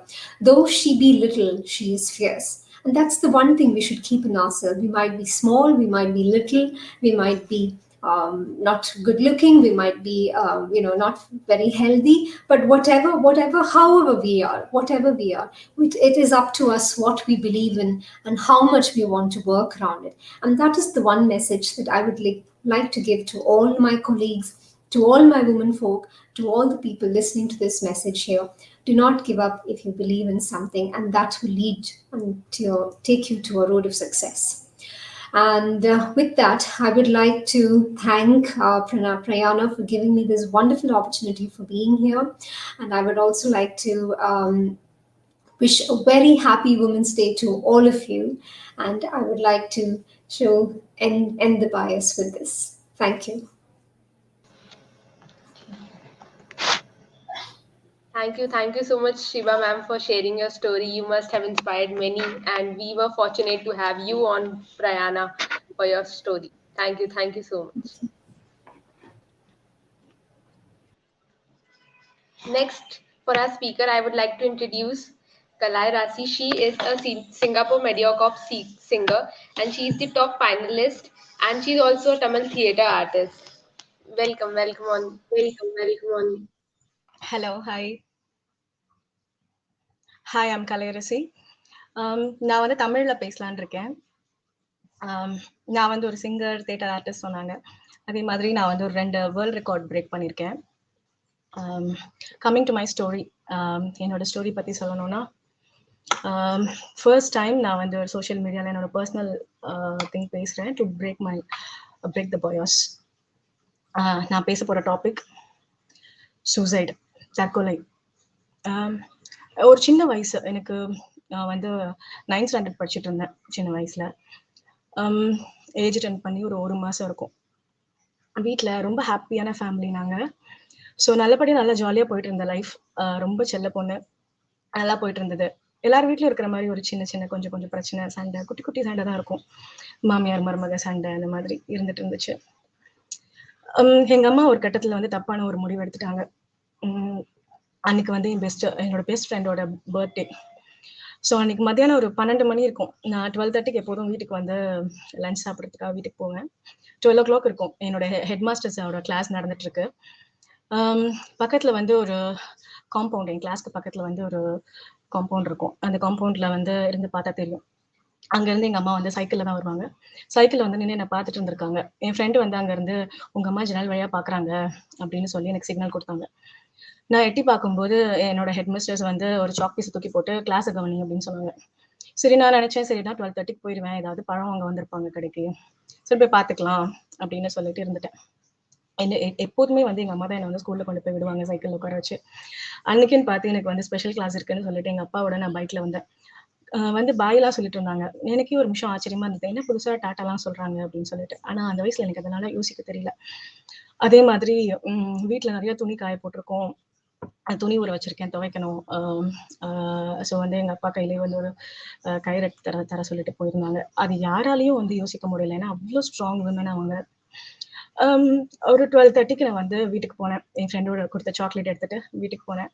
வீட்டுக்கு போனால் அம்மா வந்து எப்போதும் சாப்பாடு பிசைஞ்சு வச்சிருப்பாங்க. அப்போ அன்னைக்கு இல்லை. ஸோ நான் கற்றுக்கிட்டே இருந்தேன். எனக்கு டைம் ஆயிடுச்சு, சீக்கிரம் ஸ்கூலுக்கு போகணும். எங்கன்னு காணும் அவங்கள. சரி, அவங்க எப்போதும் மாடி ரூமில் தான் இருப்பாங்க. அதை பார்க்கலான்னு சொல்லிட்டு மாடியில் போயிட்டு ரூமுக்கு தட்டிகிட்டே இருந்தேன். திறக்கவே இல்லை. பார்த்தா லாக் ஓப்பனில் இருந்தது. ஓப்பன் பண்ணி பார்த்தா அவங்க கொஞ்சம் அப்படியே ஆடிட்டு இருந்தாங்க. எனக்கு ஃபர்ஸ்ட் புரியல. அதுக்கப்புறம் திருப்பி பார்த்தா அவங்க கழுத்துல ஒரு கயிறு அவங்க தூக்க மாட்டிருந்தாங்க. நான் கத்துல அலர்ல அந்த ஊர்ல அந்த பக்கத்துல இருந்த எல்லாருமே வந்துட்டாங்க. நானும் எங்க அக்காவும் சேர்ந்துதான் வந்து ஒரு கத்தி எடுத்து அந்த கயிறை அறுத்தோம். ரொம்ப வந்து ட்ரை பண்ணோம் எல்லாருமே வந்து. ஆனா வந்து கடைசியில வந்து உயிர் இல்லை சொல்லிட்டாங்க. இதெல்லாம் வந்து இப்போ வரைக்குமே வந்து புரிஞ்சுக்க முடியல. அது ஒரு பிரச்சனையுமே இல்லை. ஆனா ஒரு பர்சனால எப்படி அந்த மாதிரி ஒரு முடிவு எடுக்க முடியுது? அவங்க எடுத்த ஒரு முடிவால எல்லாரும் அவங்கள சுத்தி இருக்கிற எல்லாரோட லைஃபும் மாறும்ன்றத அவங்க யோசிக்கவே இல்லை. அதுக்கப்புறம் வந்து நிறைய விஷயம் என் லைஃப்ல நிறைய சேஞ்சஸ் நிறைய இருந்தது. என்னால வந்து குளிக்கும் போது, தூங்கும்போது பெட்ஷீட்குள்ள இப்படிதான் அழ முடிஞ்சது. அது கூட என்னால வந்து ஓப்பனா அந்த வயசுல என்னால காமிச்சிக்க முடியல. அதுக்கப்புறம் நாட்கள் போக போக நிறைய கஷ்டம், நிறைய சேஞ்சஸ். நான் ரொம்ப ஹாப்பியா இருந்தேன்னா நிறைய மாற்றம் இருந்துச்சு. அண்ட் வந்து அந்த வயசுல வந்து ஒரு அம்மா கண்டிச்சு வளர்க்குற ஒரு விஷயம் நடக்கலைனாலும் அது எல்லாமே இருந்தது என் லைஃப்லயும். இது எதுக்கு நான் சொல்றேன்னா, இந்த சூசைட் இந்த விஷயத்த நான் பேசணும்னு இது வரைக்கும் நான் யார்கிட்டயுமே ஷேர் பண்ணது கிடையாது. இங்க நான் பேசுறேன் அப்படின்னா இந்த விஷயத்தால அட்லீஸ்ட் பார்த்துட்டு இருக்க யாராவது ஒரு ஆள் இந்த மாதிரி ஒரு மைண்ட்ல இருக்கவங்க மாறுவாங்கன்றதுக்காக தான். எல்லார் லைஃப்லயுமே பிரச்சனை இருக்கு. ஆனா அதுக்கு சூசைட் வந்து ஒரு ஒரு ஒரு இதுவே கிடையாது, முடிவே கிடையாது. நீங்க தைரியமா முடிவு எடுக்கிறீங்களோ இல்ல கோழையா முடிவு எடுக்கிறதோ இல்ல. ஆனா கூட இருக்கிறவங்க அவங்க லைஃப்ல ஒரு ஒரு ஒரு பொன் குழந்தையா இருக்கட்டும், ஒரு யாரோட லைஃபும் உங்க ஹஸ்பண்ட் எல்லாருமே அவங்களை சுத்தி இருக்கிற எல்லார் லைஃபுமே சேஞ்ச் ஆயிடும். அண்ட் இதே மாதிரி இது வந்து இங்க பக்கத்துல சிங்கப்பூர்ல இந்த 2 இயர்ஸ் முன்னாடி இந்த கோவிட் நடக்கிறதுக்கு முன்னாடி என் ஃப்ரெண்ட் ஒருத்தங்க அவங்க கூட வந்து நம்ம பீச்சுக்கு முன்னாடி நாள் வந்து போய் எல்லாரும் கபடி விளையாண்டுட்டு பாட்டு போட்டிலாம் வச்சு விளையாண்டுட்டு ஜாலியா இருந்தோம். அவங்களுக்கு 2 குழந்தைங்க. ஜாலியா விளையாண்டுட்டு வீட்டுக்கு போயாச்சு. நெக்ஸ்ட் டே மத்தியானம் அவங்க இறந்துட்டாங்க அப்படின்னு சொல்றாங்க. என்னடா வாட்ஸ்அப் குரூப்ல எல்லாரும் மெசேஜ் போடுறாங்க. என்னன்னு பார்த்தா ஒண்ணுமே இல்லை, ஒரு சின்ன பிரச்சனை ஹஸ்பண்ட் ஒய்ஃப் கூட. அவங்க உள்ள கோவமா அந்த ஈகோல போனவங்க ஃபேன்ல தொங்கிருக்காங்க. என்ன என்ன நடந்துட்டு இருக்கு? நல்லா பேசின ஒரு ஸ்ட்ராங்கான ஒரு லேடி அவங்க எப்படி முடிவெடுத்தாங்க? முதல் விஷயம், இந்த மாதிரி ஒரு தாட் இருக்கு, இந்த மாதிரி ஒரு டைம்ல கோபம் இருக்கு, இல்ல வந்து அழுக இருக்கு, எதா இருந்தாலும் கண்ணை மூடி தூங்கிடணும். அந்த ஒரு நிமிஷத்தை கண்ணை மூடி தூங்கியோ இல்ல ஏதாவது ஒரு கான்சென்ட்ரேட் மாத்தியோ விட்டுறணும். அண்ட் அதே மாதிரி அது தூண்டுதலா இருக்கிறவங்க அவங்களுக்கு அது தெரியாது. இந்த மாதிரி நம்ம பேசினா இந்த மாதிரி இவங்க முடிவெடுத்துருவாங்கன்னு கண்டிப்பா அவங்களுக்கும் தோணாது. ஸோ நம்ம கூட இருக்கிற எல்லாருமே அட்லீஸ்ட் இதை புரிஞ்சுக்கிட்டு, ஏன்னா இப்ப எனக்கு நடந்த மாதிரிதான் என் ஃப்ரெண்டுக்கு நடந்த மாதிரிதான் எல்லாருக்குமே இதெல்லாம் நடக்குமான்றது யாருக்குமே தெரியாது. அதனால தயவு செய்து எல்லாருக்குமே இந்த ஒரு விஷயம் இந்த ஒரு இடத்துல நான் சொல்றேன், உங்களுக்கு ஏதாவது பிரச்சனை லைஃப்ல வந்துச்சுன்னா தயவு செய்து அந்த நிமிஷம் கண்ணை மூடி தூங்கிருங்க. இல்ல கான்சன்ட்ரேட் எதுலயாவது மாத்திக்கோங்க. ஈவன் நீங்க டோன்ட் கேர் உமன் நினைச்சாலும் பரவாயில்ல, அந்த ஒரு நிமிஷத்தை வந்து மனசுல இருந்து எடுத்துருங்க. அதுக்கப்புறமா எனக்கு 20 வயசுல கல்யாணம் ஆயிரம் சிங்கப்பூர் வந்துட்டேன். நிறைய சேஞ்சஸ். ஆனா வந்து நான் ஒரு ஒரு ஒரு விதத்துல வந்து நான் வந்து மனசை வந்து இது பண்ணிட்டேன். இந்த வாழ்க்கை எனக்கான வாழ்க்கை. இதையே நான் அழுது இதெல்லாம் யோசிச்சு என் லைஃபை வந்து நான் கெடுத்துக்க கூடாது. நான் நினைச்ச மாதிரி என் வாழ்க்கையை நான் மாத்தணும். நான் நினைச்ச லைஃபை இந்த வாழ்க்கையில நான் வாழ்ந்து ஆகணும் அப்படின்னு முடிவெடுத்தேன். எனக்கு வந்து அந்த அம்மா இல்லைனாலும் இன்னொரு ஒரு அம்மா கிடைச்சாங்க. சீரியஸா வந்து அந்த மாதிரி எல்லாம் யாராலையும் இருக்க முடியுமான்னு தெரியாது. அவங்க வந்து எங்களுக்காக இன்னொரு ஒரு குழந்தையை பெத்துக்காம அவங்க வாழ்க்கையில இன்னொரு ஒரு குழந்தையே கிடையாது. அந்த மாதிரி எல்லா விமனும் இருப்பாங்களா? படத்துலதான் நான் பார்த்திருக்கேன். சோ அந்த மாதிரி இப்போ வரைக்கும் எங்களுக்காகவே வாழ்ந்துட்டு இருக்காங்க. என் பசங்களை அவங்க பேசுற ஒரு அட்வைஸும் வச்சுதான் நான் என் லைஃப்ல இவ்வளவு தூரத்துக்கு வந்திருக்கேன். So coming to the point, suicide ஒரு முடிவு கிடையாது. ஸோ எல்லாரும் வந்து இதை மனசுல வச்சுட்டு எல்லாரும் நடந்துப்பீங்கன்னு நினைக்கிறேன். தேங்க்ஸ்.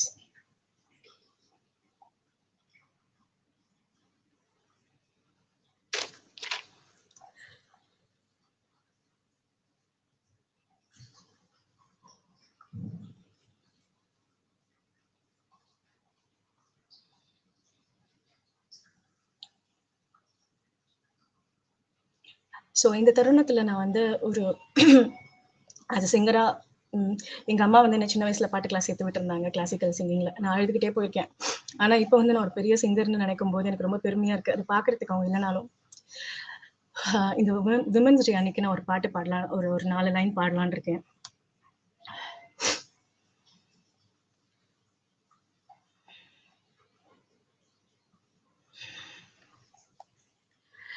காட்டில் உள்ள செடிகளுக்கெல்லாம் தண்ணீர் ஊற்ற ஆளே இல்லை, தன்னை காக்கவே தானாய் வளருமே. ஓஹோ, பெண்கள் நெஞ்சில் பாரம் எல்லாம் பெண்ணே கொஞ்சம் நேரம் தானே, உன்னை தோண்டினாய் இன்பம் தோன்றுமே. விடியாமல் தான் ஒரு இரவு,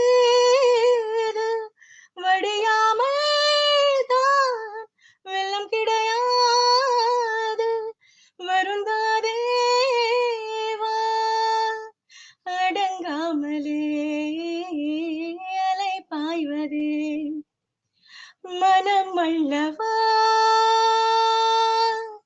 பேசுகிறேன் பேசுகிறேன் உன் இதயம் பேசுகிறேன், புயல் அடித்தால் கலங்காதே நான் பூக்கள் நீட்டுகிறேன்.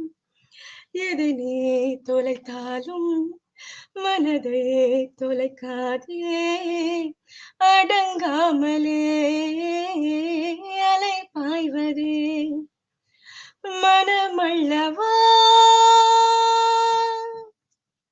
Break the bias.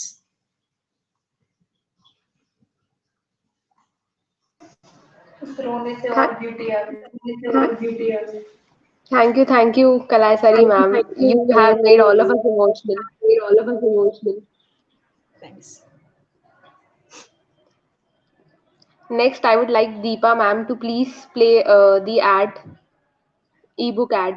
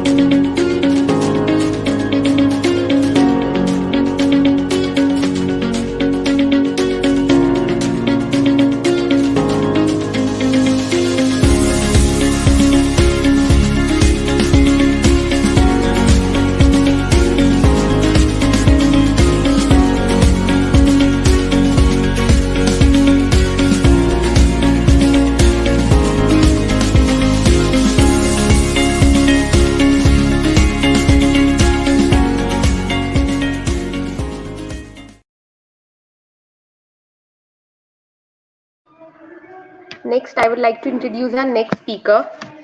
She's Rashmi Saran. She's a leadership coach, PCC credentialed by International Coach Federation, mentor, motivational speaker, and HR leader based out of Bangalore. She has coached leaders in 20 countries. So, welcome, ma'am. Welcome to the show. Over to you. Thank you, Tanisha. Thank you so much for that warm welcome. And I'm so happy to be here on this platform, both as a coach and as a woman, more as a woman, because this subject is very close to my heart. Yes, I was listening to a few people here, and I was listening to their stories here. I don't have any one specific story which I would say, because I've had a very normal type of a life. Yet, there are moments which leave us with introspection and reflection. It can start very early in life, because your life, current life, is a reflection of all your experiences which you have had in life, and also what your influencers have been telling you and which you have believed. So let me start with some, reference points, and go back to my life and start sharing some of the stories of my life which impacted me. So those experiences which have a very strong emotional anchor stay on with us. They can be good emotions, they can be not the good emotions, and however, they are the learning points for us in life. So let's go back earliest in my earliest memory. When I was in class 2, I would have been around 6 years old. It was the annual day, and the teacher was arranging for a play. So she wanted most children to participate in it. So she selected the play Cinderella, and so that in the ball dance you could have maximum children playing a part. However, she dropped some of us. You know why? Because she wanted people who had a fair complexion, because Cinderella has been set in such as a story set in a very different culture, and she wanted fair people, and she didn't want children who didn't have very fair skin. Now tell me, how hurt will a child feel? That has not gone from me even now. That left me with some very limiting beliefs. This is how our beliefs actually form. Am I worthy? Am I worthy of love? Am I worthy of getting the good things in life? It puts a question mark everywhere. That's one of the first reference point which I talk of. Thereafter, there have been many such. Let me talk of a few. I was doing I went to do my graduation in the same college where I did my undergrad, where I did not undergrad, but rather my class 11th and 12th, the junior college. So I used to stay in a hostel, and I was expecting all my friends to come back for the graduation. There was a very bright girl who I was expecting, and I was a science student, so was she. She didn't turn up, and then we came to know that she's got married. That left me feeling very, very unfair. I felt, why would she get married so soon, and why was she not given the chance to prove her worth? So that was another point, in my life, when I felt, okay, this was not fair. Okay, so let me come to the third point now, and there are some good memories also, so I should be speaking about them also. So maybe coming to the point, the day I got married, and when girls get married in a society, when what they call is, when the time comes when the girl goes to her in-laws house or her husband's house, there's a lot of emotion, because people feel girls are pride, and there's a bidai, and there is a lot of emotion, a lot of drama there.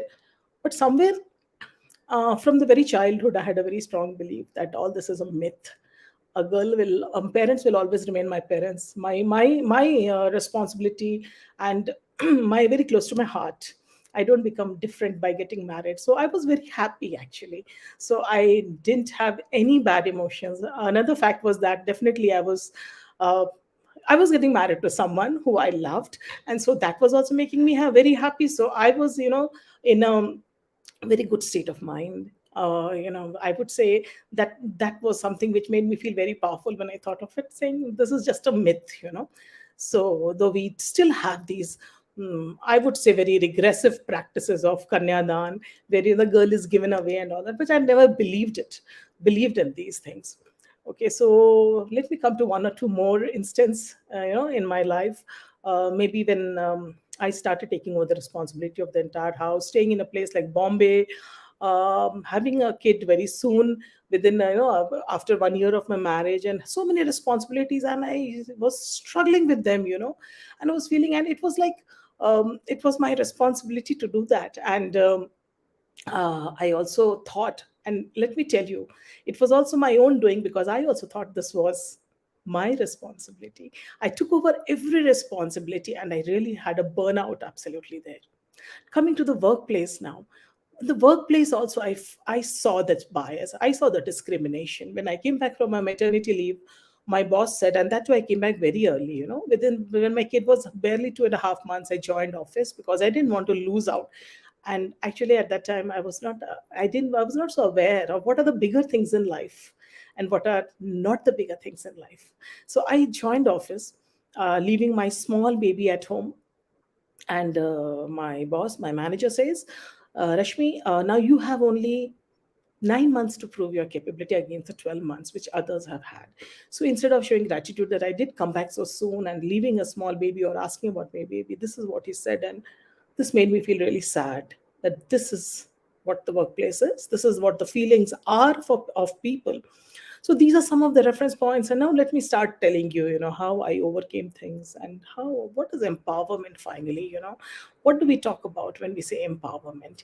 Yes, I worked in corporates. Sorry, I didn't introduce myself in the beginning itself. I had worked in some very huge, large organizations, some Fortune 500 companies, and I was in various HR leadership positions.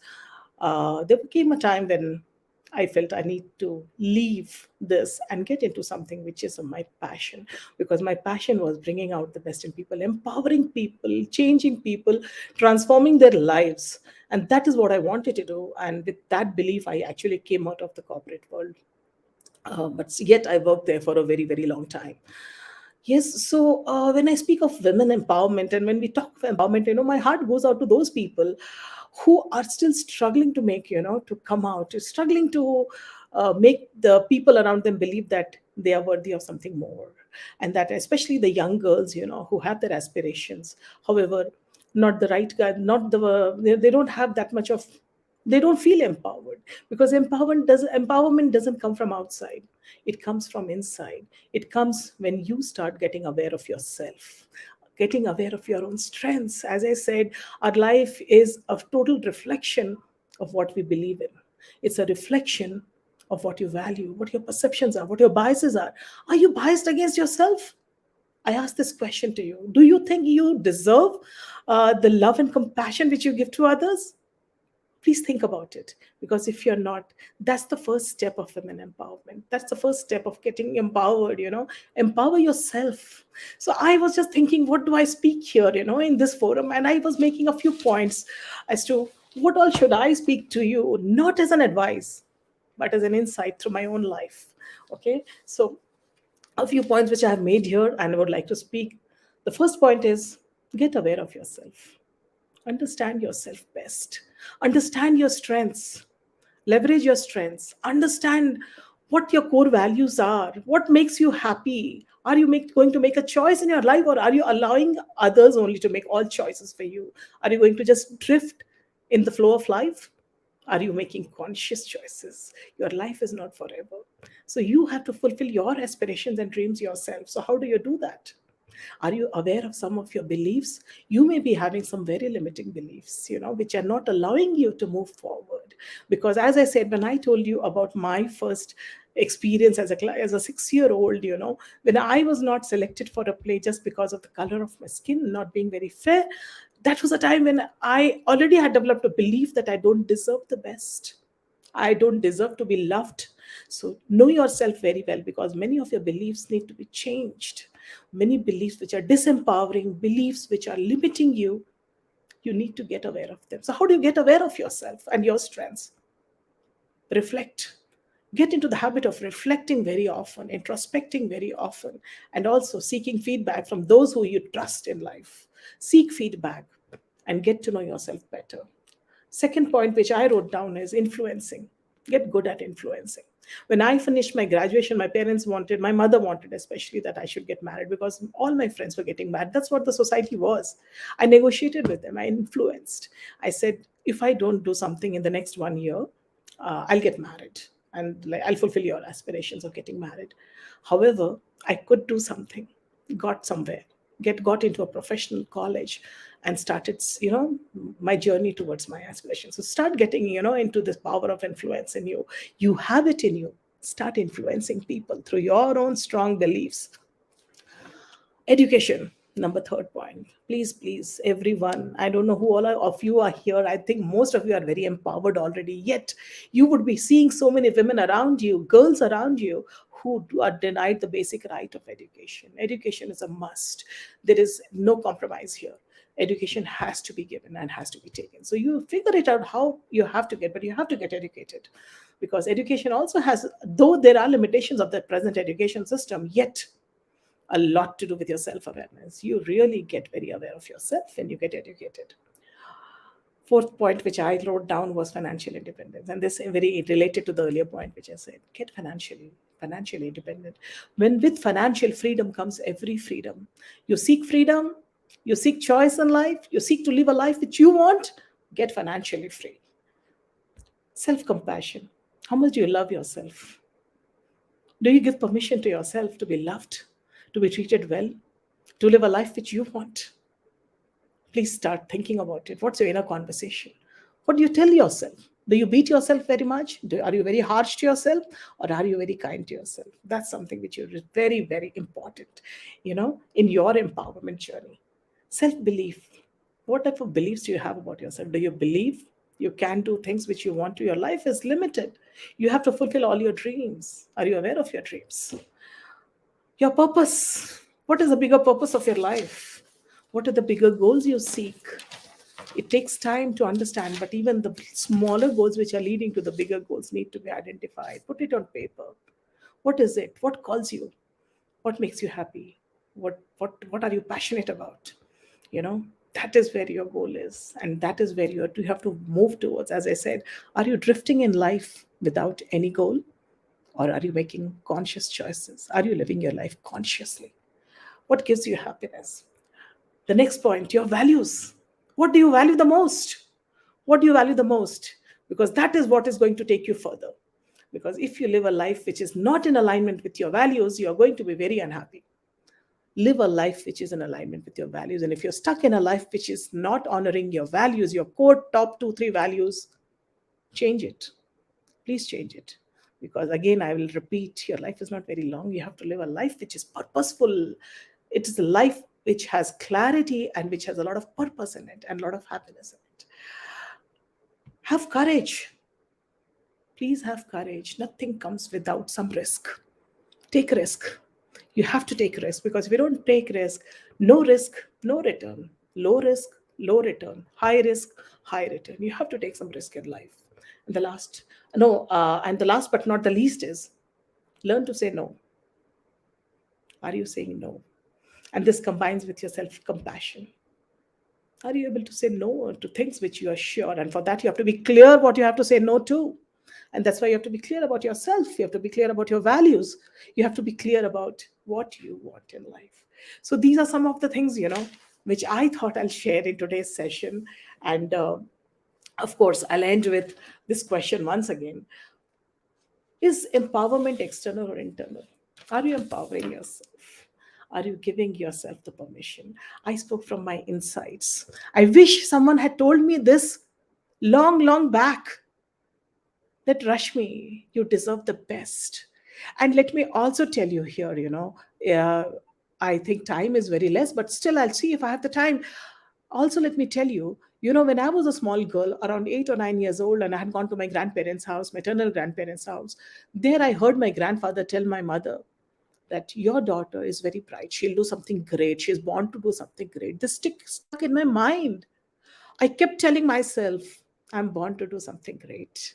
I will do something great. See the power of belief. That's why I said, when you form your beliefs, they are formed not just through your experiences, but your influences. When people who you believe in, people who have influenced you, have told you, whatever they have told you, you have believed in them.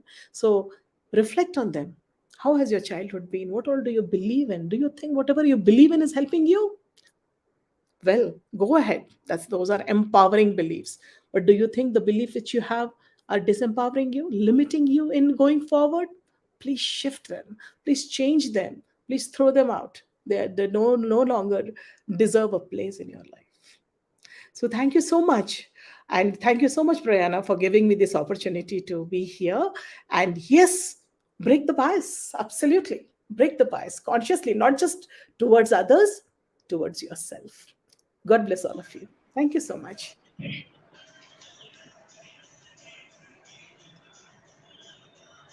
Thank you, Rashmi ma'am, for such a lovely story.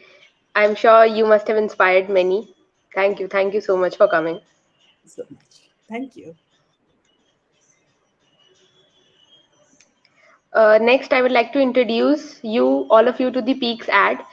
It's our very own Peaks Academy, which has personalized courses for all of you. Make sure you check out Deepa ma'am, can you please play the ad?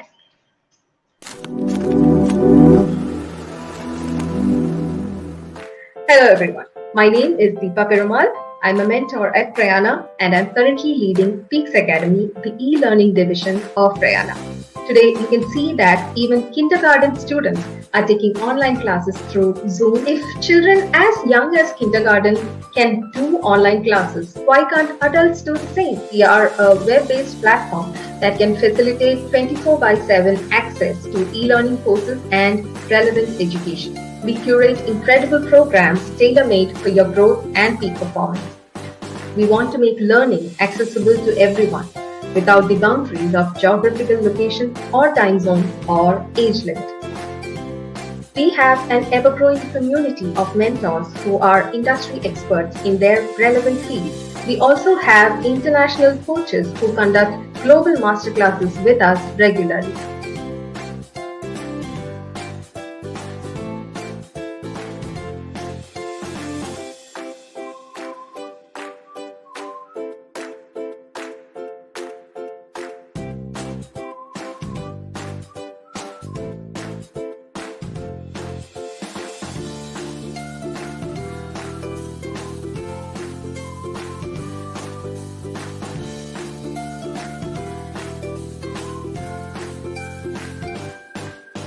So please keep checking Peaks Academy website regularly so that you are up to date on the upcoming sessions.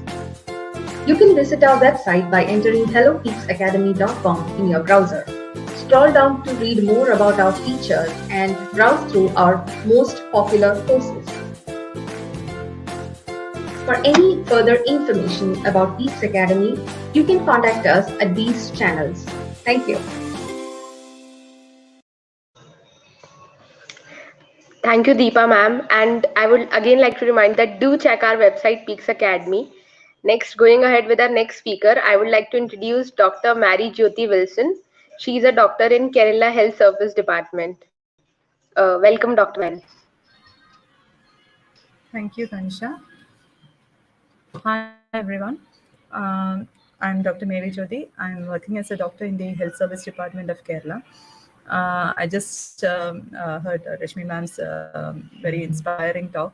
I don't know if my talk is will be that kind of inspiring session because I have a life experience, actually multiple life experience. Most of the women here to already have multiple life experiences to spell out. I will just talk about a recent experience that I had and I'm still going through. It is related to a bias, which is quite uncommon, or what even I didn't expect in a medicos community, because as a woman, as a female doctor, you are like already in the empowered slot, or everybody believes you, because compared to the situation in India, I think being a women doctor and living in Kerala, where everybody is already so socially forward, or thought to be socially forward anyway. So in this situation, I'm actually blessed to be in the position I am. And I was not actually quite aware of, or even tuned to when what would happen or how I would react in case of an abusive situation. So I was totally unprepared for that, because as I said, I had a quite a very closeted childhood. I was a single child, so naturally quite pampered, and have been actually my parents were both were in the army, so we were like shifting to place. But I was quite used to that, like a lock and key child. I used to manage my things myself. So basically, I didn't have any much abusive situations to face in. I had quite protected and closeted life, both school life and college life and all. I had quite a nice time. And I've been in almost 14 years in health service. So health service also, presently last 3 years, I'm the district president of the Medical Officers Association, the Government Medical Officers Association. So I have been quite involved in my health service activities and the medicos and mere community IMA activities, social activities and all. And usually quite active in all sorts of things like sports, ILM. even dance everywhere. Usually go into the popular group sort of thing. So recently I had, not recently actually, I had an issue, or this word like issue. What was the issue was what everybody is keeping on asking me. Actually, I got into a situation where I was threatened and verbally abused. It's stuck on to verbal abuse actually, but as women, I think most women will understand that we have sort of an instinct. We like with certain people, we take a instinctual behavior like self-protective. You don't feel safe with certain persons, and I had a similar situation with one of my colleagues. Actually, he's a junior colleague in the sense junior to me in service, but he's older in age also. Obviously, he's a man, and I can't go into the details of the person because it is actually now on. I have filed a case against him. It is under sub judice, and so I can't put all the legalities or means the nuances of the cases forward. But in a nutshell, I can say that I had to undergo in the first situation. He verbally abused me. I was quite shocked because I didn't believe that colleague would react or talk in such a way. And surprisingly, even though I am like the district president and quite active and quite vocal in everything, and in my talks about women empowerment and everything, I didn't go forward and file a complaint or go officially for it. I was angry with him naturally. I was like totally disturbed for many weeks. I saw him after the event. After the incident, I saw him after 2 or 3 days later, and I addressed him directly. I was quite angry, and how dare you talk to me like this? I won't tolerate such kind of behavior. I cannot tolerate such a kind of behavior. And he apologized, and I didn't actually go for a formal complaint or any kind of something was hindering me because I was thinking, what would people think? That that Mary Jyoti, like she is so active and so this thing, and she had to get like abused in such a manner. I just thought that I'll accept this apology and I'll stay away from him.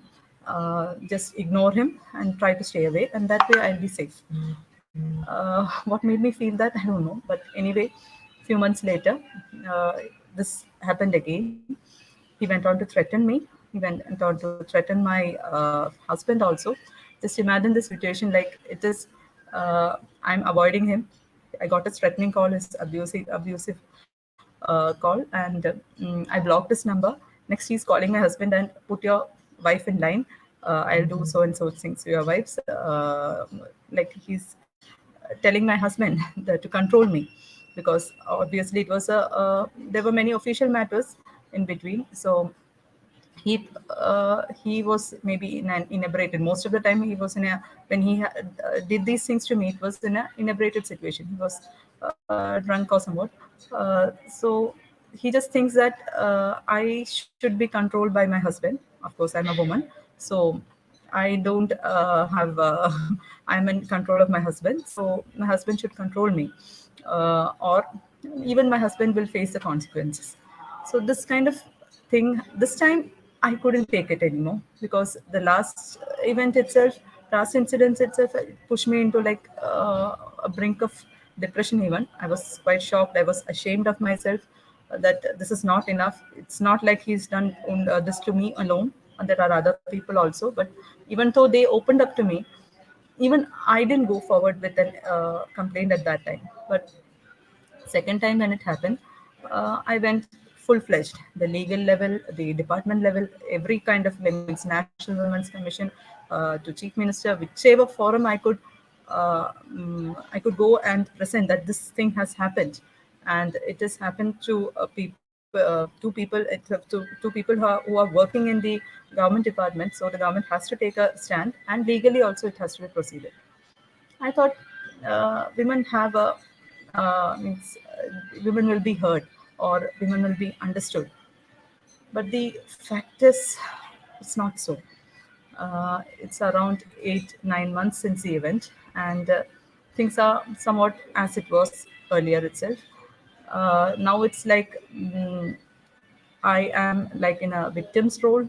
I can't say survivor because I haven't survived the incident completely even now. I have become a victim's role, and then now I'm some kind of a conspirator. Again, a woman who is actually complaining that she has been abused or she has been threatened. It goes into conspiracy theory. I think everybody in Kerala, or at least some people in Kerala, think this conspiracy theories that women who voice out their complaints or they voice out that they have been put into an abusive situation or a threatening situation or physical or verbal or whatever abuse, mental abuse or whatever, that they are making up the story. It is another kind of bias because a woman is crying out that she has been put in an abusive situation. There are people who are harassing her. It turns into some kind of a conspiracy.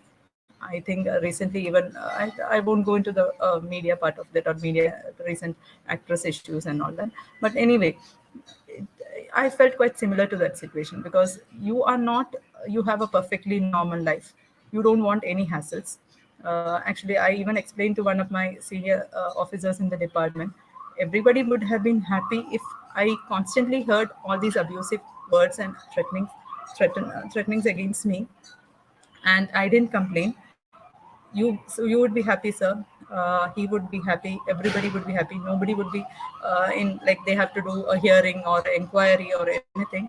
You all would be happy and at rest. All I had to do was hear all these abusive words, get threatened, forget about it, and again whenever he gets into the mood to call me certain things or whatever to threaten me, I should just be in the mood to listen to it, accept it, and then everybody would be happy and all right. But I am not. I'm not happy. I'm not all right. I can't live with that kind of disrespect to myself, to live in a threatening situation. It might be just a verbal threat or just might be a simple thing to others, but it has broken my peace of mind. And he has been disrespectful to me multiple times. He has threatened me. He has threatened my existence itself. I don't feel safe anymore. I feel disrespected. I feel I have lost my dignity in some fashion. I don't feel safe around him. Today, I attended a forum in which he was present on stage with me, and everybody acted as if it's a very normal thing. I found it very difficult to sit near him, to act normal. It was quite a horrible situation, but women are asked to act as if everything is normal. Somebody who is tormenting you is sitting right next to you, and it is quite all right. It is quite normal because we are conducting an inquiry, we are conducting an investigation since few months, and you are supposed to tolerate all this. You are just making up a big fuss. Don't make a big fuss. Nobody has killed you, right? Nobody has done any harm to you as of now. Just maybe threaten that is quite all right to threaten a woman, to abusive words.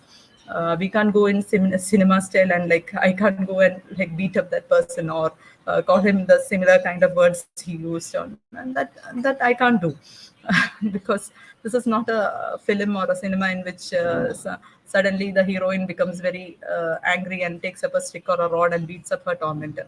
I can't do that. I can only use all the forums available, legal forums, and all the normal routes of normal lines in which I can voice my complaint. But I would like to say that it has been a hassle going through this, putting forward my complaint, going through the whole hassles of the legal and all the department level movements of it.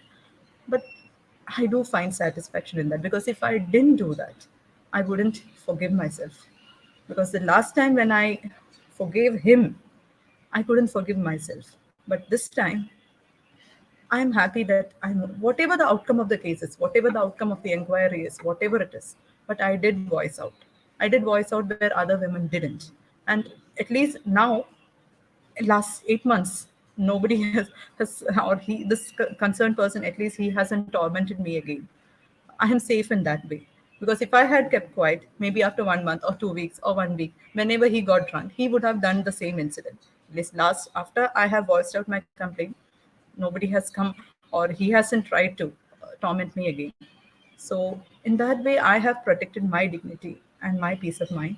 In a level, I am still harassed because every inquiry I have to rehash the whole thing. I have to explain why somebody came and abused me and threatened me. It is quite a harrowing experience that why have you been called abused? Why have you been threatened? I have to explain why another person is behaving in a illogical, wrong, and criminal manner. But anyway, I go through all the processes, but still, I am happy that I did voice out, that I did come out, and I think every woman, not even like I did the first time, not even for the first time, you should uh, think that that your dignity is not something to be valued. It should be something below. Just because you are a woman, you are supposed to put up with some things. Like because I have seen that in my department. You are a woman, so since you are a woman, you are a lady medical officer. It will be difficult, and I am known to be kind of honest, not kind of an honest medical officer. So people, when they think of certain positions for me, they'll be thinking that. She's difficult. She won't sign or she won't listen to such and such political figures. Anyway, that is fine with me because since they do have such kind of a prejudice, I can work in my own honest manner. And thankful for that kind of prejudice or that kind of bias. It's okay for me because they have to accept me as I am. I am a woman. I have certain values, and I do value my dignity.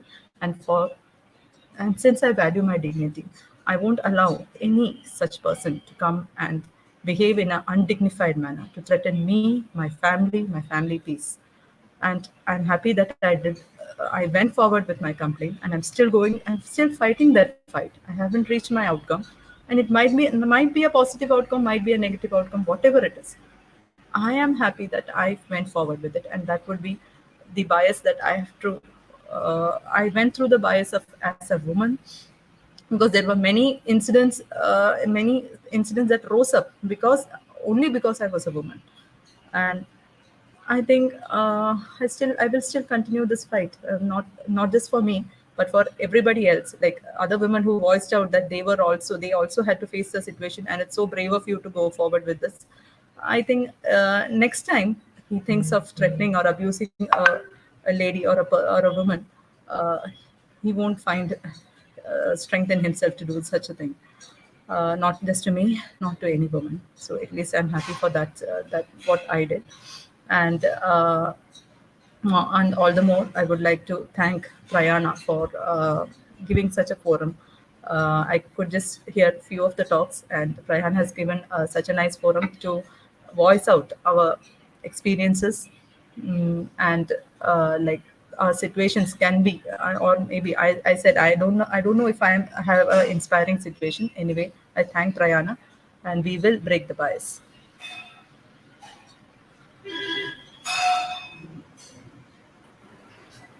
Thank you so much. Thank you so much, Dr. Mary, for standing up against verbal abuse. I think that makes you a very strong woman and an inspiration for all the women who are going through harrowing experiences themselves.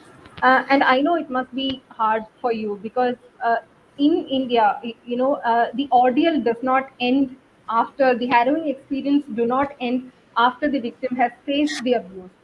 Every time you have to explain the situation again, it's rehashing. You have to go through the same harrowing experiences again. And please continue to be the strong lady you are. Thank you so much once again. Thank you. uh, Thank you. So with that, I would like to say thank you to Tanisha, who has been managing the Master of Ceremonies till now. Thank you so much, Tanisha. You've done a wonderful job. And I'm proud to say that Tanisha recently joined Prayaana as a fellow, and it's great to see her blossoming into this confident person who is now confident enough to take up anchoring for a show like this. And I'm proud to say that she's one of the team members, one of my team members at Peaks Academy. So kudos, Tanisha. Thank you so much from all of us at Prayaana. Now I would like to introduce Kunjan, who will be taking over from here.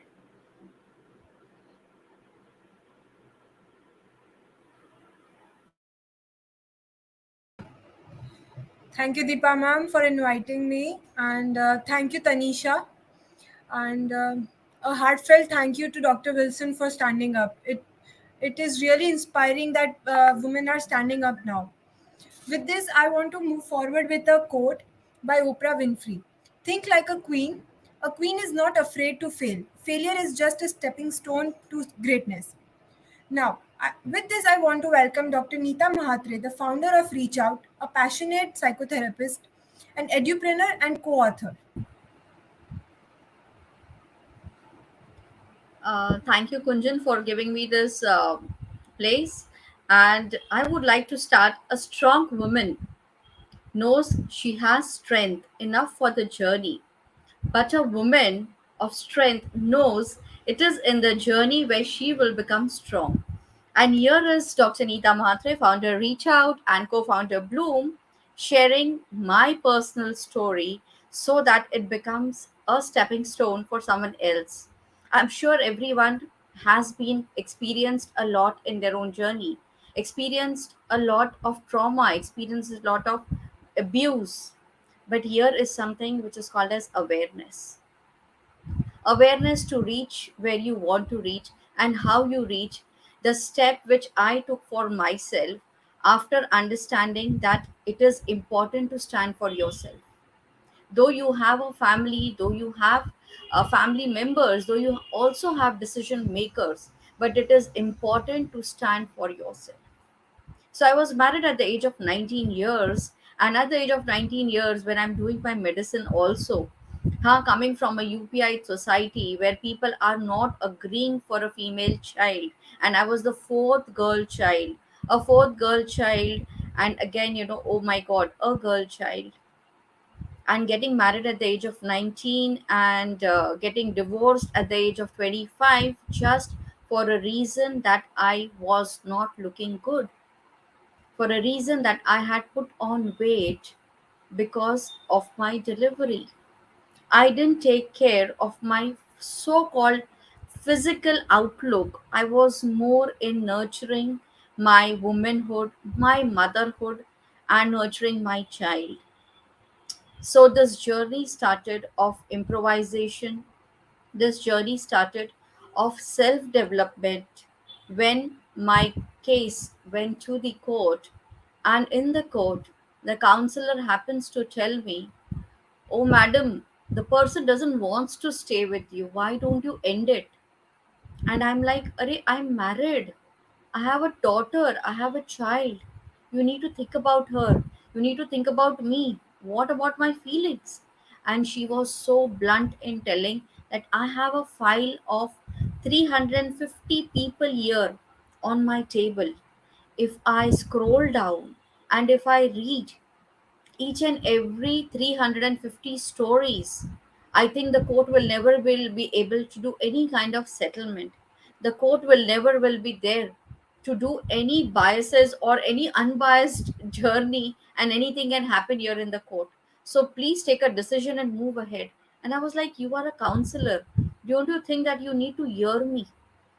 She says, "No, I really don't have time, and my time is really very very effective for me because I need to complete it at 5 o'clock.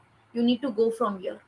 I said, "Wow, this is a journey where I need to understand that listening, not hearing, listening with a non judgmental space, making that sacred space for the others is so important.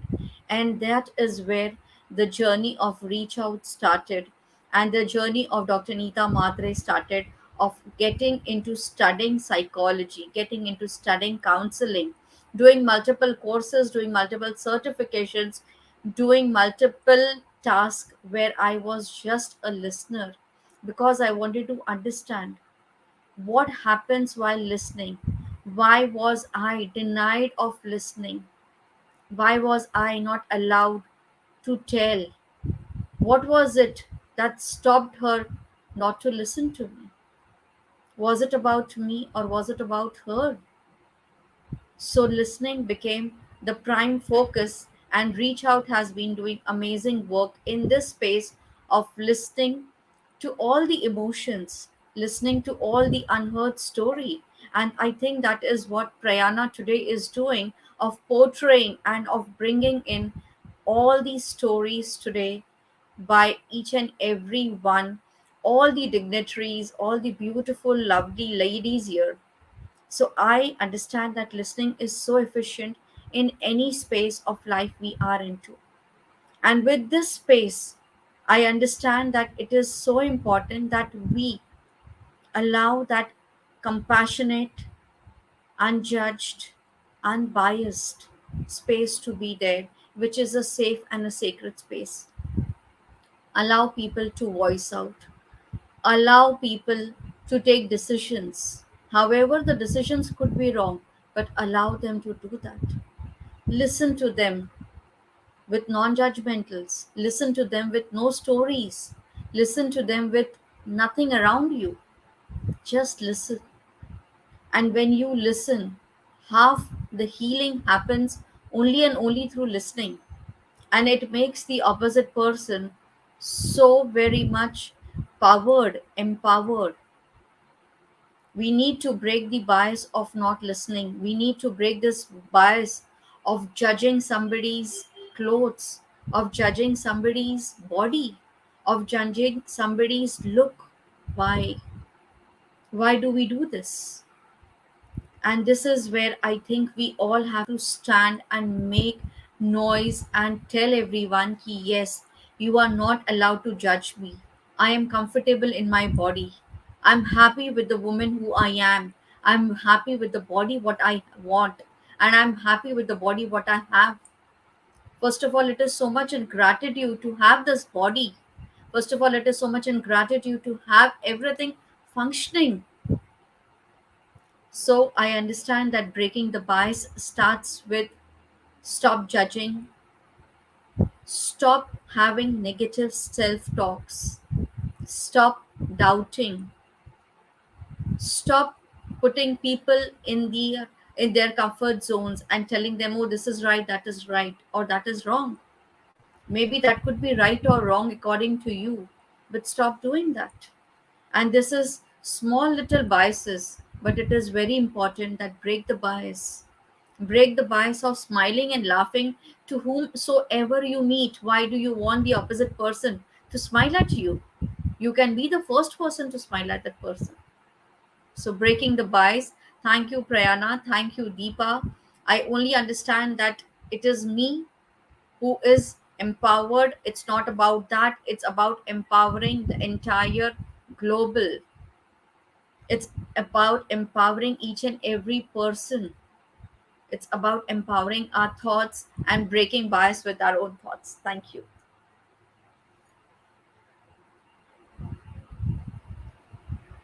Thank you, Dr. Neeta. The words you said are really very inspiring. The difference you mentioned about listening and hearing. Everyone should know the difference. It means a lot to someone's life. Thank you. Thank you, Kunjan. Thank you very much. Now let's welcome Miss Neha, a globally certified happiness coach and a soft skill trainer. She has been working in human resources and media industry since last 10 years. Hi, Kunjan. Thank you for that lovely introduction. A very good evening to all of you. And I'm so excited to be here today on Women's Day. First of all, I'd like to take this opportunity to thank Prayaana for giving me this wonderful, wonderful platform to share my views on breaking bias. I think it's simply amazing to see everybody marching towards a world that is free of bias, that is free of discrimination, that is free of stereotypes. So, when I think of breaking bias, I think of this one incident in my life. I'd like to share when I was in college in my early 20s. Like most of us, most of the girls you've seen in college, they want to fall in love with their Prince Charming. And then, they want a life partner who's going to be there forever and very loving, very romantic, and all of that. And It did happen. I met someone in college, and we were together. A few years passed by, but slowly started realizing that there is something missing here. There is absolutely no respect in this relationship. There is so much of fear, there is so much of anxiety, guilt, shame. I am not in peace at any point in time. And I realized I was saying yes when I wanted to say no. So I was wondering, why am I doing this? And I thought that I am doing this only because I'm imitating my mother, who would say yes to everything that my father would ask her to do, right? But here's the catch, my dear friends. My mother was saying yes to being treated like a queen by my father. My mother was saying yes to all the unconditional love, the romance, the respect, the support that my father gave her. In my growing up years, I have always seen the way my dad has been so supportive of my mom's dreams. If there is any time, she wanted help with myself and my sister being taken care of, my father was there. I realized I was not doing the same thing. I was saying yes for the wrong reasons. And that is when I decided, I think it's enough, Sneha. It's time to move on. And things ended there. I walked out of the relationship. Now, it was not over yet, because years were passing by, and everybody in my life, my friends, my relatives, people younger to me, older to me, were getting married, and Valentine's Day was simply terrible for me. So all of that was happening, and I was so anxious. I was so worried for myself. Some of my friends, relatives would pity me. Some of my friends would humiliate me, and all of that was happening. So there is this one evening, I remember, I was sitting in the drawing room, and I was just writing something, some work I was up to. And my father came up to me and he said, "Sneha, baby, will you come out for a walk with me?" I said, "Okay, Papa." I wore my shoes and I got dressed and I stepped out of the house with him. As we were walking, after a few steps, he held my hand with so much love. I can still feel that warmth and that love. And he looked at me and he said, "My sweetheart, my darling, I want to tell you something today." I said, "What, Papa?" "Today, I want you to know you need not have any worry on account of anything for the rest of your life. I don't care, my sweetheart, whether you're not married at the age of 30, 40, 50, 80. Papa is there to take care of you. Papa will be there for you. But the only thing I want you to do, Sneha, my sweetheart, is choose to be respected. Choose yourself first. Put yourself first. Do all that it takes that will help you to live a powerful life." He said, "Never say yes to anybody. Don't get under pressure by anyone. Even if you're 50, it's not a problem, but don't make the wrong decision. Choose to marry the right person in your life.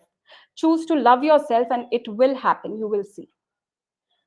The kind of support, the love that my father showered on me that day, I still remember, and I could literally re experience all of it.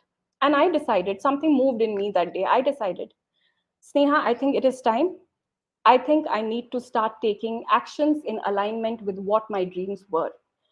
I stopped hanging out with people running anti men slogans, stopped participating in pity parties. Now, see, running anti men slogans is not wrong or right. It's just that it didn't work for me because that is not what I wanted, right? So I designed a plan for myself. I was on it. I was choosing respect, love, and making my dreams come true. And today, my dear friends, at the age of 36, I want to share with you that I'm happily married to a man who is the king in my life, who treats me like a queen, who treats me exactly the way my father treats my mother till date. There is so much love, there is so much respect, there is so much romance, and everything I wanted in my life, in my married life, I have it today. Of course, there are times when we do argue, but I think that is so negligible because the love is so much there, right? So, my message to all of you today is, you need to choose what you want. You need to choose love for yourself, respect for yourself, and you can choose what you want at any age. You can choose respect at 30, you can choose love at 50, You can choose confidence, opportunities at 80. Sky is the limit as long as you make the decision to choose it. Now, I'd like to conclude with a beautiful quote that I came across by Oprah Winfrey. Let me just look for it. I'll read it out for you. It says, "Step out of the history that is holding you back and step into the new story you are willing to create." And I absolutely resonate with it. I think you have the right to rewrite your story. You can do that anytime. It is your canvas. You can paint it the way you want. I think we can all break the bias in our communities, in our colleges, workplaces, universities, schools, everywhere. It's just possible as long as you make the decision. Together, we can all break the bias on this Women's Day and beyond. I'd also like to wish all you wonderful women and trans women out there a beautiful, happy Women's Day, and also all the men who treat their women like queens, who respect their women, a very happy Women's Day to you too. I'm sure the number is only increasing. Let us all commit ourselves to increasing this number and let us all break the bias together. Thank you so much once again, Prayaana, for this wonderful, wonderful opportunity. Over to you, Kunjan. Thank you, Sneha. The words you have said are very nice. And to tribute your words, we have shown your father's comment on the screen. And also, yes.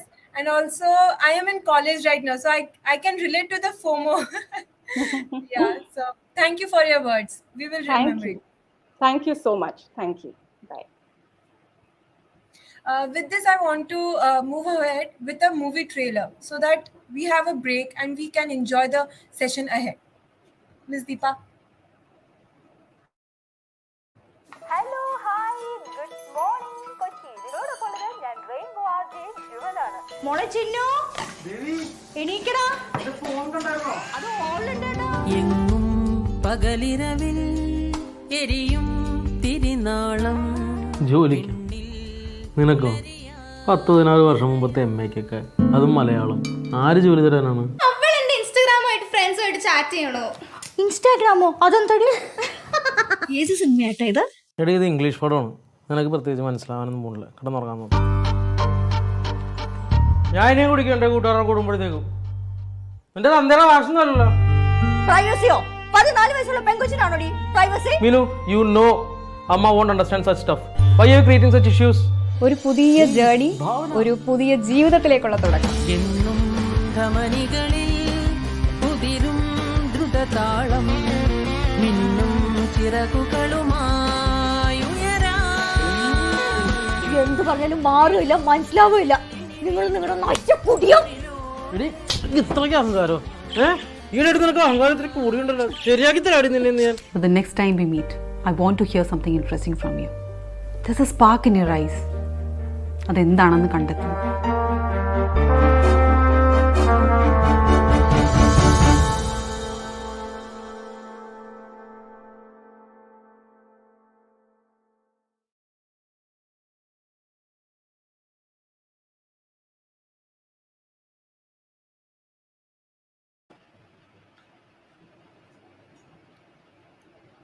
Thank you, Deepa, for showing us the movie trailer. It seems very interesting, the story plot. Now, let's welcome Ms. Nisma Asraf now, a 25-year-old employee in Calicut working in Peaks Academy, who has broke the bias by being a working woman and showing us that a mom can be can have professional achievements too.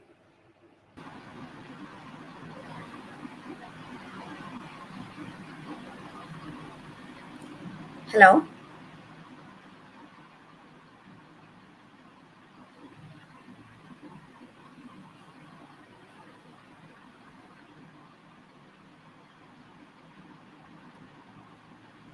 Hello. Nisma, we can hear you. Go ahead. Okay. Hi, good evening all. First of all, I wish to happy Women's Day to all. And I thank to Prayaana team for giving me this great opportunity. International Women's Day is celebrated across the globe every year on March 8th. The day celebrated to achievements of women, raise awareness against gender bias, and take action for equality. The objective of this day is to create a better gender neutrality in society. Okay, it's a great pleasure to celebrate this International Women's Day with you all and share my friends' experience on this day. You know, in India, girls and boys see gender inequalities in our homes and communities. So she has my friend. She has married before the 18th birthday. Okay, she suffered from child marriage and experienced early pregnancy, which she is a key factor in the premature education. As a mother and wife, she suffered a lot. She became socially isolated and increased risk for domestic violence. Child marriage is a big problem in the society. Child marriage is one of the most devastating example of general inequalities. So, as a woman, it limits women's opportunity and their ability to reach their full individual potential. In this problem, as a solution is providing girls more education and skills. All girls, especially adolescent girls, need a platform to challenge the problems or challenges they faced in every day. Mm, in every day, they explore the a solution that work from them, so they can build a better future for themselves and their communities. There are risk and violation and vulnerabilities girls face just because they are girls. Most of these risks are directly linked to the economic, political, social, and cultural disadvantages.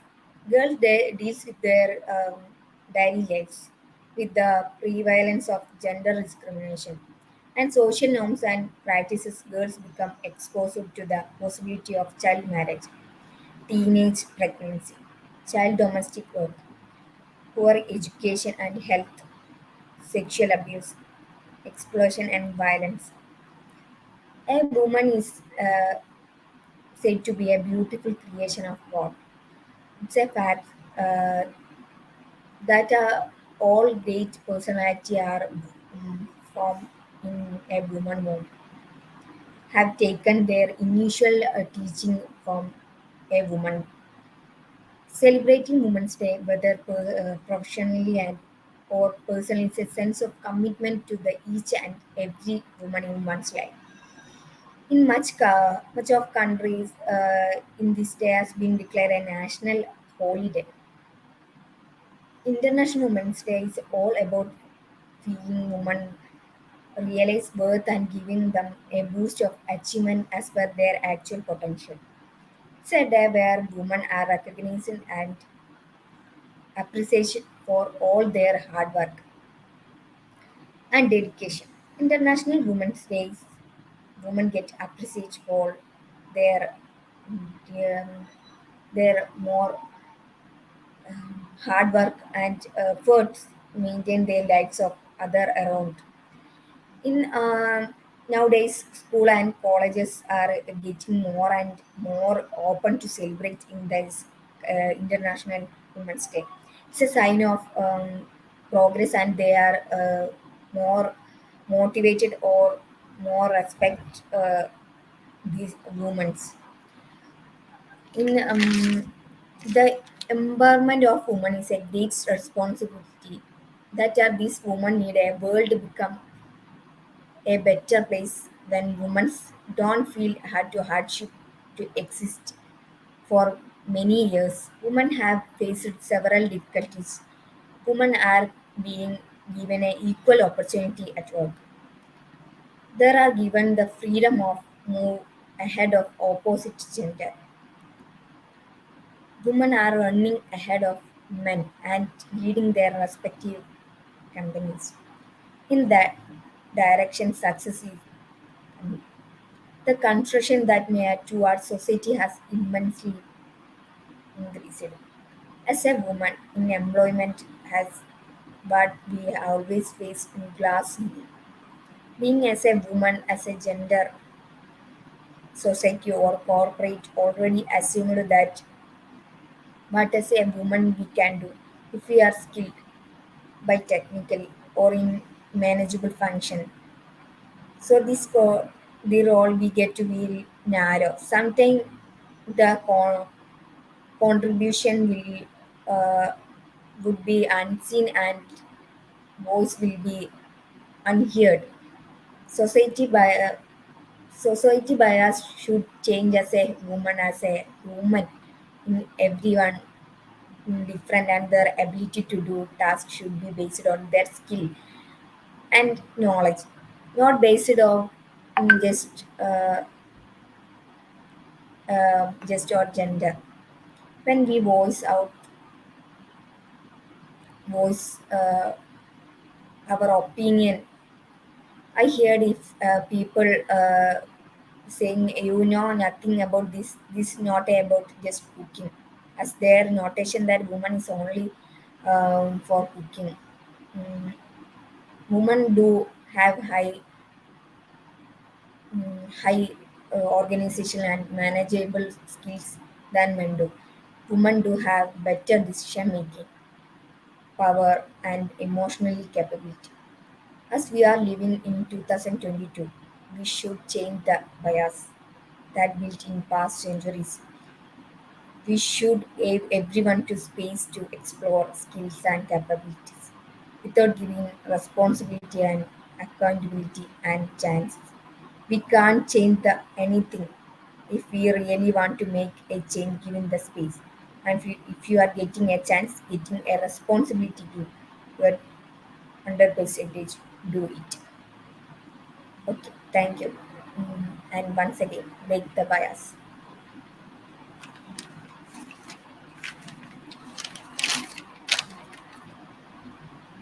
Thank you, Nisma. Your words were very inspiring. Now, let's welcome Aparna Gulwani, a communication and EQ coach by profession, inspiring thousands of people to gain confidence.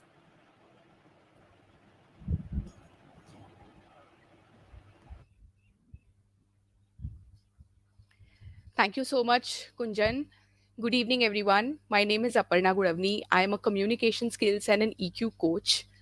And I wish all the women all over the world a very happy International Women's Day. Well, to share my story, I'm going to take you back to my childhood days when I was developing my personality. And at that time, I was a very shy and a very underconfident kid. I was bullied just because of my physical deformities. That means I was just called out names. I was called Bugs Bunny and all that by my so called friends. That was the first time when I faced bully. That was the first time I felt ashamed of myself, when nothing was wrong with me. However, I did not find the courage to fight this for over 3 to 4 years. And even at the age of 36, since I remember this so clearly, it was imprinted on my personality and the way I thought about myself. My self image, there was no self image at all. One day, when I was entering my teens, I found my inner voice, and something inside me told me that, hey, this needs to stop. No one can call me out names other than my own name. My name is good enough to be called out. And I voiced this out all over the world on top of my voice. I actually shouted at those people who were bullying me. And the moment I did that, they stopped. On that day, I found my courage and confidence. And that voice was lost again when I lost my mother when I was in 12th standard. I literally felt that my world was shattered completely and my world has ended. I cannot do anything. However, at that time, it was important for me to continue my education. One thing was very clear to me since the beginning of my childhood, where I understood everything, that I want to make a name for myself. I want to be someone. I don't want to be a lost identity. And at this stage, I literally found out the courage to speak to my father that, Dad, I wish to continue my education. Moving ahead, I literally found that after my graduation was completed, in our family, women of our family did not work post marriage, and at a marriageable age, they were married off. However, something inside me had a burning desire. I wanted to make a name for myself, and I stood my ground again, and I spoke to my family that I wish to complete my post graduation. I completed my post graduation and got married to the person I wanted to, not to anyone whom I didn't want to get married. These are a few incidents in my life where I found that if you have the courage and confidence to speak up, do it. Do not wait for the society or family to give you opportunities. They may give you opportunities or they might not. I believe that the world is full of opportunities, but let's not wait to give it to them. And whenever you want something, go behind it as if it is your entire life. So, this burning desire and the voice which was completely lost, I found it when I faced such incidents in life. My message to all the girls and the women in this world on International Women's Day is, if you want something, go behind it. Do not think that it is not possible. It is completely possible for each and every girl to fulfill their dreams and become the woman that they want to. It is possible to find your voice even when the society or the family doesn't approve of. It is your own identity, and it is important that you create your identity for yourself so that you find self confidence and you can be an example to the future and the past generations. Be like a guiding star. Be like a star which shines on its own. And most importantly, do it for yourself. Thank you so much, Prayaana, for giving me this opportunity. And here I am, where I broke the bias many a times to become the woman I wanted to. Thank you so much.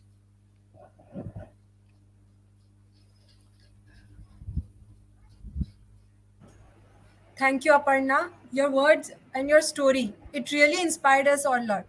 And when you mentioned the identity, it reminded me of our movie, the Prayaana, produced by our CEO, Miss Chandra Vandana. It's really nice, and we are having a meetup at 7 with the crew of the Identity movie.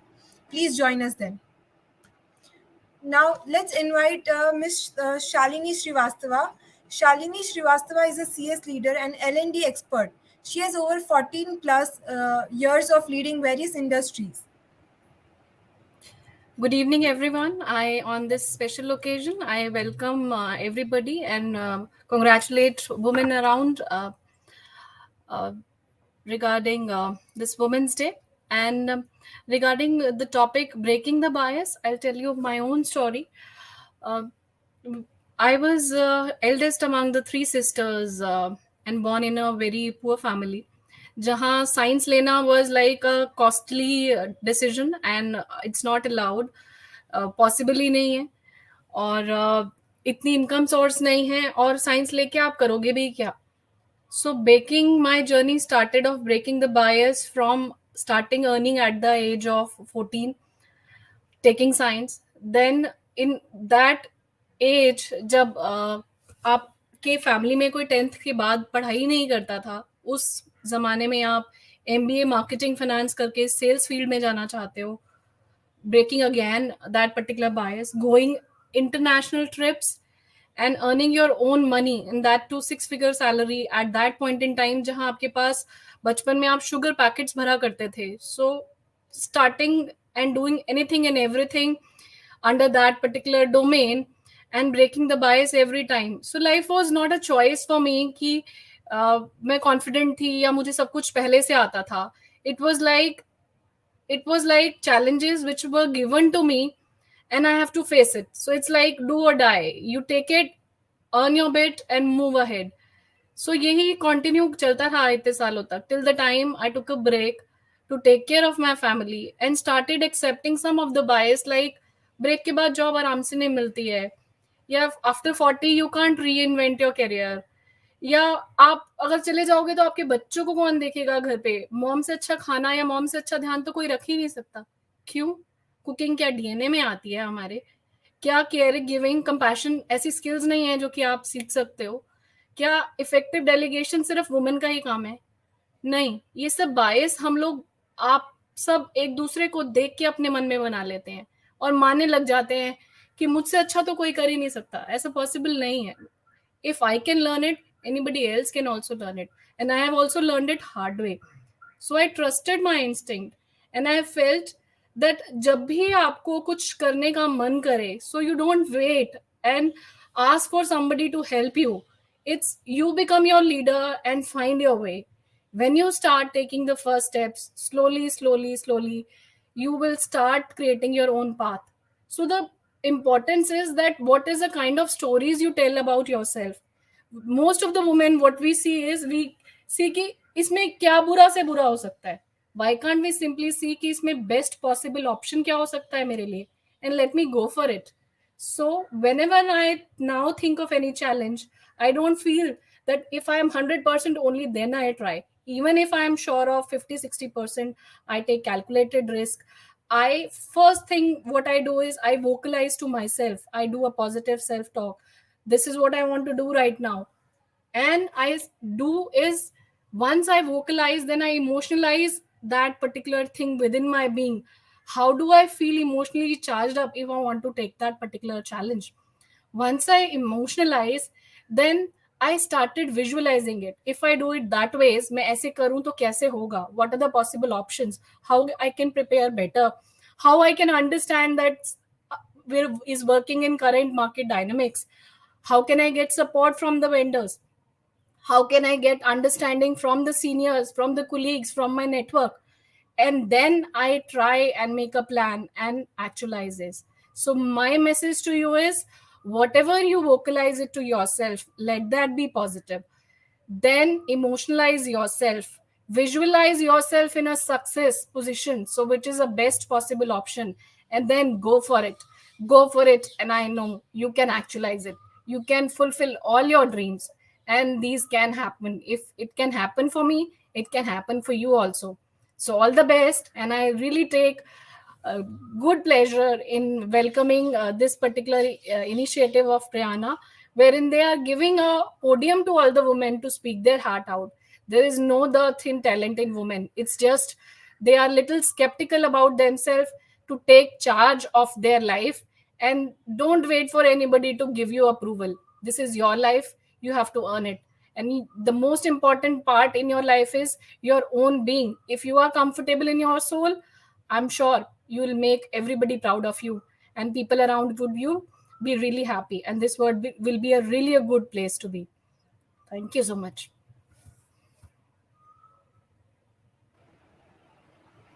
Thank you, Shalini, for your empowering words. And your your positive self-talk was really a nice tip. Now, we are proud to introduce the women empowerment movie, The Identity. It is produced by Prayaana and directed by our CEO, Dr. Chandra. It is a story of millions of women. And please, if you are interested in meeting the vibrant crew of The Identity, join us at 7 p.m. here.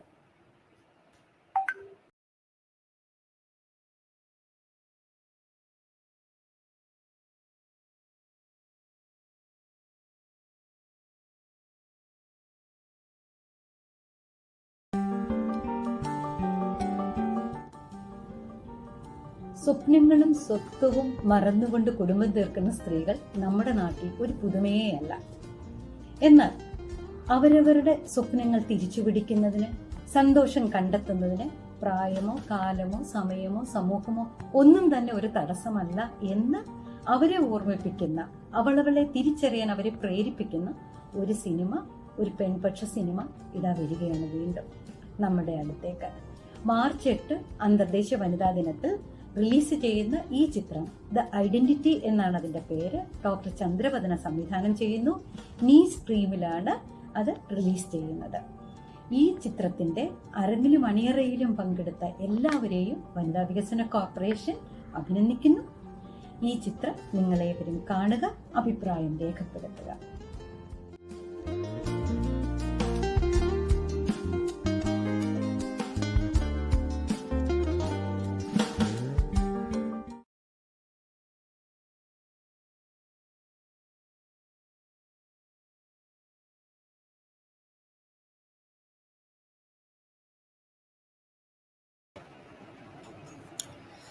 Let us all welcome now Ms. Sandhya Pillai, an executive coach who walks you from chaos to clarity.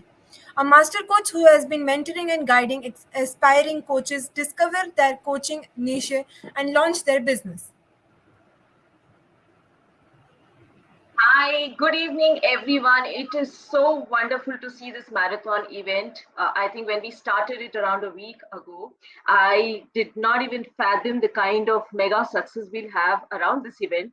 So a big round of applause for all the team members who've been doing a fantastic, fabulous job since 10 o'clock in the morning. And I'm going to talk about a bias, right? But interestingly, I think most of the biases that we have, one bias that is standard in the society is that normally it's men who actually have biases against women, right? That's also a bias that we need to break. So today, I would, instead of say a big, basic Women's Day celebration or Happy Women's Day, I would say it's a day, it's a global day today. I don't know how many of you are on Twitter. If you see Twitter today, it's filled with men also talking about biases that they've broken, and also women talking about it, and different communities and genders and non-binary, everyone contributing to this cause today. I would call it a global day where we are actually moving ahead to creating that world of inclusiveness, diversity we've been talking about, and moving away from this bias of even having a gender bias saying that only women have these biases or these problems, right? It also comes from all societies. But because it's Women's Day, I'll also talk about something. This goes back, the story of mine goes back to the days in 2013. I had started my own company, Drishtikon, and Drishti, my daughter, who's a teenager now, was born then in 2007, and I had kind of established my company by the year 2012. 2013 is when I actually started my work, reaching out to people, telling people that I've actually started something, first generation entrepreneur of my family. That was the only way I knew to reach out to people. So networking, business networking, collaborations. But there was a rule, there was a promise that I made to myself that come what may, I'm not going to work beyond 1:30. And that was a promise I made because I wanted to maintain that standard of maintaining that time with my daughter, spending that time with my daughter. That's a promise that I had also made to her, right? Now, while I was doing that, I remember one of these network meetings where I was expecting a lot of women to come in, and I was expected to reach there by 6:30 p.m. in the evening, which was not possible for me, considering one, the promise that I'd made to myself. Second, it was just not a possibility to leave my daughter behind. And I actually put my foot down and I said, sorry, I may not be able to be there for the evening event, for which there was a bias. There was a judgment being passed on to me. And there were a lot of women who called up and told me, you know what, that's not how you can do business. Sandhya, you will have to make a lot of sacrifices for you to be successful. You'll have to do a lot of compromises to be successful. For you to create an identity, and we've been talking about identity since morning, right? And I'm excited for the movie launch myself. Now I'm talking about an identity here. Does my identity really depend on my sacrifices and compromises? No. My promise to myself was that I can have it all. Who says I can't have it all? I wanted to have child and I wanted to have my time, quality time with my child. Why can't I have that? And that's exactly what I wanted to break that day. And I continued doing my business with the same timing. And I still had success. I still had my workshops. I still had people calling me for motivational speaks. They adjusted. Sometimes I also became flexible, but my promise to myself is I can have it all. Who says I can't have it all? That's the bias I broke that day. And since then and today, there is no looking back. People who know me have got into versatile roles, do things I don't even think I would have done it. I don't even think I would have thought of it that I would do 6 years back or 7 years back or even 10 years ago. Correct? And that's the bias we need to break every day. I would say to everyone, women, children, girls, I had so many people I saw today, just look back at what are you talking to yourself. I keep saying that. What is the inner dialogue? Are you telling yourself something every day? If that's what you're telling, look at the bias. Is there a stereotype that's making you say that? Is there a shortcut that you're looking at just to make that quick decision? That's the bias that we need to work on, right? So the first thing that we need to work on is our inner bias, right? Thank you so much, everyone. And over to the next speaker, and I'm ready for the pose as well. Kunjan, you're doing a brilliant job. Thank you so much for anchoring this event. Tanisha and Tejaswini, you did absolutely fabulously well.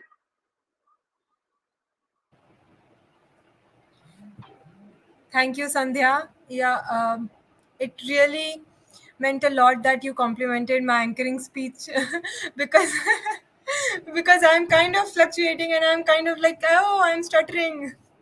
Okay. I love that. And I love that energy and that acceptance, right? That's what we're looking at. So brilliant, brilliant job, everyone who's doing whatever you're doing at your best. Brilliant. Thank you. Yeah, it can be my inner bias, you know. Yeah. Okay, so pose. Yeah. Okay, thank you. Are we done? Yes. Thank you. Thank you so much. Have a great evening, everyone. Thank you. Thank you. Okay. So moving on, we have our next speech as by Miss Meena. She is an assistant professor in Chennai with a 10-year experience and PhD in Tamil literature. She is a nature lover and interested in philosophy and photography.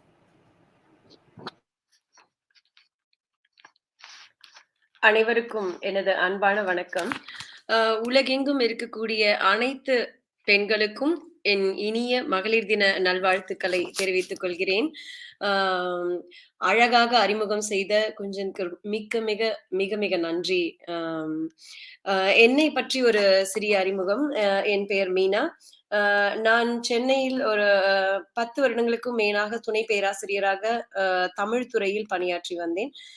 இப்போ 2 வருடமா வந்து இங்க ஸ்வீடன்ல Stockholm Tamil சங்கத்துல வந்து தமிழ் ஆசிரியரா இருக்கேன். அவ்வளவுதான். என்ன பத்தி பெருசா சொல்றதுக்கு ஒண்ணும் இல்ல. சோ இதுல வந்து பயஸ்டா இருந்த 2 விஷயம் எனக்கு வந்து சொல்லணும்னு இருக்கு. ஒண்ணு வந்து நான் வந்து பயஸ்டா இருந்த விஷயம். அதை நான் எப்படி பிரேக் பண்ணி வெளியில வந்தேன். அடுத்தது வந்து எனக்கு வந்து பயஸ்டா நடந்த விஷயம், அதை நான் வந்து எப்படி எதிர்நோக்கினேன் அப்படிங்கிற அந்த 2 விஷயம் பத்தி உங்ககிட்ட இன்னைக்கு பகிர்ந்துக்கணும்னு இருக்கேன். சோ முதல் விஷயம், என்னுடைய எனக்கு ஒரு குட்டி தங்க இருக்காங்க. குட்டி தங்கன்னு ஏன் சொல்றேன்னா, அவங்களுக்கு எனக்கும் 10 வருஷம் வித்தியாசம் இருந்தது இருக்கு. அவங்க வந்து எல்லாத்துலயுமே அவங்களுக்கு வந்து ஸ்பெஷலா கிடைக்கணும் அப்படின்னு சொல்லி எனக்கு ரொம்ப ஆர்வம் இருக்கும். சின்ன வயசுல இருந்தே எல்லாத்தையும் அவங்களுக்காக ரொம்ப யோசிச்சு படிக்கிறதுல இருந்து அவங்க எல்லாம் நல்ல பெரிய பெரிய இதெல்லாம் படிக்கணும்னு ஆசைப்படுவேன். இசையிலலாம் பாடல், டான்ஸ், அதுக்கப்புறம் இன்ஸ்ட்ருமெண்ட்ஸ் இப்படி எல்லாமே அவங்க கத்துக்கணும்னு சொல்லி நான் வந்து எல்லாத்துக்கும் வந்து பிளான் பண்ணிட்டே இருப்பேன். அவங்க எல்லாமே ரொம்ப அழகா முறையா கத்துக்கிட்டாங்க. ஆனா அட் த சேம் டைம் அவங்களா வந்து சுயமா சிந்திக்கிற ஒரு ஸ்டேஜ் வரும் இல்லையா? அந்த காலத்துல வந்து அவங்க என்ன பண்ணாங்கன்னா, இதோட சேர்த்து நடிக்கிறது, ரீல்ஸ் ட்ரை பண்றது, சின்ன சின்ன ஒரு வீடியோஸ் எல்லாம் ரெடி பண்றது, அப்புறம் நடிக்கிறது, இந்த மாதிரி ஸ்டேஜ் பெர்ஃபார்மன்ஸ் இதெல்லாம் பண்ணிட்டு இருந்தாங்க. ஸோ அது மட்டும் எங்கேயோ எனக்கு வந்து இந்த மீடியா இந்த மாதிரி மட்டும் வேண்டாம், ஏதோ தான் பயஸ்டுன்னு சொல்லிட்டேன் இல்லையா? ஸோ இதுல இருக்கிறது வந்து எப்பவுமே வந்து ஏதாவது ஒரு தவறான ஒரு இதுவா தான் போகும் அப்படிங்கிற மாதிரி எனக்கு ஒரு எண்ணம் இருந்தது. ஸோ அவளை வந்து எப்பவுமே நான் கட்டாயப்படுத்திட்டு இருப்பேன். ஏன் இது பண்ணணும் அந்த மாதிரி நான் சொல்வேன். ஆனா அவ வந்து சிரிச்சுட்டே வந்து அத தொடர்ந்து பண்ணிட்டே தான் இருக்கா. இப்பயும் பண்றா. ஸோ இப்போ வந்து சமீப காலத்துல வந்து அவ கூட எனக்கு ஒரு மாதம் இருக்கக்கூடிய ஒரு நல்ல ஒரு வாய்ப்பு கிடைச்சது. ஸோ அந்த நேரத்துல வந்து அவகிட்ட அதே கேள்விதான், சேம் கொஸ்டின் நான் வந்து கேட்கும்போது அவளை பாக்குறேன். அவ ரொம்ப சந்தோஷமா இருந்தா, ரொம்ப ஜாலியா எப்பவுமே இருக்கா, பண்றா. நான் அவளை பார்த்து கேட்கும்போது அவ வந்து சொன்ன விஷயம் வந்து, சரி நீங்கலாம் வந்து பொழுதுபோக்கா என்ன பண்ணுவீங்க? யார் நடிச்ச படத்தையோ பாக்குறீங்க, எப்படியோ வந்து டைம் பாஸ் பண்ணிக்கிறீங்க, வேற ஒருத்தவங்களோடத வந்து ரசிச்சு பார்த்துட்டு இருக்கீங்க. ஆனா நான் பாடின பாட்டை வந்து கேட்பேன். நான் நடிச்ச அந்த இதையே வந்து பார்ப்பேன். இன்னும் வயசான காலத்துல வந்து இதெல்லாம் வந்து என்ன வந்து உற்சாகப்படுத்தும்னு நான் நினைக்கிறேன் அப்படின்னு சொல்லி ரொம்ப அழகா எளிமையா ஒரு விளக்கம் சொன்னாலா, அந்த இடம் வந்து எனக்கு ரொம்ப பிடிச்சிருந்தது. சோ அந்த காரணம் இருக்கு இல்லையா, அடிப்படை காரணம் நான் என்ன வேணா சொல்லிட்டே இருக்கலாம். ஆனா அந்த விஷயம் வந்து எனக்கு ரொம்ப மனசுல ரொம்ப ஒரு நல்ல இது வந்து ஏற்படுத்துச்சு. ஸோ அந்த நிலையிலிருந்து, அந்த நொடியிலிருந்து நான் வந்து இந்த துறை இது சிறப்பு, இது வந்து சரியில்ல. அப்படி இந்த மாதிரி ஒரு பயஸ்டா பார்க்குற ஒரு கண்ணோட்டத்த வந்து நான் நிறுத்துறேன். சரி காலம் வந்து ரொம்ப குறுகியது நமக்கு. சரியா? பணம் கூட நம்ம எவ்வளவு வேணா செலவு பண்ணலாம், எப்படி வேணா போகலாம். ஆனா வந்து நமக்கான காலம் வந்து ரொம்ப சின்னது. அதுல வந்து நாம வந்து இதெல்லாம் சரி, இதெல்லாம் தவறு அப்படிங்கிற அந்த கண்ணோட்டத்தோட பார்க்கறத வந்து நிறுத்திக்கணும் அப்படிங்கிறது தான் வந்து நான் பிரேக் பண்ணி வெளியில வந்த விஷயம். அண்ட் உங்களுக்கும் வந்து அத வந்து வலியுறுத்தணும்னு நினைக்கிறேன். 2வது விஷயம் என்ன அப்படின்னு சொல்லி பார்த்தா, அது வந்து எனக்கு நடந்த விஷயம். சரியா? அது வந்து என்னன்னா, சின்ன குழந்தையில நான் வந்து எங்க அம்மா வந்து ரொம்ப வந்து கலரா இருப்பாங்க. சரியா? நான் வந்து ரொம்ப கருப்பா இருப்பேன். என்னோட குட்டி தங்கன்னு சொன்னேன் பார்த்தீங்களா? அவளும் ரொம்ப கலரா இருப்பா. ஸோ எங்க அம்மா வந்து நான் பொறந்தப்ப எங்க தூக்கிட்டு போனாலும் எல்லாரும் வந்து என்ன வந்து உன்னோட குழந்தையா? உன்னோட குழந்தையா? அப்படின்னு சொல்லி கேட்பாங்களாம். ஏன்னா நான் அவ்ளோ கருப்பா இருப்பேனா. அதே விஷயம் எனக்கும் நடந்திருக்கு. ஏன்னா என்னோட குழந்தைங்க 2 பேரும் ரொம்ப கலரா இருப்பாங்க. ஸோ நான் வெளியில கொண்டு போனா, "உன்னோட குழந்தையா?" அப்படின்னு சொல்லி கேட்பாங்க. ஸோ எல்லாருமே வந்து உண்மையான அன்போட தான் கேட்கறாங்க. ஆசையா தான் கேட்கறாங்க. சரியா? அதனால எனக்கு வந்து எங்கேயும் ஹர்ட் ஆகல. இது வந்து என்ன பாதிக்கல. ஆனா அதே சமயம் இதுல வந்து பாதிப்படைஞ்ச நெறைய ஸ்டூடண்ட்ஸ் நான் பார்த்திருக்கேன். மாணவர்கள்லாம் கல்லூரியிலலாம் கூட ஒரு சின்ன ஒரு ஓரத்துல ஏதோ ஒரு வருத்தம் இருக்கும். அத வந்து நம்மகிட்ட ஷேர் பண்ணும்போது சொல்லுவாங்க, "மேம் எங்க வீட்லயே அம்மாவே வந்து எங்க 2 பேர்ல ஒருத்தர இப்படி சொல்லி காட்டுறாங்க." அந்த மாரி சொல்லும்பொழுது எனக்கு தோணுச்சு, ஓகே இது வந்து மற்றவர்களுக்கு ஒரு நல்ல விஷயமா அமையும் அப்படிங்கிறதுக்காக தான் நான் இத உங்ககிட்ட பகிர்ந்துக்கிறேன். என்ன ஒன்று அப்படின்னு சொன்னா, இப்போ பேசும்போதே நம்மகிட்ட சொல்லுவாங்க. என்னன்னா, கருப்பா இருந்தாலும் கலையா இருக்கீங்க அப்படின்னு ஒரு வார்த்தை சொல்லுவாங்க. அந்த வேர்ட வந்து காயின் பண்ணும்போது எப்படி யோசிக்கிறாங்கன்னு எனக்கு தெரியல. அதாவது கருப்பா இருந்தாலும் அப்படிங்கிறது வந்து அப்படி என்ன அவங்களுக்கே தெரியாம நல்லது பாசிட்டிவா சொல்றதா நினைச்சுட்டு அந்த ஒரு வார்த்தையை சொல்றாங்க. அதே சமயம் கலையா இருக்கீங்க அப்படின்னா, அப்ப கலையா இல்லாதவங்களுக்கான உலகமே இது இல்லையா? என்ன சொல்ல வராங்க? நம்மளுடைய கண்ணுல வந்து இந்த உலகத்துல வந்து அன்பா பார்க்கும்போது எல்லா பொருளுமே எல்லாருமே வந்து அழகா தான் தெரிவாங்க. சோ இதுல வந்து இந்த மாதிரி நம்ம சின்ன சின்ன நமக்கே தெரியாம காயின் பண்ற அந்த சொற்கள் இருக்கு இல்லையா? வேர்ட்ஸ் இருக்கு இல்லையா? அது வந்து மத்தவங்கள எந்த அளவுக்கு காயப்படுத்தும் அப்படிங்கிறது வந்து அவங்க வந்து யோசிக்கிறது இல்ல. சோ இத வந்து பேசுறவங்களுக்காக நான் சொல்றேன். யாரெல்லாம் நமக்கே தெரியாம நம்ம சில வார்த்தையெல்லாம் சொல்லிட்டு இருக்கவங்களுக்கு சொல்றேன். ஆனா அட் த சேம் டைம் நாம எப்படி பார்க்கணும் அப்படிங்கிறதுக்காக எல்லாருக்குமே சொல்லிக்கிற ஒரு விஷயம் என்னன்னா, எப்பவுமே எங்க அம்மா சொல்லுவாங்க, இந்த கண்ணாடி இருக்கு இல்லையா? அது வந்து மற்றவர்களுக்குரிய கண்ணாடிய வந்து நம்ம ஒரு விளையாட்டா கூட போட்டு பார்க்க கூடாதுன்னு சொல்லுவாங்க. சாதாரணமா கூட. ஏன்னா அவங்களோட பவர் வேறையா இருக்கும். நம்ம போடக்கூடாது அப்படின்னு சொல்லுவாங்க. அந்த மாதிரி மற்றவர்களுடைய கண்ணோட்டத்தோட பார்க்கக்கூடிய ஒரு சொல்ல சொல்லாடல. நாம நம்மளுடைய மனசுல ஏத்துக்கிட்டு அது அப்படியே செயல்படணுங்கிறது நமக்கு அவசியமே கிடையாது. நம்முடைய கண்ணோட்டம் என்னவா இருக்கு, நம்மளுடைய கண்ணோட்டத்துல இந்த உலகம் எப்படி தெரியுது அப்படிங்கறத தான் நாம எதிர்நோக்கி போகணுமே தவிர, மற்றவங்க சொன்னத மனசுல எடுத்துட்டு இது எனக்கு பாதிப்பு அடைஞ்சது இந்த மாதிரி நம்ம வந்து கொண்டு போகவே கூடாது அப்படிங்கிறது வந்து 2வது ஒரு விஷயமா நான் சொல்ல நினைக்கிறது.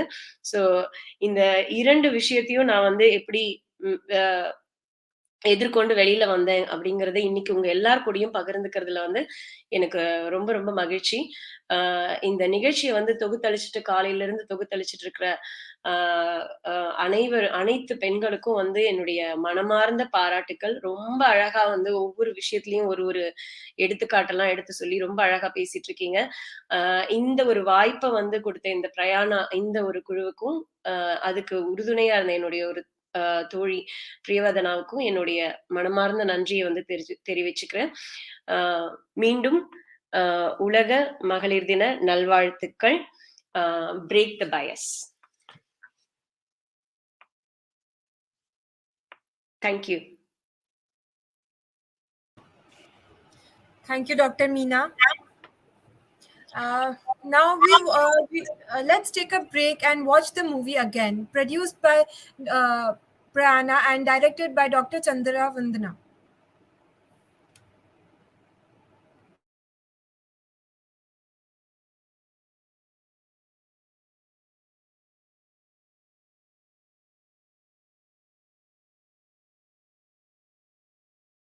Hello hi good morning Kochi ഇതിനോടൊപ്പം ഞാൻ റെയിൻബോ ആർജെ ജുവലാണ് മോളെ ചിന്നു എണീക്കടാ അത് ഓളുണ്ടേടാ എങ്ങും പകലിരവിൽ എരിയും തിരിനാളം ജോലിക്ക് നിനക്കോ 10-14 വർഷം മുമ്പത്തെ MAക്കൊക്കെ അതും മലയാളം ആര് ജോലി തരാനാണ്? അവൾ എന്റെ ഇൻസ്റ്റാഗ്രാമായിട്ട് ഫ്രണ്ട്സുമായിട്ട് ചാറ്റ് ചെയ്യണോ? ഇൻസ്റ്റാഗ്രാമോ അതെന്തടി ഏത് സിനിമയായിട്ടാ ഇത്? എടീ ഇത് ഇംഗ്ലീഷ് പടമാണ്, നിനക്ക് പ്രത്യേകിച്ച് മനസ്സിലാവാനൊന്നും പോണില്ല, കിടന്നുറങ്ങാൻ നോക്കും. ഞാൻ ഇനിയും കുടിക്കും എൻ്റെ കൂട്ടുകാരെ കൂടുമ്പോഴത്തേക്കും. നിന്റെ തന്തയുടെ വാശനല്ലോ. പ്രൈവസിയോ? 14 വയസ്സുള്ള പെൺകൊച്ചിനാണോടി പ്രൈവസി? മീനു, യു നോ അമ്മ won't understand such stuff. Why are you creating such issues? ഒരു പുതിയ ജേർണി, ഒരു പുതിയ ജീവിതത്തിലേക്കുള്ള തുടക്കം. എന്നും ധമനികളിൽ ഉതിരും ദ്രുതതാളം മിന്നും ചിറകുകളുമായി ഉയരാ. എന്ത് പറഞ്ഞാലും മാറില്ല, മനസ്സിലാവില്ല. നിങ്ങൾ നിങ്ങളുടെ നശിച്ചുകൂടിയോ? ഇത്രയ്ക്ക് അഹങ്കാരോ? ഈയിടെ നിനക്ക് അഹങ്കാരത്തിന് കൂടിയുണ്ടല്ലോ, ശരിയാക്കി തരാടി നിന്നെ ഞാൻ. But the next time we meet, I want to hear something interesting from you. There's a spark in your eyes. അതെന്താണെന്ന് കണ്ടെത്തും.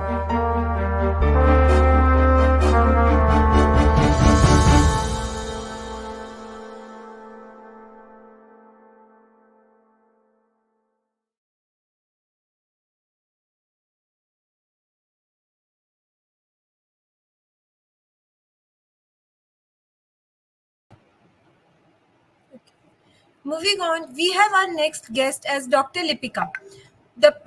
Dr. Lipika is passionate about her profession as a doctor.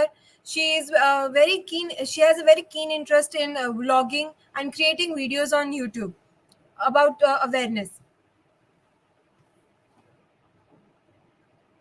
Dr. Lipika, hand over to you.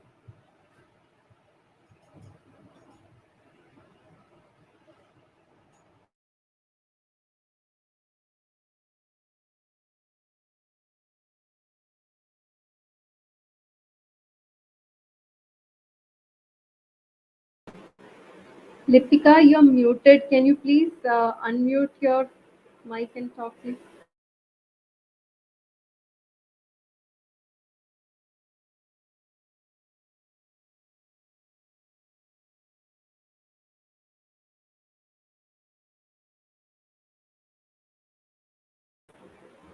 I think Dr. Lipika is facing some technical difficulties. Until we wait for the next speaker, let me play the movie trailer once again.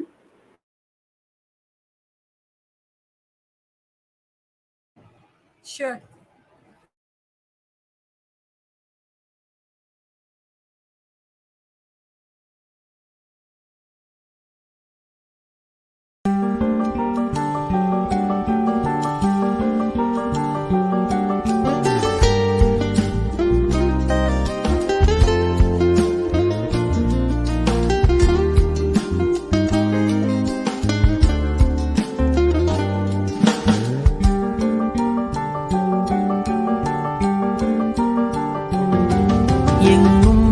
പകലിരവിൽ എരിയും തിരിനാളം വിണ്ണിൽ പുലരിയായി നിറയാം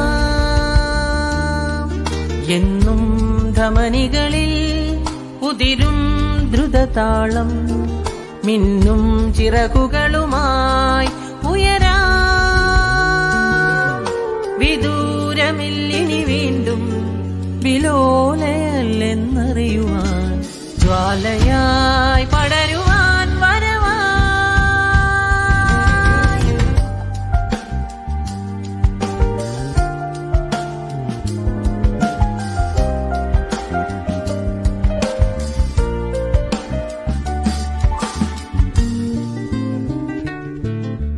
വിരഹമാം കണികകൾ കഥകളായി പറയും കഥകളിൽ കനലുമായി പകരും സത്യവും വിരഹമാം കണികകൾ കഥകളായി പറയും കഥകളിൽ കനലുമായി പകരും സത്യവും ഓരോ ചുവടുകളിൽ ഓരോ പടവുകളിൽ ഇടറാതിടറാതിനിയും പറന്നുയരാ എങ്ങും പകലിരവിൽ എരിയും തിരിനാളം വിണ്ണിൽ പുലരിയായി നിറയാം എങ്ങും ധമനികളിൽ ഉതിരും ദ്രുതതാളം മിന്നും ചിറകുകളുമായി ഉയരാം വിദൂരമില്ലിനി വീണ്ടും വിലോലയെന്നറിയുവാൻ ജ്വാലയായി പടരുവാൻ വരവായി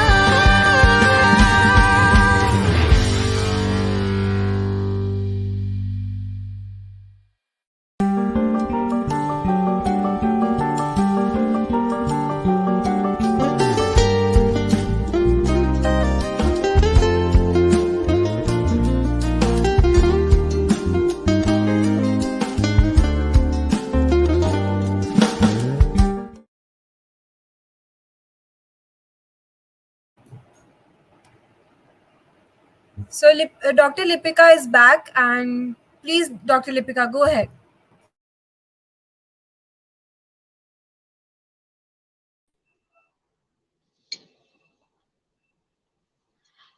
Namaskar, very good evening to all of you.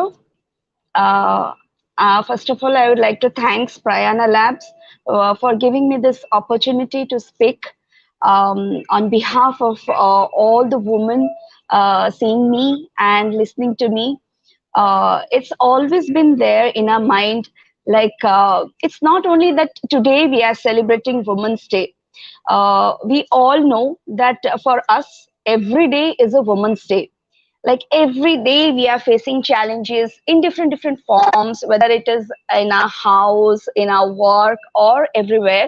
Wherever we go, we just face many kind of challenges. Now today we are talking about gender equality. Today's theme in this year is gender equality today for a sustainable tomorrow, right? So it's like when I started to see this theme, I remember one thing, like from time immemorial, woman has been on entirety of judgment, right, by the society. But then who is the society? It is we who makes the society, who builds the society. It's a woman actually who plays a major role in building the cascade that pours down all the values into the pool, that what is the entire society, right? Now, to begin with, since I'm a doctor by profession, I would like to share two stories of mine. One is related to my profession, and another is a very personal story. It is actually related to my life, which I'm going to share today. One is when, as all of us knows, in medical colleges, we are taught about different subjects like physiology, pathology, and all. So it's like we are taught about many things. So once I remember in my first year itself, we were new to college, and everybody was like, all the girls, they're very shy to discuss any kind of personal things. But then that time I was asked by one of my girlfriends, like she told, actually today's topic is on menstruation. So the boys are there. I'm not interested to speak here because the boys are there. She was some kind of, shyness was there and some kind of hesitation. What the boys will think, what the other girls will think, how they will react if I'm going to speak about menstruation. We are new to a medical college that time. So then that time I decided, like, if I'll feel shy today, then tomorrow when I become a doctor, how am I going to explain this to the patient's husband? Or when the woman is, the poor woman or the old woman is having only the son, I'm going to explain her that these are the basic things a woman faces. So then that time I thought of telling that girl, it's okay if you are unable to say, then I'll tell the topic and I'll let you know that there's nothing to feel shy about menstruation. Nowadays, when I see in TVs and all, we are all listening to menstruation, like there's nothing to feel bad about it, or it's like it's a simple phenomenon. It's a physiological thing that every girl or every woman has to go through in her life. So this is where my first thing which I started. This is one of the stories, like when you say that break the bias, right? This was the first step in my medical college when I started my studies before becoming a doctor. Nowadays it's okay, I feel like okay, I can discuss. So all the thing which we always react, or the way we think, it matters a lot. It is the, and this is how we let people judge us. It's not that they judge us, we let them judge us. So it is who we are going to break the bias, that is most important. Then talking about the social part, I'm a mother of two daughters actually, and so I always feel proud of it. And I explain to all, there's like everybody in society, एक लड़का होता यार, एक लड़का होता तो अच्छा होता. They just simply say that एक लड़का होना चाहिए, एक लड़का और एक लड़की बैलेंस होता है. True. But then it is not necessarily that always you are going to have a baby boy. So that's why I always speak in while working in hospitals and explaining people regarding this gender inequality which we face in today's society as well. We see in many cases, I see this, and I personally, when I face this, since we have this Raksha Bandhan and our culture is very rich, and we have this Raksha Bandhan where we say that भाई को बहन को जो है एक बंधन होता है, उसमें हम लोग क्या करते हैं, बहन को रक्षा बंधन करना चाहिए, so that the brother is going to protect his sister. But then suddenly I don't have a boy, a baby boy or something like that.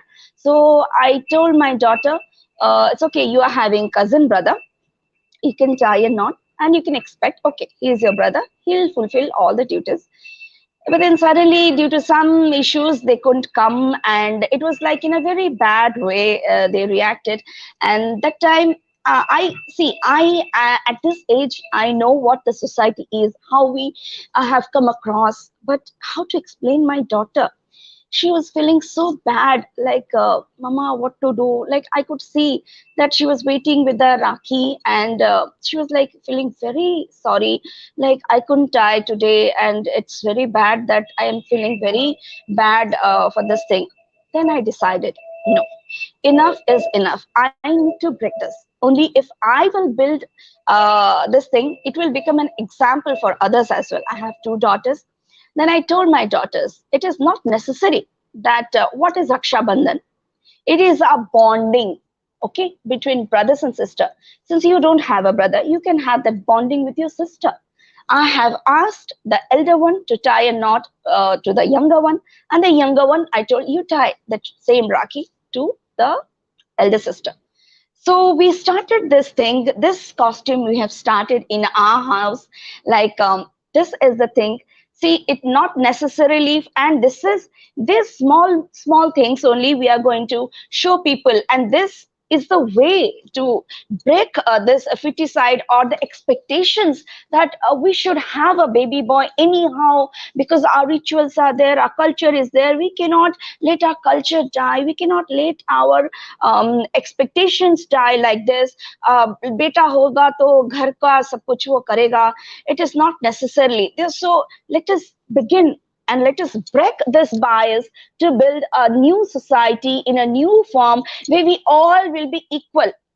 And that is the best thing which I liked this year's theme, that is gender equality today for a sustainable tomorrow. It is absolutely true. It is not that ki as a doctor I'll say ki nahi, ladki hogi to koi problem nahi hai. Actually, do you know, like giving birth to a boy or a girl, the energy level is same, the physiology, the pathology, everything is same.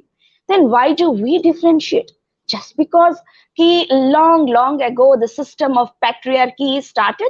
It is not like that. We need to change the bias. We need to change the society.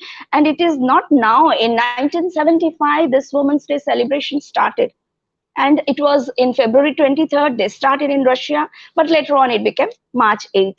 So this is the thing we need to build in ourselves. It is we are going to change, and it is the woman in us that is going to change the society. With this, I would like to end my topic. Thank you all. Thank you so much for welcoming me to such a platform and giving me the opportunity to share my stories. Thank you so much.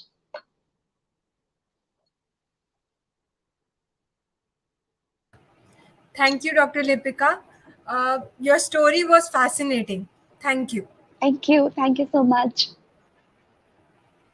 Okay. So, with this, I want to introduce our next guest, Fasna. She is a content writer at Peaks Academy, a career break woman who has broken biases and wants to share her story.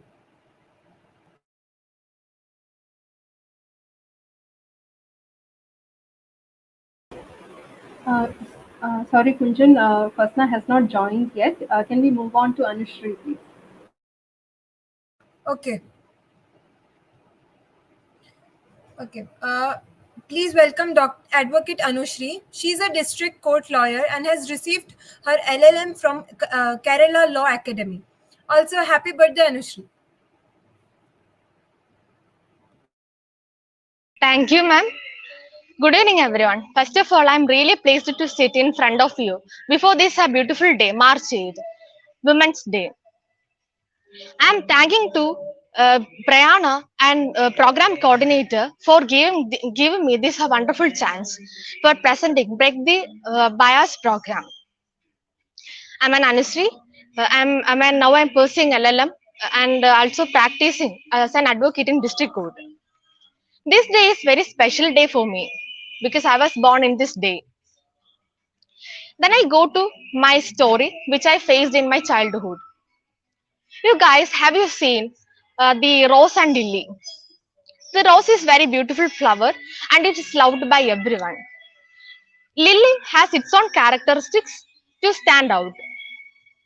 In my childhood, I was not brilliant in studies, but my parents is give more attention to academics. I was much interested in presentations and extracurricular activities, but I didn't get any platform to show my talents. After my schooling, my father told me to take LLB, but I am interested to join in journalism, but my parents didn't support it.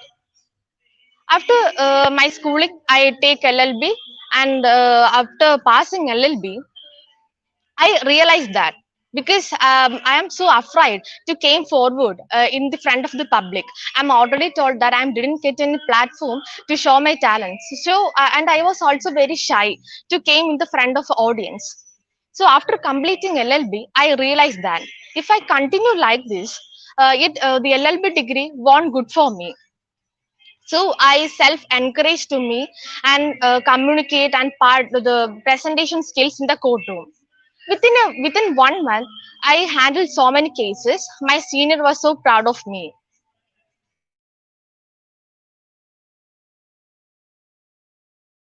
And cues, debates, and so on. Then above argued a case that was ordered in the favor of our client.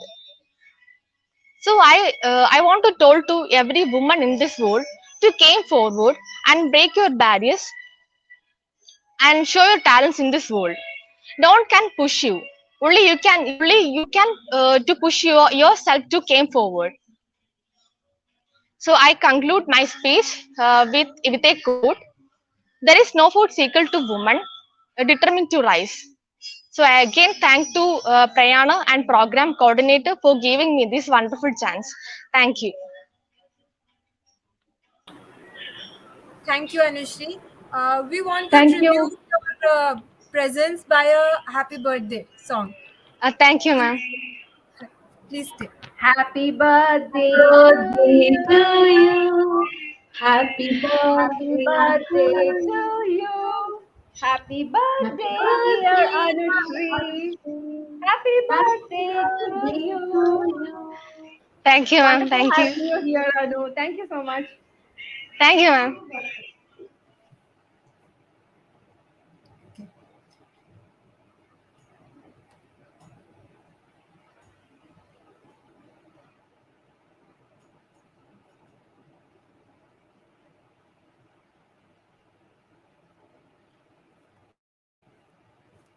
So next we have Fasna, the content writer at Peaks Academy, a career break woman who has broken biases and wants to share her story. Please welcome Fasna.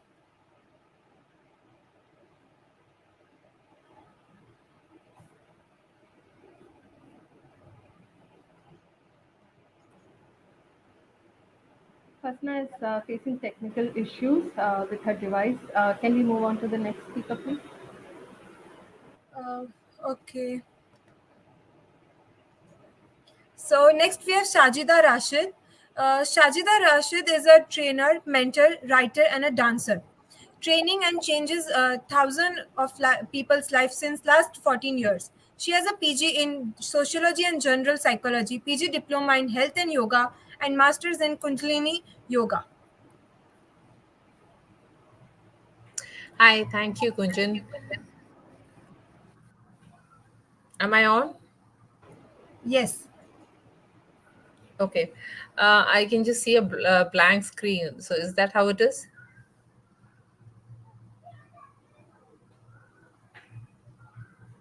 Yeah. Hi. So we are going to talk about breaking the bias today. And the screen has gone black. But can you see me? Yes, we can see you. Okay, then that's fine. So I have 10 minutes, right, Kunjan? Yes. Okay. Yeah. So we are talking about breaking the bias, and um, all of us have faced biases from the society. Um, be it when you were a child, or when you were a teenager, or when you're an older woman, or when you're really old. So what happens is, we have biases that are personal, that are professional, social, moral, financial. So there are a lot of biases, like even if you look around, we have our maids who support us. They might be earning, working in different houses for the entire day, and uh, and some of their husbands might be drunkards, and they take the money from what the women earn and go back, and buy alcohol. So when these women come back with their earnings, they have this bias that, the money belongs to the man of the house. So even such biases, like, financial bias, our laws are like, used to be like that. More wealth goes to the male offspring than the female offspring. So there are so many biases. So today what I want to talk about is the biases that we have. What are the biases that we have as a woman, as a person who does not um, accelerate gender equality? What is it that we have bias and that hold us back and make us feel as if we are less equal. So, what are the biases that you and I have? What are the biases, personal biases that we have? What are the biases that we have as in our profession? What are the biases that we have financially? So, personally, for example, I'm in Kerala, in Cochin. So, what happens is the cities sleep here by 8 p.m. in the evening. So whether it's Trivandrum or Cochin, it sleeps. Only in Calicut, people go out after 7 in the evening, and that is as families. Entire families are out there on the beach till 12, 1 in the night, and it's crowded. But the rest of the cities, they just sleep. So the bias that, we're not supposed to go out after 7 or after 8, or we're supposed to reach home before 7 or 8, is a bias in our head, which stops us from networking after office hours, which stops us from accessing leisure, entertainment. These are biases that we have on a personal level. And on an official level, in a professional level, the biases that we have is, are we good enough? Are we contributing enough? Should I talk about my achievements? Is it okay to talk about my achievements? Is it okay to ask for a raise? Is it okay to ask for a promotion? These are the biases that we have. We have been taught. I am not saying it as a fault. What I'm saying is these things have been ingrained into us, and these are biases that stop us. We ourselves stop from growth. So what, even in financial matters, I've seen my parents generation be okay with, uh, the males getting more in terms of wealth, and the females in the family getting less.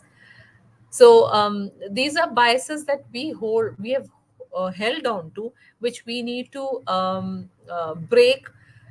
The bias does not just mean breaking biases, what happens to us and what we experience, but it also means breaking the biases inside us that stop us from being equal.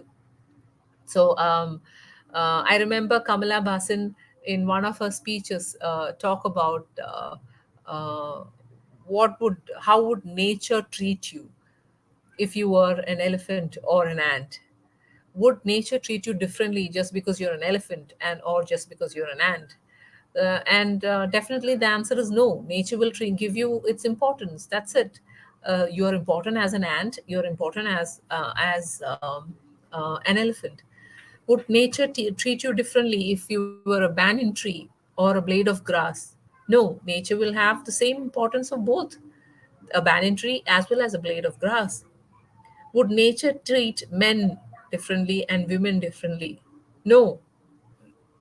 Would a tree look at us, or a dog look at us, or a cat look at us and say, "Oh, that's a man. So he's better and bigger and greater than a woman"? When the tree or the being sees us, they'll just say, "Oh, that's human." So the distinction and the hierarchy only humans have made. It is not a natural hierarchy. So and the hierarchies have put in ideas into our head that certain things are not for us, certain things are only for somebody else. So we need to break that bias to ensure that there is gender equality, there is equality among all people. We have so that we don't stop accessing opportunities, so that we don't put limits to our growth, so that we uh, forge ahead.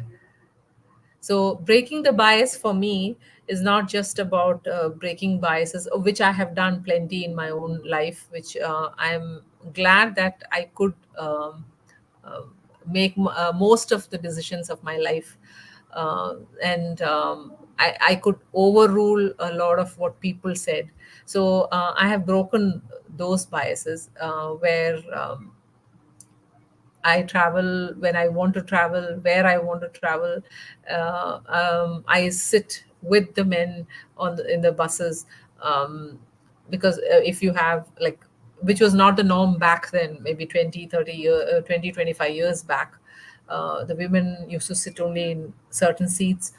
I have broken the barriers of working in certain areas. I have broken the barrier of religion.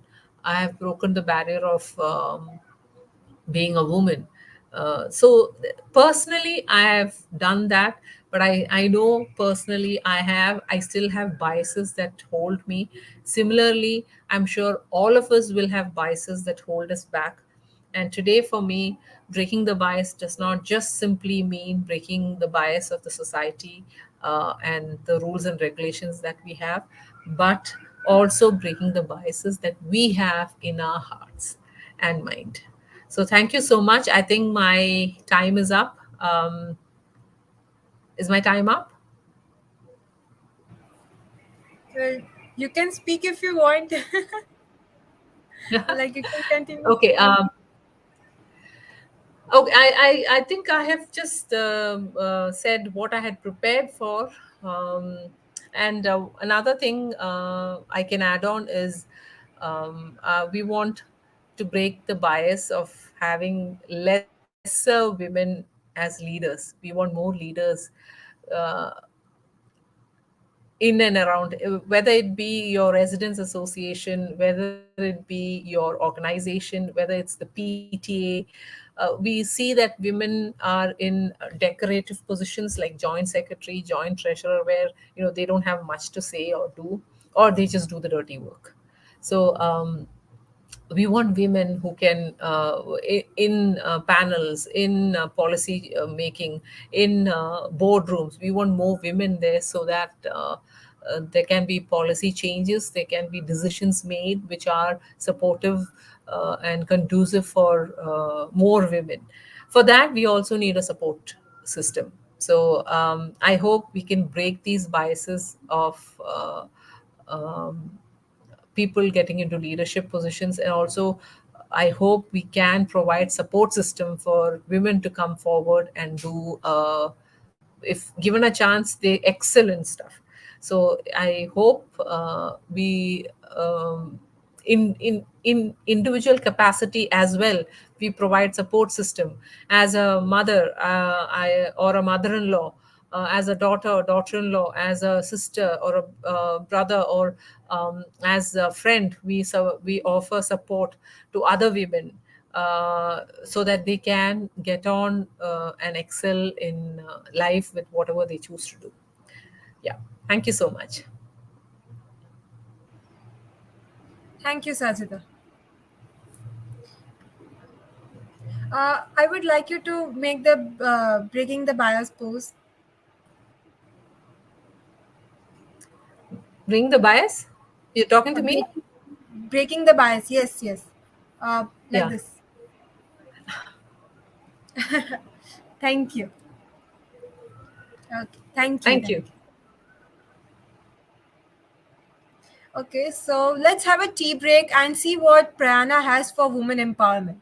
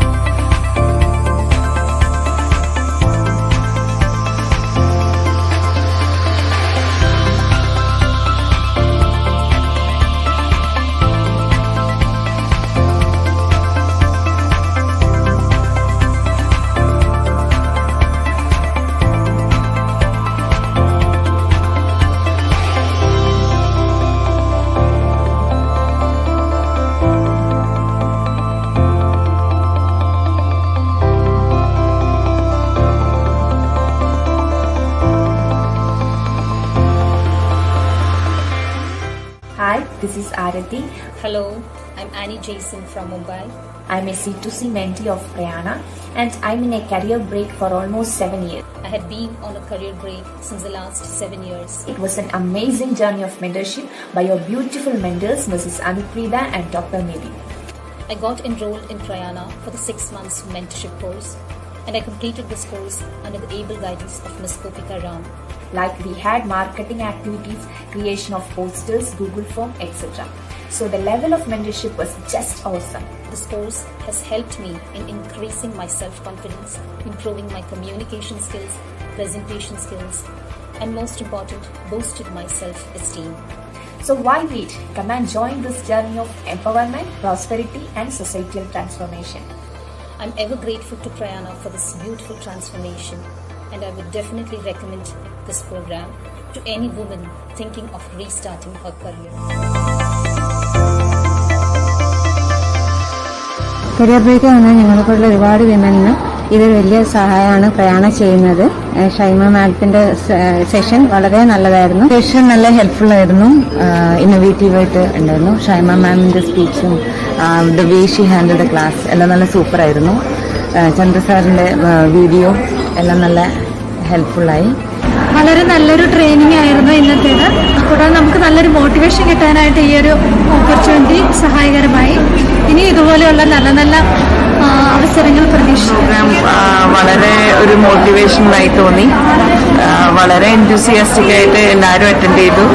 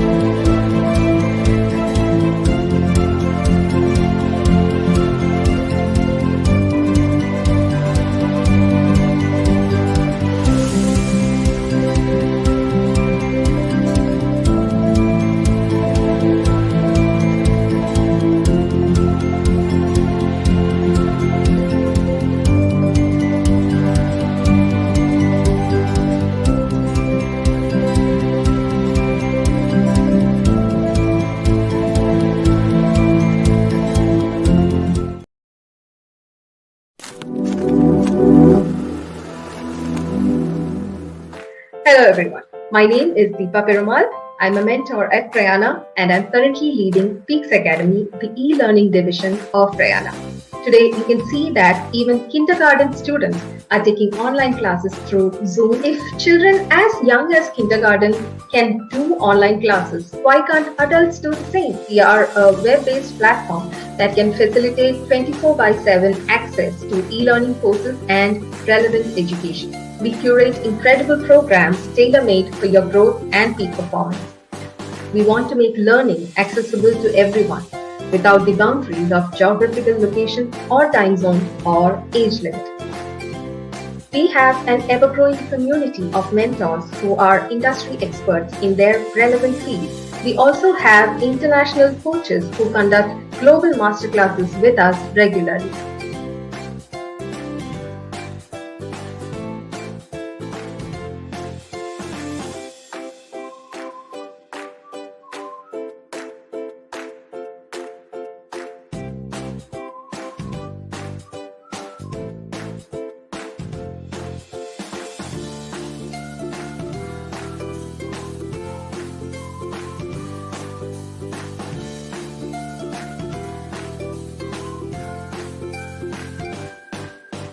So please keep checking Peaks Academy website regularly so that you are up to date on the upcoming sessions. You can visit our website by entering hellopeaksacademy.com in your browser. Scroll down to read more about our features and browse through our most popular courses. For any further information about Peaks Academy, you can contact us at these channels. Thank you.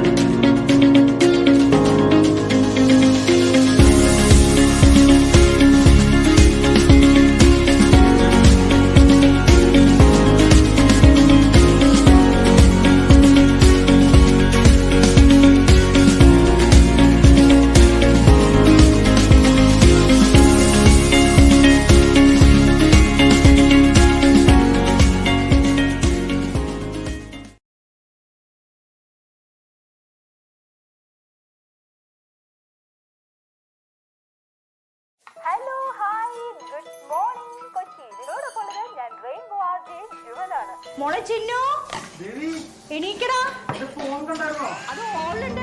എങ്ങും പകലിരവിൽ എരിയും തിരിനാളം. ജോലിക്ക് നിനക്കോ 10-14 വർഷം മുമ്പത്തെ MAക്കൊക്കെ അതും മലയാളം ആര് ജോലി തരാനാണ്? അവൾ എന്റെ ഇൻസ്റ്റാഗ്രാമായിട്ട് ഫ്രണ്ട്സുമായിട്ട് ചാറ്റ് ചെയ്യണോ? ഇൻസ്റ്റാഗ്രാമോ? അതെന്തടി? ഏത് സിനിമയായിട്ടാ ഇത്? എടീ ഇത് ഇംഗ്ലീഷ് പടമാണ്, നിനക്ക് പ്രത്യേകിച്ച് മനസ്സിലാവാനൊന്നും പോണില്ല, കിടന്നുറങ്ങാൻ നോക്കും. ഞാൻ ഇനിയും കുടിക്കും എൻ്റെ കൂട്ടുകാരെ കൂടുമ്പോഴത്തേക്കും. എൻ്റെ തന്തയുടെ ഭാഷയൊന്നുമല്ലല്ലോ. പ്രൈവസിയോ? 14 വയസ്സുള്ള പെൺകൊച്ചിനാണോടി പ്രൈവസി? മീനു, യു നോ അമ്മ won't understand such stuff. Why are you creating such issues? ഒരു പുതിയ ജേർണി, ഒരു പുതിയ ജീവിതത്തിലേക്കുള്ള തുടക്കം. എന്നും ധമനികളിൽ കുതിരും ദ്രുതതാളം. മിന്നും ചിറകുകളുമായി ഉയരാ. എന്ത് പറഞ്ഞാലും മാറില്ല, മനസ്സിലാവില്ല. നിങ്ങൾ നിങ്ങളുടെ നശിച്ച കുടിയോ? ഇത്രയ്ക്ക് അഹങ്കാരോ? ഈയിടെടുത്ത് നിനക്ക് അഹങ്കാരത്തിൽ കൂടിയുണ്ടല്ലോ. ശരിയാക്കി തരാടി നിന്നെ ഞാൻ. But the next time we meet, I want to hear something interesting from you. There's a spark in your eyes. അതെന്താണെന്ന് കണ്ടെത്തണം.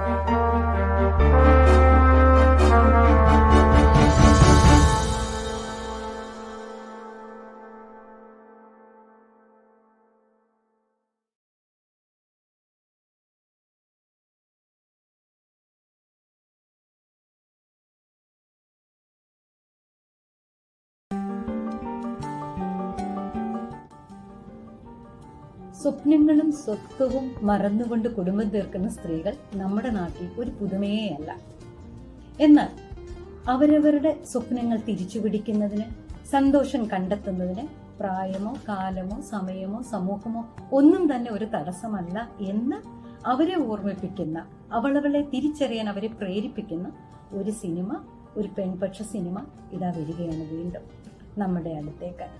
മാർച്ച് 8 അന്തർദേശീയ വനിതാ ദിനത്തിൽ റിലീസ് ചെയ്യുന്ന ഈ ചിത്രം ദ ഐഡന്റിറ്റി എന്നാണ് അതിന്റെ പേര്. ഡോക്ടർ ചന്ദ്രവദന സംവിധാനം ചെയ്യുന്നു. നീ സ്ട്രീമിലാണ് അത് റിലീസ് ചെയ്യുന്നത്. ഈ ചിത്രത്തിന്റെ അരങ്ങിലും അണിയറയിലും പങ്കെടുത്ത എല്ലാവരെയും വനിതാ വികസന കോർപ്പറേഷൻ അഭിനന്ദിക്കുന്നു. ഈ ചിത്രം നിങ്ങളേവരും കാണുക, അഭിപ്രായം രേഖപ്പെടുത്തുക.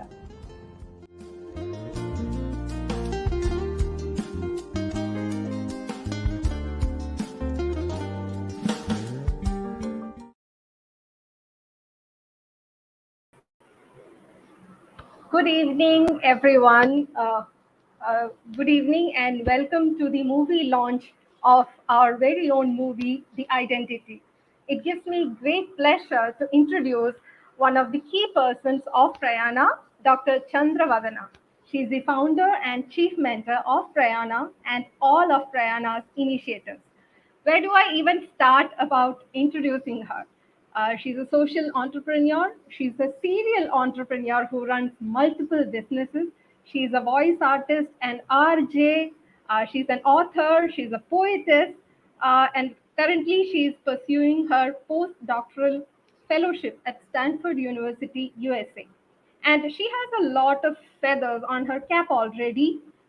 And I can't even remember all the things that she has done. I'm sorry, Dr. Chandra. It's that much amount of things that you have already accomplished at your young age. And recently, now she has donned the cap of a movie director as well. Yes, Dr. Chandra has directed the movie called The Identity, which is produced by Prayaana Labs. And I welcome all of you to the movie launch of The Identity. We have the film's crew here, so we'll have a panel discussion with the crew. So let me hand it over to the team now.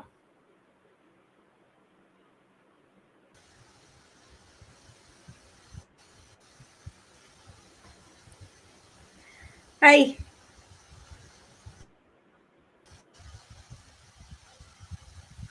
Hello. Hi, everyone. Malayalam. Am I audible? Yeah. Hello Hello. എനിക്ക് കേൾക്കുന്നില്ല കേട്ടോ, ഒരു minute ഞാനൊന്ന് നോക്കിക്കോട്ടെ. Okay, fine, Govind. We'll wait.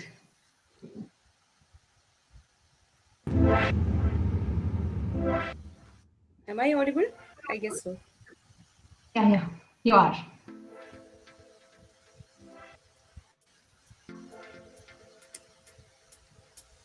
Is it fine, Gopi? Can you test now?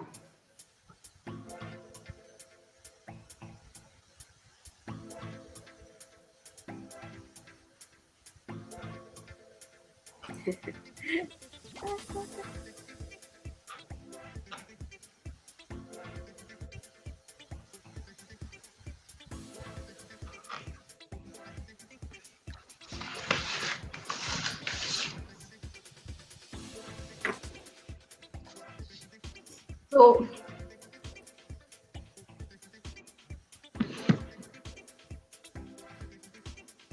can you test Gopi right now? Can you just try speaking out?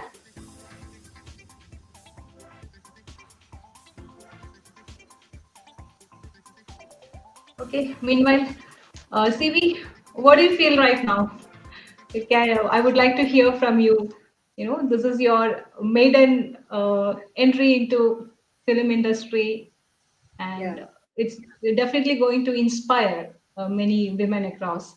So, I would like to know what do you feel at this right moment. Would like to hear from you. Okay, firstly, happy International Women's Day. എല്ലാവർക്കും Thank മലയാളത്തിൽ you. സംസാരിക്കും. നമ്മളെ മൂവിനെ കുറിച്ച് ആയതുകൊണ്ട് നമുക്ക് മലയാളത്തിലോട്ട് shift ചെയ്യാം.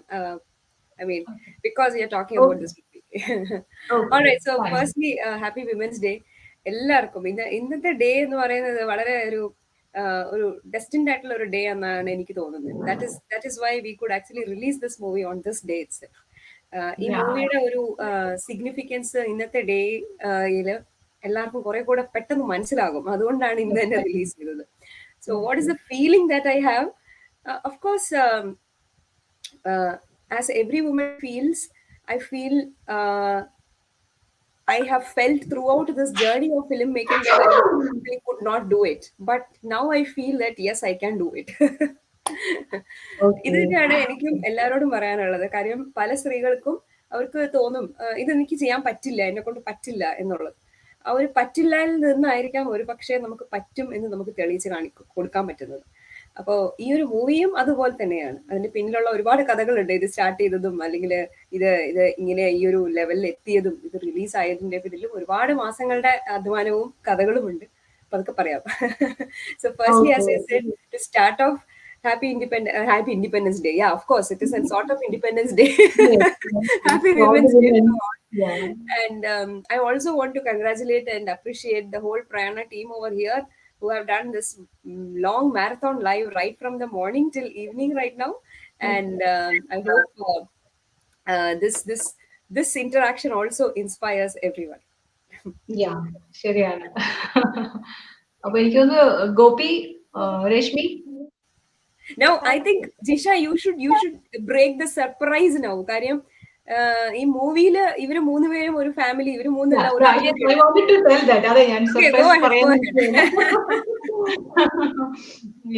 അപ്പൊ അതിന് മുമ്പ് ഫോർമലി അവരെ വെൽക്കം ചെയ്യാം. എന്തായാലും ഇപ്പോ നീ സ്ട്രീമിൽ ഇപ്പൊ ഓടിക്കൊണ്ടിരിക്കുന്ന കാരണം എനിക്കും കുറെ റിവ്യൂസ് ഒക്കെ കിട്ടുന്നുണ്ട്. Because now I can proudly say he's one of my close friends, and I knew Rashmi and Gopi, even Gada as well for past many years. അപ്പൊ ഇവരുടെ ഇത് കാണുമ്പോ എനിക്കും റിപ്ലൈ ഒക്കെ വരുന്നുണ്ട് ഞങ്ങളുടെ ഗ്രൂപ്പിൽ കൂടെയൊക്കെ. So all are telling it's like fabulous acting. Especially ഇപ്പൊ ഗോപിനെ ഞങ്ങൾക്ക് ഒരുപാട് നന്നായിട്ട് അറിയാം. Like he's very cool and smart. അപ്പൊ ഇങ്ങനത്തെ ഒരു സീനിൽ എസ്പെഷ്യലി ആ ട്രെയിലറിലുള്ള ചില സീൻസ് കാണുമ്പോൾ all are shocked and saying like, is it our Gobi itself? So yeah, we were telling Rashmi had changed. Yes, and Rashmi, it was truly amazing. ഞാൻ ശരിക്കും പാവം പലർക്കും അറിയില്ല. അതെ അല്ലെ, ആ ഒരു ട്രാൻസിഷൻ ഞങ്ങൾക്ക് ഫുൾ ആയിട്ട് അറിയില്ലല്ലോ. കറക്റ്റ്, ഫ്രണ്ട്സിനാണെങ്കിലും ഒരു പരിധി ഉണ്ട്. അപ്പോ എന്താ പറയാ, ആ ഒരു ഇത് കണ്ടു കഴിഞ്ഞപ്പോ അത് ആരും എക്സ്പെക്ട് ചെയ്യുന്നില്ല. എല്ലാവരും ഇപ്പൊ ആ ഒരു വുമൺ എംപവർമെന്റ് ആണെങ്കിലും രശ്മിയിലേക്കുള്ള ഒരു കോൺസെൻട്രേഷൻ പെട്ടെന്ന് ലാസ്റ്റിലേക്ക് എത്തണ ആ ഒരു ട്രെയിലറിൽ കാണുമ്പോഴേക്കും അത് ഗോപിയിലേക്ക് മാറിയിട്ട് all are shocked to see that. അപ്പോ Rashmi, and I should say that fabulous acting from you. Okay. അപ്പോ ഈ ഒരു ഭാഗ്യം എന്ന് പറയണത് എനിക്ക് തോന്നുന്നു ആർക്കും കിട്ടിയിട്ടുണ്ടാവില്ല അല്ലെ. It's so unique for you people. നിങ്ങൾക്ക് എപ്പോഴും അത് ബാഡ് ചെയ്യാം. നിങ്ങളുടെ ഫസ്റ്റ് ആക്ടിംഗ് ആണ്, സ്വന്തം വീട്ടില് സ്വന്തം family members, husband and kid with you, right? കേൾക്കുന്നില്ലേ? അപ്പൊ അത് തന്നെ നമ്മള് ഫസ്റ്റ് സർപ്രൈസ് പൊട്ടിക്കാൻ ഇരിക്കുകയായിരുന്നു. മാം പറഞ്ഞ പോലെ the world should know that you people are so united in all the ways and still ആ ഒരു ആക്ടിങ്ങിന്റെ പാഷനും ടാലന്റും ഒക്കെ കാരണം you have delivered a wonderful job. Ammu, you too. കേൾക്കുന്നില്ലേ? Are you people hearing, Gopi and Rashmi? Of course, I can hear you, Jisha. Okay, fine. So, Rashmi, first ഞാൻ രശ്മിയിൽ തന്നെ തുടങ്ങട്ടെ. എന്താണ് ഇപ്പൊ തോന്നുന്നത്, ഈ ഒരു നിമിഷം തോന്നുന്നത് എന്താണ്?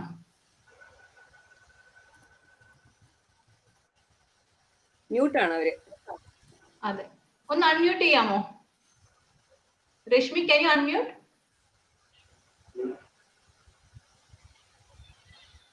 We can see two Rashmis over here. I mean, two. ഒരു മിനിറ്റ്, ഞങ്ങളൊന്ന് റീലോഗിൻ ചെയ്തേക്കട്ടെ മറ്റേ ഫോണിൽ നിന്ന്. Yeah, network sure. ഇഷ്യൂ ആണെന്ന് തോന്നുന്നു. Okay. We have Sabi. Sabi knows here. Sabi is the director of Media Edge Productions, and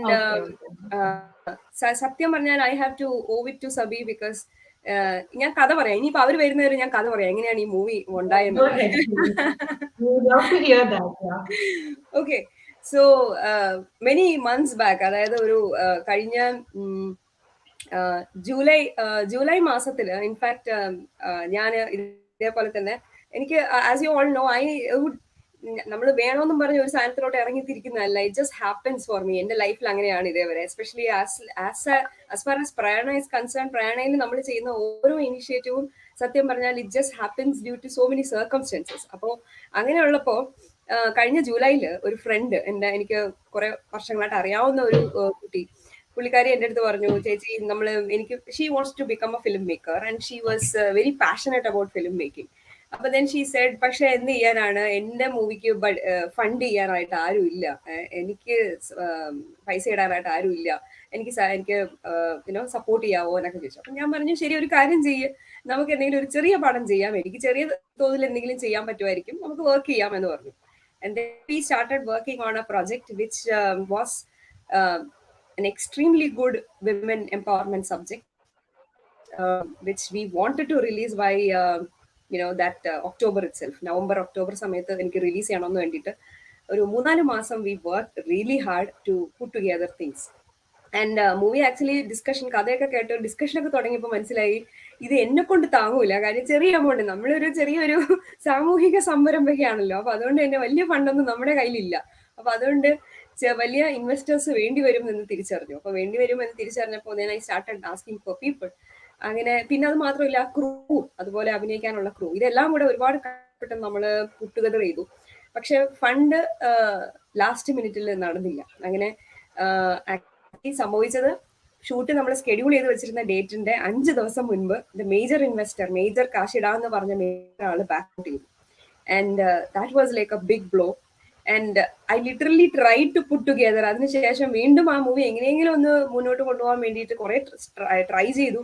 പാട്ട് മാത്രമായിട്ട് release ചെയ്യാം എന്നൊക്കെ വിചാരിച്ചു. പക്ഷെ ഇറ്റ് ഡിഡ്ന്റ് ഹാപ്പൻ. അതിന് വേറെയും കുറെ ഇഷ്യൂസ് ഉണ്ടായി, ടീമിന്റെ ഉള്ളിൽ പ്രശ്നങ്ങൾ ഉണ്ടായി, ഡയറക്ടർ ബാക്ക് ഔട്ട് ചെയ്തു, എല്ലാവരും ബാക്ക് ഔട്ട് ചെയ്തു. അവസാനം ഞാൻ മാത്രമായി ഇതിപ്പോ എന്റെ ഒരു ആവശ്യമായിട്ട് മാറി ഒരു പടം ചെയ്യാന്നുള്ളത്. So this became a big blow. എനിക്ക് പേഴ്സണലി എനിക്ക് ഭയങ്കര ഒരു പെയിൻ ആയിട്ട് മാറി എനിക്ക്. And as people know me, എനിക്കറിയാവുന്ന എന്റെ ഫ്രണ്ട്സിന് എല്ലാവർക്കും അറിയാം, എനിക്ക് വേദനിച്ചു കഴിഞ്ഞാൽ പിന്നെ ഞാൻ ഒരു വേറെ ലെവലാണ്. പിന്നെ അതങ്ങ് ഒരു ഭ്രാന്തിയെ പോലെ വേറെ ലെവലിലോട്ട് വർക്ക് ചെയ്യും. So this is what I am. So what finally happened is that in October, I think in September എങ്ങാണ്ടാണെന്ന് തോന്നുന്നു, ഇതിന്റെ ഇടയിൽ parallelly I was casually we met, ഞാനും സബിനോസും മീറ്റ് ചെയ്തു. എങ്ങനെയാന്ന് ചോദിച്ചു കഴിഞ്ഞാൽ, Sabi runs already as you know media edge എന്ന് പറയുന്ന ഒരു പ്രൊഡക്ഷൻ കമ്പനി. അപ്പം ഈ പ്രൊഡക്ഷൻ കമ്പനിയിലെ ഒരു അവരുടെ ഓൺലൈൻ ഒരു ഷോയുടെ ഭാഗമായിട്ട് എന്നെ ഇന്റർവ്യൂ ചെയ്യാനായിട്ട് സബിയും ക്രൂയും വന്നു. അപ്പൊ ആ ഇന്റർവ്യൂ പ്രോസസ്സിൽ we became friends because as you all know നമ്മൾ കുറച്ച് നേരം സംസാരിക്കുകയാണല്ലോ. he became friends and he said immediately said, madam മറ്റേ നിന്നുപോയ പ്രോജക്ട് നമുക്ക് വേറെ രീതിക്ക് ചെയ്യാം, മാഡം ഇതുമായിട്ട് വാ, നമുക്ക് വർക്ക് ചെയ്യാം എന്ന് പറഞ്ഞു. he just casually told that. പക്ഷെ ഞാൻ അപ്പോഴും അത് സീരിയസ് ആയിട്ട് എടുത്തിട്ടില്ല. then after that ഈ ആസ് ഈ എപ്പിസോഡ് റിലീസ് ചെയ്യുന്നതിന്റെ ഭാഗമായിട്ട് ഇടയ്ക്കിടയ്ക്ക് സബി എനിക്ക് മെസ്സേജ് അയക്കും, കഥ എന്തായി മാഡം, പുതിയ അല്ല ആ കഥ വേണമെങ്കിൽ വിട്ടേക്ക്, പിന്നെ അത് വേറൊരാളുടെ കോപ്പിറൈറ്റ് ആണല്ലോ, അത് വിട്ടേക്ക്, നമുക്ക് പുതിയ കഥ എഴുതിയിട്ട് നമുക്ക് പ്രൊഡ്യൂസ് ചെയ്യാം, നമുക്ക് ചെയ്യാം. Every time I receive his message, I was thinking, oh, why is he behind me? Maybe he's എനിക്ക് ചെയ്യാൻ പറ്റുന്നുള്ള ഒരു കോൺഫിഡൻസ് ഒന്നും എനിക്കൊന്നുമില്ല. അപ്പം then one day I discussed this again with Sangeeta. Sangeeta ഇപ്പം ചിലപ്പോൾ join ചെയ്യുമായിരിക്കും. Sangeeta is the music director of this movie. Sangeeta is also a very long term friend of mine. അപ്പം Sangeeta എന്നോട് പറഞ്ഞു, ചന്ദ്ര നിന്നത് സാരമില്ല, നമുക്ക് വേറൊരെണ്ണം പുതിയതായിട്ട് ചെയ്യാം, എന്തെങ്കിലും ചെയ്യാമെന്ന് പറഞ്ഞു. അപ്പൊ അങ്ങനെ ഒരു ദിവസം out of my pain as well as out of the push which I got from these people, one night I SAT and wrote the story എന്ന് വേണമെങ്കിൽ പറയാം. ഒരു ദിവസം രാത്രി ഉറക്കം വന്നില്ല, കുത്തിയിരുന്ന് കഥ എഴുതി. ആദ്യമായിട്ടാണ് കഥയൊക്കെ എഴുതുന്നത്. ഐ നെവർ ന്യൂ എങ്ങനെയാണ് ഒരു സ്ക്രിപ്റ്റ് എഴുതുന്നത് പോലും എനിക്ക് അറിയത്തില്ല. പക്ഷേ ഐ റോട്ട്. പിന്നെ we had couple of rounds of discussions. അബിയുടെ ക്രൂവും പിന്നെ എനിക്കറിയാവുന്ന വേറെയും ഞങ്ങളുടെ ചീഫ് മെന്റേഴ്സുമായിട്ടും എല്ലാവരുമായിട്ടും ഞാൻ ഒരു 2-3 റൗണ്ട്സ് ഓഫ് ഡിസ്കഷൻ ചെയ്തു. പോളിഷ് ദ സ്റ്റോറി കുറെ കൂടെ ഭംഗിയാക്കി. പിന്നെ വി ഹാവ് അവർ ലിമിറ്റേഷൻസ്. നമുക്ക് ഒരു വലിയ ബഡ്ജറ്റിൽ ചെയ്യാനുള്ള ഒരു സാധനമൊന്നുമില്ല. അപ്പൊ ഉള്ള ബഡ്ജറ്റിൽ നമുക്ക് എങ്ങനെ ചെയ്യാം എന്നുള്ളതിന്റെ ചിന്തകളിലോട്ട് പോയി. Then what I did is, one more thing what I did, കേട്ടോ, ആരും വിചാരിക്കരുത് ഞാനൊരു ടോട്ടലി അമച്ചർ പേഴ്സൺ ആണ്. What I did is I went and underwent a film making course. ഞാൻ ഓൺലൈനിൽ ബോംബെയിലുള്ള ഒരു ഫിലിം മേക്കറിന്റെ കൂടെ I did an online course for around a week continuously. എന്താണ് സ്ക്രിപ്റ്റിംഗ്, എങ്ങനെ സ്ക്രിപ്റ്റ് ചെയ്യണം, എങ്ങനെ ഡയറക്ഷൻ ചെയ്യണം, കംപ്ലീറ്റ് പഠിച്ചു. തിയറി പഠിച്ചു, പക്ഷെ പ്രാക്ടിക്കലി ആദ്യമായിട്ടാണ് ചെയ്യുന്നത്. അപ്പോൾ ഓഫ്കോഴ്സ് അതിന്റെ എൻറ്റയർ ക്രെഡിറ്റ് നമ്മുടെ മീഡിയ എഡ്ജിന്റെ ക്രൂവിൽ കൊടുക്കണം, because they have been the strong backbone of this movie and passionately working as well as ആ എൻറ്റയർ ടീം ഈ ഒരു സ്റ്റോറി ഉൾക്കൊണ്ട് അതിന് വേണ്ടിയിട്ട് വർക്ക് ചെയ്തു എന്നുള്ളതാണ്. സോ ദാറ്റ് ഇസ് ദ മൂവിയുടെ story. Now coming to the actors, choosing the actors. അത് again, as I said, നമ്മുടെ പഴയ മൂവിയിൽ അഭിനയിക്കാൻ വന്ന കുഞ്ഞുകുട്ടിയാണ് നമ്മുടെ ഗാഥ. ഓക്കെ, സോ ഗാഥയുടെ പാരന്റ് എന്ന രീതിയിൽ മാത്രമാണ് ഗോപിനെ പരിചയപ്പെട്ടത്. Over that. But after that, ആ ഒരു എന്താ പറയുക ഇൻസിഡന്റിന് ശേഷം again Gopi also tried to help me raise more funds, പക്ഷെ that also didn't work. And then finally ഗാഥ എന്റെ ഉള്ളിൽ ആ ഒരു വിഷമം ഉണ്ടായിരുന്നു, ഈ കുഞ്ഞു കുട്ടികൾക്കൊക്കെ റോൾ കൊടുക്കാന്ന് പറഞ്ഞിട്ട് നമുക്ക് ചെയ്യാൻ പറ്റിയില്ലല്ലോ എന്നുള്ളത്. അപ്പൊ then finally ഈ മൂവി ഈ കഥ വന്നപ്പോഴത്തേക്കും ഐ തോട്ട് ഓക്കെ, ഇനീഷ്യലി ഇതിന്റെ സ്ക്രിപ്റ്റിൽ ഞാനൊരു ഒരു മൂത്ത ഗേളും രണ്ടാമതൊരു ബോയും ആണ് വെച്ചിരുന്നത്. പക്ഷെ പിന്നെ ഞാൻ ആ ബോയെ മാറ്റി ഗേൾ ആക്കി. then I brought Gada into that picture. And of course, coming to the lead role. Okay, lead role നെ കുറിച്ചിട്ട് പറയാനാണെങ്കിൽ again നമ്മൾ ഇന്റർണലി കുറെ ഡിസ്കസ് ചെയ്യും. Even Sabi would agree to that. നമ്മൾ കുറെ ഫേമസ് ആയിട്ടുള്ള ആക്ടേഴ്സിനെ കുറിച്ച്, ആക്ട്രസിനെ ഒക്കെ കൊണ്ടുവരാനൊക്കെ നോക്കി. എന്ന് പറഞ്ഞാൽ അവരെ നമ്മൾ പ്ലേസ് ചെയ്ത് നോക്കി. ഈ കഥയിൽ ഫോർ എക്സാമ്പിൾ ഇന്ന ആളാണെങ്കിൽ എങ്ങനെ ഉണ്ടാവും, ഇന്ന ആളാണെങ്കിൽ എങ്ങനെ ഉണ്ടാവും എന്നൊക്കെ പറഞ്ഞ് ഞങ്ങൾ കുറെ ആൾക്കാരെ ചെയ്ത് നോക്കി. ഇൻഫാക്ട് വളരെ ടാലന്റഡ് ആയിട്ടുള്ള, ഓൾറെഡി ആക്ടിങ്ങിൽ ഒരുപാട് എക്സ്പീരിയൻസ് ഉള്ള, എന്താ പറയുക ഗ്ലാമറസ് ആയിട്ടുള്ള ഒരുപാട് നടികൾക്ക് താല്പര്യം ഉണ്ടാകാവുന്ന ഒരു റോളായിരുന്നു ഇത്. ഇങ്ങനെ ഒരു റോൾ അവർക്ക് ചെയ്യാനായിട്ട് അങ്ങനത്തെ ഒരാളിലേക്ക് പോകാതെ I just thought I need someone who is like വളരെ കോമൺ ആയിട്ട് നമ്മളുടെ ഇടയിൽ നിന്നുള്ള ഒരാൾ എനിക്ക് വേണം. അങ്ങനെയാണ് I remembered that Gopi's wife is into art. She is in fact രശ്മിയുടെ ചെയ്യും. അപ്പൊ അങ്ങനെ I just called Gopi and I said, Gopi, what about your wife? Will she be interested in acting? എന്ന് ചോദിച്ചു. He said, I don't know. Maybe I will talk to her. She has not done this. Then we met over and then we discussed. I shared the story. Story കഴിഞ്ഞു. പിന്നെ അത് കഴിഞ്ഞ് series of coaching ചെയ്തു. മഞ്ജുളൻ എന്ന് പറഞ്ഞിട്ട് നമ്മുടെ ഒരു actor ഉണ്ട്, അദ്ദേഹമാണ് ആക്ടിങ് കോച്ചിങ് എല്ലാം ചെയ്തത് ഇവർക്കൊക്കെ. അങ്ങനെ ഒരു എന്താ പറയുക, it just happened and then finally we are at this launch day. I am so happy and excited. Good reviews that we are getting. Few good റിവ്യൂസിൽ ഏറ്റവും പ്രധാനം ഇത് കണ്ടിരിക്കുന്ന ആൾക്ക്, എസ്പെഷ്യലി സ്ത്രീകൾക്ക്, ദേ ഫീൽ ഇൻസ്പയർഡ് എന്നുള്ളത് ഒന്ന്. രണ്ട്, everybody's acting has been extremely good എന്ന് പറഞ്ഞു. പിന്നെ മൂവിയുടെ ക്യാമറ വർക്ക് ആയിക്കോട്ടെ, അങ്ങനത്തെ കാര്യങ്ങൾ അവിടെ ക്വാളിറ്റികളൊക്കെ ഉണ്ട് കേട്ടോ, അതൊക്കെ ക്ഷമിക്കുക. അതൊക്കെ നമ്മൾ വളരെ ഷോർട്ട് നോട്ടീസിൽ ചെറുതായിട്ട് ചെയ്ത ഒരു ഇതാണ്. അപ്പം that's all from my side. I think now I will probably ask Sabi to say a few words. Sabiയുടെ ക്യാമറ തിരിഞ്ഞു പോയി.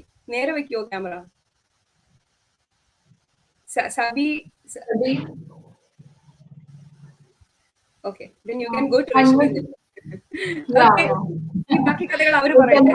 Nice to hear. ഞാൻ കുറെ കേൾക്കണം എന്ന് ആഗ്രഹിച്ചിരിക്കുന്ന ഒരു സംഭവമാണ് ഇതിന്റെ അണിയറയുടെ കഥകളൊക്കെ. ഒരുപാട് കഥകളുണ്ട്. കുറച്ച് കഥ ഞാൻ സിമ്പിൾ ആയിട്ട് പറയാണ്. ഓക്കെ, അപ്പൊ നമുക്ക് ഇവരുടെ അടുത്തേക്ക് തന്നെ പോവാം. ഗാഥയിൽ നിന്ന് തുടങ്ങിയാലോ? What do you have to say? അപ്പൊ ഇത് കേട്ടപ്പോ വളരെ സന്തോഷവും അഭിമാനവും തോന്നുന്നു. ഗാഥ വഴിയാണ് ഇവരിലേക്ക് എത്തിയത് അല്ലേ? So that is also a very proud moment for your parents also. എന്ത് തോന്നുന്നു? മോൾ അൺമ്യൂട്ട് ചെയ്തോളൂ.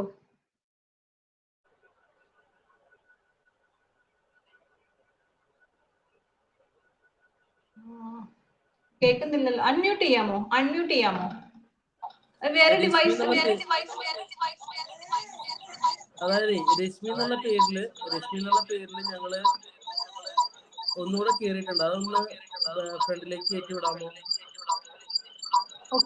ദീപ മാം, രശ്മിനെ ഒന്ന് കേട്ടാമോ? സ്റ്റേജ്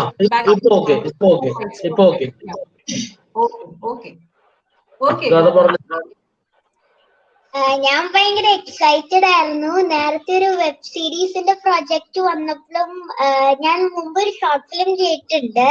അപ്പം അത് കഴിഞ്ഞിട്ട് വെബ് സീരീസ് ആണ് വന്നത്. അപ്പം അത് ക്യാൻസൽ ആയി പോയി എന്ന് പറഞ്ഞപ്പോ കുറച്ച് വിഷമം ഉണ്ടായിരുന്നു. പിന്നെ ഒരു എന്താ പറയുക ഷോർട്ട് ഫിലിം വന്നപ്പോ റിയലി എക്സൈറ്റഡ് ആയിരുന്നു, ഹാപ്പി ആയിരുന്നു.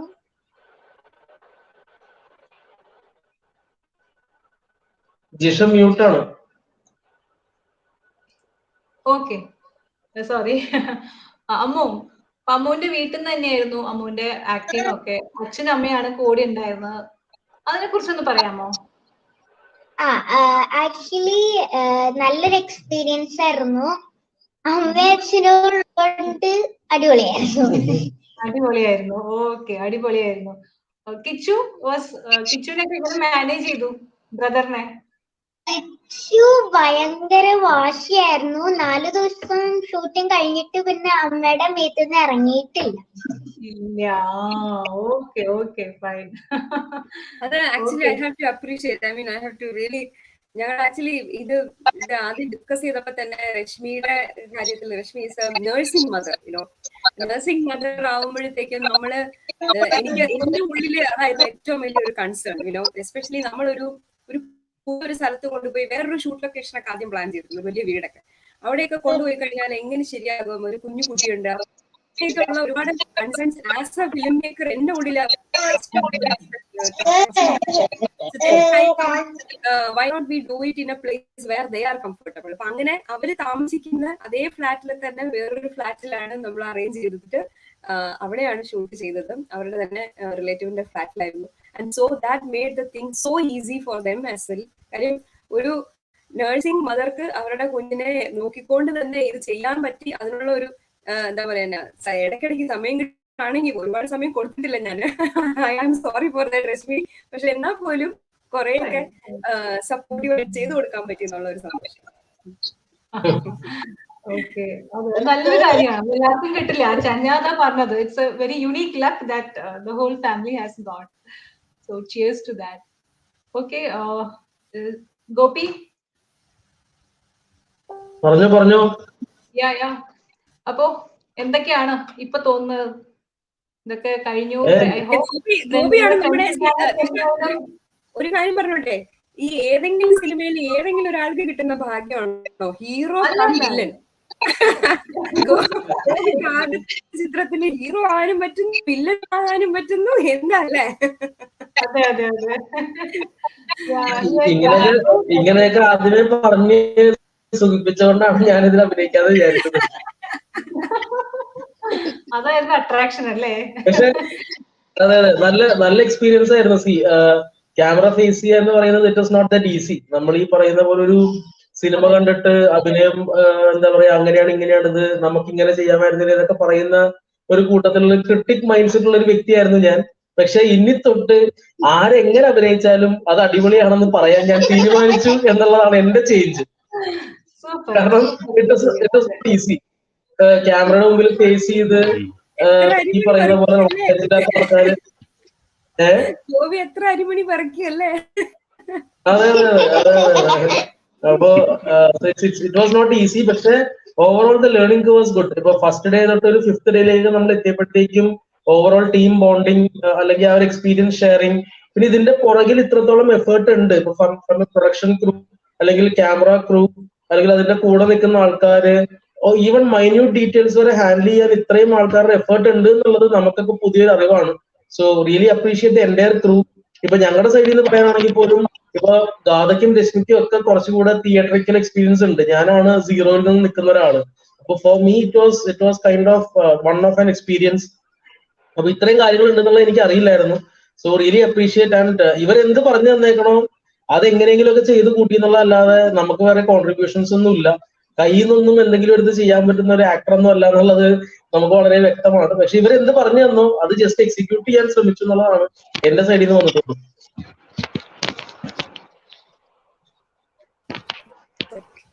Good, great Gopi. എന്തായാലും ഐ തിങ്ക് നടീന്റെ അടുത്ത് നമുക്ക് ലാസ്റ്റ് വരാം. അതിനു മുമ്പേ നമുക്ക് ലൈൻ പ്രൊഡ്യൂസർ ഉണ്ട്, ഉമേഷ് ഉണ്ട്, അവരായിട്ടും കൂടെ സംസാരിക്കാം. അതെ, സബി പറയൂ, സബിയുടെ ഒരു പെർസെപ്ഷൻ അല്ലെങ്കിൽ ഇപ്പോഴത്തെ ഒരു അവസ്ഥ പറയൂ. ഞാൻ ഒരുപാട് സ്ഥലത്ത് ശല്യം ചെയ്യാറുണ്ട്. നമുക്ക് അങ്ങനെ ചെയ്യാം, നമുക്ക് ഇങ്ങനെ ചെയ്യാം, എല്ലാം വളരെ പേഷ്യന്റ് ആയിട്ട് ഹാൻഡിൽ ചെയ്യുന്ന ലൈൻ പ്രൊഡ്യൂസർ കൂടിയാണ് Sabi. And over to you. അല്ല, ഇനിയിപ്പോ കുറെ പേര് പുറകില് കിടപ്പുണ്ട് എന്റെ പുറകില് ചെയ്ത് തീർക്കാത്ത പല കാര്യങ്ങളും. അതെ അതെ, ഒത്തിരി പെൻഡിങ് ആയി. ഇപ്പൊ നമ്മുടെ പല സാധനങ്ങള് റെഗുലർ സൂര്യക്ക് വേണ്ടി പോകേണ്ട കുറെ വർക്കുകളുണ്ട്. അതൊക്കെ ഇങ്ങനെ ഓരോന്ന് പെൻഡിങ്. മനുവിന്റെ കാര്യം ഇപ്പൊ പേഴ്സണലി കുറച്ച് പ്രശ്നം ഉണ്ടായത് കാരണം അതും പെൻഡിങ് ആയി. എല്ലാം കൂടെ ഒരു നമ്മളെന്താ പറയുന്ന ഒരു വല്ലാത്തൊരു സമയമായിരുന്നു നമുക്ക് കഴിഞ്ഞ ഈ ഡിസംബർ ജനുവരി ഒക്കെ. ഒത്തിരി നമ്മുടെ പേഴ്സണൽ പ്രോബ്ലംസും വന്നൊക്കെ കൂടി അതിനിടയ്ക്ക് കൊറോണ കിട്ടി, കോവിഡ് വന്നു. അങ്ങനെ മൊത്തത്തിൽ ഞങ്ങൾ വിചാരിക്കാത്ത തടസ്സങ്ങൾ ഇതിന്റെ റിലീസിന്റെ ഇടയിൽ വന്നിട്ടുണ്ട്. പക്ഷേ what I feel is probably ഇത് ഇന്നത്തെ ഡേയിൽ റിലീസ് ചെയ്തത് തന്നെയാണ് ഇതിന്റെ ഒരു ചാമും, അല്ലെ? Whatever said. ഉറപ്പായിട്ടും. അല്ല, ഉറപ്പായിട്ടും. അപ്പൊ അന്ന് നമ്മള് അല്ല എല്ലാം ഒരു നിമിത്തമാണ്. ഇതിപ്പോ ഞാനിങ്ങനെ ഒന്നും പ്രതീക്ഷിച്ചൊന്നുമില്ല. ജസ്റ്റ് ഇങ്ങനെ ചന്ദ്രയായിട്ട് സംസാരിച്ചു കഴിഞ്ഞപ്പോ ഇങ്ങനെ ഒരു കാര്യം പറഞ്ഞു. അങ്ങനെ ഒരു ആഗ്രഹം ഉള്ളിലുണ്ട് ഒരു സാധനം ചെയ്യണം എന്നുള്ളത്. പിന്നെ എന്തുകൊണ്ട് നമ്മുടെ കയ്യിൽ എല്ലാ ഫെസിലിറ്റിയും കാര്യങ്ങളും ടെക്നിക്കൽ ഫെസിലിറ്റി എല്ലാം ഉണ്ട്, പിന്നെ എന്തുകൊണ്ടായിക്കൂടാ. അപ്പൊ അങ്ങനെ കാര്യങ്ങൾ സംസാരിച്ചു. അതിൽ നിന്നെല്ലാം ചെറുതീന്ന് വലുതായി വന്നു, നന്നായി നടന്നു. ഇതൊക്കെ എല്ലാം ഒരു നിമിത്തമായത് മാത്രമേ ഉള്ളൂ. ഇതൊക്കെ സംഭവിക്കാനുള്ള സംഭവിക്കും. ചില കാര്യങ്ങൾ അങ്ങനെയാണല്ലോ, ചെറിയൊരു തുടക്കം, ഒരു ത്രെഡ് കിട്ടിയാൽ ഇറ്റ് മേ ഗോ ഇൻടു ഉറപ്പായിട്ടും. അല്ല, അങ്ങനെ ഒരു കാര്യം ഇപ്പൊ ആ സമയത്ത് നമ്മുടെ കയ്യിൽ ക്രൂ ഉണ്ട്, എല്ലാവരും ഉണ്ട്, ഇങ്ങനെയുള്ള കാര്യങ്ങൾ ചെയ്യാൻ. ഞങ്ങൾക്കാണെങ്കിൽ കുറെ വെബ് സീരീസുകളുണ്ട് റെഗുലർ ചെയ്യുന്നത്. അപ്പൊ ഇതൊന്നും കുഴപ്പമില്ല, ഇത് വർക്ക്ഔട്ട് ചെയ്യാം. ഇങ്ങനെ ഒരാള് ലീഡ് ചെയ്യാനുണ്ടല്ലോ ചന്ദ്രൻ എന്ന് പറയുന്നത്. ഓക്കെ, അവരെ സപ്പോർട്ട് ചെയ്യുക, അതാണ് ഞങ്ങൾ ഉദ്ദേശിച്ചത്. Okay, great, thank you sir. That matters. Rashmi, ഇനി ഞങ്ങൾക്ക് രശ്മിയുടെ അടുത്താണ് ഡീറ്റെയിൽ ആയിട്ട് കേൾക്കാനുള്ളത്. എല്ലാം ഓരോന്ന് പറയൂ. എന്താണ് തോന്നുന്നത് ഇപ്പോ?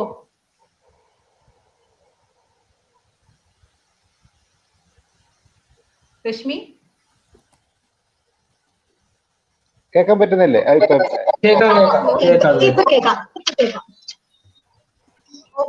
Okay Rashmi, over to you. എന്താണ് തോന്നുന്നത്?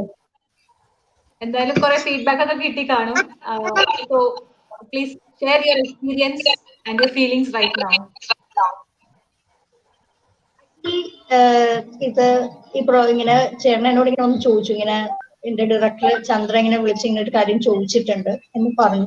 അടുത്ത സെക്കൻഡിൽ തന്നെ കോൺഫിഡൻസ് കൂടിയതുകൊണ്ടാണോ എന്ന് എനിക്കറിയില്ല. ഞാൻ പറഞ്ഞു ഞാൻ ചെയ്ത് ശരിയാവില്ല, എന്നെ വിട്ടേക്ക്, ചേട്ടന് ഇൻട്രസ്റ്റ് ഇല്ലെങ്കിൽ ചേട്ടൻ ആദ്യ കൂടെ വേണോ ചെയ്തോ, എനിക്ക് അതിലും കുഴപ്പമില്ല.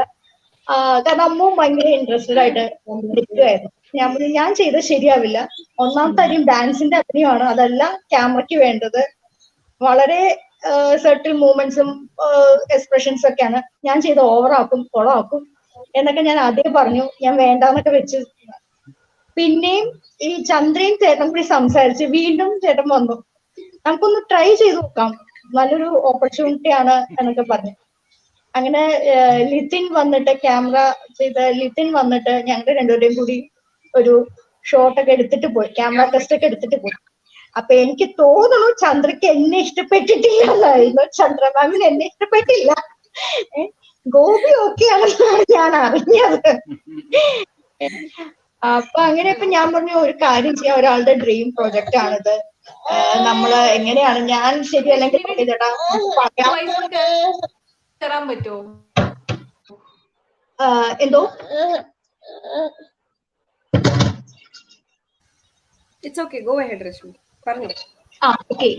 അപ്പൊ ഞാൻ പറഞ്ഞു ചേട്ടാ നമുക്കൊരു കാര്യം ചെയ്യാം, ഞാൻ പതുക്കെ അങ്ങോട്ട് മാറാം, നിങ്ങൾ ചെയ്തോ കുഴപ്പമില്ല, കാരണം ഞാൻ ചെയ്ത ഒരാളുടെ ഡ്രീം പ്രൊജക്റ്റ് ആണ്, അത്രയും ഇൻട്രസ്റ്റോടുകൂടി വന്ന് ചെയ്യാൻ നിൽക്കുന്നതാണ്, ഇതിന്റെ ബാക്കിൽ ഇത്രയും സ്ട്രെയിനും എഫേർട്ടും ഒക്കെ ഉണ്ട്, അപ്പൊ ഞാൻ മാറിക്കോളാം, കുഴപ്പമില്ല, ചേട്ടൻ നല്ല രീതിയിൽ ചെയ്താൽ മതി എന്നൊക്കെ പറഞ്ഞ് ഞാൻ ചേട്ടനെ പ്രോത്സാഹിപ്പിക്കാനൊക്കെ ശ്രമിച്ചു. എനിക്ക് തോന്നുന്നു ഒരു ദിവസം ഞങ്ങൾ തമ്മിൽ ചെയ്തിട്ട് ശരിയാവാതെ ഞങ്ങൾ രണ്ടുപേരും അങ്ങോട്ടും ഇങ്ങോട്ടും തോളിൽ തട്ടി സമാധാനിപ്പിച്ചു.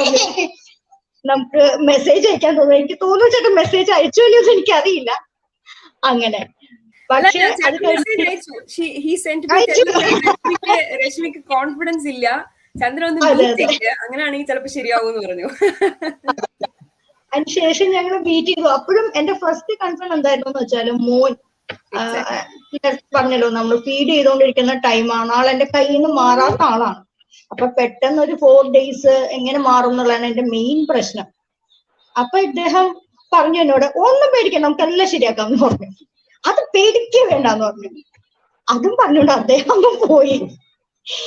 ആക്ച്വലി ഫസ്റ്റ് ഡേ തന്നെ മദറിലോ ഇവിടെ വീണു, അതായത് ഞങ്ങളുടെ ഫാമിലിയിൽ ഉണ്ടായിരുന്നൊരു ഇതാണ്, മദറിലോ ഒന്ന് വീണ് അദ്ദേഹം അവിടെ ഇതായിപ്പോയി. പിന്നെ മോൻ എന്ന് പറയുന്ന ഈ ഫീഡിങ്ങിന്റെ സമയം ആവുമ്പോഴത്തേക്കും ആള് ഇവിടെ തകിട് പൊടിയാക്കിയിട്ടുണ്ടായിരുന്നു. പക്ഷെ ഞാൻ അതൊന്നും അറിഞ്ഞില്ല കേട്ടോ, സത്യം പറഞ്ഞാൽ ഞങ്ങളുടെ അപ്പാർട്ട്മെന്റിൽ ആയതുകൊണ്ടുള്ളൊരു ഗുണമായിരുന്നു എനിക്ക്, അതായിരുന്നു കേട്ടോ എന്റെ ഏറ്റവും വലിയൊരു പ്രശ്നമായിട്ട് ഞാൻ വിചാരിച്ചിരുന്നാണ് മോനെ ഹാൻഡിൽ ചെയ്യാൻ പറഞ്ഞാൽ അത്ര എളുപ്പമുള്ള കാര്യം, ഏറ്റവും ചെറിയ കുട്ടിയായതാണ്. പക്ഷെ ഞങ്ങളുടെ ഫ്ലാറ്റില് ഞങ്ങളുടെ ഒരു ഫ്രണ്ട്സ് തന്നെ ആയതുകൊണ്ടായിരിക്കാം ഒരു 3-4 ഫ്ലാറ്റിലായിട്ട് അവനെ അവിടെ നിന്ന് ഇങ്ങോട്ട് ഇവിടെ അങ്ങോട്ട് അങ്ങനെ മാറ്റി മാറ്റി അവനെ ഹാൻഡിൽ ചെയ്തു. പിന്നെ ആക്ച്വലി ആക്ടിങ് സൈഡിലോട്ട് വരുമ്പോഴത്തേക്കും എനിക്ക് തോന്നുന്നു എനിക്ക് ഞാൻ വിചാരിച്ച അത്രയും എനിക്ക് പ്രശ്നം ഉണ്ടായിരുന്നില്ല. കാരണം ഇവരുടെ ക്രൂ, മീഡിയ എഡ്ജിന്റെ ക്രൂ എന്ന് പറയുന്നത് സബ്നോസേറിനെ കാണുമ്പോൾ മാത്രമേ, ഞാൻ ആദ്യം കാണുമ്പോൾ ഞാൻ വിചാരിച്ചു എന്തായിരിക്കും ആളെന്ന് എനിക്ക് അറിയില്ലായിരുന്നു, ആളിത്രയും പാവാന്ന് എനിക്ക് ആദ്യം അറിയില്ലായിരുന്നു. പക്ഷെ ക്യാമറ ചെയ്ത പിള്ളേര് മറ്റേ നമ്മുടെ ലിതിൻ, വിവേക്, ജിയോ മാത്രമേ ഇച്ചിരി മസിൽ പിടുത്തമുള്ളൂ. ആൾ കേറിയിട്ടുണ്ടോ ഇതില്? ഇല്ല വന്നിട്ടില്ല. ഉണ്ടായിരുന്ന ഒരാള്. പിന്നെ നമ്മുടെ ഉമേഷ് ഏട്ടൻ, പിന്നെ ശരൺ, ടോണി, എല്ലാവരും സത്യം പറഞ്ഞു കഴിഞ്ഞാൽ ഞാൻ മനസ്സുകൊണ്ട് +2 ക്ലാസ്സിലോട്ടാണ് പോയത്. സത്യം പറഞ്ഞു അത്രയും ഞാൻ എൻജോയ് ചെയ്തായിരുന്നു 4 days. ആക്ടിങ് എനിക്ക് അത്ര വലിയ പ്രശ്നം ഉണ്ടായിരുന്നില്ല. പിന്നെ ശരിക്കും പ്രശ്നം ഉണ്ടായത് ഞാൻ കാരണം ഉണ്ടായത് നമ്മുടെ വിവേകിനും ലിതിനും ആണ്. കാരണം എന്റെ ഈ ടാസ്ക് മറക്കുക എന്നുള്ള ഒരു വലിയൊരു പ്രശ്നം അവർക്കുണ്ടായിരുന്നു. ആക്ച്വലി ഞാനത് ഫസ്റ്റ് സീൻ കാണുമ്പോഴാണ് എത്ര ഷോട്ട്സ് നമുക്ക് റീടേക്ക് എടുക്കേണ്ടി വന്നു. ഒരുപാട് ടൈം പോയത് അതിന് വേണ്ടിയിട്ടാണ്. ഈ ടാറ്റു എങ്ങനെ ഇത് ചെയ്യാം, ബ്ലോക്ക് ചെയ്യാം അല്ലെങ്കിൽ മറക്കാം. ഇതിനിടയിൽ രശ്മി എനിക്ക് വേറൊരു പണിയും കൂടെ തന്നു. ഞാൻ രശ്മി അടുത്ത് പറഞ്ഞായിരുന്നു ഈ ക്യാരക്ടർ വളരെ ഒരു പാവം ക്യാരക്ടറാണ്, അപ്പൊ മേക്കപ്പ് ഒന്നും പാടില്ല എന്ന്. പുള്ളിക്കാരി ഷൂട്ടിന്റെ 2 ദിവസം മുമ്പ് പോയിട്ട് ഫുൾ ഹെയർ കട്ടൊക്കെ ചെയ്ത് നല്ല സ്റ്റൈലായിട്ട് വന്നിരുന്നു. അത് സത്യം കേട്ടോ, അങ്ങനെ ഒരു പണി ഞാൻ ചെയ്തു. അത് ആക്ച്വലി എനിക്ക് അറിയാതെ പറ്റിപ്പോയതാണ്. ഹെയർ കട്ടിന്റെ ടൈമില് കുറെ നാള് കൂടിയിട്ട് എന്റെ ഒരു ഫ്രണ്ട് കയറി വന്നു. അപ്പം ഞങ്ങൾ സംസാരിച്ച് പുള്ളിക്കാരി ബൈ പറഞ്ഞപ്പോ ഞാൻ ആന്ന് പറഞ്ഞു. ആ സമയത്ത് ഇദ്ദേഹം ഇവിടുന്ന് വെട്ടുകയും ചെയ്തു. അങ്ങനെ പറ്റിപ്പോയതാണ്. അത് മറ്റേ ഇപ്പോഴത്തെ മറ്റേ മൂവിയില്ലേ ഭീഷ്മപർവ്വത്തില് മുംബൈ എന്ന് പറഞ്ഞ ജാവോ എന്ന് പറയുന്ന പോലെ രശ്മി എന്ന് പറഞ്ഞതാണ്. അവന് കട്ട് ചെയ്ത് കളഞ്ഞു. അപ്പൊ ഞാൻ കട്ടി ഉദ്ദേശിച്ചില്ലായിരുന്നു. നമ്മുടെ മറ്റൊരു ലീഡിംഗ് നടി വന്നിട്ടുണ്ട്, നമ്മുടെ ശ്രുതി ജോയിൻ ചെയ്തിട്ടുണ്ട്. നമസ്കാരം, hello, hi. Over to you Shruti. ശ്രുതിക്ക് കിട്ടിയ റെസ്പോൺസ്, ശ്രുതിയുടെ അനുഭവം പറയൂ. അനുഭവം എന്ന് പറയാനിലേക്ക് എനിക്ക് ഏറ്റവും കൂടുതൽ പറയാനുള്ള എന്റെ friend C V, I am a fan of her. പുള്ളിക്കാരി ചെയ്യുന്ന ഓരോ കാര്യങ്ങളും പല പല കാര്യങ്ങളും it just go above my head, ഒന്നും മനസ്സിലാവാറില്ല എന്തൊക്കെയാ ചെയ്യുന്നത്. ബട്ട് ദെൻ ലൈക് ഈ ഒരു ഇനീഷ്യേറ്റീവും കാര്യങ്ങളൊക്കെ എടുക്കുന്ന കാണുമ്പോൾ the moment she said I was already in like am I audible first of all? Yeah, you are. Yes. So the moment she said എനിക്ക് ഡേറ്റോ കാര്യങ്ങളോ അതൊക്കെ പിന്നത്തെ കാര്യം, but I wanted to be there. കാരണം ടി വി ചെയ്യുന്നത് എല്ലാം അതിന് there would be a cost. So I was so happy to be അതിന് നമ്മൾ മീറ്റ് ചെയ്തിട്ടില്ല അതിനിടയിൽ, even though we were continuously നമ്മൾ എന്തെങ്കിലുമൊക്കെ ആയിട്ട് നമ്മൾ ഇന്ററാക്ട് ചെയ്യാറുണ്ട്, അങ്ങോട്ടും ഇങ്ങോട്ടും ഒരുപാട് കാര്യങ്ങളൊക്കെ ഷെയർ ചെയ്യാറുണ്ടെങ്കിലും ഞങ്ങൾ ഇതുവരെ മീറ്റ് ചെയ്തിട്ടുണ്ടാവില്ല അതിനുശേഷം ആഫ്റ്റർ നമ്മുടെ Mrs Kerala. So I was the moment you said, I was already like മനസ്സുകൊണ്ട് I was there. നല്ല എക്സ്പീരിയൻസ് ആയിരുന്നു.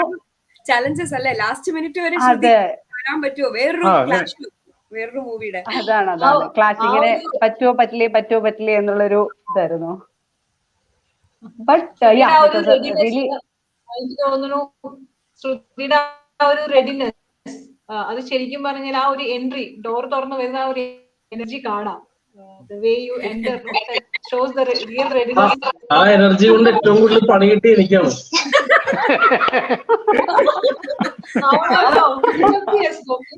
ഒരു insider story, that was the first scene that we shot. Actually അതായിരുന്നു ആ മൂവിയിലെ ഫസ്റ്റ് സീൻ അല്ലേ? അതല്ലേ ഫസ്റ്റ് സീൻ? ഗോപിക്കാണെങ്കിൽ ഫുൾ ടെൻഷനോടെ ടെൻഷൻ. അതായിരുന്നു കുറേ അടിപൊളി പെറുക്കി. നമ്മൾ അത് വീണ്ടും അടുത്ത ദിവസം എടുത്ത് തുടങ്ങി. ഞാൻ എന്റെ എല്ലാരെ കൊണ്ടും അടിപൊളി ഞാൻ പെറുക്കിച്ചു അത്രയും തവണ തന്നെ. പാവം ശ്രുതി വളരെ പേഷ്യന്റ് ആയിട്ട് റിപ്പീറ്റ് ടേക്ക് കുറെ എടുത്തു, because Gopi was not comfortable until then. അപ്പൊ അങ്ങനെ ഫൈനലി നമ്മൾ ഫൈനൽ പ്രോഡക്റ്റ് കാണുമ്പോൾ ഇതൊന്നും തോന്നില്ല നമുക്കല്ലേ. ഫസ്റ്റ് ടൈം ചെയ്യുന്ന ഒരു ആരും പറയില്ല. I think to be very honest and frank, നമ്മളിപ്പോ ഈ സെലിബ്രിറ്റി ഓറിയന്റഡ് ആർട്ടിസ്റ്റുകളുടെ കൂടെ നമുക്ക് അഭിനയിക്കേണ്ടിയൊക്കെ വരുമ്പോൾ, ശ്രുതിയൊക്കെ ഓൾറെഡി എത്രയോ എക്സ്പീരിയൻസ് ഉള്ള ആർട്ടിസ്റ്റ് ആണ്. അപ്പൊ അവരോടൊക്കെ അഭിനയിക്കേണ്ടി വരുമ്പോഴത്തേക്കും naturally will be more cautious. പക്ഷെ she actually made us comfortable. അപ്പോ അതൊക്കെ ഒരുപാട് ഹെൽപ്പ് ചെയ്തിട്ടുണ്ട്. എനിക്കിപ്പോ ഈവൺ എനിക്ക് തോന്നുന്നു രശ്മിയുടെ അടുത്തായാലും എന്റെ അടുത്തായാലും ഒക്കെ വളരെ കാഷ്വൽ ആയിട്ട് ബിഹേവ് ചെയ്ത് ഒരു ടീം ബോണ്ടിങ് എന്നുള്ള പെർസ്പെക്റ്റീവിൽ എത്തിയതിന്റെ ഒരു ആഫ്റ്റർ ഇഫക്ട് അല്ലെങ്കിൽ ഔട്ട്കം, പോസിറ്റീവ് ഔട്ട്കം ആ മൂവിയിൽ ശരിക്കും റിഫ്ലക്ട് ചെയ്യുന്നുണ്ട്. ഞങ്ങൾക്കും ഇതുവരെ ഇപ്പോ ഇന്ന് ത്രൂ ഔട്ട് മൊബൈൽ താഴെ വയ്ക്കാൻ സമയം കിട്ടിയിട്ടില്ല. ഞങ്ങൾക്കും ത്രൂ ഔട്ട് നല്ല ഫീഡ്ബാക്സ് ആണ് വന്നുകൊണ്ടിരിക്കുന്നത്. ഇപ്പൊ രശ്മിക്കൊക്കെ ഒരുപാട്, ഇപ്പൊ രശ്മിയുടെ ഒക്കെ ഒരു സർക്കിളിലുള്ള വുമൺ ഓറിയന്റഡ് ഫാൻ പേജ് തുടങ്ങിക്കോ. ഫാൻ പേജ് ഒക്കെ തുടങ്ങിയോ? ഇന്ന് 10 o'clock ഫാൻ ഷോ വെച്ചിട്ടുണ്ട്. അല്ല അന്നൊരു പേരിട്ടായിരുന്നല്ലോ, ആൻഡ്രോമേഡയിലെ നയൻതാരയോ?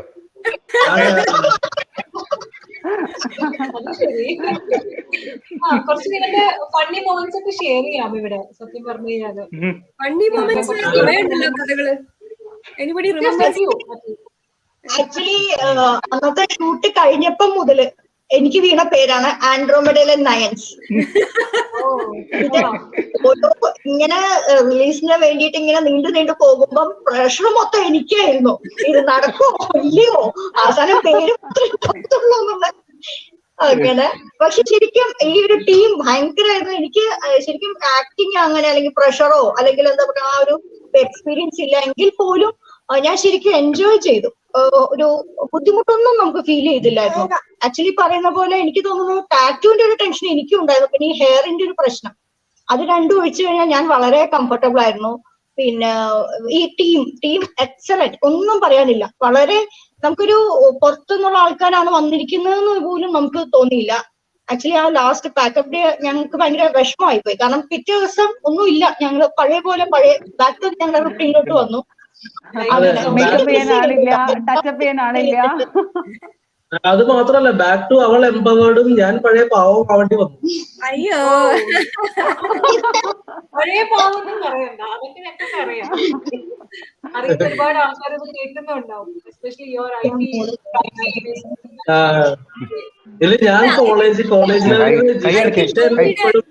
ഗോപിയുടെ ഒരു ഹലോ കൂടെ പറയാം കേട്ടോ. ഹീസ് ചുമ്മാ ചില്ലറക്കാരനൊന്നും അല്ല, വലിയൊരു കമ്പനിയുടെ മുതലാളിയാണ് കേട്ടോ ഗോപി. CEO of Predominant അല്ലേ? Prominent Labs.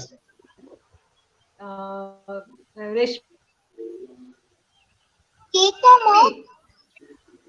കേക്കാം. പറയൂ അമ്മു.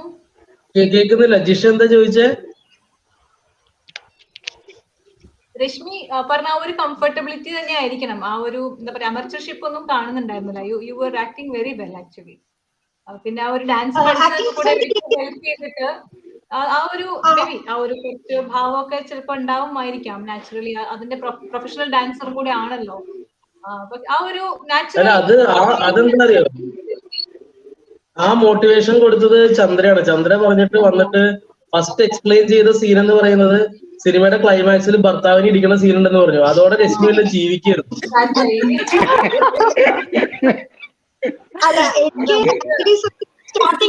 പിന്നെയാണ് രശ്മി മോട്ടിവേറ്റഡ് ആയത്.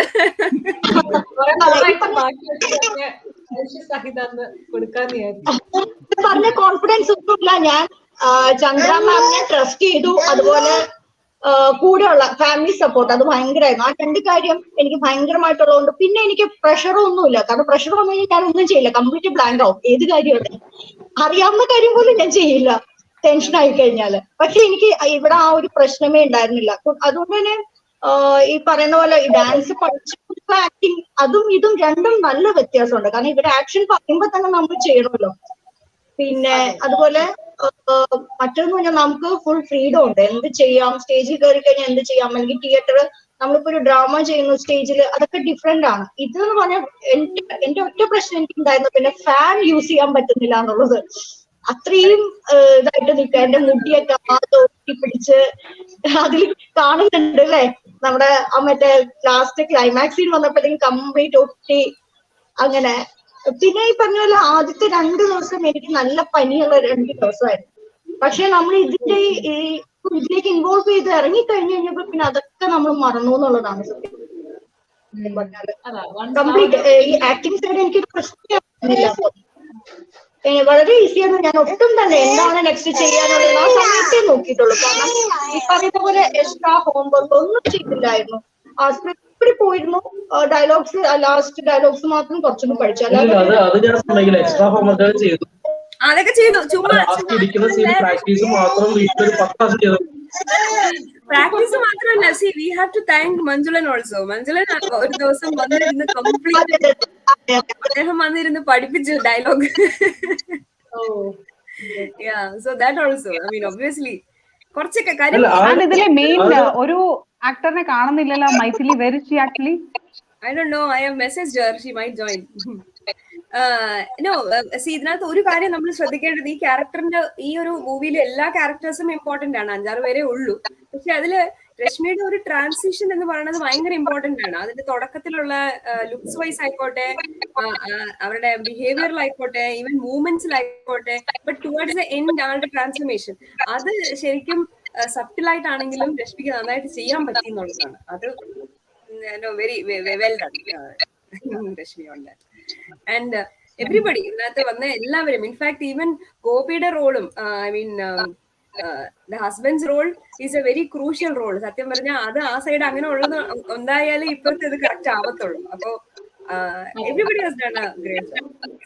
So we actually dedicate this to എന്താ പറയാ entire crew who supported, including right from Chandra to the rest of the crew, including Sabinos and his team.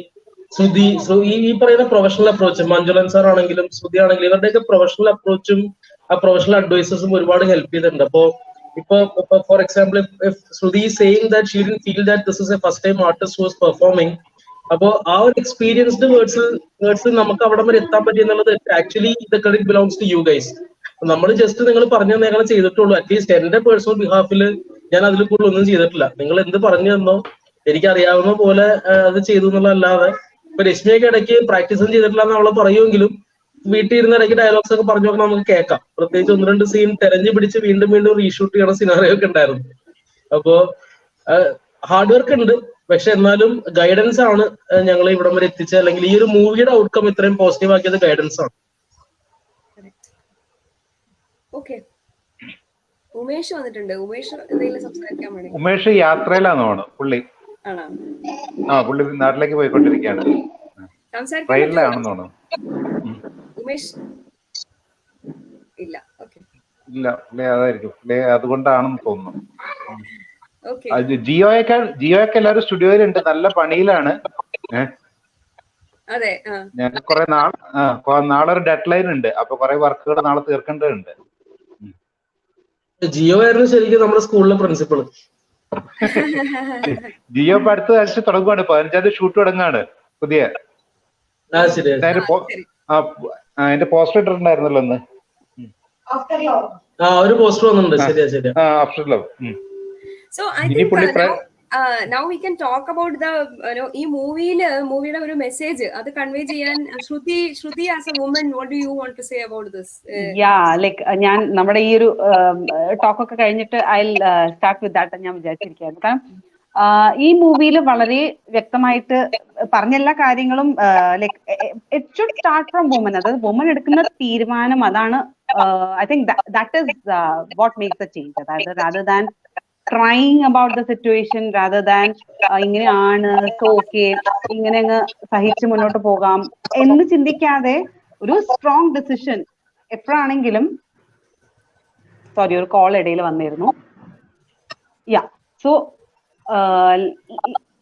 ഒരു strong decision എടുക്കുക എന്നുള്ളതാണ് ഏറ്റവും important. And people like you, അതായത് ആ ഒരു strong decision എടുക്കാൻ മോട്ടിവേറ്റ് ചെയ്യാൻ നിങ്ങളെ പോലത്തെ കുറച്ച് ആൾക്കാർ ഉണ്ടാവുക, ഇതാണ് ഏറ്റവും ഈ ഒരു മൂവിയുടെ ഹൈലൈറ്റ് എന്ന് പറയുന്ന ഇതാണ് ഏറ്റവും പറയാനുള്ളത്.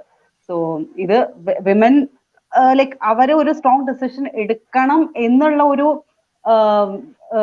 എന്താ പറയുക, ഇതാണ് മെയിൻ ആയിട്ട് എനിക്ക് തോന്നുന്ന ഈ ഒരു സംഭവമാണ് ഇതിൽ നിന്ന് പുറത്തു വരുന്നത്. പ്ലസ് പ്രയാണയെ കുറിച്ച് നമുക്ക് ഓൾറെഡി അറിയാമെങ്കിലും കൂടുതൽ ആൾക്കാർ അതിനെ കുറിച്ച് അറിഞ്ഞ് വരട്ടെ ഈ ഒരു മൂവിയിൽ നിന്ന്.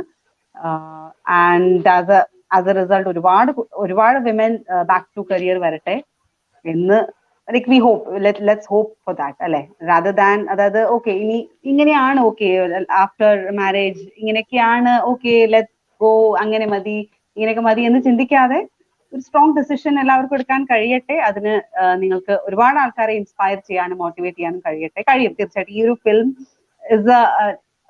ഫസ്റ്റ് ടൈം ആണ് CV ഡിറക്ഷനും എല്ലാം ഫസ്റ്റ് ടൈം ആണ് ചെയ്യുന്നതെങ്കിൽ കൂടി അതൊന്നും അതിനകത്ത് കാണുന്നില്ല.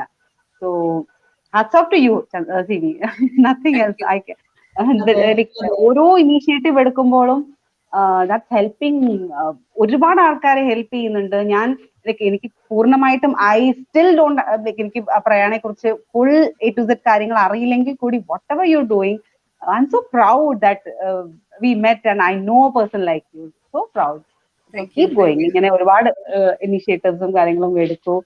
ആൻഡ് സിവിയുടെ ഒരു മിഷൻ, അത് 2 വർഷം മുന്നേ CV പറഞ്ഞ സിവിയുടെ മിഷൻ, അതെന്താണ് CV തന്നെ പറയൂ. സോ ആ ഒരു മിഷൻ എന്താ പറയാ, ഐ വിഷ് ആ ഒരു മിഷൻ അത് അച്ചീവ് ചെയ്യാൻ സാധിക്കട്ടെ എന്ന് ഞാൻ ആശംസിക്കുന്നു. അതിന് ഈ ഒരു cinema I hope this also gives a greater reach for Prayaana. In fact, Jisha is one such example. ജിഷയുടെ കഥ വേണമെങ്കിൽ പറഞ്ഞോ. സീരിയസ്ലി അത് ഷെയർ ചെയ്യുമ്പോൾ കേൾക്കുന്ന ആൾക്കാർ. അതെ, ഞാനും ടോട്ടലി വേറെ ബാക്ക്ഗ്രൗണ്ട് ആണ്, എഞ്ചിനീയറിംഗ് ബാക്ക്ഗ്രൗണ്ട് ആണ്. ബാച്ച്മേറ്റ് ഓഫ് പ്രൗഡ് ഗോപി, ആക്ടറിന്റെ ഹീറോന്റെ എന്താ പറയാ ബാച്ച്മേറ്റ് ആണ് ഞാൻ. എഞ്ചിനീയറിംഗ് ആയിരുന്നു. And I was working as assistant professor. India and ഒമാനിലൊക്കെ വർക്ക് ചെയ്തു. പിന്നെ ഒരു ബ്രേക്ക് എടുത്തു. Then I got stuck. എങ്ങനെ മുന്നോട്ട് പോകണം എന്നറിയില്ല. And I must say that I was fortunate enough, lucky enough. ഇത്ര നാളുണ്ടായിരുന്ന എന്റെ അൺലക്കിനെസ് ഒക്കെ എനിക്ക് ആ ഒരു ഇന്റർവ്യൂയോട് കൂടി I think it all got vanished and I am here. So my story is also in that way. ഇപ്പൊ എന്താ ചെയ്യുന്നതെന്ന് പറയേ? Yeah, sure. എന്റെ ടാഗ് കാണുന്ന പോലെ തന്നെ now I am working as associate editor for the very unique She Site magazine. Women magazine ആണ്, digital magazine ആണ്. and we through this magazine, we are here to inspire women. ആർക്ക് വേണമെങ്കിലും വായിക്കാം, പക്ഷെ കൂടുതൽ ഇൻസ്പിറേഷൻ കിട്ടാൻ പോകുന്നത് വിമന് വേണ്ടിയിട്ടുള്ളതാണ്. Every fourth of every month we'll release this magazine with collection of stories that can inspire any women. അപ്പോൾ സ്റ്റക്കായി നിൽക്കുന്നവർക്ക് പ്രയാണ ഒരുപാട് കാര്യങ്ങൾ ചെയ്യുന്നുണ്ട്. പീക്സ് അക്കാദമി ആണെങ്കിൽ കോഴ്സസ് കൊടുക്കുന്നുണ്ട്. പിന്നെ ഷീസൈറ്റ് കൂടെ ആണെങ്കിലും വിമൻ ഓത്തേഴ്സിന്റെ ആർട്ടിക്കിൾസ് ഒക്കെ ഞങ്ങൾ ഇൻവൈറ്റ് ചെയ്യുന്നു. So there are so many things which actually Prayaana does. ഇപ്പൊ സത്യം പറയുകയാണെങ്കിൽ എനിക്കും അറിയില്ല പ്രയാണയുടെ ഫുൾ പ്രൊജക്റ്റും കാര്യങ്ങളൊക്കെ എന്താന്ന് ചോദിച്ചാൽ ചില കാര്യങ്ങളൊക്കെ എനിക്കും അറിയില്ല. ഐ ഡൗട്ട് സിവിക്ക് തന്നെ അറിയാമല്ലോ അല്ലെ, കാരണം അത്രയും കുറെ കാര്യങ്ങൾ ചെയ്യുന്നുണ്ട്. അതാണ് ഞാൻ each day she's up with something new. ഇത് we have the entire women, ഇന്നിപ്പോ രാവിലെ 10 മണി തൊട്ട് രാത്രി ഇത്രയും സമയം വരെ so many 50+ women speakers from across the globe have come and spoken in our event, and it entirely organized ചെയ്തത് women team ആണ് ഞങ്ങളുടെ. And what is more inspiring is that എല്ലാവരും പല പല സ്ഥലത്ത് നിന്നാണ് വർക്ക് ചെയ്യണം. ആർക്കും നമുക്കൊരു ഓഫീസ് ഇല്ല കേട്ടോ, ഫോർ യുവർ ഇൻഫർമേഷൻ. ഞങ്ങൾക്ക് ഒരു സിംഗിൾ ഓഫീസ് ഇല്ല. ഞങ്ങൾക്ക് പാൻ ഇന്ത്യ പാൻ ഗ്ലോബ് ആണ് ഞങ്ങളുടെ office. So everybody is working from home and putting together things. അപ്പോൾ അത് തന്നെയാണ് ഒരു example that women can do എന്നുള്ളത് നമ്മൾ പ്രൂവ് ചെയ്യാണ്. Women can do if such opportunities are given to them. ഇത് കിട്ടാത്തതുകൊണ്ടായിരിക്കാം പലർക്കും ചെയ്യാൻ പറ്റാതിരിക്കുന്നത്. അത്രേ ഉള്ളൂ, അതാണ് മെയിൻ ആയിട്ട്. പിന്നെ മാത്രമല്ല അല്ല, എനിക്ക് ആക്ച്വലി ഈ മൂവിയിലൂടെ വേറൊരു ആസ്പെക്റ്റും കൂടെ മെയിൻ ആയിട്ട് കൊണ്ടുവരണമെന്നുണ്ടായിരുന്നു. And that is the abuses that a woman faces within the 4 walls.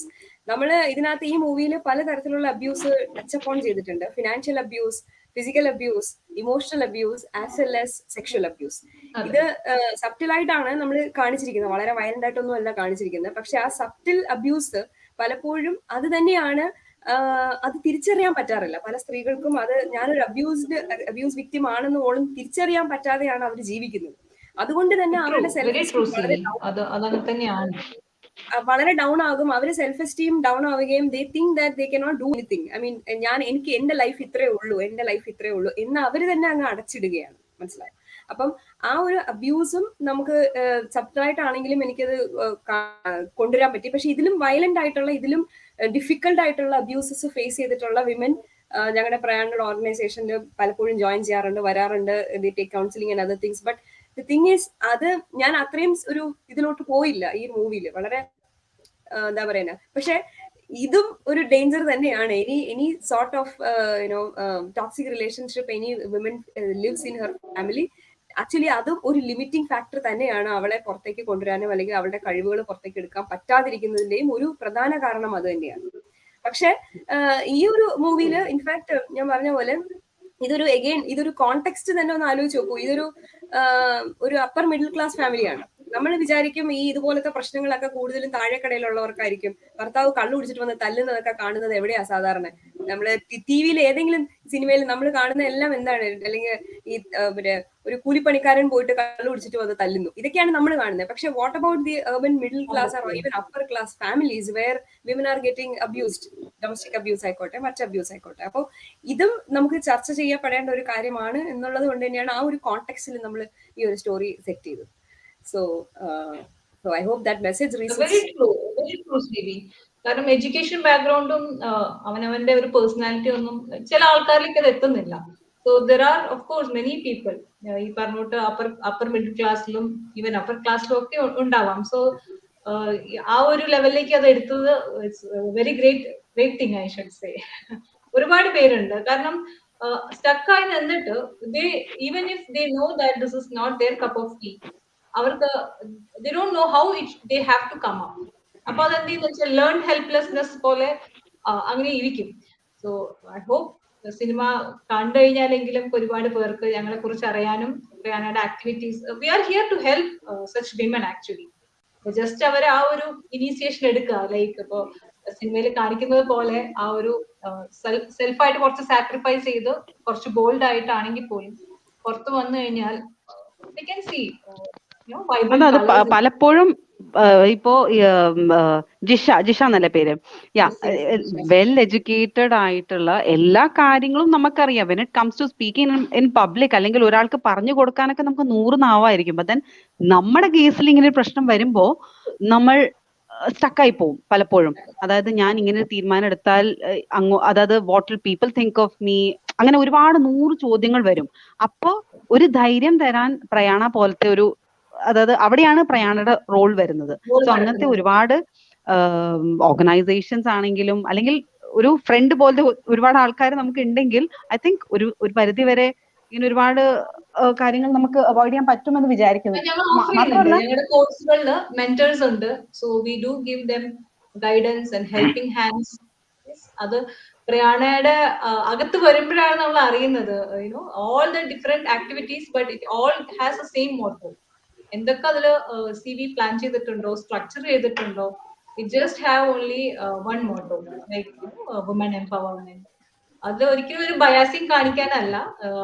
I feel like voice of women അത് ഒരുപാട് കേൾക്കാൻ വേണ്ടിയിട്ടാണ് എല്ലാ ആക്ടിവിറ്റീസും ഉള്ളത്. അതുകൊണ്ട് ഈ 100% വുമൻ എന്ന് കേൾക്കുമ്പോൾ ചിലര് തെറ്റിദ്ധരിക്കും. പക്ഷെ അതൊരിക്കലും അങ്ങനെയല്ല. അത് വൺസ് ഇതിൽ ഇരുന്ന് കഴിയുമ്പോൾ നമുക്കത് മനസ്സിലാവും. അങ്ങനെ ഒരു ബയസിങ് കാര്യങ്ങളും ഒന്നുമില്ല. I wish many people know more about Prayaana and get themselves benefited. അതെ അതെ. ആൻഡ് ഐ ഓൾസോ വിഷ് കുറേ വർഷങ്ങൾക്ക് ശേഷം പ്രയാണ, CV പറഞ്ഞ പോലെ തന്നെ പ്രയാണയുടെ റോൾ ഇല്ലാണ്ടാവട്ടെ. കാരണം ഇപ്പോ എന്ന് പറയുമ്പോഴത്തേക്കും ഇത്രയും എഡ്യൂക്കേറ്റഡ് ആയിട്ടുള്ള ആൾക്കാരാണ്, എല്ലാ കാര്യങ്ങളും അറിയാം. But I think right decision, ഈ പലപ്പോഴും കല്യാണം കഴിഞ്ഞിട്ട് ആദ്യത്തെ കുറച്ച് നാളൊക്കെ ഒരുപാട് പ്രൂവ് ചെയ്യാൻ വേണ്ടിയിട്ട്, അതായത് ഞാൻ നല്ലൊരു ഭാര്യ, സോ കോൾ ടിപ്പിക്കൽ നല്ലൊരു വീട്ടമ്മ ആകാൻ ഒരു പ്രാപ്തയായ ഒരാളാണ് എന്ന് പ്രൂവ് ചെയ്യാൻ ഒരുപാട് സ്റ്റാൻഡേർഡ് സെറ്റ് ചെയ്യും. അതായത് ഞാൻ നല്ല രീതിയിൽ ഓക്കെ, ഞാൻ റിസൈൻ ചെയ്ത് വീട്ടിലിരിക്കുന്നു, കുറച്ച് നാള് കാര്യങ്ങളൊക്കെ ചെയ്യുന്നു, എല്ലാ കാര്യം A to Z കാര്യങ്ങളെല്ലാം ചെയ്തു കൊടുക്കുന്നു.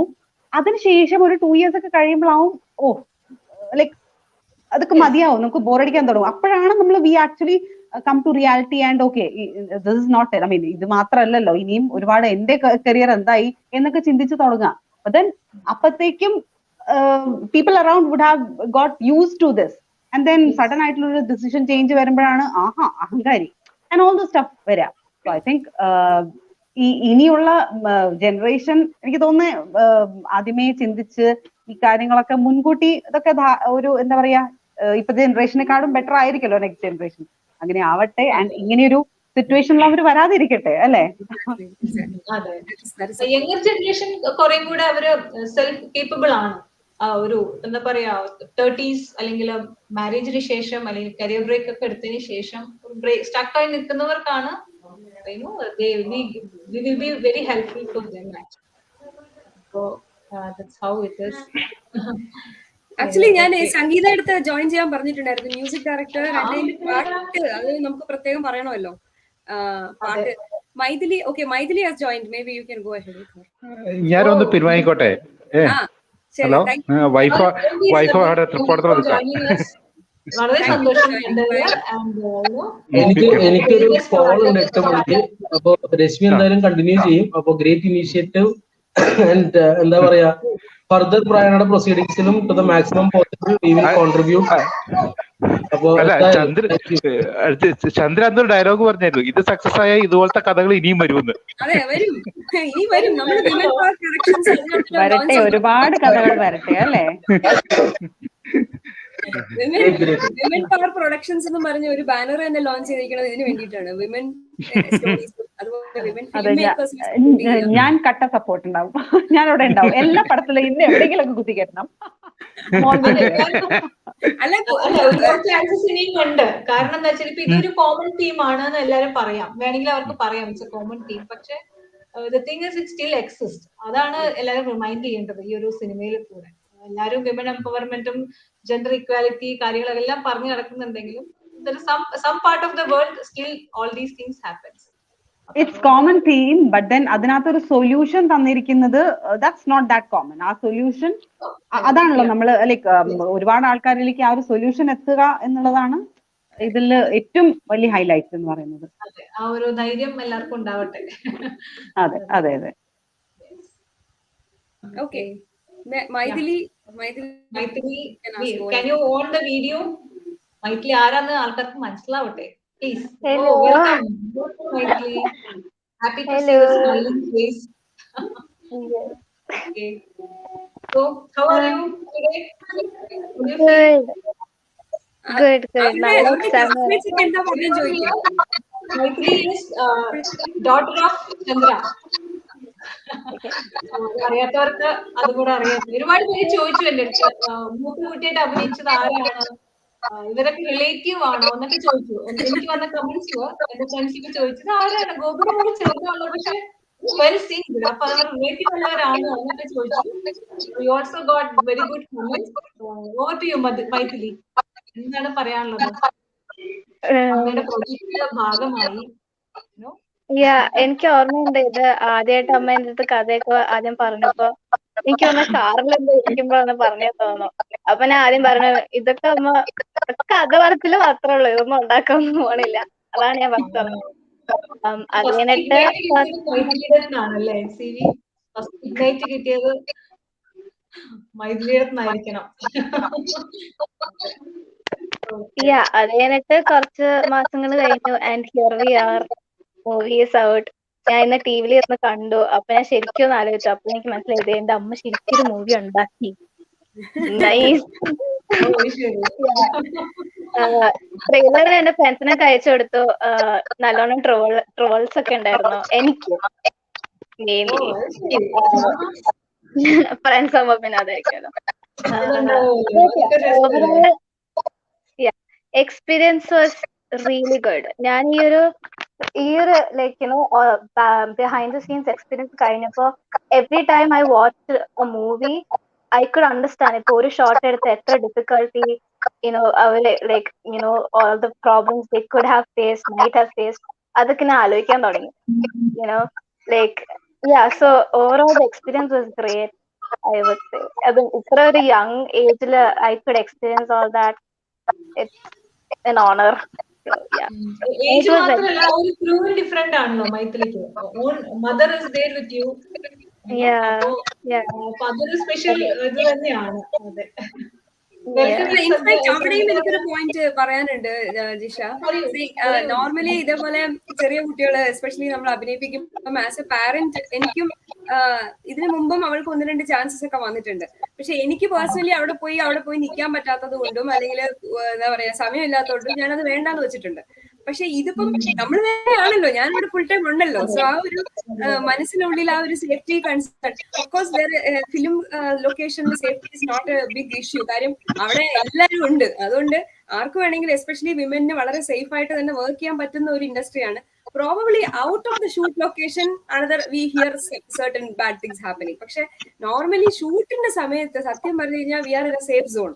എല്ലാവരും ഉണ്ട്, ആണുങ്ങളും ഉണ്ട് പെണ്ണുങ്ങളും ഉണ്ട്. വളരെ ശ്രുതിക്കൊക്കെ ഒരുപാട് ചെയ്തിട്ട് എക്സ്പീരിയൻസ് ഉള്ള കാരണം അറിയാം. തീർച്ചയായിട്ടും ഞാൻ എല്ലായിടത്തും പറയുന്ന ഒരു കാര്യമാണ്, വളരെ സേഫ് ആയിട്ടുള്ള ഒരു ഇൻഡസ്ട്രിയാണ്. അല്ലെങ്കിൽ it's your choice. I mean എല്ലാം it's your choice. Nobody is going to force you for anything.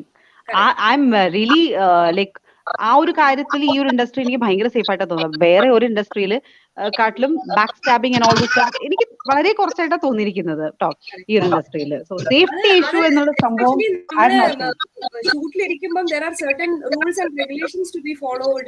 എല്ലാവരും എന്താ പറയാ ഒരുമിച്ച് കഴിക്കുന്നു, അങ്ങനെ ഒരുപാട് സിസ്റ്റമാറ്റിക് ആയിട്ട് തന്നെയാണ് പല കാര്യങ്ങളും നമ്മൾ ചെയ്യുന്നത്. അപ്പൊ അതുകൊണ്ട് തന്നെ ഇതിനകത്ത് അസോസിയേറ്റ് ചെയ്യുന്ന എല്ലാവരും അതും again it depends ആട്ടോ. ചില ക്രൂവിന്റെ ഒരു ക്വാളിറ്റി ഉണ്ട്. അപ്പൊ ഈ നമുക്ക് നമ്മുടെ മൂവിയിലത്തെ ക്രൂ വാസ് എക്സലന്റ്, അത് പറയാതിരിക്കാൻ പറ്റില്ല. എല്ലാവരും വളരെ ഒരു നല്ലൊരു വെൽ ബിഹേവ്ഡ് ആയിട്ടുള്ള ഒരു ക്രൂ കൂടിയായിരുന്നു. And that adds to this. Yeah. അപ്പൊ maybe Maithili can share friends. കാര്യം ആ പ്രായത്തിലുള്ള കുട്ടികളുടെ ഒരു വികാരം എന്താണെന്ന് അറിയണമല്ലോ.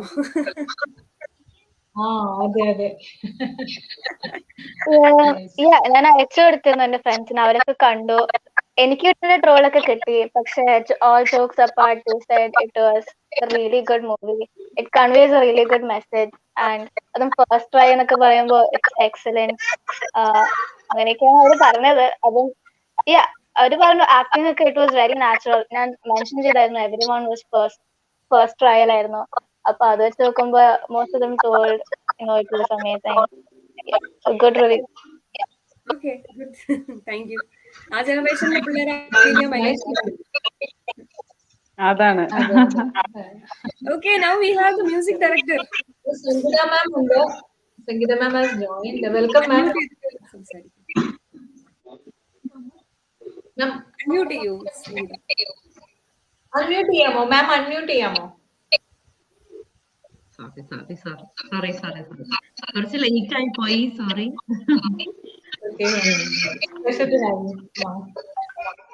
അപ്പൊ ആ പാട്ട് പാടിപ്പിച്ച് തന്നെ തുടങ്ങാം അല്ലേ? അതെ. അതെ, ആദ്യം ചന്ദ്ര എന്റെ അടുത്ത് ഇതുപോലെ അതിന്റെ സ്റ്റോറി പറഞ്ഞു തന്നു. അതനുസരിച്ചിട്ടാണ് ആ സ്റ്റോറിയെ ബേസ് ചെയ്തിട്ട് തന്നെയാണ് ഞാൻ അതിന്റെ ട്യൂണും അതുപോലെ തന്നെ ലിറിക്സും ഒക്കെ അതിനെ ബേസ് ചെയ്തിട്ട് തന്നെയാണ് ഉണ്ടാക്കിയത്. അത് ചന്ദ്രയ്ക്ക് വളരെ ഇഷ്ടപ്പെട്ടു. അതുകൊണ്ട് തന്നെയാണ് ഇങ്ങനൊരു സിനിമ. ചന്ദ്രയ്ക്ക് മാത്രല്ല, ഞങ്ങൾക്ക് എല്ലാവർക്കും. സന്തോഷം. അതാണ്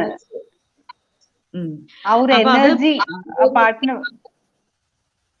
ഓക്കെ, അതുപോലെ തന്നെ ഈ പാട്ട് ഞാനിതുപോലെ ഇത് പാട്ടുണ്ടാക്കിയപ്പം ഒരുപാട് പേരുടെ വോയിസ് ഞാൻ കേട്ടിട്ടുണ്ടായിരുന്നു. കാരണം ഒരു മെലഡി ടച്ചുള്ള പാട്ടല്ല ഇത്. അങ്ങനെ ആ പാട്ടിന് ഒരു ശക്തി പോലെ വരണം, അതിന്റെ അകത്ത് അത്രയും ഒരു പവർ വേണം. അപ്പൊ അങ്ങനത്തെ ഉള്ള ഒരു വോയിസ് ഞാൻ നോക്കി അവസാനം എന്റെ ഒരു ഫ്രണ്ട് തന്നെയാണ് പാടിയത്, രമാദേവി ത്യാഗരാജൻ, ക്ലാസിക്കൽ സിംഗറാണ്.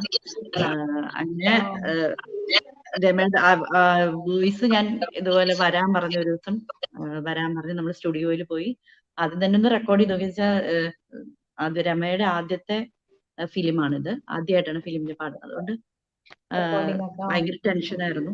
അതുപോലെ തന്നെ എനിക്കും അത് സ്യൂട്ട് ആവുമോ ആ പാട്ടിന് എന്നുള്ളതൊരു ഡൗട്ട് ഉണ്ടായിരുന്നു. അപ്പൊ അവിടെ ചെന്ന് പാടിച്ചു നോക്കിയപ്പോഴത്തേക്കും കറക്റ്റ് ആയിരുന്നു. പാടി കഴിഞ്ഞ് വന്നപ്പോഴേ എനിക്ക് അറിയായിരുന്നു അത് ഒരുപാട് അപ്രീസിയേഷൻ കിട്ടും എന്നൊരു തോന്നൽ എനിക്ക് അന്ന് തന്നെ ഉണ്ടായിരുന്നു. അതുപോലെ തന്നെ ഈ പാട്ട് ആദ്യം ഞാൻ കേൾപ്പിക്കുന്നത് ചന്ദ്ര തന്നെയാണ്. ചന്ദ്രയ്ക്കും അത് വളരെയധികം ഇഷ്ടപ്പെട്ടു. അങ്ങനെയാണ് ഈ ഇതിന്റെ തുടക്കം എന്ന് പറയുന്നത്. ചന്ദ്ര പറയും. അല്ല, ഞാൻ ആ കഥ പറഞ്ഞു, മൂവിയുടെ പിന്നിലുള്ള ബാക്ക്ഗ്രൗണ്ട് കഥ ഞാൻ പറഞ്ഞായിരുന്നു ഓൾറെഡി. പക്ഷെ എനിക്ക് പ്രത്യേകം വേറൊന്ന് പറയാനുള്ളത്, ഈ പാട്ട് കേട്ടതിന് ശേഷമാണ് എനിക്ക് സത്യം പറഞ്ഞാൽ ഭയങ്കര ഞാൻ കൂടുതൽ ഇൻസ്പയർഡ് ആയത്. And then I really wanted to do the movie. അതിന് മുന്നേ വരെ ഞാൻ ഈ കഥയുണ്ട്, ക്രൂ ഉണ്ട്, എല്ലാം ഉണ്ട്, പക്ഷെ പൈസ അറേഞ്ച് ചെയ്യണം, പൈസയുടെ കുറച്ച് ഡിഫിക്കൽട്ടീസ് ഉണ്ടായിരുന്നു. അപ്പൊ ഇതെല്ലാം കൂടെ നോക്കിയിട്ട് അറ്റ് ദ സെയിം ടൈം ഈ പാട്ട് കേട്ടതോടുകൂടി എന്റെ ഉള്ളിലെ അമ്പയും പുറത്തേക്ക് വന്നു.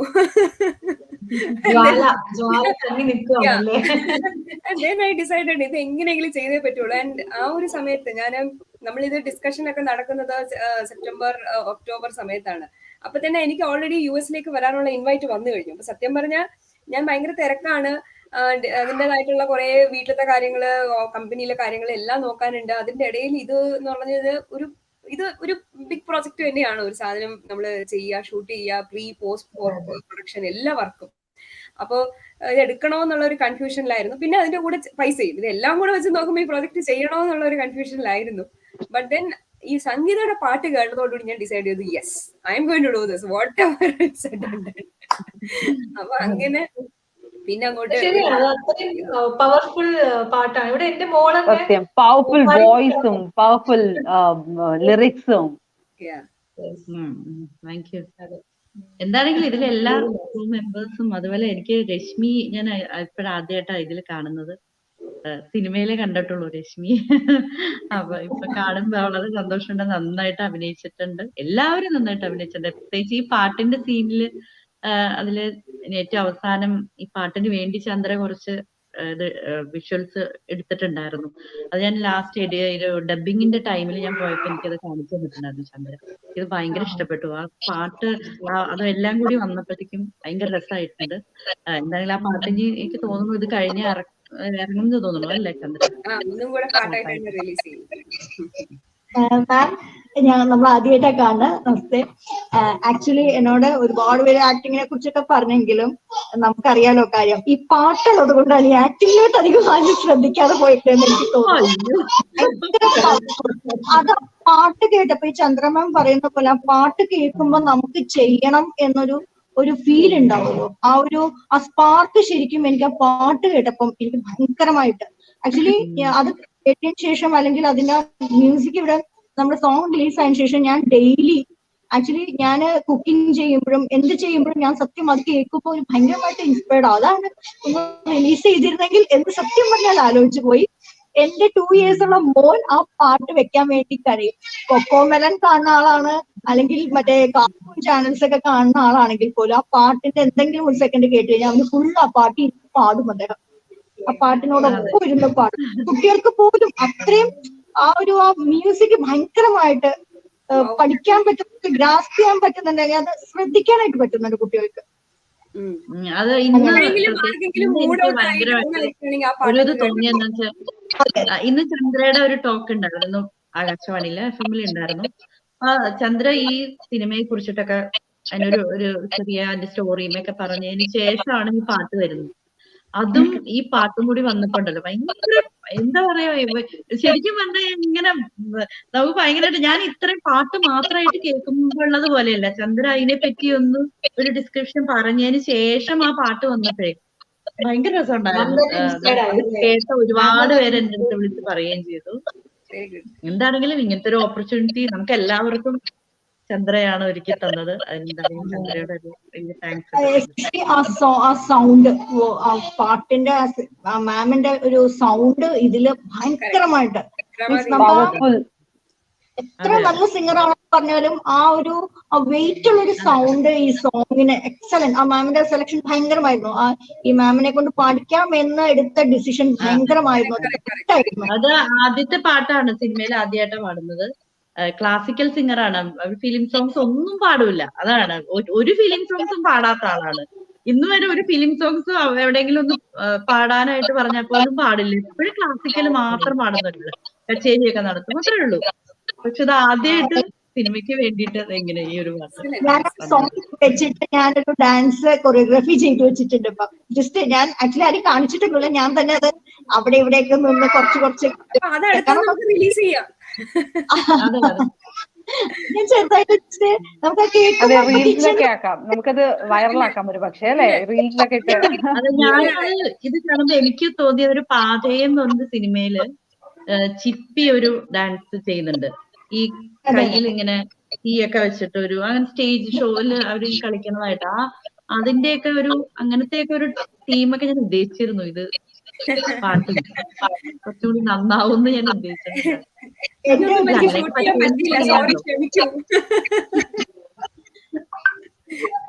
എന്റെ ഒത്തിരി ഫ്രണ്ട്സ് എന്നെ വിളിച്ചിട്ട് പറഞ്ഞു, അപ്പൊ സ്റ്റാർട്ടിംഗ് ഒക്കെ കണ്ടപ്പോ ചോദിച്ചു ലാസ്റ്റ് ആള് ഡാൻസർ ആവുമായിരിക്കും എന്ന് വിചാരിച്ചു എന്ന് പറഞ്ഞു.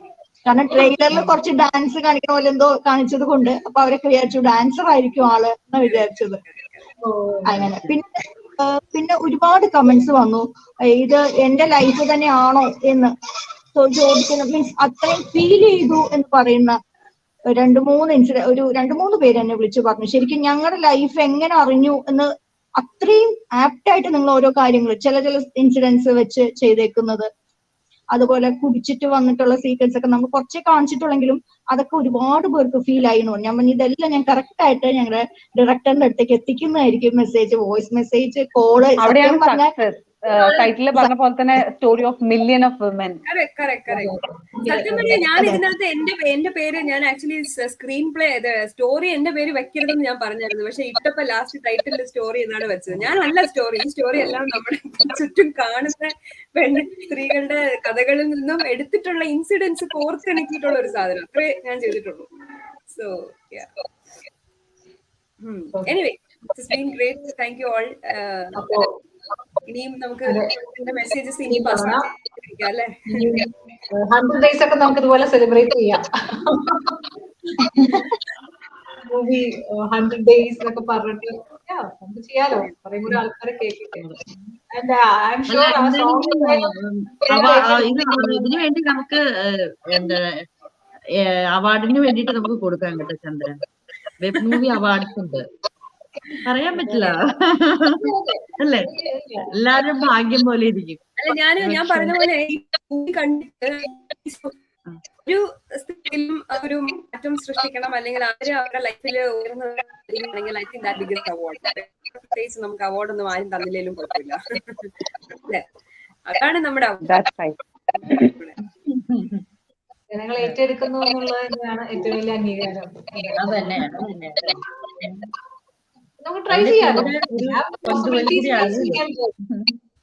എല്ലാരും പോലെ ട്രൈ ചെയ്തിട്ട് തന്നെയാണല്ലോ കിട്ടുന്നത്. If we have something like that we should definitely try.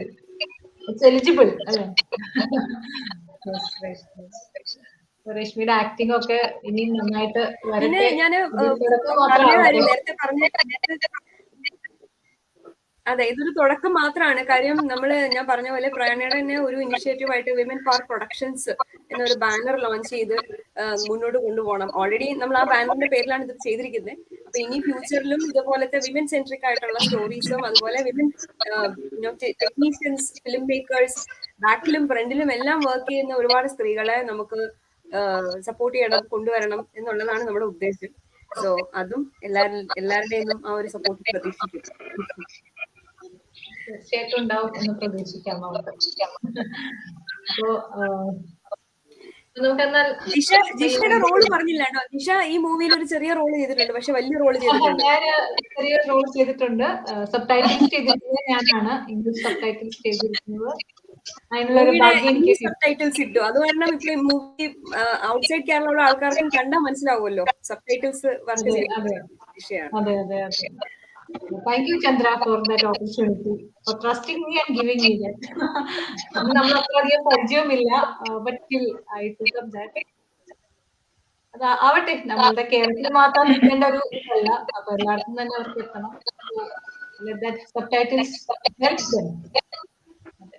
Inspire ആവട്ടെ എല്ലാവരും. ഒരു ഇൻസ്റ്റന്റ് ഇൻസ്പിറേഷൻ കിട്ടണം, പിന്നെ അത് പ്രൊലോങ് ചെയ്ത് കൊണ്ടുപോകാനും പറ്റണം. അതാണ് നമ്മുടെ ലക്ഷ്യം.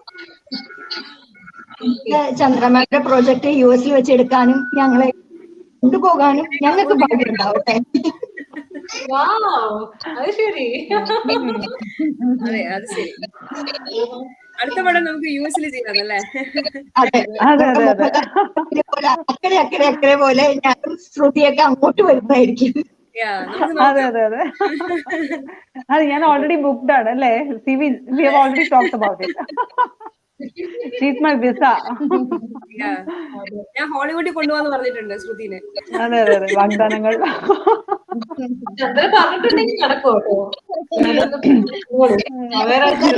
ഞാൻ മോട്ടിവേറ്റ് ചെയ്തിട്ടുണ്ട്. നീ അവിടേക്ക് നിന്നാ പോരാ, ഹോളിവുഡിലേക്ക് പോകണം, ഇനി നെക്സ്റ്റ് ലെവലിൽ ചിന്തിക്കണം എന്ന് പറഞ്ഞുകൊണ്ടിരിക്കുകയായിരുന്നു. അതെ.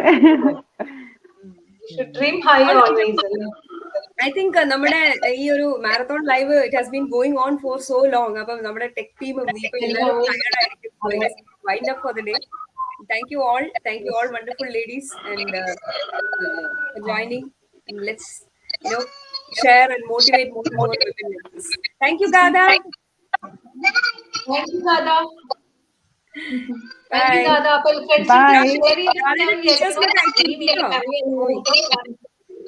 Let you also say hi. Okay, അപ്പോ ജോയിൻ എല്ലാവർക്കും ഇനിയും നല്ല വിമൻ എംപവർമെന്റ് സ്റ്റോറീസും ഇതൊക്കെ ഉണ്ടാവട്ടെ. എല്ലാവരും നന്നായിട്ടിരിക്കട്ടെ. Sangeeta ma'am, thank you very much for joining us. Thank you for joining us. My pleasure. Okay. Sangeeta പാട്ട്